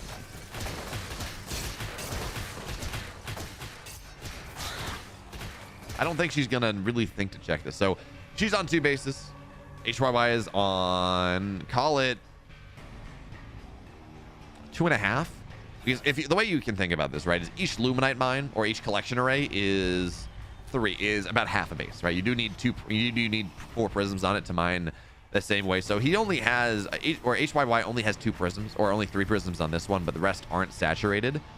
And what that means is that this is not technically 3 bases. The economy is still fine. Absolutely. HYY's economy, by sneaking that, is in a pretty good spot. But, you know.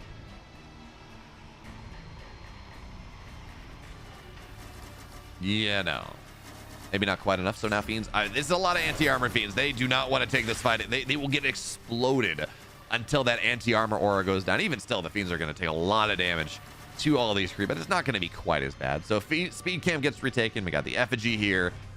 Third base on the way for Elf at this point. And this matchup, remember, this is a matchup that if we go on win rates is kind of similar as that meat farm goes down, is kind of similar to Infernal versus Vanguard, where it's like 55-45. Certainly playable for both sides, but something with a reasonable amount of bias there for the Infernal player. And I think actually with the Gaunt change, right, with Plague Axes being that much more accessible, theoretically, it's a little bit better because Infest is that much more accessible. Is now nice little bit of micro, puts the Kree on the backside, so they explode on top of the Gaunts. That's not great, but even still, the Infest is just a really strong thing, especially here with the effigy on Shroud. You can't target that thing down. It's 200 HP, and at this point, Elf is just kind of dumpstered the Kree. I don't think Kree openers are great up until the point where your opponent forces the issue. If you cannot force them to stay back at home, can't force them to stay back home, and life becomes very complicated as it stands. There we go. Effigy gets dropped once again. Infest dropped once again, and this is a bit of a timing, right? You do have to be careful.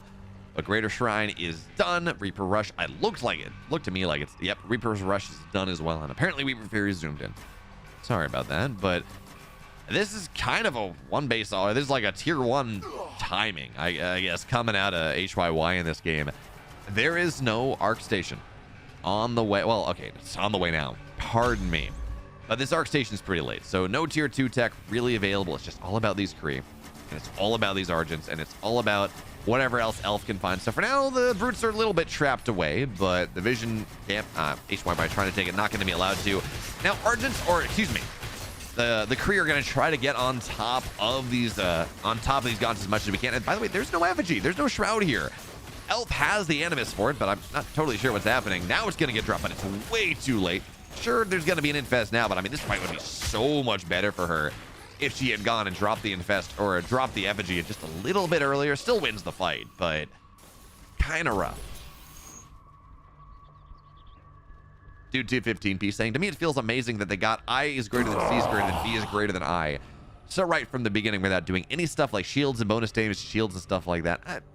Okay, first of all, white health it can be considered shields. Second of all, I would argue that a circle of dominance it's better than just one race being just one faction being like super overpowered, but still not really the goal. Still not really the goal.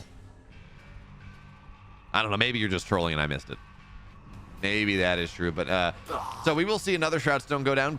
Or effigy, excuse me, go down. Kree get this one, and you gotta be careful. Gaunts have to continue to kite away.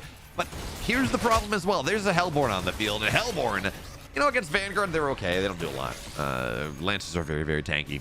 But against this setup right here, 3 or 4 Hellborn, they are very, very good. So Kree are going to try to get on top. Of course, Hellborn are heavy units. They're not light units. There's no bonus damage right there. What? I believe Elf just killed her effigy. That's not really the optimal play. But she's got her 4th base as well. So she's in this setup where she's got double the supply. Her opponent's tech is not very good. Now there's an Arc Station done. We have Starforges here. I don't think they're building anything. I think the answer was supposed to be maybe E-Sabers, but I don't think they built anything. Legion Halls are on the way, certainly. We do have the Ascension Matrix, so we're going to get into Saber Animancer at some point. We're going to get there. But when you're down this supply, with Weavers on the field, with Hellborn on the field, with all this tech, do we have an Elder Shrine? We do, halfway done. It's not there yet, but it will be Molten Touch available soon. HYY is just way too behind. And in fairness, he committed to aggression early on. He tried to go and have his cake and eat it too, and put that creation chamber on the map and make something happen. He got a single Argent out of it before it was taken down. He built the second Morph Core and has been mining until right now. Now it's going to get found out. But Elf's economy is better. Elf's army is better. The prism count is just, it's 3 prisms on this base, 2 on this base. The prism count's not where it needs to be fully efficient either. So really none of this is very good at this point.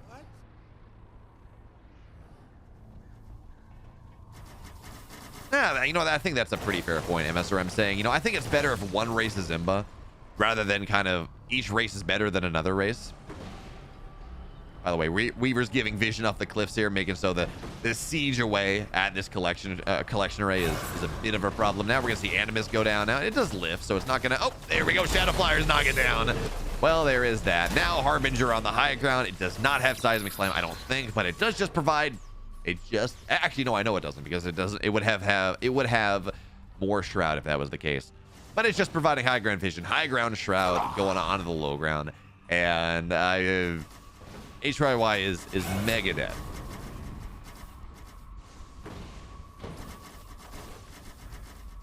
I think balance is more relevant when looking at mirror matchups. IMO, Infernals are better than Infernals. Vanguard is better than Vanguard, and somehow Celestials are better than Celestials. I mean, it really is just super broken. Big stuns go down. I'll just top all of these, and yep, there we go. Bye-bye. Game is over. HYY has been way too behind for a long, long time. And that means that game 1 goes the way of Elf. And that aggression just really did not work out. That's the story. It's the long and short of it.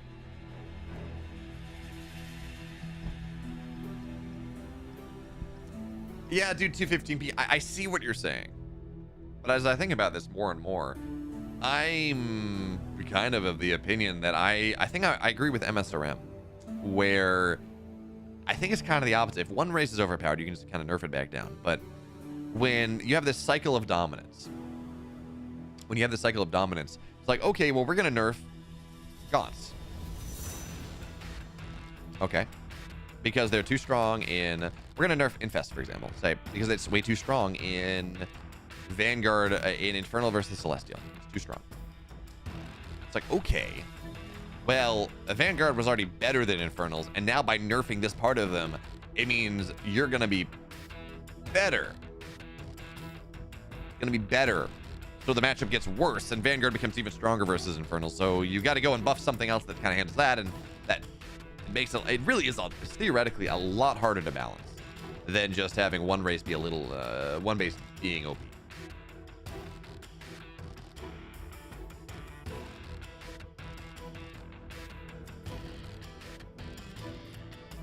So I kind of now that I think about it, I do agree. I think I agree with MSRM more. Now, you know, that's not the world we live in, and that's fine. But, you know.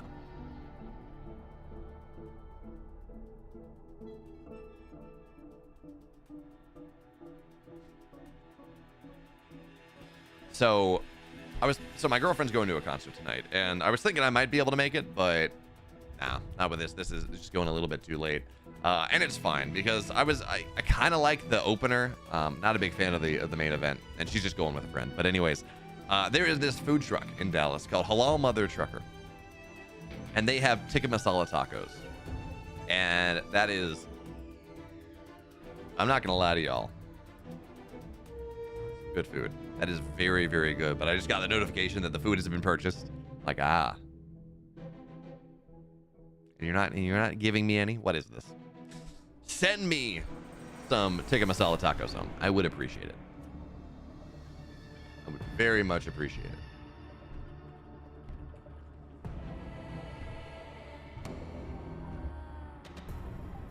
All right. players are ready to go, but I don't want to be the one that starts that just because they've readied up.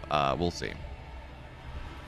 Yeah, Kenny SB kind of hit the crux of it. The Weaver, the Gaunt is supposed to do everything, and the Weaver is way too strong.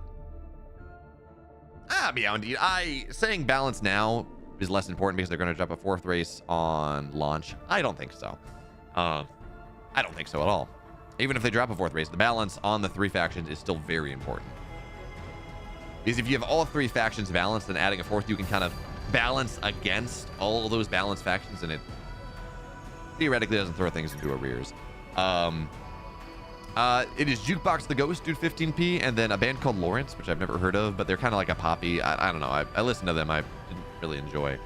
But anyways, friends, we're going to move into our second game. Elf up 1, Furious Resolve is map number 2.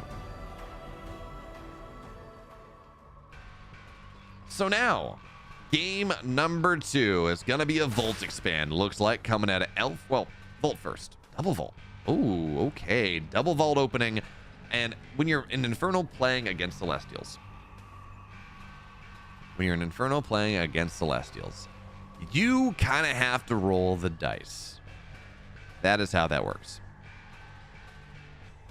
You kind of have to roll the dice because going double vault is very good against Creation Chamber openings when you just have a bunch of Argents. Well, Fiends surround, they kill them off. Fantastic. But if your opponent's opening Seraphim, which can now absolutely be a thing, then you're in a really rough spot. I love that, like, I love when people, by the way, show up in chat right now as we see French tacos here. I've never had a French taco, but I hear very good things about them. I love when they show up and they're like, "Ayo's so high right now," and they do this. It's not just me; they do it to like other people as well. And it's like, no, guys, I've been live for what is it? We're almost 8 hours. The stream has been live. I am tired, and I just have I have very pale skin, so I just the raccoon eyes just show up, you know. But apparently, I'm just high. That's how it works out. For now, though, what do we got? Health Camp's going to get taken by Elf. Any quick expand? Not at the moment. More Brutes on the way. You're going to take the Vision Camp. And... ooh. Therium? What So taking Quick Therium here on the double patch. Third base, going to get taken. Double Creation Chamber. This is scary now because there is absolutely nothing on the map. Yeah, you can drop a Sovereign's Watch. Sure, you can. But there is no actual real defenses. Nothing that actually does anything. And there's not a lot of power either. So I think there's only one Sovereign's Watch available. These Brutes will kill this Creation Chamber. And if they don't kill this one, they're going to kill the other one. So HYY, again, he's playing very greedy. Quick 3 collection array. Getting a bunch of Therium as well. Mining off that one. And with the Guardian Nexus here, he has the power. I'm so surprised he hasn't dropped a Sovereign's Watch. Maybe he's like, you know what? It doesn't matter. I'm going to lose this. Now there's a Sovereign's Watch, but it's very late. It's very, very late. So first collection. Oh, this collection array has to float up. It's not surge. It's not healing, and it's not lifting. Elf into the Nat or into this base as well, which we can probably call this the main base. This is where the stuff actually is. Another Sovereign's Watch gets popped, but this collection array is dead. The collection array is dead. Both Sovereign's Watches have been popped. Now HYY doesn't have another. And now getting on top of this to the natural that lifted up has to go down once again. This is a unmitigated, absolutely unmitigated disaster for HYY at this point. He's going to lose his power bank, so he's back into yellow power. A Sovereign's Watch isn't really available. 2 Kree do not do what they need to do against this. Now an effigy gets dropped as well. This base is eventually going to go down. I don't know what happened with HYY. Again, he took a map off Nina. Obviously very good. But Elf has just found his Achilles heel. This Kree opener is just very vulnerable to a bunch of Brutes early. He's done what he has to do. And now negative 17 power. So no no astral interventions ready to go. This base does lift, but it's not surged and it cannot be surged. HYY is very dead. You've only had a burrito, but never a taco, Freakstra. Freakstra, where are you from? I guess Europe, somewhere in Europe?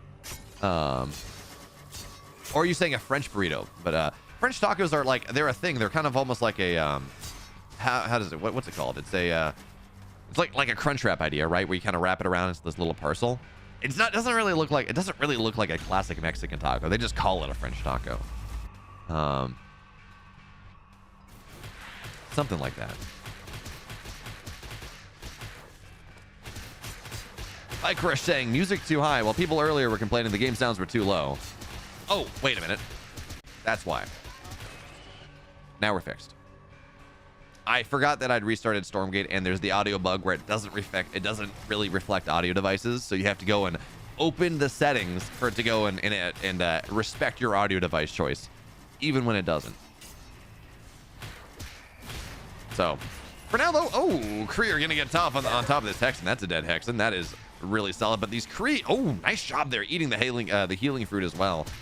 So I was gonna say these 3 Kree should fall down for that, but they're not going to. And now 3 collection arrays once again. Elf, she's got her natural, more conclaves, greater shrine. Spriggans are gonna join the fray, and well, Spriggans kind of, if you're in a game state like this, which is just so good for Elf. Yeah, pretty unfortunate for, as Kenny said, pretty unfortunate for HYY. Game 1, the Cheese went insta-scouted. Game 2, the Greed was insta-scouted and insta-countered. You know what I will say, Freakstra, is making your own tortillas is not hard. It's some salt or some, there we go. Collection array, heavy, needs to take 18 DPS. And yes, there is a Sovereign's Watch, and it may kill one of these Brigands, but this collection array goes bye-bye. It is dead. Economy annihilated once again. So this, at this point, HYY, it's gonna have to be a Kree all-in, but this wall, I really like this wall. I really, okay, the brutes have to be in a little bit better position. That is, oh, run by, oh, drops it, blocks it off a little bit with the effigy. There we go. You gotta be careful. I would love to see just build a Magmadon. I don't know that we do not have the Therian for it. But anyways, well, it's gonna go down and, oh, ooh, the bug. Spriggans, by the way, Sovereign's Watch did kill the majority of them. So I think, oh no, they were brought home. Okay, I was gonna say, well, that's awkward, but Spriggans are brought back home. This collection array is allowed to live for just a little bit longer, but now these Kree that had to go all in are just getting taken down.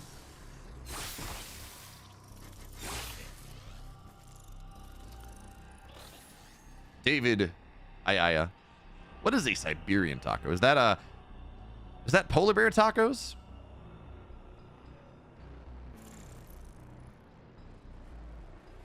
Is that well, actually, funny thing is you cannot eat polar bear. The vitamin A concentration is so high. Well, specifically polar bear liver, where the vitamin A concentration is so high that you would die from vitamin A poisoning if you go and eat a polar bear liver. But I think in general, polar bear, there's something about it where like the concentration of certain vitamins is just so high that it's actually toxic for humans to eat, just in general. Something like that. I don't know. For now, though, Kree are going to show up. They're going to try to show up in this third base. Animus drops on top. They're slow. They're infested. There are Spriggans on top of them, but Purify will get dropped down to remove some of the infest, some of the slow, but they're still dead. They're still so very, in fact, well, it's HYY that is so very dead. He's lost 2 mining bases. He does have the vectors. He does have this arc station. But it is a lot of supply to a little here. Now you got to run away from the vectors. Even 2 versus, what is this, 10, 12 Spriggans that we have is maybe not the best, but it's still going to get burst down. HYY is dead, and Elf has earned herself a position in the lower bracket finals against Theory. Top 3 guaranteed. Does Spriggan slow affect Sovereign Watch? I have no idea. I'm assuming no, because it is a spell, right? It's not an attack.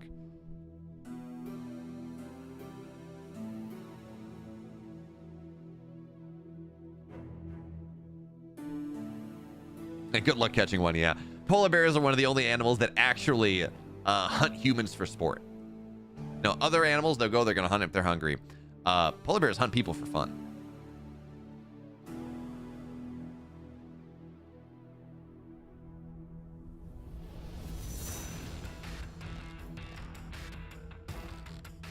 Polish kebab taco. Well, ooh. I mean, that's just a euro though. Oriel, that's just isn't that just a euro? Maybe you're using a tortilla instead of pita, but for something like that, I'd rather have pita anyways.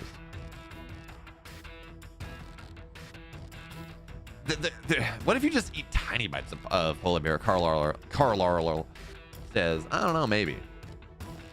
I don't know. But for now, that's gonna be the end of our best of threes. And talking about eating these polar bear livers has me getting all kinds of hungry. But Theory, of course, we move into a best of 5. Elf versus Theory. Winner plays Nina in that grand finals. And of course, if there's a bracket reset, then there will be a bracket reset. Eating polar bear toxic.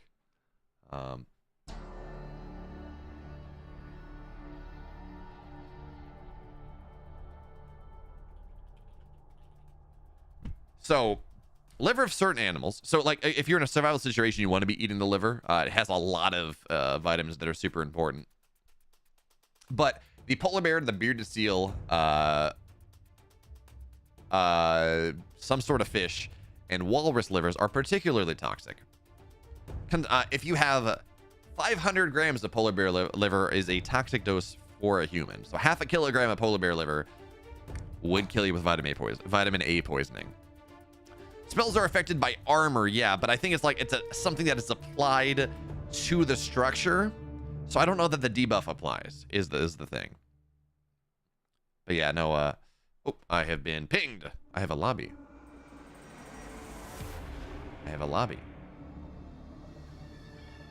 All right, so this is gonna be, let's go and update the gamble. Elf 95%. That was a good prediction, everyone. Well done. Theory versus Elf now. In this series.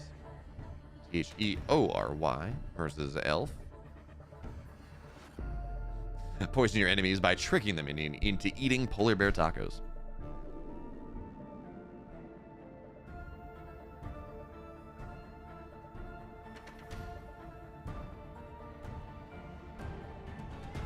And also, I don't know sort of spells are affected by armor. Now that you think about it. I don't know. I know in StarCraft that is not true, but it might be true in Stormgate. I think I had this discussion, and I think I was told yes, they are. And I was surprised by that.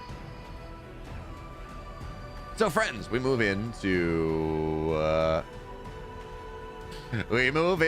lower bracket finals. Elf and Theory, let's go. So, now, in the bottom right here, making a decent run through the lower bracket, taking down HYY, Celestial Player, 2-0 to get there. Her name is Elf. And in the upper left, the perennial favorite from the Americas. He went off to Korea to play some Stormgate. Also, in the EWC show match, he has been one of the best Stormgate players in every playtest in the blue for Aftermath. His name is Theory. And I would like to point out, as we get into this series, again, this is a best of 5. A winner moves on to the grand finals, where they're going to have to beat Nina in 2 best of 5s in a row. I would like to point out that I am undefeated. I am 3-0 against Theory on ladder. So by the transitive property, however well he does, I do 1 position better. If he wins the thing, I would have won this tournament. I think that's important to point out. That's important to really set the stakes as we move into this game. I got to hang out with a polar bear once. It was chill. I see what you did there, Alien Anarchy. So further win, she's is telling me that armor does affect spell damage. Okay, good to know. I was like, I think that's what is true. It's not how it works in StarCraft, but that is how it works in Stormgate. That is my best understanding of how things work out. So importantly, this is going to be a double conclave opening from Theory on Boneyard, and it just makes sense, right? There are so many light camps, so many light units that are, well, that exist, that both players are going to open up double, okay, this is so wild. Look at this. We have double meat farms, double fell hogs. This is really weird. So Elf's gonna go drop her own effigy, and this one is a 200 HP effigy, by the way. Target her opponents down, so she is gonna force him to fight on Shroud. And she's fighting on she's fighting on Theory's meat farm. So that's not great. Her fell hogs aren't really fighting for her. So this is just this. Oh, she's looking to go for the snipe. Oh, no, Theory got it. She just timed it a little bit wrong. And now, ooh, this is a little bit dicey here. Theory's going to run this over. There we go. Game is over. Game 1 goes the way of Theory. Kind of a cool mid-game standoff, but Theory wins with one more fiend, makes it happen. And we move to game 2.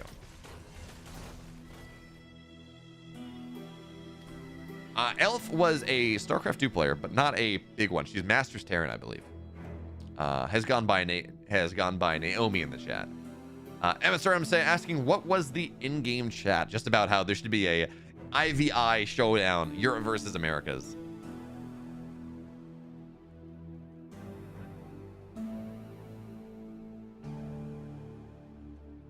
She may also have been a Brood War player, but never really having. She certainly does not have a Wikipedia page. Is the story.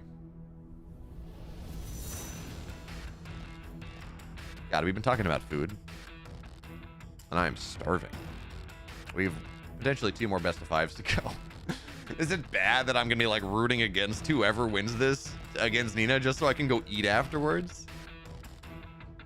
Is that bad? Am I a bad person for doing that?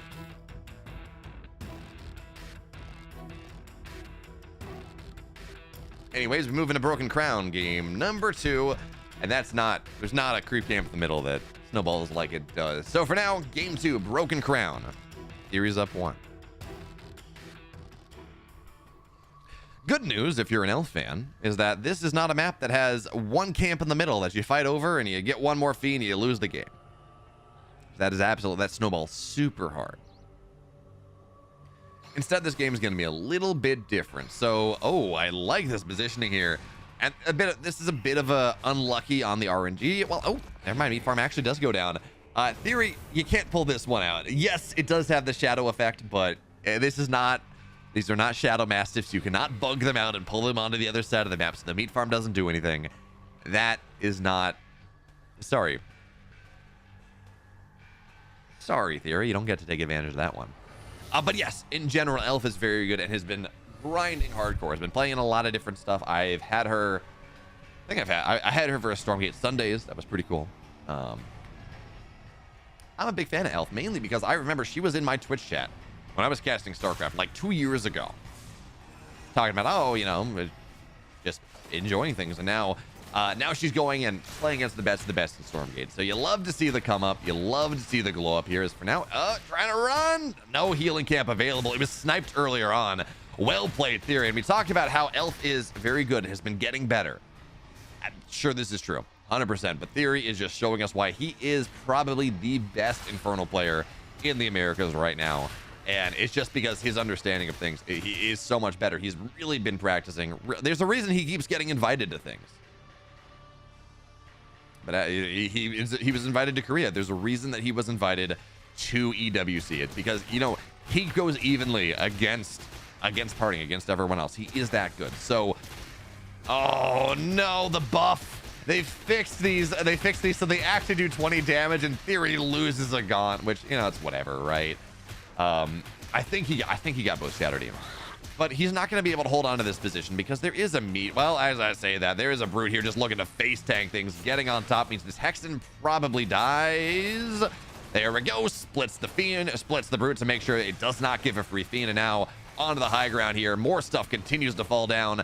3 Gaunts versus 3. But again, the HP differential and the fact that one of these was infested means that, well, it's a slim fight this time.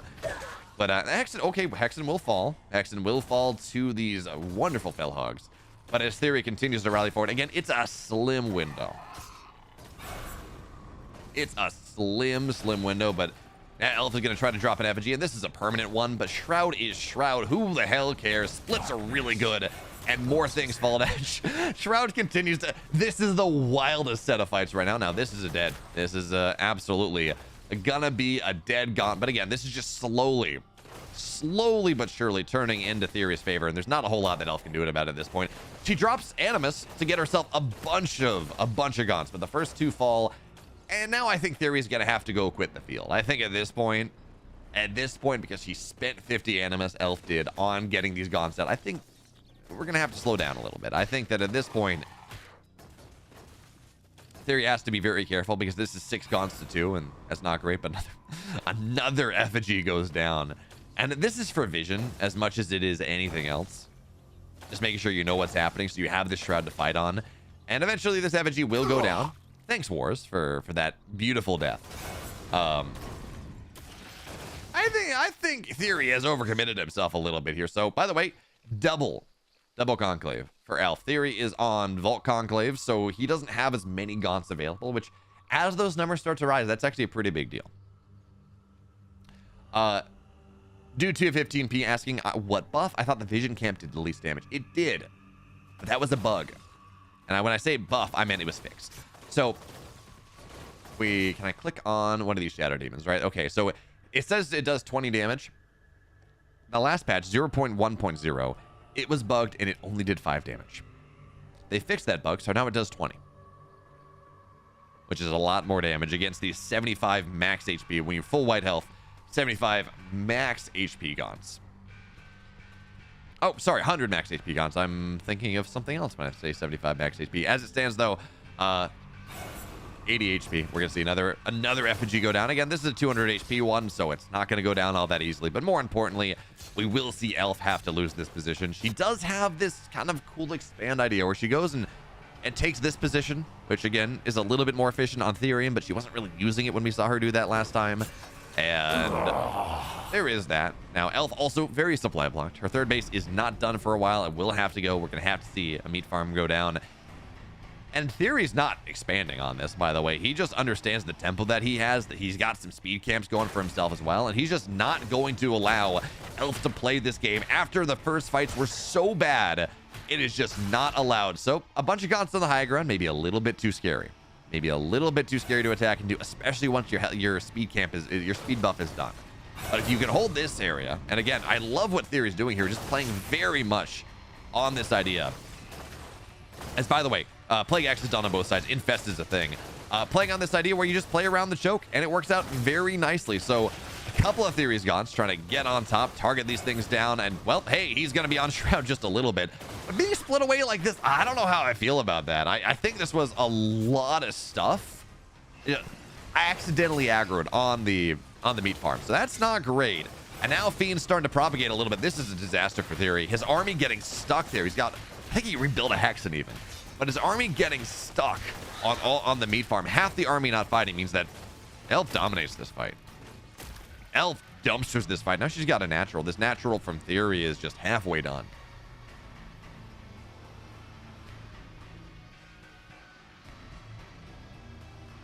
Rusty Shacky saying, so we were talking earlier about polar bears and vitamin A poisoning, and you shouldn't eat their liver. But as Rusty Shacky says, while it's poisonous to eat a polar bear liver, it's also lethal to try eating any part of a live polar bear. Yeah, that's also true. That's also very true.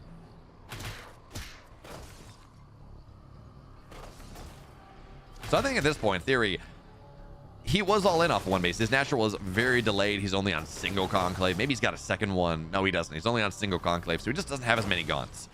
And all this means together is that, well, there is more bouncing damage, more infest damage. And this is just, at this point, this game is very hard for Theory to go and take the fight because he just cannot build as many gaunts. But it seems like Elf's like, okay, fine, I got to quit the field a little bit. This is scary, but just waiting for more reinforcements. So I must confess, as we watch this game, I'm not super wise to the new IVI.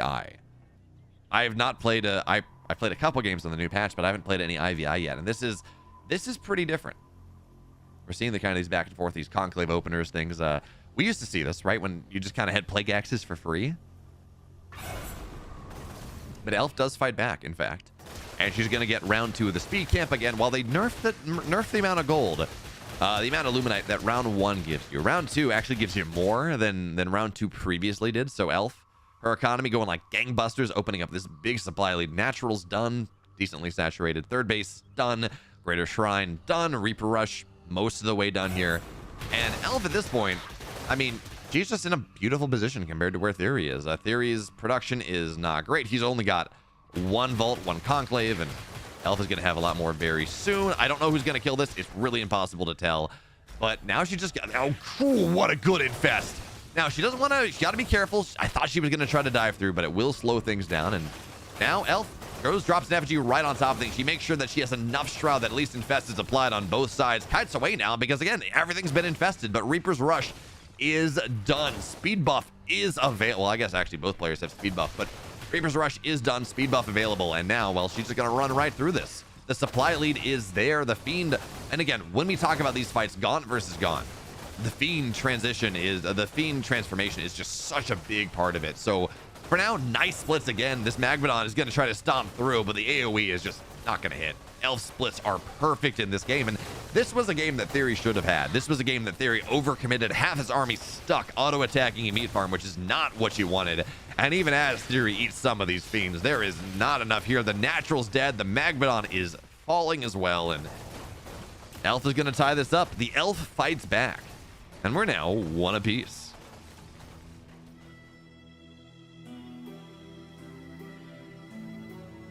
Look at that.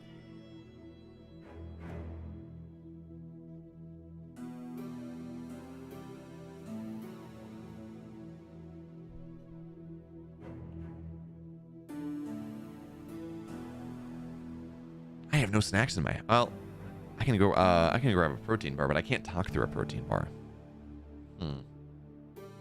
We'll figure this out as we once we get into the finals. Again, the winner of this series does go on to face Nina. That is the story that we got going for ourselves. I'm just waiting for a lobby, as they say. What's the is that Regal Cinemas that has the let's all go to the lobby before the game starts? Something like that.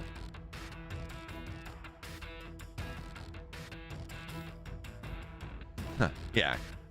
King Jushin says he had it in theory. He did have it in theory.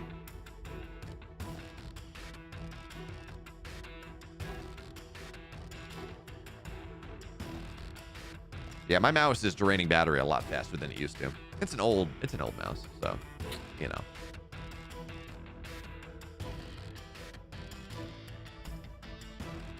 I have gone and I don't know if you can see this. I have rubbed a thumb, like the rubber is totally gone. It's only plastic where my thumb sits. I've just totally rubbed it away. Them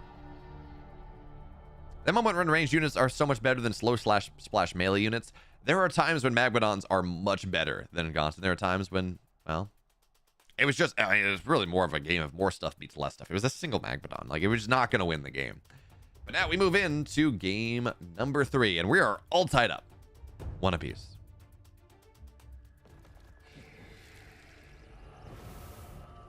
So game number 3. We saw game 2. Theory was in a great spot in game 2. Game 1, he won the game off the first fight, but game 2, again, in a pretty solid spot. Theory thinking about, you could tell he was thinking about maybe going and kind of aggroing the Therium camp and doing something, but he's just going to teleport back home. So back home, double conclave opening once again for both players here.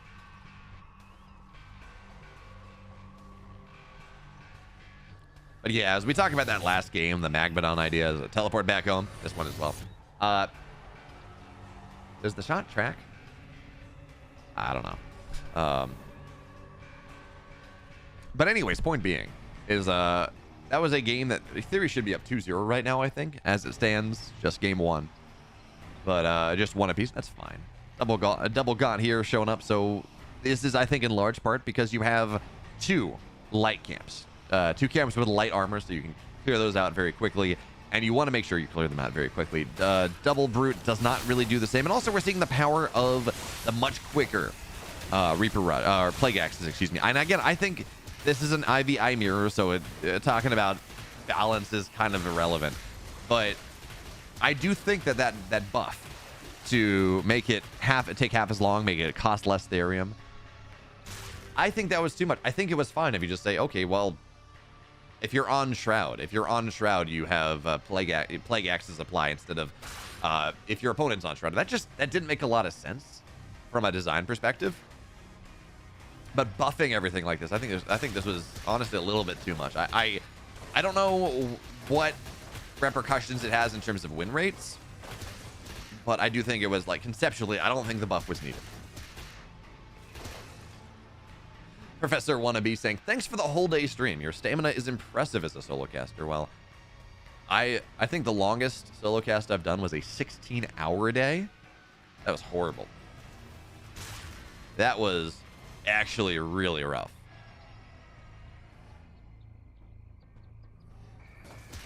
And I also, what was it? It was like 14 hours when I did the Stormgate Nexus qualifiers back to back to back. Although I did have a bit of a nap between APAC and in Europe, so that wasn't too bad. Someone know how I can download Stormgate on my school laptop? Wallace asks. I assume this is a meme, but in the case that it's not, if you cannot download Steam, you cannot download Stormgate. It is not old Brood War where you can go save it on a floppy disk or what? Yeah, save it on a floppy disk. They save it on a flash drive, burn a disk to it, and just carry it around with you. Nah, it doesn't really quite work like that, unfortunately. But also, we're talking about, you know, we should talk about, well, they're not sponsoring me. I wish they would. But not sponsoring me necessarily. Nice kite away. So, by the way, we talk about this camp. The reason that they're taking this so early with ranged units is that there's kind of a spot where they just kind of relentlessly kite back and forwards, at least the Bruiser does. So you can just go kind of bug it out and not really take a lot of damage. So very nice right there. And that means Elf is going to be able to take this Therium camp. Now she is fully scouted out. That Fiend is getting a really nice scout of things as a, well, Plague Axes are going to be done. This Fiend's just being annoying. To a 12, not even done. I mean, again, this is a similar build from both sides. But I do like what Theory is doing here. Or excuse me, what Elf is doing here. I'm sorry. They were different colors last game. But what she's doing here is she's just, again, aggroing this onto her side, so just make it a little bit safer for her to go and take the middle camp. And yeah, she doesn't have as much Therium early, but she does have a lot of Luminite early. And this also, this vision in the center is pretty reasonable to get. So her natural, a little bit faster, mining that much more. She has this middle camp, the Skullashetta scouting around to see if she's taken this base, which she hasn't. Zendo-kun saying, yeah, I need some takeout and some drinks. Well, there is... I have I don't know. I got some stuff for like an awesome burrito bowl. We my girlfriend and I have gotten into the habit of just making our own tortilla dough and just or flour tortilla dough and just kind of keeping it in the fridge. So you just heat up the skillet, roll out a big tortilla and just build yourself a burrito. It's fantastic. But talking about mice for a second, because this game is slowing down just a little bit as both players are, you know, not totally sure what they can do to each other. I was also a similar boat. I'm like, yeah, you know, wired mouse versus wireless mouse. Like, why would I go wired? And there are just so many wireless. There were just so many issues. But no, can confirm. Wireless mouse, it is so nice to not have a cord dragging my mouse down. And if I'm lucky, and if Logitech decides to be nice, they're gonna have a giveaway. So the way this tournament works, 4 players get the mouse mouse prize pack, the Logitech prize pack for getting top 4. 4 other players will get giveaways. For 4 other players that play in the tournament for each region will also win a giveaway. So 8 total per region. And if Logitech is very nice, I'm like, hey, does casting this event count as signing me up for the giveaway? Freestra saying 16 hours is pretty good. You still get 8 hours to play Stormgate. Yeah, there we go. Oh, actually, that's really true, Sword. GE Force Now. I hear really good things about using GE Force Now for Stormgate. Whether, you know, you're in a situation where you don't have it installed or your computer's not strong enough. I hear it runs pretty well.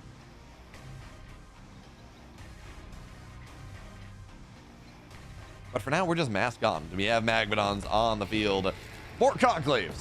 More conclaves. Do we even have a single vault? I do not see a single vault for Theory. Yep, no vaults.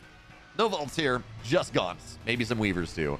It isn't. Oh, okay. Actually, there is going to be a vault for Elf at this point. I wonder if it makes sense. So, for the longest time, the meta in this matchup, as this third base, ooh, a little bit of Nightfalls. Oh, nice splits there, Elf. I guess she gets tagged a little bit, but it's mostly fine. As I like that we have just a couple, just like 1 Hexen for scouting. Actually seems pretty nice here for Theory. I've noticed he's been consistently doing this. I wonder if it makes sense to add some Hellborn. And I know that seems weird.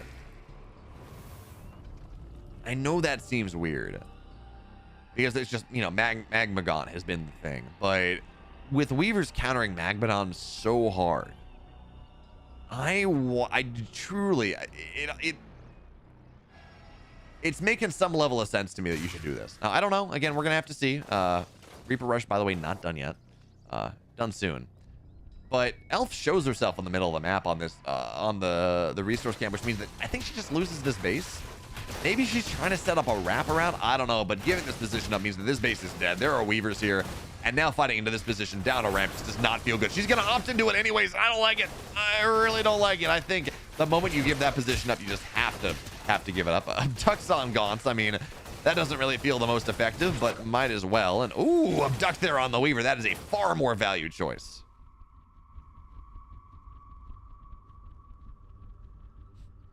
Bike Rush, I did ask. I said, hey guys, what are the chances I get one? We'll see. For now though, massive ducks on either side. This is really gonna favor Theory right now because he has more Weavers. Massive Nightfall Infest, massive slow as well. And Theory does have his third base. Now, Elf is getting hers set up, but it's long distance mining, right? The economy's not really great. Theory's had his set up for a while. So I do, if you're gonna try to take this position,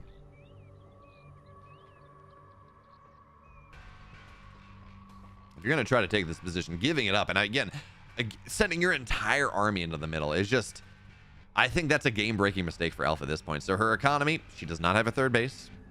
Her opponent does. She does have this. She got herself a Brute. I don't know why you get a Brute, but I guess if you just have Luminite and don't have enough Therium, you get a Brute. Okay. I do think it's expensive, right? It's 250 Therium per... To one-shot Gaunt, you need 2 of them, so that's 500 Therium, and maybe you want a little bit more than that, so you probably want at least 3, 750 Therium. That's pretty expensive. That's the cost of a dragon. But I kind of feel like it does make sense to go and... By the way, I'm so glad that they split the difference for Weavers between the Weaver speed, right? So they're not, like, actually reasonably fast on creep, but not fast otherwise. It just fits the animation. Previously, when they were as slow as they were, it didn't fit the animation well. Very, very painful. But anyways, I think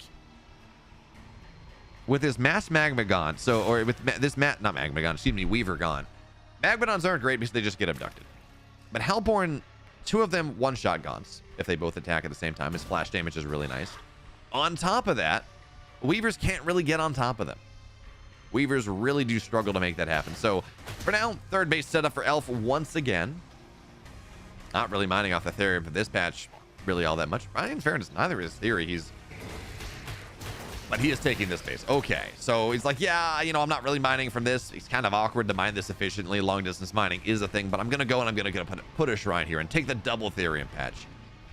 And that just makes more sense. So for now, we have the Harbinger, no Seismic Slam unlocked.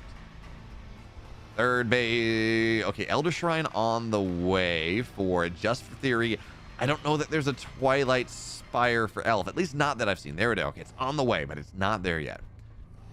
Neither player, though, as we talk about getting set up for the Dragon, this kind of late game setup, neither player is really gonna go and get to the Dragon all that quickly. Just not enough Animus. Theory 100 out, Elf 120 out. You know, that's gonna take a while. But I'm curious what Theory's... he's got a big bank. 138 out of 172 supply, sure fine, but he had a massive bank. So it can be really weird. It can be a really weird to play to macro properly as Infernals, I guess is the way to say that. Because you're kind of happy on like 1 or 2 production structures through 2 bases. Then you get your third base and it's like, okay, I'm gonna add a couple more. And then you have the 4th base and you're like, I have so much money, I need to like double the number of production structures. And really what that is you've stopped building imps and you've stopped building things that are not army units at that point, so it gets a little dicey. For now though, the Elf is gonna try to take this high ground. She's not gonna get this base for now. This base has to get canceled. Her army is not really there. No Wraith Stones, just Shroud Stones, but triple Shroud Stone Manifest. Pretty nice. There's the Hellborn. That's what we were talking about. But again, it's a little bit too advanced to the army. That means the Weavers, they just run forward. They infest on everything. And Now at this point, I mean, Elf is a day late. Well, that's a lot more Hellborn. That's a lot more Hellborn into this army. I said Elf was a day late dollar short, but maybe on the re-engage, maybe this is going to be fine. She drops a Nightfall Infest as well, slows everything down, and these Hellborn raining hell from above both sides here. But the problem is, I mean, there are so many Gaunts, and now the Weavers have more lashes available. Hellborn, well, they're starting to go down, and this is just a mad scrum. Absolutely just insane. Mad scrum here, but at the end of the day, the supplies are telling the story. Theory has way too much. His economy is just, oh, well, he moved commands. If he moved commands, that's not really what you want to do. This is a wild engagement, and figuring out exactly what's happening here with all the auras and everything else, not that easy, but actually, you know, Elf Defender's advantage. I said this was going to go so good for Theory, and for a while it was, but Theory move commands. Theory can move commands down the ramp a little bit, doesn't A-click. He, I don't know, he clicked maybe a little bit too far forward. And a lot of his Gaunts were just not fighting. And with all this splash damage that's here, I mean, that is a big, big deal. So all of a sudden, Elf swings this down the other way. Hellborn brought back home in the Arbinger, but that's just going to be another dead Hellborn. That's going to fall down as well. Again, Nightfall's nice. But now we're in the situation where life is a little more complicated, but there's a dragon on the field, and Elf, I don't know if she has one of her own. She just has to get this thing down. Hellborn on the backside, Weaver's tanking as much as they can here, and she has the supply lead. Hellborn pulled forward, but again, it doesn't matter. And it's all about this dragon. Do we have any anti-air? Okay, Shadow Flyers on the left side, speed zone, so we'll try to get right on top of this. They're gonna get slowed down, they're gonna get taken down. That won't be the answer. First attempt to take this dragon down is not gonna work, but there are so many Gaunts. So many Gaunts in this fight right now. Yes, there is this Shroudstone Manifest, but eventually it's going to get taken down. And I think Elf just has too much stuff. There are these situations. Flaming Imps are going to try to do something, but they're zoned out by the Fiend. There are these situations sometimes in IVI where it's like, okay, I got the dragon out. I'm fine. But there's just so way too many Gaunts on the ground that it does not work. Theory desperately sacrificing his economy to just knock this Gaunt number down to make sure his dragon can do what it needs to. But the answer is no. The answer is absolutely not. Eventually, there's nothing on the ground. Eventually, this dragon will fall, even as it is healing so fast. 6% off 800 HP is a lot. But there's just not enough here. Now, Shadow Flyers, nothing to take them down. I mean, probably not going to spend them while Shroud falls here again. But Theory will fall down. And Elf turns this game around off one move command. Now she's up 2-1.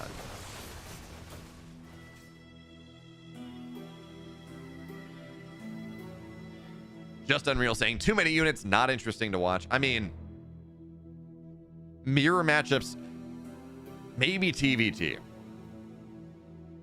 Maybe PvP sometimes. But like in general, as a rule, mirror matchups in RTS games are not the matchups we tune in for. I like ZVZ personally, but Elf asking if Spooky Boneyard is in the pool. That would be fun. That was a disastrous move command. And, you know, it's funny. I looked at it. I'm like, I guess that's not that bad because the supply didn't swing.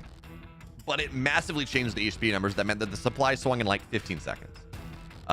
So, you know, that's how that went. We have map number 4. Please tell me it's Spooky. Spooky Boneyard. Spooky Boneyard. Spooky Boneyard. Furious Resolve. Furious Resolve.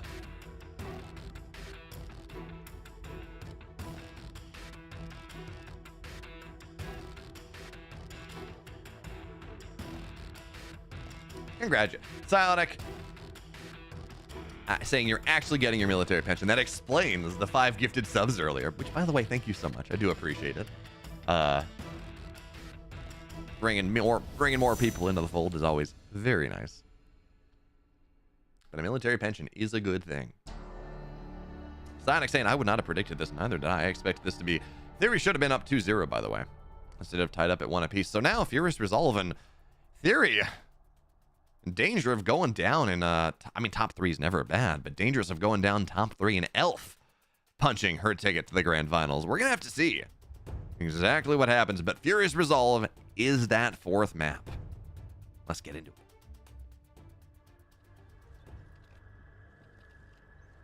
So now it's game number 4, lower bracket finals.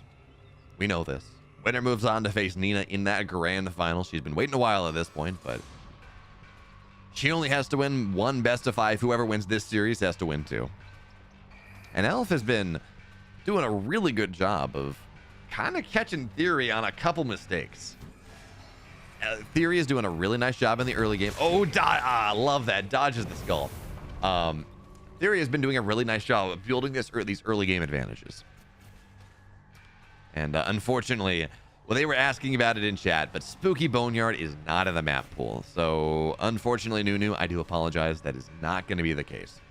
For now, though, Theory messing around gets the Shadow Demons to aggro on the meat farm. So it's going to be half HP. And what do we got? Double Conclave. I mean, of course, Elf loves her double Conclave. And it's going to be single Conclave. Do we have anything else on the map?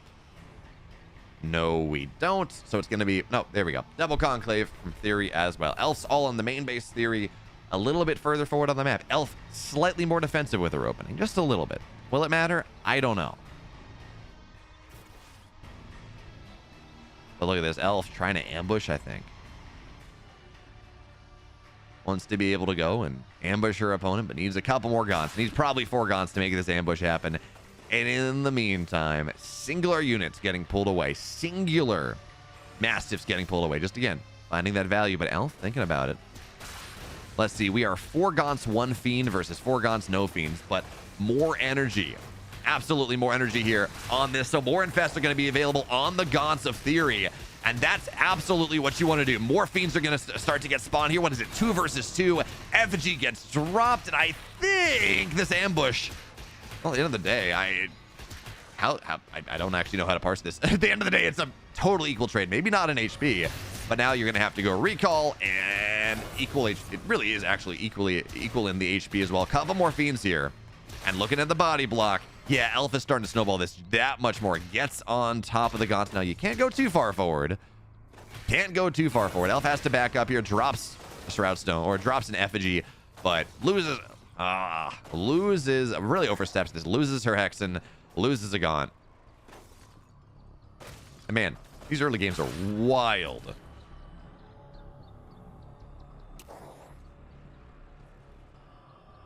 These early games are kind of insane. At the end of the day, though, it's one that Theory comes out, again, kind of massively ahead. He gets... Elf got a couple of the speed camps, but I think... I want to say Theory got the majority. So we see this in the supply 28 to 19. Oh, excuse me. That's the drag scroll bug. That'll get fixed. But what are we looking at? 5 speed gaunts. I mean, it's a reasonable gaunt count here. That is true. But the problem really is that there is no Hexen. So there's no free infest available. That's the problem. And, well, for now, we're both on Shroud. So that's okay. Do we have Ritual Chamber? Not done. Not even started for either player, really. Okay, so... Not like there is a Plague Axis on the way soon. Nothing to really worry about there. But Elf got one of the vision camps. Theory gets the other. But more importantly, he has the speed camp. He has that ability. He has that attempt to snowball. And Elf dropping a meat farm down below. I don't like the idea about trying to go and get a base right now. I don't think she can hold. And I almost wish that this was a Shroud Stone. I think that probably would be the better choice. But, yeah, you know, maybe it's not too bad. Now Elf at this point split up, and Theory's going to go try to steal her camp. Now the question is whether Elf's going to realize this. So Skullashetta is going to get used on the slime. But again, if Elf can try to go here and take advantage of the damage that's been done, kind of ambush the backside. There are a lot of fiends though. Health camp gets taken. Now there's the healing camp, but yeah, you do not fight this. Absolutely not. Absolutely not here. Theory's won the game right now. Fighting into the health camp is not what you need. That ambush does not work. And now Theory... We're on serious point. It's 2-2.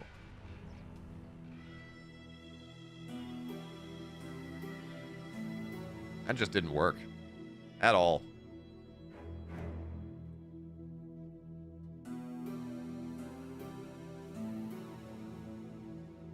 So unfortunately, Elf tries to go and ambush and play around HP numbers and doesn't quite work out for her at the end of the day. But game number 5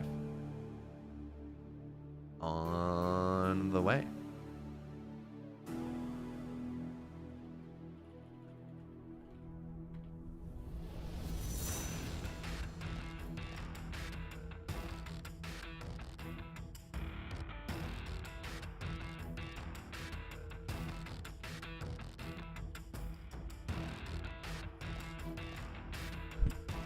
All right, so we have a lobby. We have a lobby. And I like the ideas, right? So, but unfortunately, with no Hexen, you don't have a scouting tool. So you can't really see what the timing is to kind of jump in and jack the camp where the creep camp's fighting your opponent, but so are you, which is the idea. But she got it slightly too late. So all of a sudden, instead of fighting into the slime's attacking theory and her attacking theory, instead she's fighting on top of an effigy in a healing camp. And that is just immediate death. But Secluded Grove is gonna be the final game of this series. It is a best of 5, not a best of 7, not a best of 9. And let's see what these players have in store for us. So now we're in game number 5. A couple short games, a couple longer games. Elf has tried to ambush Theory, tried to take advantage of kind of some obvious creeping practices, and unfortunately she was just a little late every time. So instead of going and... Oh, there's meat farm. Where's it going? Where are you going? There we go. Okay. Instead of trying to go and just kind of creep for herself, she was trying to go and take this opportunity when the creep camp was being contested before anything dies, and then, you know, your opponent's units are low and they're fighting two things and you just kind of win the fight. Instead, she was slightly too slow every time, and she ended up fighting a bunch of fiends. And actually, she did win on the speed camp. She did win a little bit, but she overstepped at that point, and that's not... I mean, when you overstep the second time, that can be rough. That can be very, very hard to come back from, and we saw that in this game.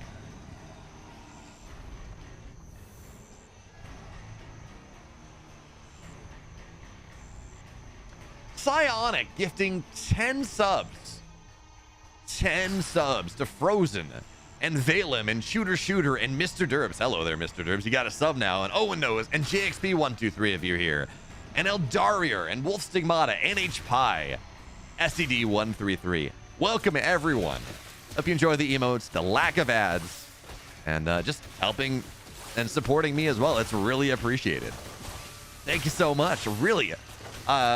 Sonic 85, that's 15 today. You're awesome. Like, really, I don't know what I've done to deserve it, but thank you so much. Sonic saying he would be very grateful if someone donated 3 subs right now, because that would get me over 100 before the match ends. That'd be pretty great if y'all could do that.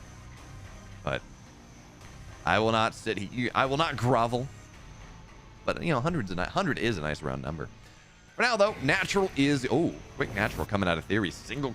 Not really single, but double conclave expand, and that does slow down the... I mean, technically it slows down the creeping just a little bit. But we'll see exactly how this goes. For now, though, Vision Camp will fall down. Shadow Demons are going to get taken out. Theory gets his just a little bit faster. Actually, why did this creep faster? Because he took the... He has his natural faster, and he's creeping a little bit faster, too. Not really sure, actually. I wasn't paying enough attention. Maybe worth going back and seeing exactly what's happening. But for now, again, just more creeping on the map. Again, the big question is this ritual chamber, this plague axis timing. That is so important. Theory, he's got his on the way as well. Really going to be similar timing. So we're not going to have one of these games that we had earlier on in Europe where I was Snockstar versus Vortex, I think, and Snockstar was going quick ritual chamber. Vortex wasn't. And it was just Plague Axe Gaunts versus no Plague Axe Gaunts. And that is not how you win a game. That's just not how you win. Like, that power spike, it's like Stim Bio versus Unstimmed Bio or something like that. It's just maybe not that strong, but it's pretty significant. So for now, we're going to see, of course, you can kite them out a little bit and they get stuck in this weird position right around this. Really, if you put your stuff right around this barrel, and they just kind of kite back and forth, and you know, it's the perfect spot to be. So this is going to be really nice. Of course, Elf is pulling an imp as well, and that means that she's going to be able to cut through, take the Therium camp as well, and kind of optimize her creeping earlier on, which is not something we're seeing Theory do. Theory playing now, thinking about it, but that is a little bit slower. So base a little bit faster, as I think he just spent a lot of Animus. Yeah, he just spent a ton of Animus to fully saturate his natural. So his economy, from that perspective, is going really, really well. He has a ton of imps. He has a big economy. And Psionic 85 saying, I make your saying you make my Sundays, so I like to give back. I'm glad you enjoy the Stormgate Sundays idea. By the way, tomorrow it's not 2 best of 7s, it's 3 best of 7s because we have a little bit bigger prize pool. We had Zyro999 donated $250. So I'm like, yeah, you know, we can go and make it 3 best of 7s, and players are still going to make more than they otherwise would have. So if you want that, that starts at 9 a.m. tomorrow.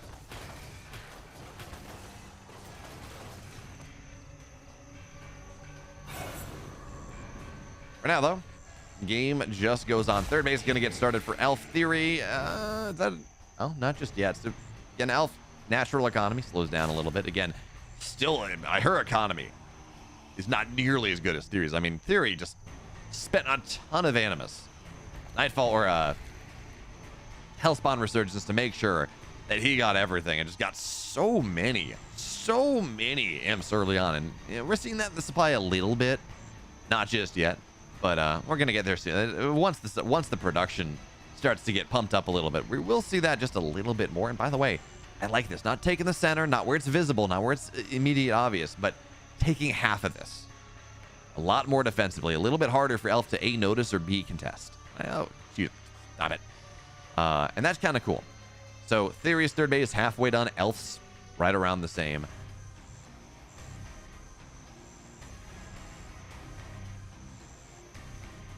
Mosaic Gamer, no. Sunday is in 12, is in like 5 odd hours for me, something like that. But what I am... God, I love these memes. We're just gonna have permanent effigies everywhere. It's fine. It's okay. This is hilarious.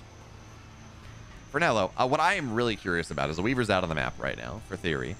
Is it just a Weaver gone? Or is it just Weaver gone? Is that how this matchup gets played now?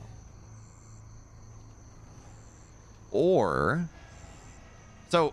Well, actually, I don't know. But for right now, we're looking at, what is this? 2 conclaves. Okay, so it's double conclave, double vault for Elf in this game. She's gonna get a Hellforge as well. Of course, that's for Magma Stomp. Likely for Magma Stomp. And I don't know, against Gaunt Weaver, Magma Gaunt is just not as good. So for now, we have this shrine able to mine from both. We're going to see now that the position has been fully secured from Theory, he's going to get the second shrine, mining, again, from both of this setup now. So he's got 4 bases. Elf only has 3.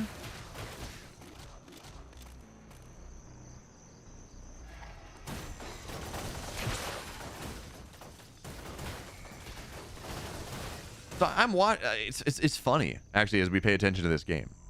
Psionic 85, happy Sunday for everyone.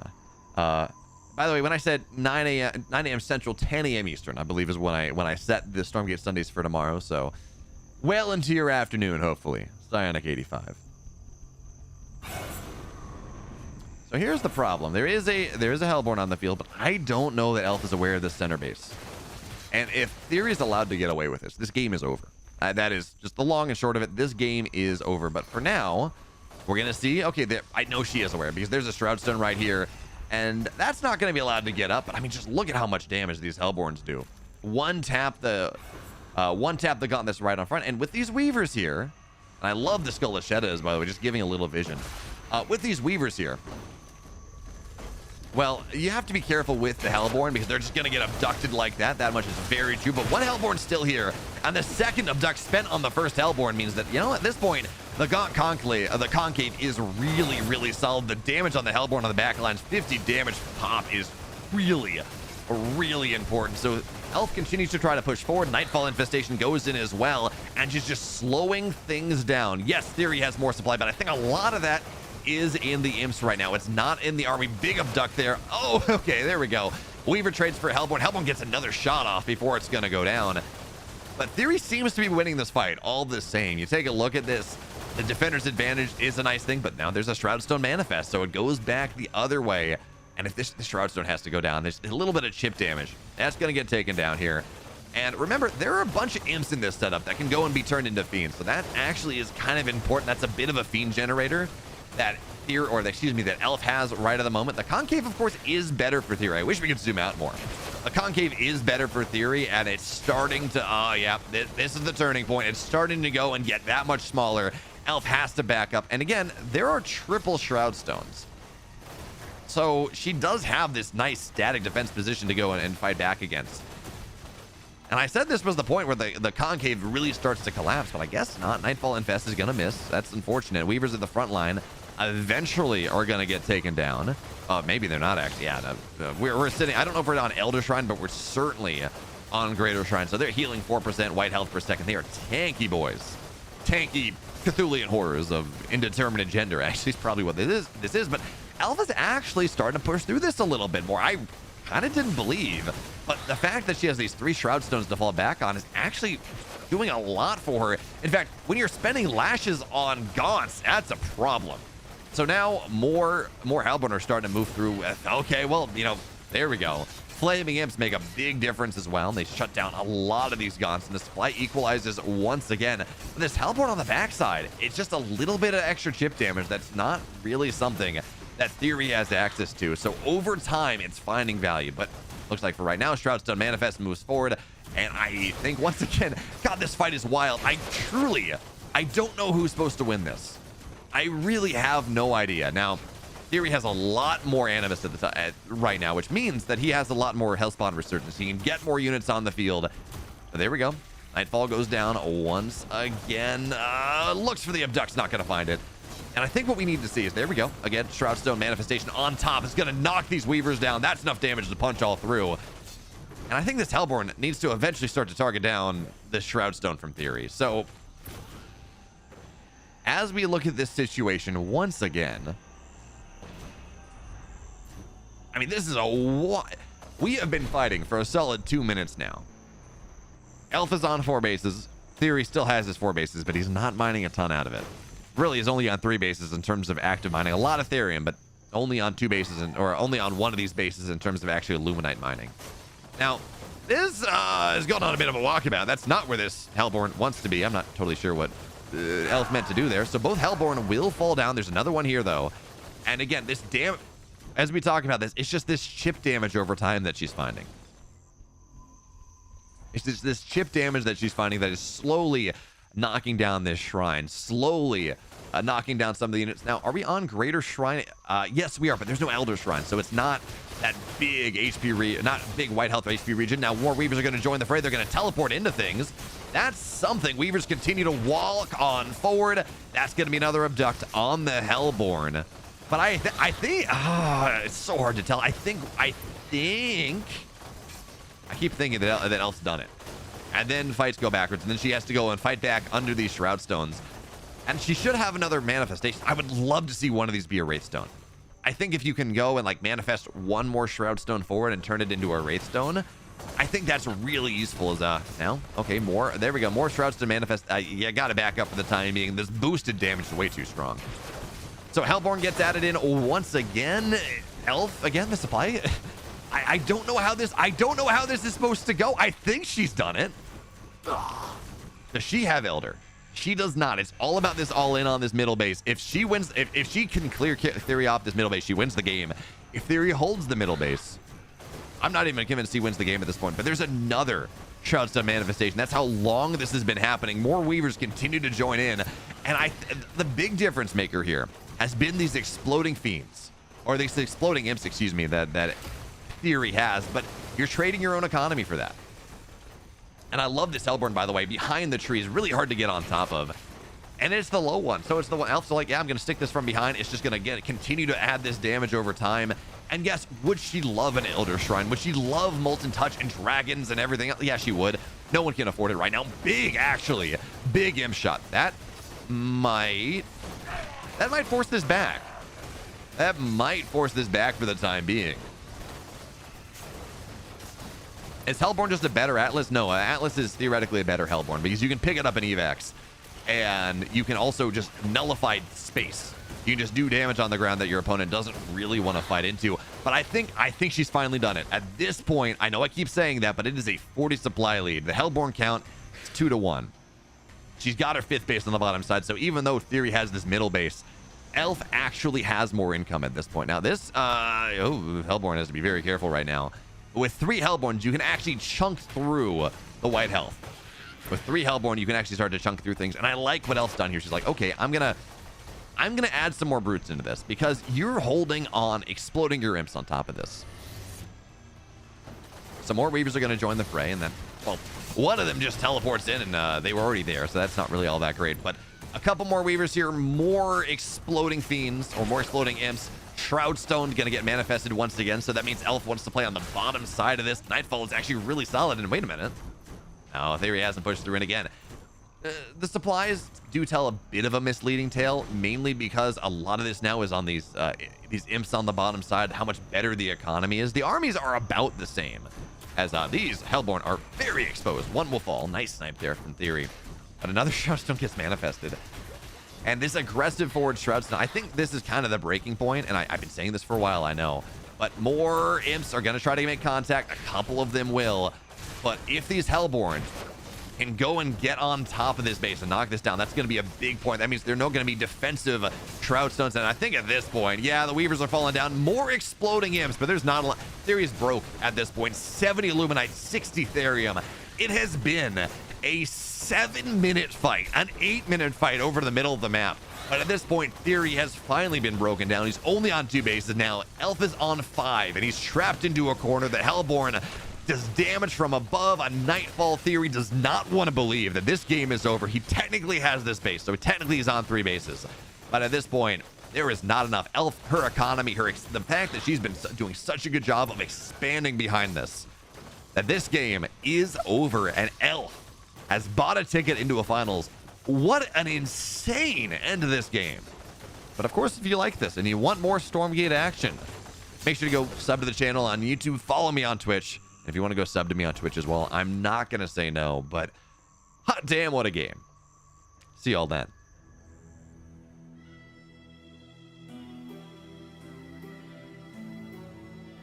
That was actually kind of insane. That was... Man, we're getting really, really cool games. It's like, I don't know exactly how that's supposed to go. So many small things. So many small things. By the way, we have to get ready for our grand finals. I need to go and use the restroom and maybe grab a snack if I can. So friends, enjoy these ads, enjoy these highlights, and when I'm back, it's our grand finals. Elf versus Nina. Good friends, good enemies. We'll see what happens then. This is just this. Oh, she's looking to go for the snipe. Oh no, Theory got it. She just timed it a little bit wrong, and now, ooh, this is a little bit dicey here. Theory's gonna run this over. There we go. Game is over. Game 1 goes the way of Theory. Kind of a cool mid-game standoff, but Theory wins with one more fiend, makes it happen, and we move to game 2. Available. It was sniped earlier on. Well played, Theory. And we talked about how Elf is very good, has been getting better. I'm sure this is true, 100%, but Theory is just showing us why he is probably the best Infernal player in the Americas right now. And it's just because his understanding of things, he is so much better. He's really headed to Korea. There's a reason that he was invited to EWC. It's because, you know, he goes evenly against partying, against everyone else. He is that good. So, oh no, the buff. They fixed these so they actually do 20 damage, and Theory loses a gaunt, which, you know, it's whatever, right? I think a slim window. It's a slim window, but Elf is going to try to drop an effigy, and this is a permanent one, but Shroud is Shroud. Who the hell cares? Splits are really good, and more things fall to edge. Shroud continues to... This is the more things fall to edge. Shroud continues to... This is the wildest set of fights right now. Now, this is a dead. This is absolutely gonna be a dead gaunt, but again, this is just slowly but surely turning into Theory's favor, and there's not a whole lot that Elf can do about it at this point. She drops Animus to get herself a bunch of gaunts, but the first have this Shroud to fight on, and eventually this effigy will go down. Thanks, Wars, for that beautiful death. I think Theory has overcommitted himself a little bit here. So, by the way, double Conclave for Elf. Theory is on Vault Conclave, so he doesn't have as many gaunts available. This is a 200 HP one, so it's not going to go down all that easily. But more importantly, we will see Elf have to lose this position. She does have this kind of cool expand idea where she goes and and takes this position, which again is a little bit more efficient on Therian, but she wasn't really using it when we saw her do that last time. And by the way, Plague X is done on both sides. Infest is a thing. Playing on this idea where you just play around the choke, and it works out very nicely. So a couple of Theory's gods trying to get on top, target these things down, and well, hey, he's going to be on Shroud just a little bit. But being split away like this, I don't know how I feel about that. I think this was a lot on the meat farm, so that's not great. And now Fiend's starting to propagate a little bit. This is a disaster for Theory. His army getting stuck there. He's got, I think he rebuilt a Hexanine, but his army getting stuck on the meat farm. Half the army not fighting means that Elf dominates this fight. Elf dumpsters this fight. Now she's got it together. Is that, well, there is more bouncing damage, more infest damage. And this is just, at this point, this game is very hard for Theory to go and take the fight because he just cannot build as many gods. But it seems like Elf is like, okay, fine, I got to quit the field a little bit. This is scary, but just waiting for more reinforcements. Things, we used to see this, right? When you just kind of had Plague Axes for free. But Elf does fight back, in fact. And she's going to get round 2 of the speed camp again while they nerf the amount of gold.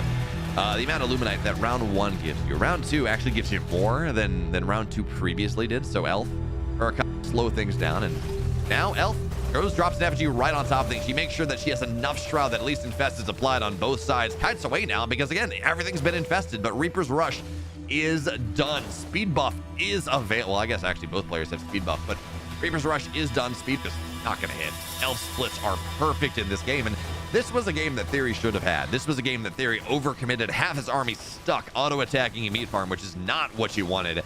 And even as Theory eats some of these fiends, there is not enough here. The Natural's dead. The Magmadon is falling as well. Reaper Rush, or Plague Axes, excuse me. And again, I think this is an IVI mirror, so talking about balance is kind of irrelevant.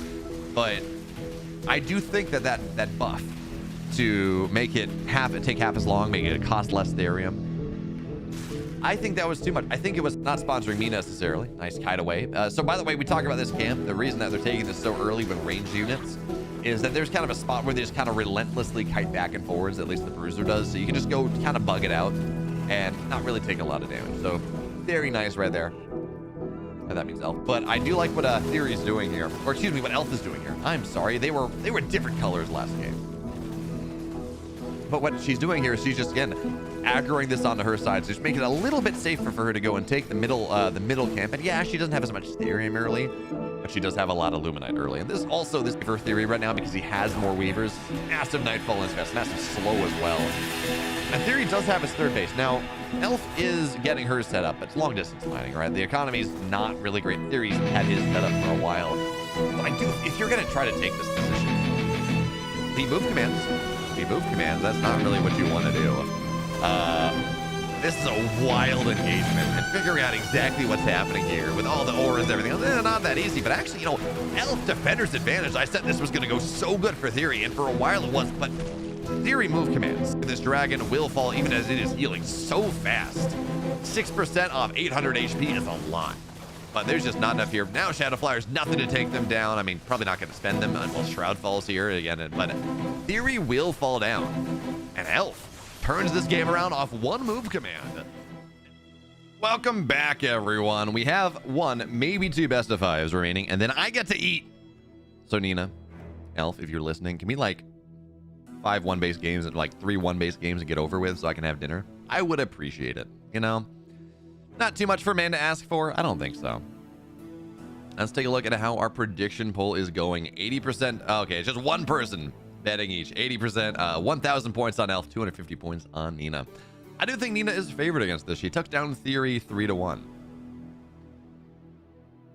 But for right now, we're just getting ready to get on into things. The ads are clear. We have 90 minutes. We have like 80, 90 minutes. We have 80 minutes. Math is how the math works. Until ads run. So hopefully, fingers crossed, I'm crossing my fingies that we will be ready to go. That this series is going to be over before we have to run more ads. That would be the ideal dream. That would be the dream. But yeah, this is going to be a fun one. Does Elf stream Sonic 85? I know she has a Twitch account. Elf Stormgate. I don't know if she streams. I don't know if she streams.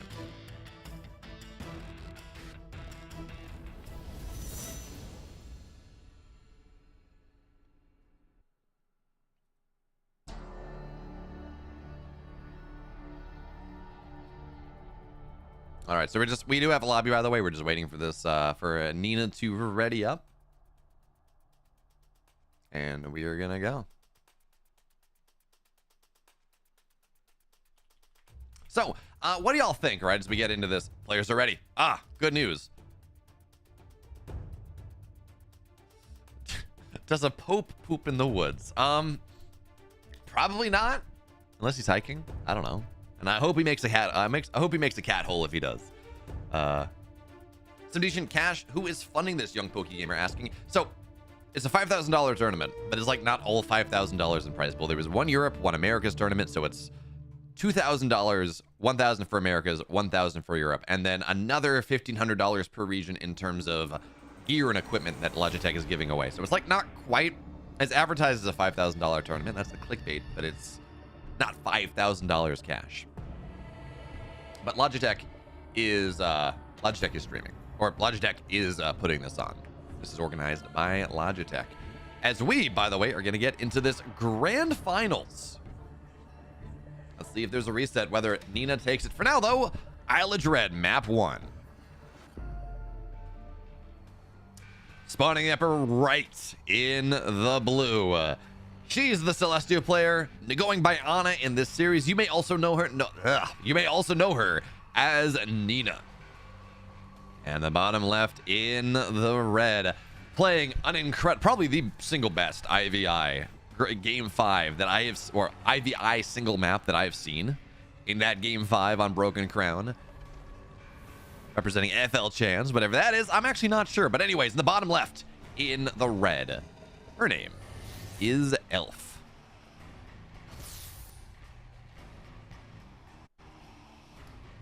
I'm very curious. Nina has ideas about how to play this matchup. Where she goes scythes a lot. You see a lot of different things. Animations can be pretty good. She is one of these players that very much does try to play, likes to play Seraphim on a lot of maps. But she's not. Well, I was gonna say I don't think she's doing it this map because she's going triple collection array early, but that is one of the benefits of Isle of Dread. It's a really big map, and she is mining Therium early on the double Therium patch forward on the map here. But it is, well, I don't know. We'll see. How much Therium is? I mean, Prisms mine a lot of Therium, so you can go and upgrade yourself very, very quickly. So we're gonna see the creation chamber done. We're gonna have to see what it is exactly, and realistically, this is probably gonna be going up to tier 2 very quickly. Oh, okay, I was like, why was there damage? But yes, she crept the speed tower. By the way, the speed tower is bugged, and this is really bad for Celestials right now. Where the way it works is that the speed creep, my cat can't click on any right now, but the speed creeps, they're supposed to do some amount of damage to air, some amount of damage to ground. I forget what it is, but they do double damage to air. So they kind of shred morph cores and arc stations and arc ships and things like that. So Nina has a lot of Therium, 275, and she's actually not building an arc station. So instead, gonna be, I assume, the Kree opener. I'm assuming it's going to be the Kree opener, and from that perspective, hey, we just go on.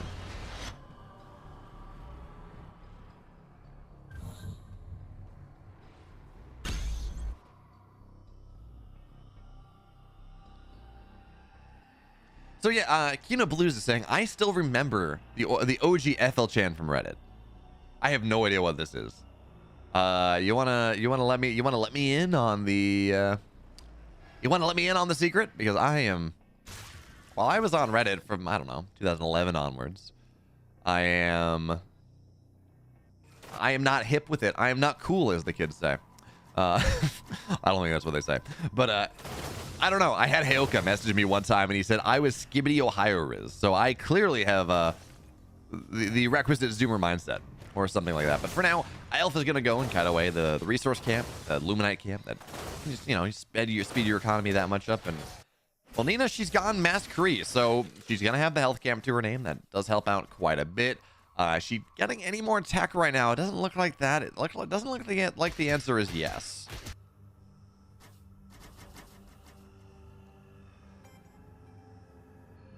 Let's see again. I've seen a couple of these Kree openings. They seem decent, right? It's a lot of map control, but I'm never. It feels like there just hits a point where Infernals get up to tier 2, and it's like, well, okay, what are you gonna do now? What are these Kree supposed to do right now?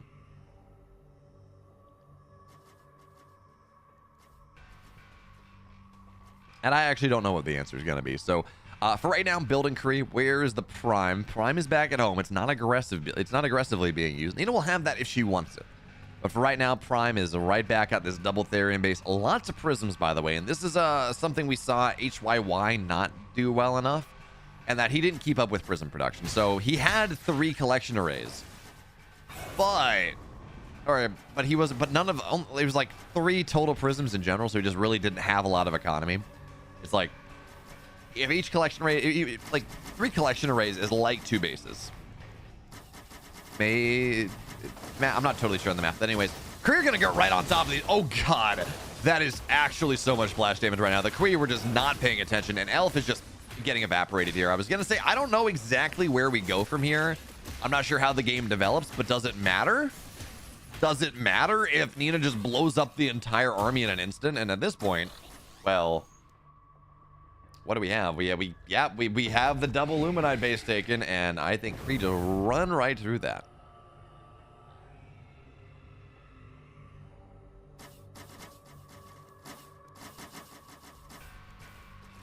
So yeah, I was like, I don't know. I'm not sure what the tech transition is. I'm excited to find out. The tech transition is more Kree and just killing your opponent. Because at this point, Nina's up double the army supply, and this is not a lot of gaunts here, guys. This is a problem. So Nina's gonna run in some Kree on top of the gaunts, and that's fun. The rest of the Kree on the imps, on the mining, and she can do both at the same time because she's kind of cool like that. And this army is dead. This game is over. Elf caught totally off guard. I mean, that army could not be in the middle of the map the way it was if you're not actively microing it. And that is gonna be that. Nina takes game 1. Mask gone into Kree does not feel good. You just get evaporated. I love Grimmy, by the way. I love that you were technically seed 2 because they seeded off of Nina's ladder account on the European tournament. That is actually the funniest thing. And I can't blame them. They're not Stormgate people. They don't know. They say, there's the Grimmy account. Great, we're seeding off that. Maybe they should have asked someone. I don't know. But I love that. That is, that's actually so funny.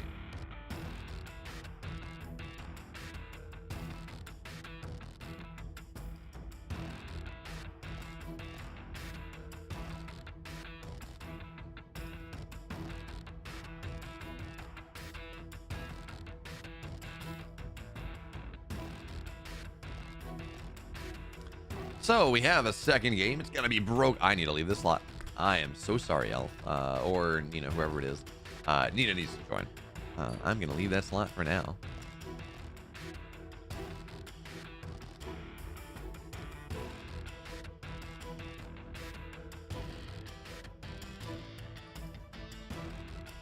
Frost, hello. I know who you are. Are you enjoying that satisfactory grind? Are you talking to Claire right now? Did she tell you to follow my channel? Is that what's happening?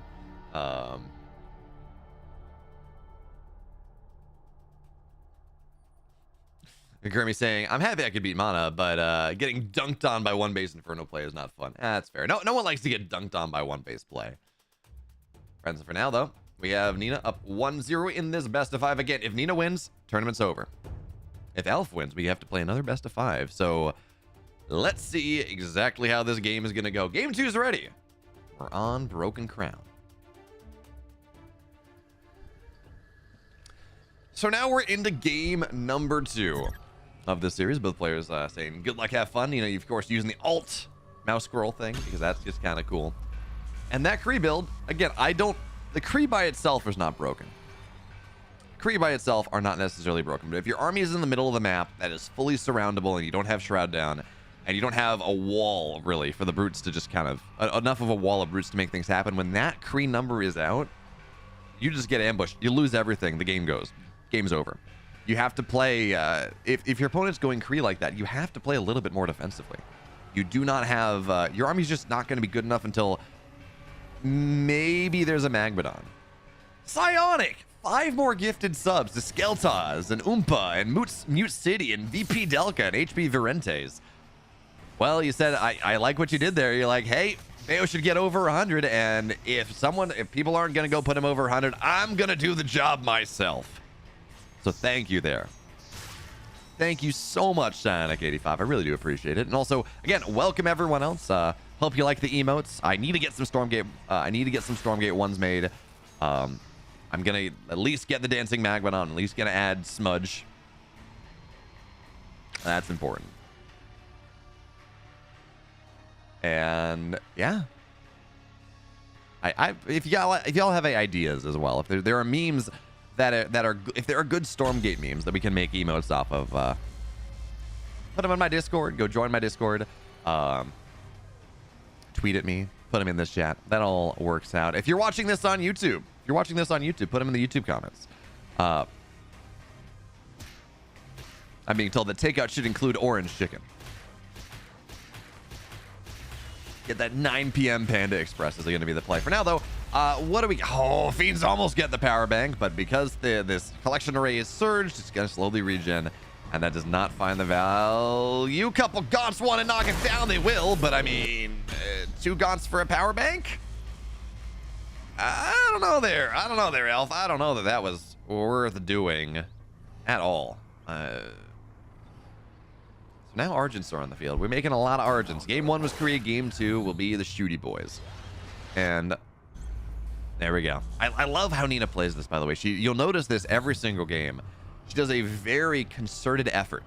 Very, very concerted effort to put one of these collection arrays, creation chambers, on the map that she doesn't necessarily use. She doesn't have to set that as the prime structure. But if there's an opportunity, if she says, okay, well, I can run onto the other side of the map and make something happen.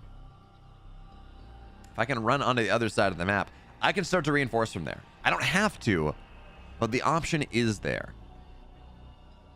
So for now, it's just a couple Argents. They're going to go in with 5 Argents. 6 Argents. Yeah, 7 Argents. They should be able to go and take this down very quickly.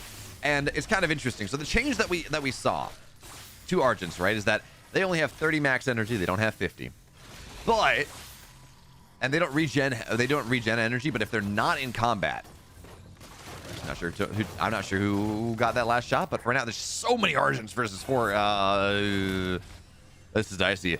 But I was going to say is if they're not in combat, they regenerate energy at 2 energy per second. So they're kind of this will they, won't they type of setup where they go, and we're going to see this again. Energy is going to pop back up very, very quickly here, and they're going to be able to fight soon. But for now, Nina, Arc Ship on the map. She's got a power bank as well. Healing.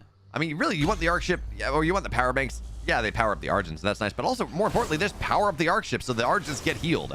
And they're just going to keep bursting this stuff down. Keep bursting these Gaunts down. Not even really bothering to kill the Gaunt, or kill the Brute, because who cares? It should never really touch anyways.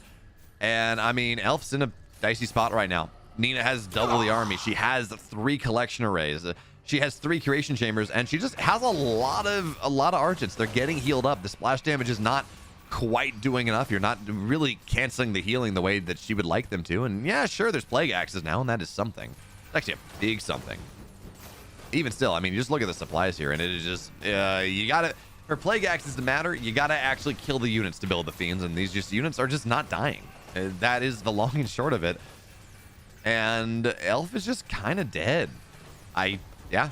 I mean, Trust to Manifest, there's something there. Actually, well, tier 2 is done, so you're going to have to go and get some power back. These Archers can just burst this down, though, right? Bonus damage to heavy, plus 12 damage to heavy. Oh, excuse me, plus 4, 12 total damage to heavy.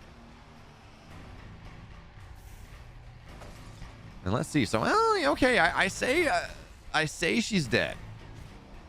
I'm saying Elf feels kind of dead in this game, but she does have a Weaver out. The Shroudstone manifestation is going to be done for... Okay, now it's gone. So there we go. We're going to see this all fall down. No more superpower. No more Shroud extra on the map. We're going to see the Weaver fall down. Big Nightfall. Oh, Nina didn't see that. And remember, she's only on tier 1. She's just building Argents here. This is something where you go and you can overextend yourself. You can get out-teched. So this Shroudstone is still here. And again, you can target it down. This is you're looking at, what is the 400 HP?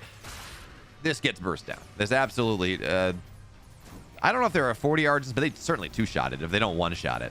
And certainly with their empowered shots, I think they're going to get pretty close. So this natural is about halfway dead. And now, well, Shroudstone's way exposed, so boom, dead. Immediately gets one tap down with enough of the empowered shots. And at this point, yeah, Elf is dead. Absolutely. She's in the ground. Nina takes a 2-0 lead off 2 very aggressive plays. And yeah, Shroudstone just outside the range to hit the power bank. I'm going to be right back as we get into game number 3. Hey, dog, you need to go outside? Yeah, there's a dog at my feet, and I think he needs to go outside, so I'll be right back.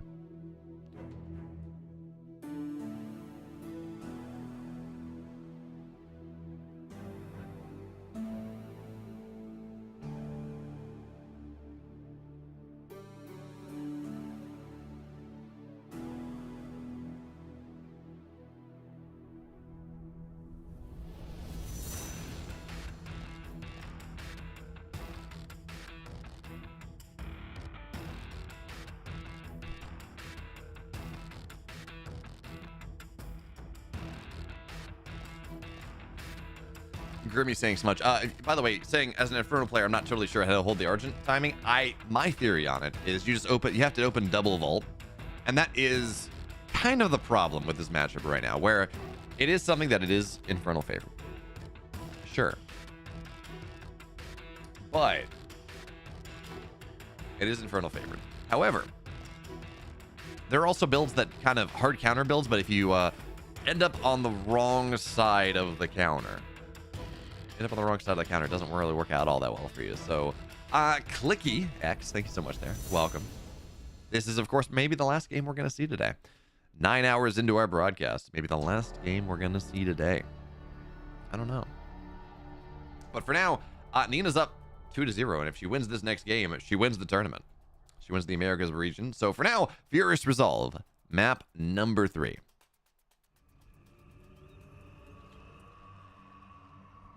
I am very curious how this thing goes. That build, what looked very good against a Conclave opening. I think it kind of falls apart against a bunch of Fiends. Against a double vault opening, it does.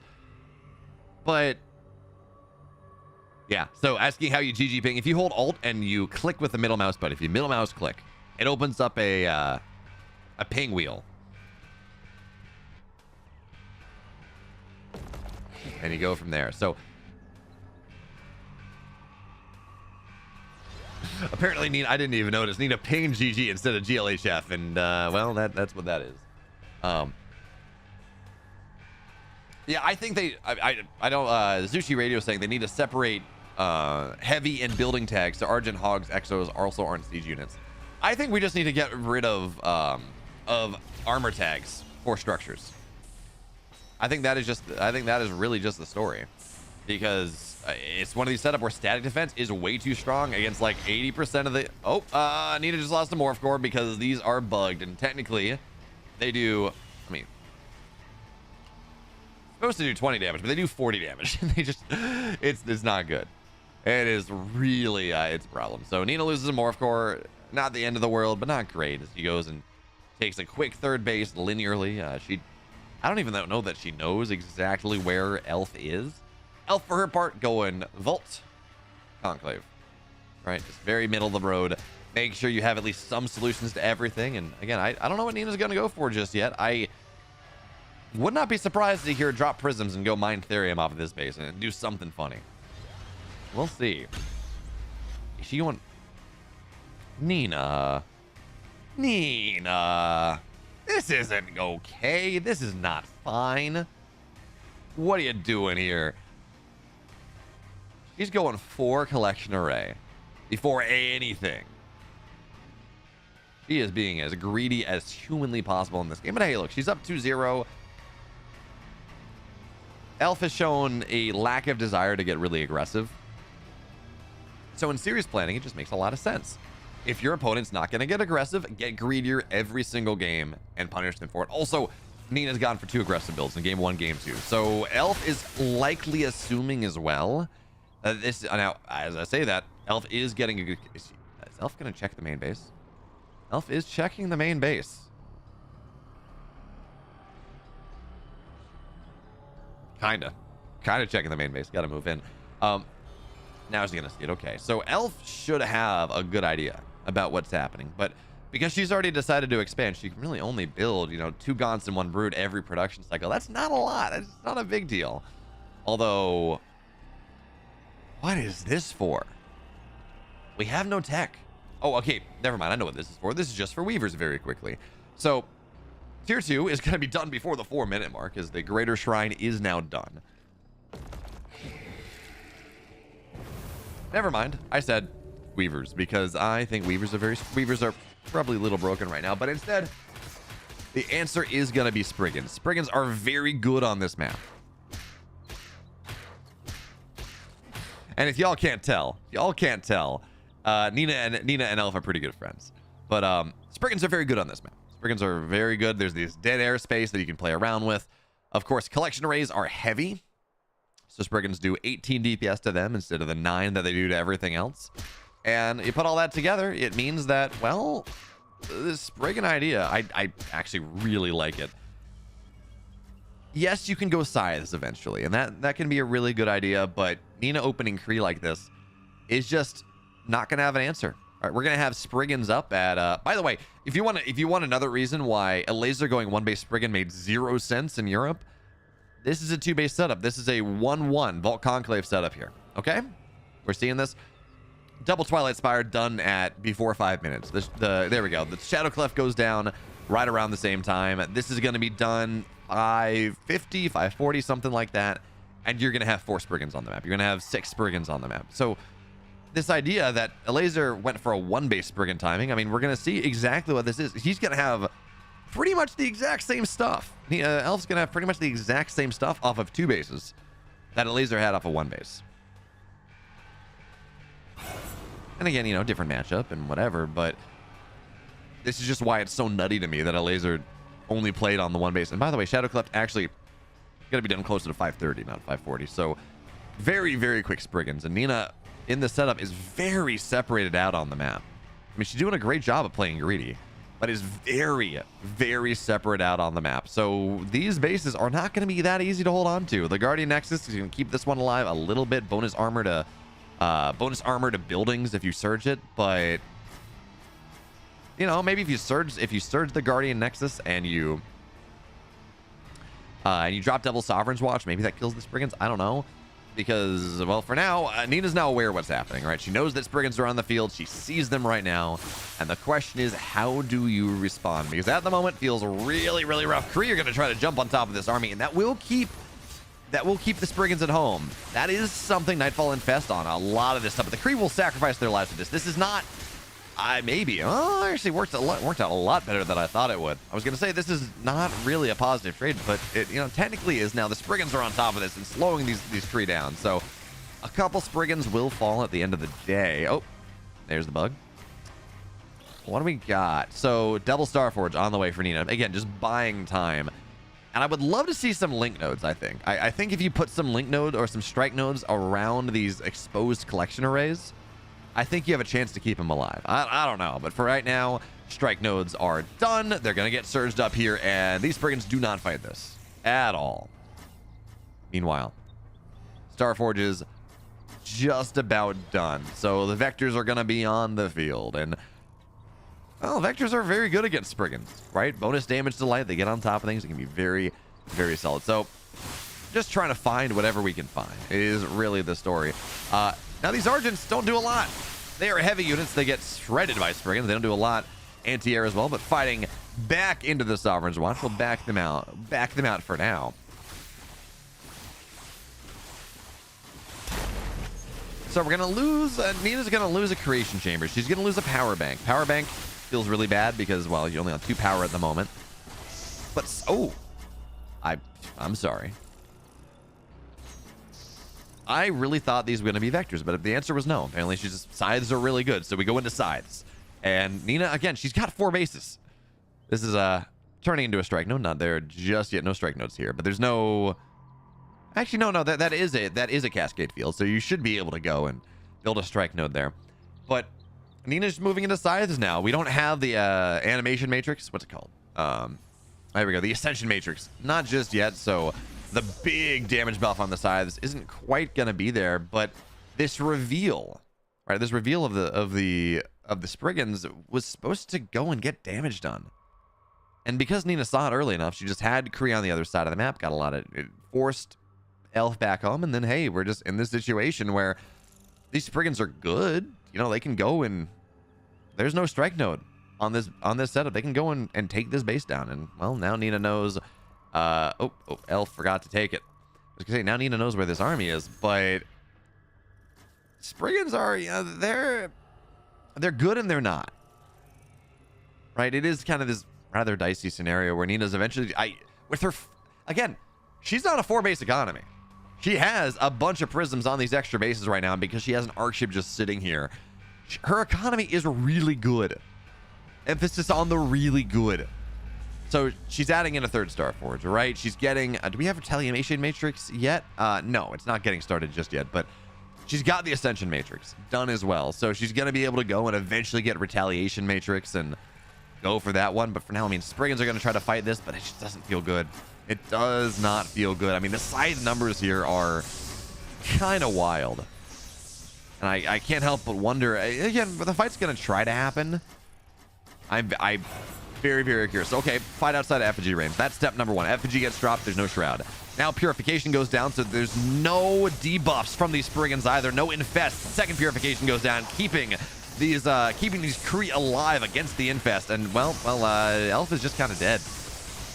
Even without Retaliation Matrix, even without that, these scythes are not going to die for a dog's age. And there is enough on the ground, the Argents and the Kree and everything else, that, well, everything is falling down. Yeah, Shadow Flyers are going to try to make the contact that they can find. And actually, you know, Fiends are, well, I said Elf was kind of dead. The Fiends are going to win this fight. So we will have to back out just a little bit. The Retaliation Matrix is now done, which means you take 10 instances of damage with your shields up, you do plus 20 damage. Which, if you all are paying attention, 32 damage a shot. 26 damage a shot versus ground, a little bit more if they're heavy. It's a lot of damage. It's a lot of freaking damage. That is a problem. And because, again, Nina, I keep going back to this, she got away with 4 bases for free. There was no pressure.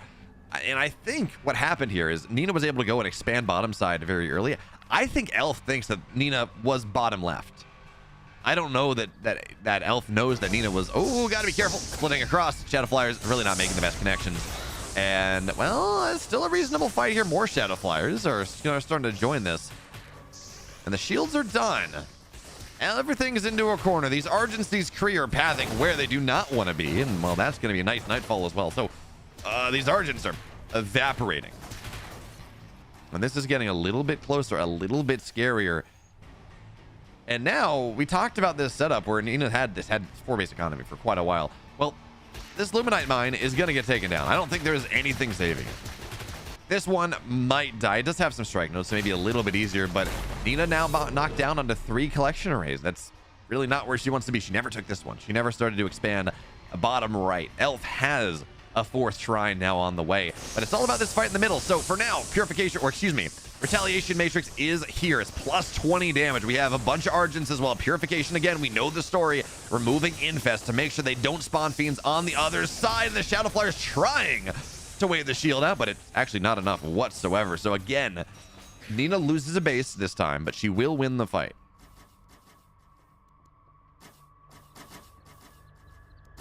And these purifies are so clutch. These purifications are actually so clutch, keeping things alive. And now, well, okay, so Nina, where do we go, right?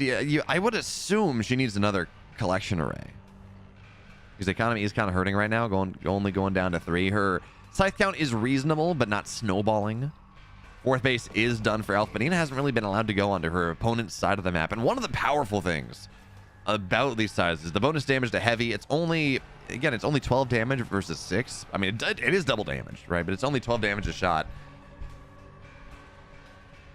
But it snipes, it annihilates shrines. That kind of is the story we're looking at. So Nina not being allowed to go onto her opponent's side of the map for a while means that, well, these sides are not really getting what they want. So Nina pre-splits on the Shadow Flyers.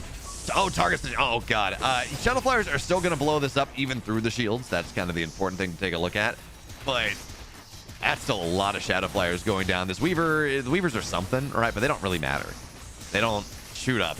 They're trying to deal with this stuff on the ground, but Weavers are light units, and guess what? Creed need bonus damage versus light, so Weavers are dead.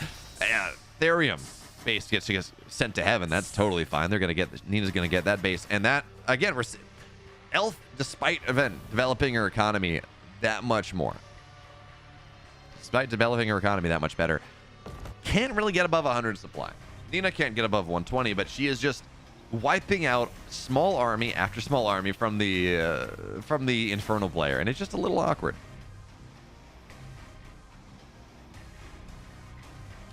So Nina, collection array bottom middle, I guess, taking a put a prism north side, will eventually go and get another base set up there and move a morph core. Actually, I think she just puts an arc ship and drops a collection array straight away, gets the Cascade Field over. Are we on tier 3? We're not. Nina, I guess, doesn't quite have the money for it right now. I feel like, I don't know. I see some players mess around with this. Not everyone, of course, but I feel like the Fate's End, Fate's End, that's what it's called. The 1500 damage nuke over 10 seconds against structures on this map in particular is really good. You just put the Arc Fortress right here and nuke a shrine down. You put the Arc Fortress, this one's a little more exposed, but you can go and take down a lot of the bases that Nina has that Elf has access to. But Nina, again, playing a little slower right now, maxing out, getting more okay, so now we're getting, I was going to say more Legion Hulls, but getting Legion Hulls on the field, which means, of course, that we're going to have Animancers. Animancers, if they're out, I'm assuming, and I don't know this for certain, but I don't see anything researching on the Matrix, they're going to have Dark Prophecy. And this fight that has been so difficult, by the way, Elder Shrine is done. Elf may have a dragon. I don't know if she had the Animus for it. So I am trying to scan the map. I don't see a dragon. I think she's been spending Animus on getting these effigies down and making sure that she has the army that she needs on Hellspawn Resurgence, things like that. So that's a lot of Shadow Flyers. That's a lot of Shadow Flyers. That's a lot of Shadow Flyers. And, you know, Nina splits against this very, very well. So anti-armor is certainly a thing. Minus like 250 armor. But now we're going to see everything go down. Now Shroudfall is here. Certainly V5 getting some beautiful shots with the Dark Prophecies as well. And, you know, we talked about these fights going kind of one way, you know, wishy-washy, kind of good for Nina, but, you know, Elf's still killing stuff. This time, that is not true whatsoever. Nina dominates this fight, and that was with Shroudfall. That was with everyone having guaranteed 7% white health regen per second. And Anna again, or excuse me, Elf again, doesn't have, I don't know if there's a dragon in, yeah, there's not a dragon in this army. So spending all the Animus on things that are not the dragon is a problem. Nice angle from the Shadow Flyers, though. Gets down a lot of these sides. Dark Prophecies are doing what they can, and they're zoning out a lot of this. This one Animancer on the left side does a lot. It does so very much. But we're in this kind of game state where Shadow Flyers continue to try to join the fray, but there cannot be enough of them. They're so Therium expensive, and realistically, Elf, more so than the Therium, it doesn't have the charges. He's having to spend Animus to go use those Hellspawn Resurgences and get more Shadow Flyers on the field, because I don't think she has enough Twilight Spires, and that is just not the case. How many? This fight, of course, is, yeah, so she's on 4 Spires. And the first end of this fight is going to go Nina's way. I love, by the way, she just runs back, takes the health camp, takes it for free, because that's what Celestial players do. And now she's fighting in this health camp, and not only does she have Animancers for a little bit of trickle heal, as, oh god, these zips are exploding, for a little bit of trickle heal, but also she's got the health camp. And you put all that together, and it's going to be very, very, very nice. Now, again, these Dark Prophecies are really good. Got to be careful. Don't want to dive into them. Don't want to friendly fire yourself down, but this shrine will fall. And Alpha's been doing a really nice job, by the way, of cutting off the reinforcements, these Argents, just a little bit. By the way, don't have long shots, so that is suboptimal. But for now, we're going to see, again, some of these Shadow Flyers go down. And, I mean, Elf's economy is really... It's hitting the stride. She has every base on her side of the map for the most part, so she's able to go and keep reinforcing with this, with the Shadow Flyers on top of everything. But again, there's this Animancer. And by the way, Animancer's not even dropping Dark Prophecy because the numbers aren't high enough. Instead, they're just... Well, now there's the Dark Prophecy going down, but they're just going and healing up everything, using that ability, whatever it's called. I can't remember. Using the beam. It steals energy, it heals everything up just a little bit, and it's adding that much more sustain, that much more survivability to this army. And now, all this Animus that has been spent on map control, I mean, it's just not there anymore. I feel like Elf has like one more fight in her. By the way, as we take a look at the setup, I am so surprised that this main base is not mined out. Main base of Elf certainly is. Natural of Elf is certainly mined out. Third base, still kind of fine. But Nina, because of how she's been mining this up, again, not a lot of prisms on this initial base until right now. In fact, her main base, her initial base, is not mined out, but her third base is.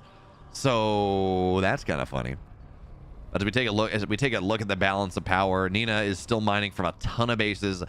Elf is down 2, and she will never have more than she has right now. I mean, I guess she isn't really mining from this one just yet, but...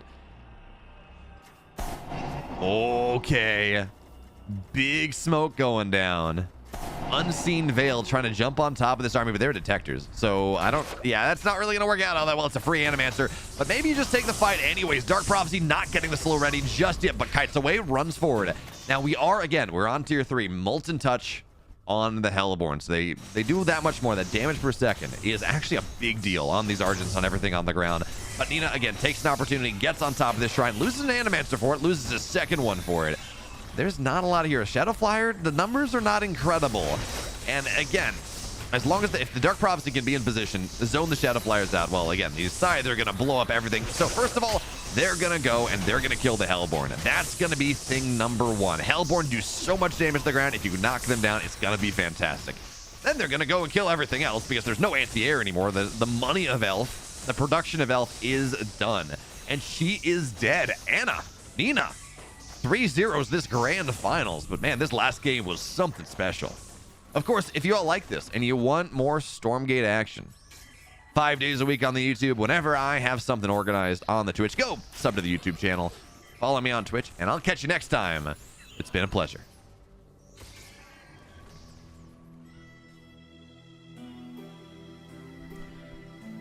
All right, friends, that is it. Elf.mp4. That is it. It's been a long day. We've been live for 10 hours, I want to say, something like that. 9 hours and 36 minutes. So first of all, I would like to say thank those of you that there've been a couple of you that have been hanging around pretty much the entire day. Thank you so much for doing that, for hanging around the entire day, for joining me on this adventure as we crowned Elazer and Nina the champions of Americas and Europe, respectively. And a lot of good games. Really, really cool games. I'm excited. I'd go back and let's see if there was a Theory Elf Game 5 was something special. We saw Mixu Elazer had a really cool game. We had a bunch of really cool games. My brain is tired. I'm like, the really good stuff is like leaving my head at the moment. But friends, thank you so much for joining me. Again, if you like what I do, drop a follow, drop a sub, go sub to the YouTube channel because these games will be going up there. And I will catch y'all next time.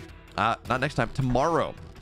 10 a.m. Eastern, 9 a.m. Central. We're going to have Stormgate Sundays, 3 best of 7s. It's going to start with Percival versus Nina, and then we're going to move in to who? Is it Elf? Man, I'm so discombobulated.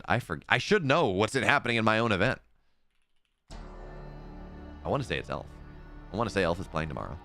No, Elazer versus Denver. Then we're going to move into... That's going to be a sick IVV.